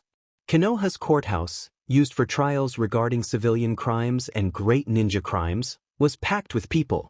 If possible the whole village might have been there. But they couldn't all fit in and since this was a ninja trial the clans got first entry. Most civilians had to watch the broadcast at home on TV. Ninja trials were often allowed on TV in the village so the civilians would know of their crimes and punishment. And in a case like this, it was best if no one in the city was kept ignorant or uncertain of Sasuke's fate. Sasuke Uchiha was kept chained to a chair.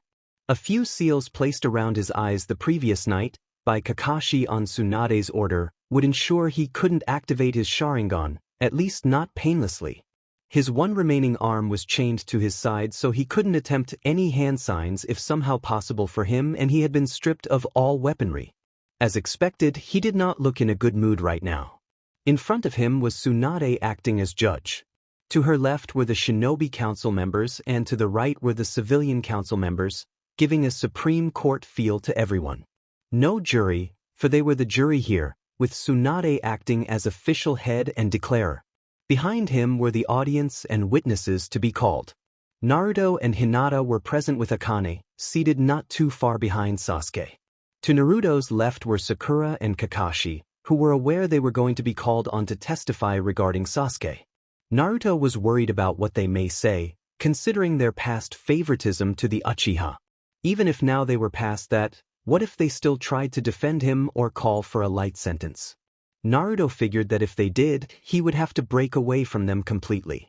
For he simply couldn't be a team with those that continued to be blinded by the Uchiha name. To Hinata's right were the Inuzukas, which usually stayed close to the criminal to detect anything odd about them or apprehend them if they did anything foolish. None had their animal partners present, as was ruled in the courthouse. Kiba was about to sit next to Hinata, but when Shiba saw Akane, the two adults decided to let the two kids sit next to each other between them. Good to see you again, Shiba-chan. Everything going well? Akane cheerfully greeted. Yeah, been practicing but I'm still not much better. The shy Inuzuka answered. I can do that tree walking thing your father showed me now though. Keep it down you two. It's about to start. Hinata gently warned. Akane. Someone asked behind them, and she turned to see Noburo sitting there with Tenten and her father. Thought I recognized you. Hi.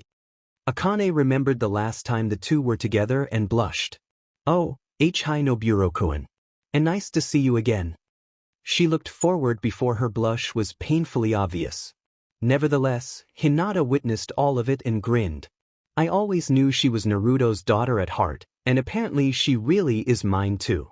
With a voice amplifier jutsu used to enable everyone to hear what was being said, Shizune started the trial then. The trial of Kanehigakure versus Sasuke Uchiha will now begin. Everyone be seated and stay silent. She paused for a moment to ensure everyone did. Sasuke Uchiha has committed several atrocious crimes against the village, and here we shall determine his fate. For the record, Tsunade added once Shizune finished, Sasuke Uchiha will not be allowed to continue being a ninja after this is over. Nor will he have access to any funds and deeds in the Uchiha name. He forfeited all rights to claim them when he left the village. You can't do that. Those are mine by right. Sasuke argued loudly. And you waived that right. Tsunade countered, not the least bit intimidated by him. Please continue Shizune. The poison-using medic Nin nodded. You are charged of the following crimes. Betrayal of the village to a well-known and confirmed enemy. Attempted murder of a leaf shinobi with lethal intent on several occasions. Conspired to aid a criminal organization. Attempted kidnapping of a leaf shinobi with lethal intent. And endangerment of a leaf village child on one proven occasion. How do you plead? A few whispers were heard in the audience after the last charge, as not even the ninja had heard Sasuke had tried to harm a kid in the village. Not guilty. Sasuke plainly answered. Tsunade arched an eyebrow. Care to explain exactly why? And I better not hear the words, because I'm an Uchiha, or so help me you'll be held in contempt of court. I have my reasons for what I did, so everything was justified. Sasuke plainly answered again. Every criminal has a reason for what they do. That doesn't make it okay to break the law. Hayashi said firmly from his seat on the ninja council side. My duty and quest is more important than some mere set of rules that are meant for other people. Sasuke claimed irritably. This did not go over well, as all council members gave each other looks. So you believe that the law applies to everyone except you? One of the civilian members asked. My goals are too important to be deferred by what others think should be done. Goals? Inoichi repeated. My best recollection is that your biggest priority is to kill your brother. Is there more? To kill those that made Itachi do what he did to my clan. Which is all of Konoha. He answered, making almost everyone gasp or glare at him. Explain. Shikaku demanded. Sasuke scoffed. I owe you nothing.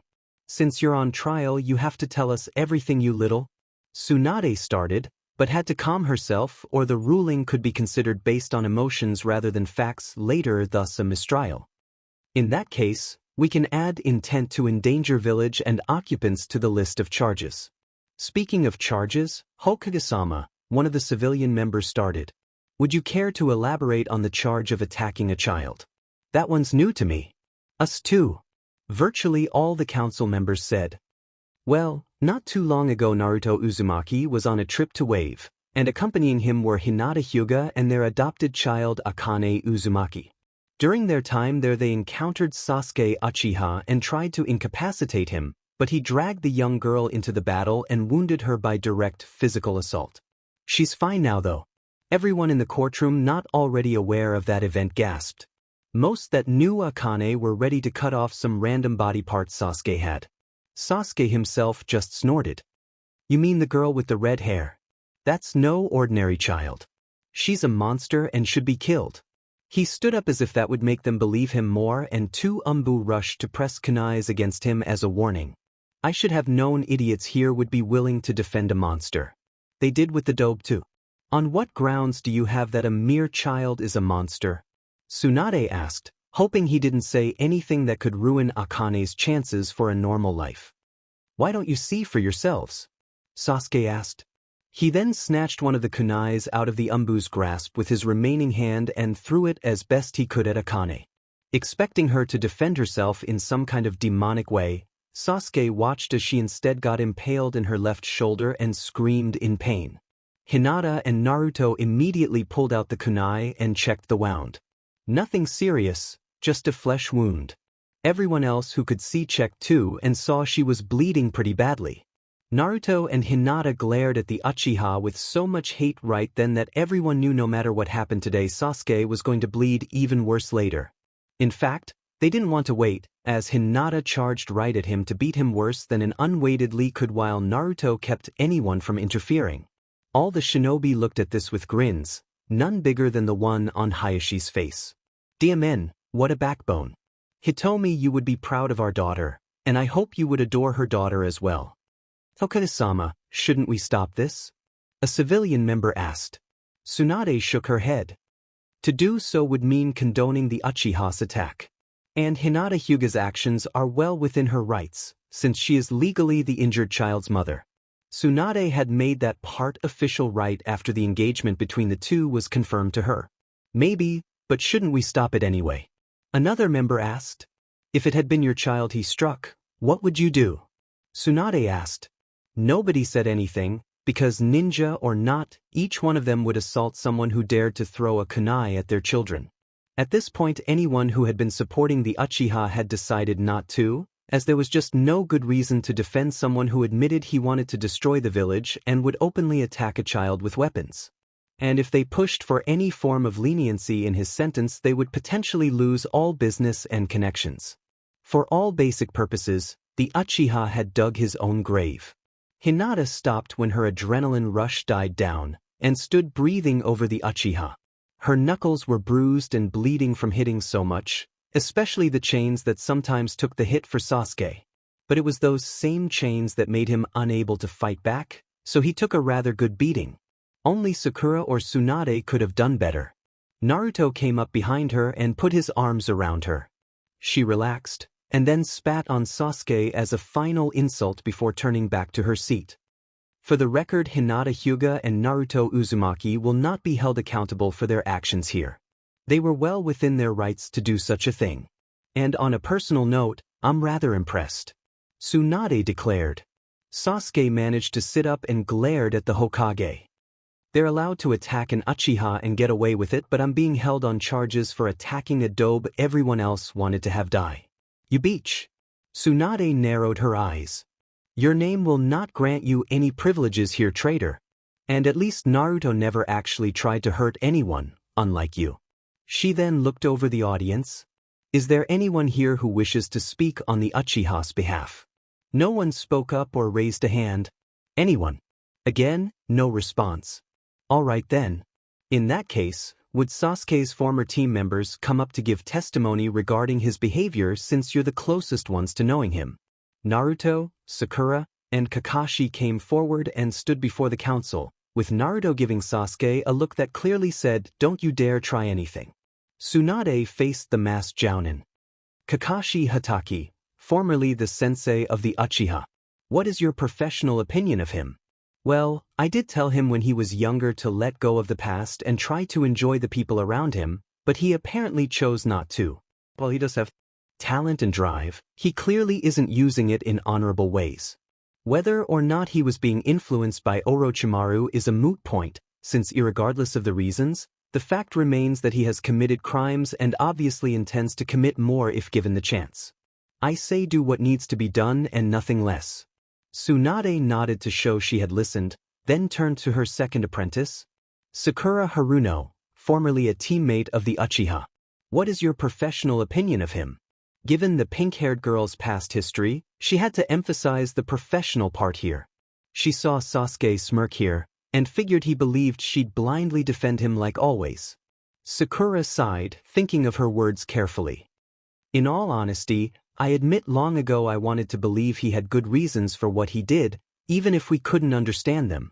But after everything I've learned and seen, all I can see now is a maniac that's willing to hurt anyone to make himself feel better.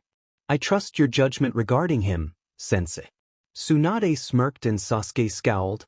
So beach you desert me too. Sakura gave him a cold look. Well, it's not like you've done anything to make me do anything else. Before more could be said, Tsunade turned to the orange-loving shinobi. Naruto Uzumaki, former teammate of the Uchiha. What is your professional opinion of him? He's committed many crimes, endangered many people, and shows no sign of repentance. I say throw the book at him. Duly noted. You three may be seated. The Hokage told them. As they walked back to their seats, the council members started whispering to one another regarding what to do. With no other statements to be made, the council and I will take a 1-hour recess to decide on proper sentencing. Court will resume then. Umbu, take the Uchiha to a holding cell in the meantime. As everyone got up and ready to stretch their legs, Akane grabbed the copy of Ika Kakashi had pulled out and hurled it at Sasuke, hitting him in the back of the head. Everyone around her gave her a surprised look. What? Oda-san said to throw a book at him.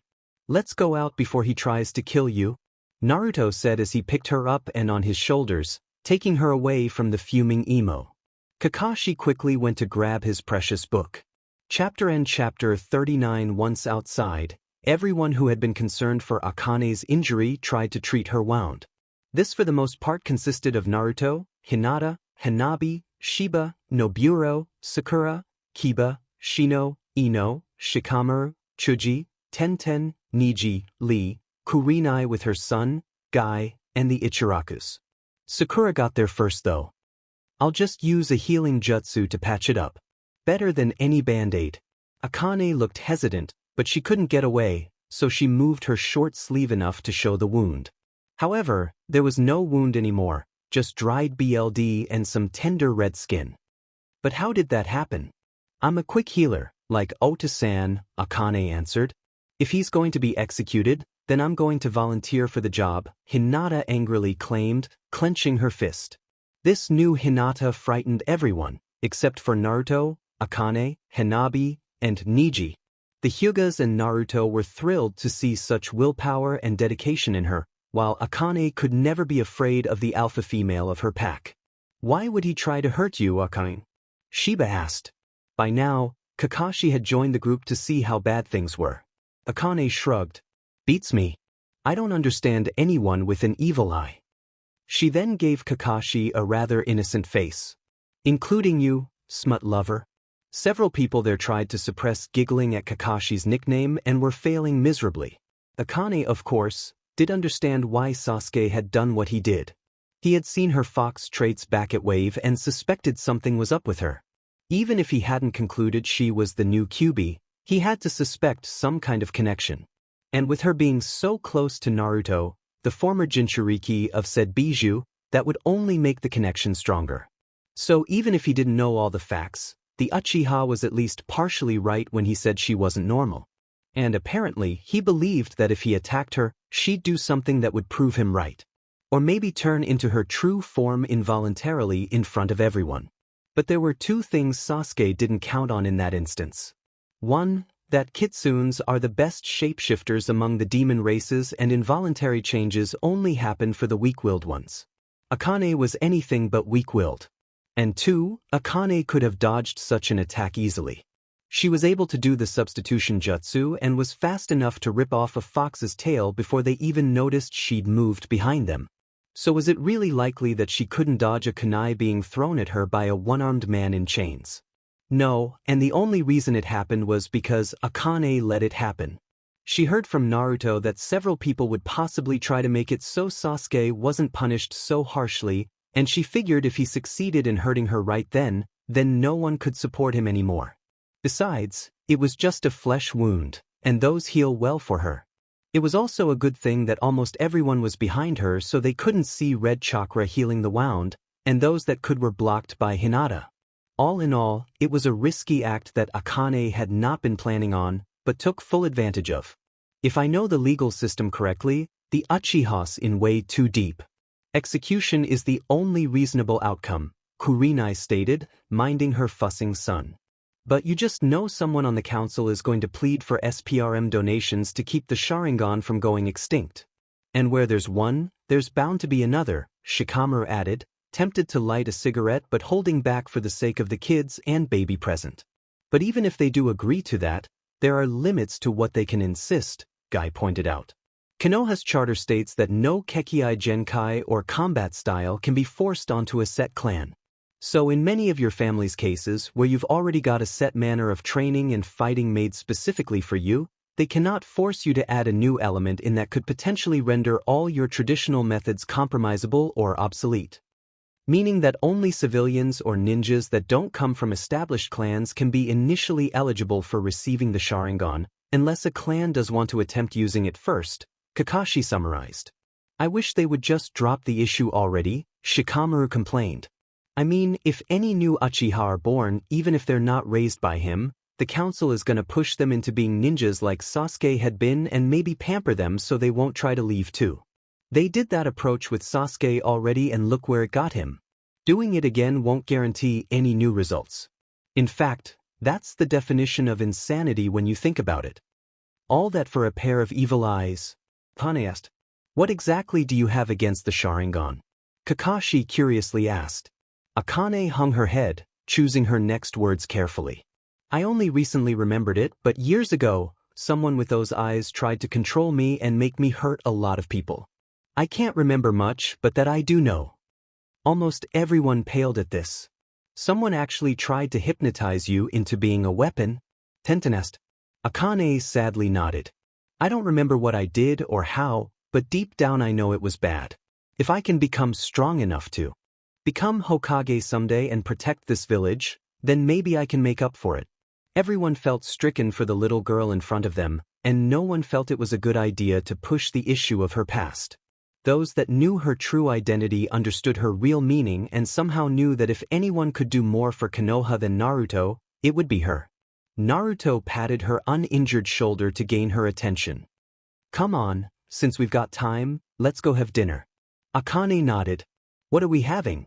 Tucci grinned. If you guys come by our shop, I think we can spare her a free bowl since she got hurt badly. Akane liked her lips, but then looked up to Hinata, remembering what the Huga heiress told her the other day about being grounded from ramen.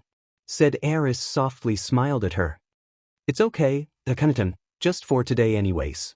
Everyone went off to relax for the remainder of the break while Naruto, Hinata, Akane, and the Ichirakus went to the ramen shop. Getting hurt will earn me a free bowl and even Okasan won't say no. I gotta remember that, Akane deviously noted. The break ended, and everyone returned to the courtroom. Akane had her left shoulder wrapped in medic tape mostly for show or to avoid questioning, and Naruto and Hinata were armed in case the Uchiha tried anything again. Before they sat down, they noticed Sasuke had already been brought inside and chained in place, with 2 more Umbus standing guard. He probably should have been sedated, but sadly for everyone else, he needed to be conscious to hear the verdict. After everyone in the audience sat down, the council members and Hokage entered and took their respective seats. After quickly glancing to see how Akane was faring, Tsunade called everyone to order. After reviewing the charges, testimony, and witnessed actions of the accused, we find Sasuke Uchiha guilty on all charges. She paused for a moment to see if anyone would react, but none did. Sasuke frowned but nothing more. His clan estate will become city property and all assets will become public domain. You can't do that. Those belong to the Uchiha clan. Sasuke shouted. There is no more Uchiha clan, Tsunade told him. You are but one person, and one person does not make a clan. And irregardless of your claims to be the sole inheritor, you forfeited any inheritance within Konoha once you left it and conspired against it. Despite whatever your ego may say, this village does not need the Uchihas to exist. We've been without you for years and will continue to flourish without you even longer. Your eyes are not as special as you believe them to be. They're just a cheap shortcut you take for granted. For years, Tsunade had theorized that since Dijitsus had a direct link to the brain for perceptive purposes, they had a certain effect on the mentality of the wielder. The Byakugan, with its near 360-degree vision scope and X-ray abilities, meant that the user was more analytical and cautious and generally had a good eye for detail. She couldn't confirm anything about the Rinnegan since she had very little experience dealing with it and had only heard speculation. The Sharingan, being the most complex of the known Dijitsus, meant that the user was more likely to be power-hungry and callous. The jutsu copying meant the user felt power could simply be given to a person or taken if need be. The hypnotism made the user believe it was okay for them to control others for their own ends. The violent upgrades meant only the most unscrupulous Uchihas could advance their skills, and with being pressured to be better, morals became thinner to them over time. And the unique jutsus Tsukuyami, Amaterasu, and Susanoo gave the wielder a sense of overconfident superiority over others. And so far, Sasuke had not proven Tsunade wrong. She brought up her theory when the council collaborated on the sentence, and she had enough experience with the Uchiha clan to have more references than Sasuke and even Itachi. A few members thought she was being too harsh, but Inoichi seconded her theory, saying he felt the same way. In fact, the Yamanaka clan understood the human mind better than anyone in Konoha and had concluded long ago that jutsus and Kekkei Genkais shaped and reflected the mentality of the user. Aburame's had a hive mentality, Inuzuka's had feral instincts, Yamanaka's had good memories, and Uchiha's had selfish compulsions. There were exceptions, of course, in all cases, but for the most part, this was how they were. Anyway, as I was saying, the Uchiha estate will become available for public use and purchase soon. And all funds left in the Uchiha name will go to the town treasury. However, due to your recent actions, 25% of both land and money will be granted to the Uzumakis in restitution, to be used as they see fit, Tsunade continued. Over my dead body, Sasuke stated. Tsunade's eyes gained a twinkle. My thoughts exactly, traitor. For you see, all that will happen after your personal punishment, which has been ruled to be execution. Exactly how that will happen we're still debating over, but it will happen. You can't. My Dijitsu is too valuable to lose, and if you kill me, there won't be any other Uchihas using their Sharingan for this pathetic village, Sasuke countered, thinking he had just made their decision moot. Tsunade shrugged as if it were nothing. Other bloodlines have gone extinct before, and the world's gone on without them. And we don't need you alive to keep the Sharingan around. We can always collect genetic samples if we had to. Sasuke frowned. If you did that and killed me, then who'd teach the kids how to use the Sharingan? Kakashi. I doubt it. Like we'd let you. You've admitted you don't care for this village at all, so if you had any child, you'd teach them to follow your agenda rather than the village's. And if Kakashi is still able to teach by the time they got an active Sharingan, then I'm sure he'd be willing to. Tsunade looked at Kakashi briefly, who nodded inconspicuously. And that's only if we do such a thing. Sasuke asked.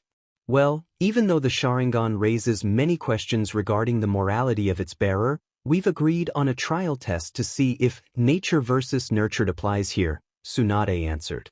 We will allow 2 women, maybe 3, to bear children from your seed and see if it's the Dijitsu that causes the Uchihas to be immoral or if it's the home environment.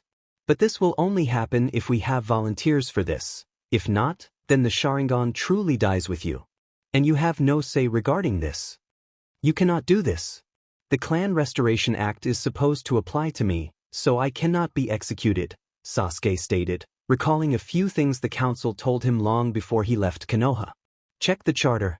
Traitors cannot invoke the CRA, and even if it is invoked, they aren't allowed any contact with their offspring due to prison or death. You're a traitor plain and simple, and traitors have no rights in a ninja village, no matter what their ancestry, Tsunade told him, then decided to finish this. If anyone wishes to volunteer for the Sharingan preservation process, fill out a written request and mail it to the Hokage's office. All requests must be completely voluntary and unpressured, and the women in question will be asked to confirm that and their reasons. The Uchiha section of town will be up for sale to everyone first thing tomorrow, but the Uzumaki family will meet with me first to choose their given property and receive financial compensation. 4 repeated attacks on them. Sasuke Uchiha's execution will be scheduled for 2 days from today, and until then he will be held in a highly guarded cell without visitation rights. Court is adjourned.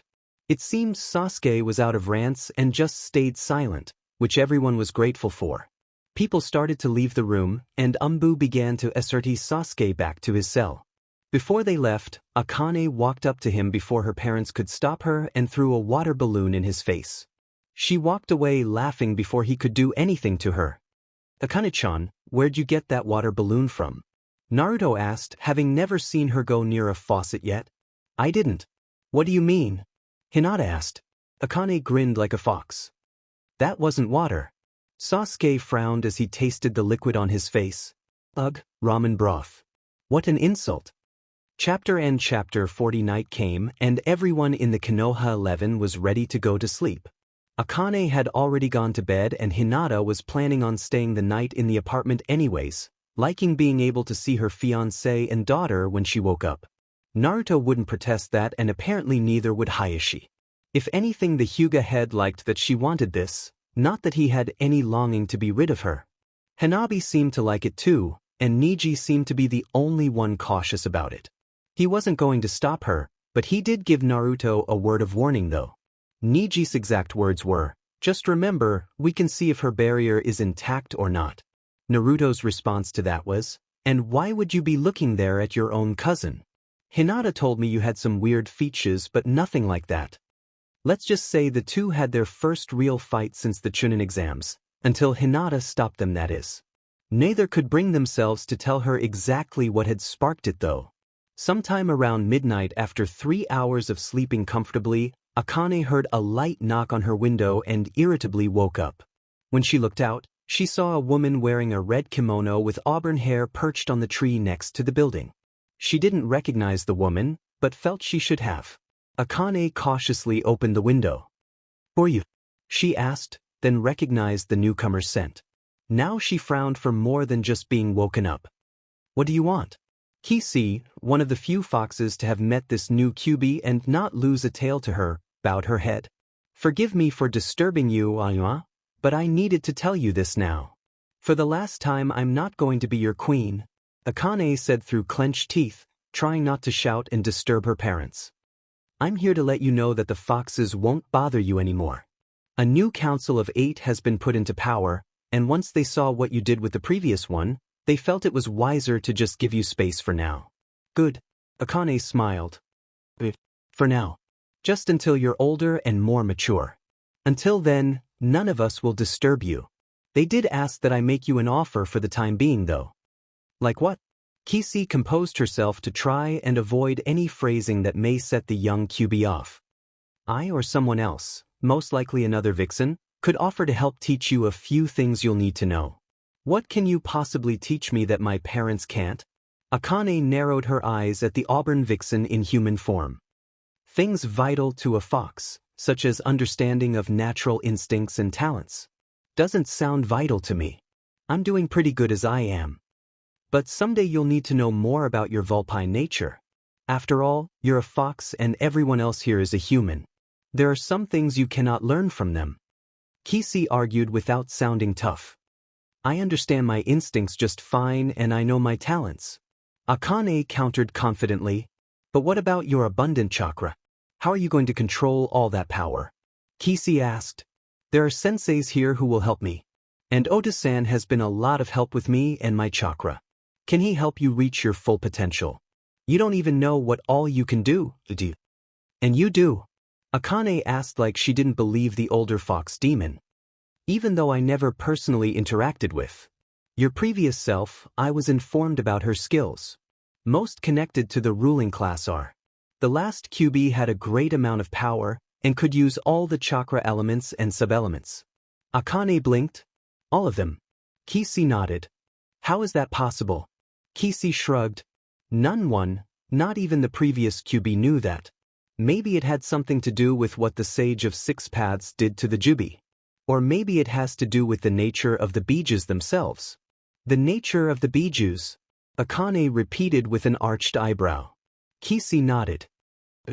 You see, the Sage of Six Paths wrote long ago that the Jubi was a creature of enormous power that was like a physical embodiment of the apocalypse. And when he destroyed it and created the 9 Biju, each one of them was a living symbol of other natural disasters.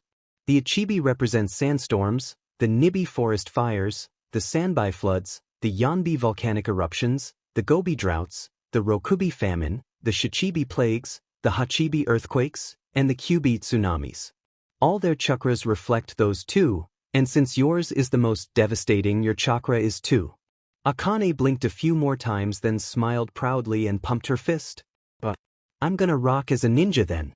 But you're going to need help learning how to control it and make the most of it, the auburn-haired woman reminded her.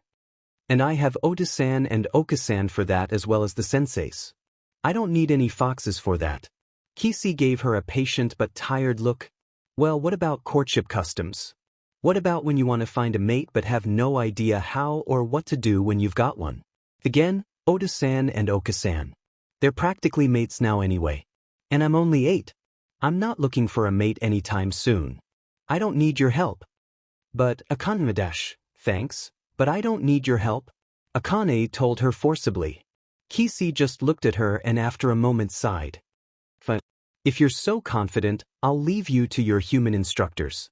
But I'll be back in a few years to give you the offer again. Maybe by then you'll understand what I'm trying to tell you. I'll take my chances here with those I trust. Akane remarked. Kisi nodded slowly, the message being loud and clear. Farewell for now, Asama. She then vanished as if summoned away.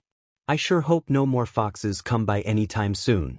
The redhead muttered while she closed the window and climbed back in bed. This is my territory. 2 days went by, and so far the only real notable thing that happened was Hinata bringing some of her things into Naruto's place. She already had a key, and since she had complete permission to come whenever she wanted and stay as long as she wanted, she might as well have a few things there. It probably wouldn't last long, since odds were they were going to move into one of the old Uchiha houses once the deal was done. They just had to wait until Sasuke officially died to be given the property. And since they would be given 1/4 of the entire Uchiha district, they'd have more room than they needed, which they could either sell off or give to their friends to use. Won't that be nice, Naruto? Having a big house for the 3 of you, maybe 4 or 5. Hinata asked her soon-to-be husband as they sat down on a park bench drinking some sodas while Akane, Shiba, and even Noburo played tag with some other kids. Tenten had been with them too to watch over her little brother, but was currently on a 5-minute errand for Guy. It would be better than trying to fit us all in that apartment. But it would feel weird to live in a house that belonged to the team's family. Naruto replied. It doesn't anymore. Now they're just normal houses and we can make one our first home. Hinata told him to ease his slight unease at the concept. Besides, you can think of it as a way to rub in his face how you've triumphed over him again, if you're living there and he isn't. Naruto smirked and silently laughed. Bet that would PSS him off while he rots in the Shinigami's gut. Think it would be enough to give him indigestion. Maybe. The Uchiha did always come across to me as sour. Tenten came back from her errand just then. Hey guys, any idea when the execution is supposed to happen today? Both Naruto and Hinata shook their heads. Nope, but it doesn't matter. Bachan said that executions usually aren't public. Makes it too open for hidden allies to try and help the traitor out if they know exactly when and where it's gonna happen. Really? Bummer. I was kinda hoping to see him get what he has coming. Tenten sighed as she sat down next to the happy couple. Think anyone is gonna actually try to have a kid from him? Not sure. I think Sakura-chan might at least consider it, but I can't speak for her. Naruto thought aloud. But like the execution, if anyone decides to have an Uchiha baby, that info won't be made public. That's probably for the best. Hinata suggested. If everyone knew about the child, they'd just see Sasuke and be hostile towards him or her. They'd never have a normal childhood. And once they get their Sharingan, they'd always have people suspicious of what they might do. Basically a repeat of Naruto's childhood. Tenten asked. By now all of the Konoha 11 had a good idea of just what the blonde shinobi had to endure growing up and hated how they never noticed or did anything about it back then. At least he didn't hold it against them, much to their relief and gratitude. That and more made them glad to know Naruto and someday serve under him when he donned the Hokage hat. All three ninjas silently agreed to just drop the subject. The end result was out of their hands, so talking about it was pointless. Not sure what else to say, they just went back to watching the kids have fun. Akane tripped Noburo and tagged him, making him it before dashing away, making Naruto and Hinata smile at seeing her enjoy herself. Later that night, several top Umbu and Hunter Nin had gathered in a secluded high-security room where nothing could get in or out without being noticed. Also in that room were Tsunade, Anko, and Sasuke, chained to the wall spread eagle. He could rant or grimace or make demands if he wanted to, but he didn't. Instead he just hung his head like someone who had just given up. Either way, in case he did try to pull something, that's what the Umbu and Hunter Nin were for. They'd kill him before he got 5 steps away from the door. Before we do this, any last words? Tsunade asked. Just get it over with. I'm tired of waiting. Really? That's it? No grand pompous gesture of supremeness. Sasuke refused to meet anyone's eyes, but he did respond. I have nothing to prove to you, or this village that owes its existence to my family and betrayed them horribly. I tried to get what was rightfully mine and deserved, and they've all betrayed me for a pathetic demon. You want me dead? Fine, kill me. But someday, someone will kill the dead last and those he cares about. I may not live to see it, but someday, their demon luck will run out. And I'm sure you'll all regret turning your back on the Uchihas when it happens. I'll let him know what you think. Don't feel bad if he disagrees. Tsunade stated. Ready? She asked as she raised her right hand to signal the others. All got out some kunais, ready on her command. Now, the Hokage added as she lowered her hand quickly. All of the Jounin-ranked ninjas struck one of many very vital spots on Sasuke's anatomy. He was already bleeding quickly, and would surely run out of BLD in less than 3 minutes. He coughed up some BLD, screaming and struggled in pain, and soon his movements got slower and his screams got quieter. In no time at all, he was still and silent, dead. But just to be sure, Anko set up a fire jutsu and cremated the body. There was no struggle, so apparently he wasn't still alive at the time. As the body burned, Anko gave the Hokage a quick glance. Almost wish I brought some marshmallows. But then again, he might make them taste like CRP. That's a pretty twisted sense of humor, Mitarashi-san. One of the Umbu told her. Thanks. Chapter End Chapter 41. The day had finally come, the day of Naruto and Hinata's wedding. Only 2 months after Akane entered their lives. This was pretty soon by civilian standards, but then again ninja lived by a different set of rules. Long engagements were never common among ninjas, since that just ran the risk of not living long enough to actually get married. Besides, Hinata was downright impatient when it came to officially becoming Naruto's wife. So impatient that virtually every detail of the ceremony had already been prepared for. Whenever questions regarding planning for the wedding came up, Hinata surprised everyone by having about 98% of the whole thought already thought out. She had been planning this for quite some time. She had decided on the decorations, the guest list, the catering, the location, the music, and even the outfits. Naruto was impressed and maybe a little intimidated that she had been doing this ever since they started regularly dating. She said it had just been a pet project for her that was coming in very handy right now. So far the only things she hadn't already selected were the bridesmaids' outfits, and some details she left specifically to Naruto. Not to say Hinata was some sort of bridezilla. When considering all things, she made sure to keep his interests in mind too. Some of the decorations and even food selected were more for him than for her. And the tuxedo she had made especially for him had some light orange lining on the edges, not abundant because even Hinata disliked the idea of an orange tuxedo. She almost never made a decision here that was purely just for her. When asked why, her answer was that she wasn't going to be the only one up at the altar, so he deserved to be considered in designing the ceremony too. Hinata felt most brides forgot that little detail. The ceremony was held inside one of Konoha's chapels, and it was packed. Tsunade was going to act as the priest since the Hokage had the legal right to do so in ninja weddings, and she wasn't going to be denied this right. Shizune had been selected as the maid of honor, and Niji got to be Naruto's best man. Sakura, Ino, and Tenten were Hinata's bridesmaids, dressed in a yellow outfit Ino had picked and Hinata liked. Kiba, Shino, and Lee were Naruto's supporting men, all dressed in normal tuxedos. You could actually see all of Shino's face now, even his eyes, which surprised everyone. There were no ring bearers or flower girls here, so the kids had nothing to do but sit down and watch. So far the seats were occupied by virtually everyone who knew Naruto and Hinata. Those from Konoha consisted of Kakashi, Yamato, Irika, Tuchi, Ayam, Hayashi, Hanabi, a few more Huga Naruto didn't recognize, Anko, Ibiki, Izumo, Kotetsu, Gai, Kurenai with her son, Som, Hana, Shiba and her parents, Tenten's father and Noburo, Kanomaru, Moegi, Udon, Ebisu, Shino's parents, Ino's parents, Shikamaru and his parents, Chuji and his parents, some Ambu and civilians who liked the couple, surprisingly Sakura's mother, and of course Akane. There were also several from outside Konoha that made it to the ceremony.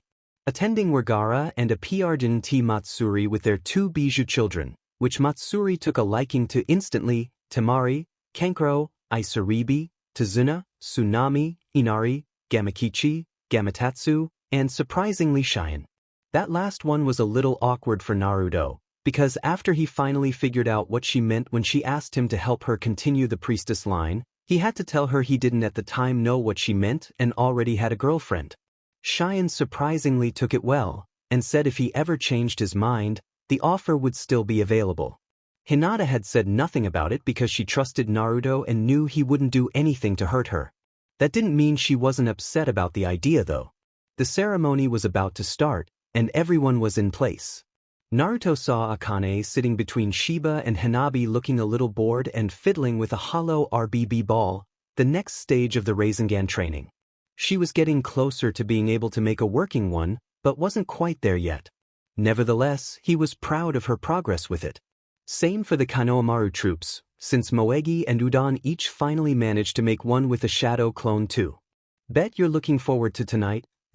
Kiba whispered casually to the waiting groom. Akamaru was with the other Inuzukas for the time being. Like you need to hear anything about that? Naruto whispered back. I'm taking that as a yes. Kiba replied. Quiet. This is no time or place for such lowbrow discussion. Shino quietly told them. The music began and everyone in the audience knew to stop whispering to each other too and turned to see the bride walk into the room. One couldn't see it through the veil, but Naruto just knew she was blushing to a whole new degree. And why not? Her childhood fantasy was happening here and now, not to mention her dress showed off her body rather than hide it. Luckily no one made any comments about her wearing white, although a few did suspect she shouldn't have. They were wrong though, for the record. Hinata reached the altar and Naruto lifted the veil. Her face was red but happy, and her eyes struggled poorly to contain a few tears of joy. She was so happy right then she could scream in triumph, but that just wasn't her nature. Speaking of which, the only thing that worried her was if she might faint or stutter soon. She had done wonders for those habits, but if one were to resurface she'd be way too embarrassed. Tsunade decided to begin before the bride did faint. We are gathered here today to witness the joining together of Naruto Uzumaki and Hinata Huga, as if you didn't already know that. She sort of thought it might have been a good idea for Naruto to take on the Namake's name, but he declined, saying even if IWA wouldn't target him, they could target the rest of his family. Besides, he was just too used to being an Uzumaki to be anything else. Ignoring the issue, she continued. It can be hard to find that special someone for you in anyone's life, and for shinobi it can be even harder. But these two have managed to do just that, and I'm sure you'll agree with me when I say this isn't the first time Naruto has done what others said he never could. Many smiled and nodded in agreement. Naruto himself just gave Tsunade a quick bothered look, as if to tell her to lay off the personal comments and just do her job. She ignored it, of course. I am glad beyond measure that these two competent and noble shinobi have been able to find their other half and can share their lives together, and I'm sure others would say the same. If there is anyone here who thinks these two should not be wed in holy matrimony, shut up and keep it to yourself. Everyone gave her a wide-eyed look at her yell. Hey, it needed to be said. Now, if the two lovebirds have anything to say to one another before this is concluded, say it now. Naruto, the better speaker of the two, gave his vows first. Hinata-chan, if someone had told me when I made genin that you'd be the one here with me today, I'd have called them crazy. And that would have been the dumbest thing I ever said. Even now, I'm still amazed and flattered that a fine woman such as yourself could find no greater joy than being with me. Maybe I can't offer you more than some other clans can, but I know you don't want that stuff. You want this so-called knucklehead instead, and while I can't promise you will live in the kind of luxury you're used to, I swear you'll never regret taking an interest in me. Hinata's eyes shined and a few tears of joy rolled down her grinning face. Several women thought that was very sweet, and a number of them wished they had seen what a fine catch he was before Hinata already got her hooks in him. Hinata then gave her own vows. Naruto-kun, I've been waiting for this day for a long time, and I'm so happy it's finally come. You have been my inspiration, my hero, my source of courage, and most importantly my friend, for as long as I've known you. I could never imagine myself with another, and even though I had to wait for you to see me the same way, it was worth it because I'm here with you now and will be with you from now on. And I just know things are going to get better, because I have you and Akane-chan too. When it looked like Hinata was finished and still able to stay conscious, Tsunade continued her role. Naruto, do you take this woman to be your lawfully wedded wife, and promise to care for her through good times and bad, until death do you part? Half tempted to say believe it, the orange-loving ninja chose the more traditional answer. I do. Hinata, do you take this man to be your lawfully wedded husband, and promise to be by him through good times and bad, until death do you part? I do. The white-eyed Kunoichi answered, almost ready to skip ahead to the honeymoon by now. Exchange the rings then, if you will. Tsunade told them. Niji handed Naruto the ring and he placed it on Hinata's finger. Shizune handed Hinata another ring and she placed it on Naruto's finger. By the power vested in me as Godame Hokage of Konohagakure, I now pronounce you husband and wife. You may kiss the bride. Naruto and Hinata kissed, and tried to avoid turning it into a public makeout session. Everyone, I give you Naruto and Hinata Uzumaki. The crowd cheered, confetti burst from the ceiling, and shouts of praise were almost deafening. Once everyone settled down and the newlyweds changed into more comfortable clothes, the reception could begin. Naruto came out wearing a black kimono and Hinata wore a dark blue sleeveless dress that made her look exotic. The Akimichis were begging for the banquet to begin so they didn't stall on getting everyone served. There were 10 tables to seat 8 people. The Ichirakus made sure to bring a few bowls with them, much to Naruto's and Akane's pleasure. The cutting of the cake would be saved for dessert time. Seated with Naruto and Hinata were Tsunade, Hayashi, Kurenai with Sarada on her lap, Irika, Shizune, and Hanabi. Akane was seated with Shiba and the Inuzukas for the time. Well, Naruto, how long you gonna be gone for the honeymoon? I need to know how long I have to plan missions without my best shinobi available. Tsunade asked. For that matter, you never did tell us where you were going. Hayashi reminded them. We want to keep that a secret. That way, we shouldn't run into any trouble or pervs. Naruto answered. Do you really think someone might follow you just to try and peek at what you two will do in private? Kakashi asked. Naruto shrugged. Some might, right, smut lover? Nobody besides Kakashi tried to not laugh just then. And Hokage-sama, we might need some more time off once we return. Hinata said after they stopped laughing. We'll be gone about 2 weeks, but we might need a 3rd week off to get our home and Akane-chan settled in too. By the way, who's watching her while you're gone? Irika asked. I volunteered. Tsunade answered. I think I can handle 2 weeks with my granddaughter.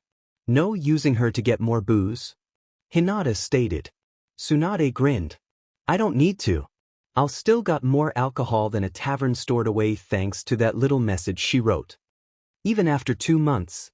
Naruto asked. The slug Sannin nodded. Yep. I'm not even halfway through it yet. I'm not sure I'll finish going through it by my next birthday, And she can just write that again and I'll get more all over again. And don't you dare tell her not to do that or I may have to reconsider having you as my successor Gaki. Oh yeah. And who's better for the job than me? Naruto asked. Tsunade shrugged.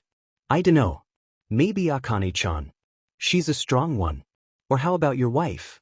She has to be a great ninja to put up with you as much as she does. I wouldn't dream of it. My husband deserves it and you know it. Hinata commented, loving how she could now refer to Naruto as her husband.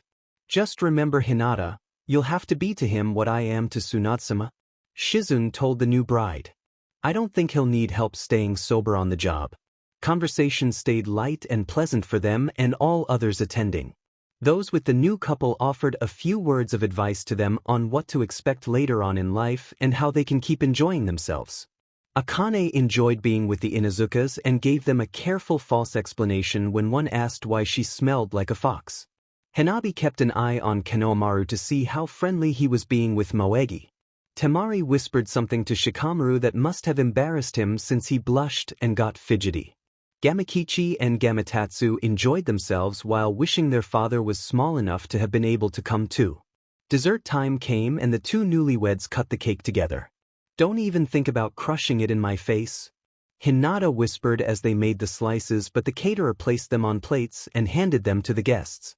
Naruto replied later by taking his own piece and doing just that to her. You were saying? A few chuckled with him. Oh yeah. Hinata, not truly bothered, grabbed her slice and rubbed it in his face. Some guests cheered her on. Now what do you have to say, wise guy?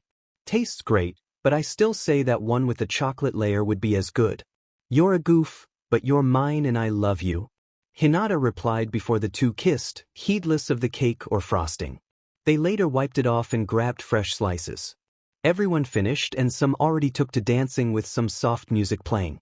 Naruto and Hinata shared a dance, and later did with others too. Naruto politely shared a dance with Sakura, Isaribi, Cheyenne, and even Ayam, while Hinata did with Kiba, Shino, and Hayashi. Akane didn't dance at all, just watched and chatted with her bijou cousins that lived in Suna and were happy with Gaara and Matsuri as parents. Naruto still thought it was funny how the demon Gaara once called Oka now called him Oath. Kanomaru danced with both Moegi and Hanabi, Shikamaru danced with Temari because it would have been too troublesome to avoid it, and all already married couples danced too. Sakura shared a dance with Lee and Niji danced with Tenten too. Hinata wondered when her cousin was going to pop the question himself. Eventually the ceremony came to an end and Naruto and Hinata got ready to leave. They said goodbye to everyone and got ready to leave with Gamabunta carrying them away. Naruto swore to the big toad he'd get all the sake he wanted once they got there though, so he was willing to oblige. Before they left, Hinata threw the bouquet, and Kanomaru ended up catching it without trying to. Both Hanabi and Moegi gave him questioning looks, and he ran away before either girl could say anything to him. Kinda feel sorry for him, Naruto said when he got comfortable on Gamabunta's head. I feel more sorry for the girls. One or both is going to be let down eventually. Hinata commented as she got up to join him. Well, what'll happen will happen. Come on, let's go enjoy ourselves. Hinata nodded. Both of them waved goodbye one more time as the big toad's two sons got on him too and then he took off in a hurry. Have fun, Oka-san, Oda-san. Come back soon. Akane quietly said to herself when they left her sight. Next week a new semester started in the academy, and Akane was now enrolled. Noburo too. The class filled up and the young kids reacquainted themselves with their old friends. Shiba took her usual seat and stayed there quietly. Noburo sat down a row in front of her and tried talking to some boys nearby. Irika came in and called the class to order. All right, welcome back to another semester. Here things will be a little tougher for you, but I'm sure you can handle it. Now, even though most of you know each other now, we have two new classmates joining us this year. Would those two please stand up and introduce themselves? The blue-haired boy formerly from Kiria rose. Hi, I'm Noburo Sentaka. I'm the last of my clan and I hope to become a strong enough ninja to honor my family and someday rebuild it. He sat down, and it looked like some of the girls might like him already. Irika waited for Akane to introduce herself but couldn't see her. Getting worried, he glanced around until he saw her appear behind him, as if she had performed a substitution with his chair. His eyes practically burst out of his head when he saw she was wearing a red and black version of Naruto's genin outfit. Akane jumped onto his desk and stood confidently. "Hi, I'm Akane Uzumaki, and I'm gonna be Hokage someday no matter what. Believe it." She then took a seat next to Shiba, earning many stares for her weird behavior. Chapter end.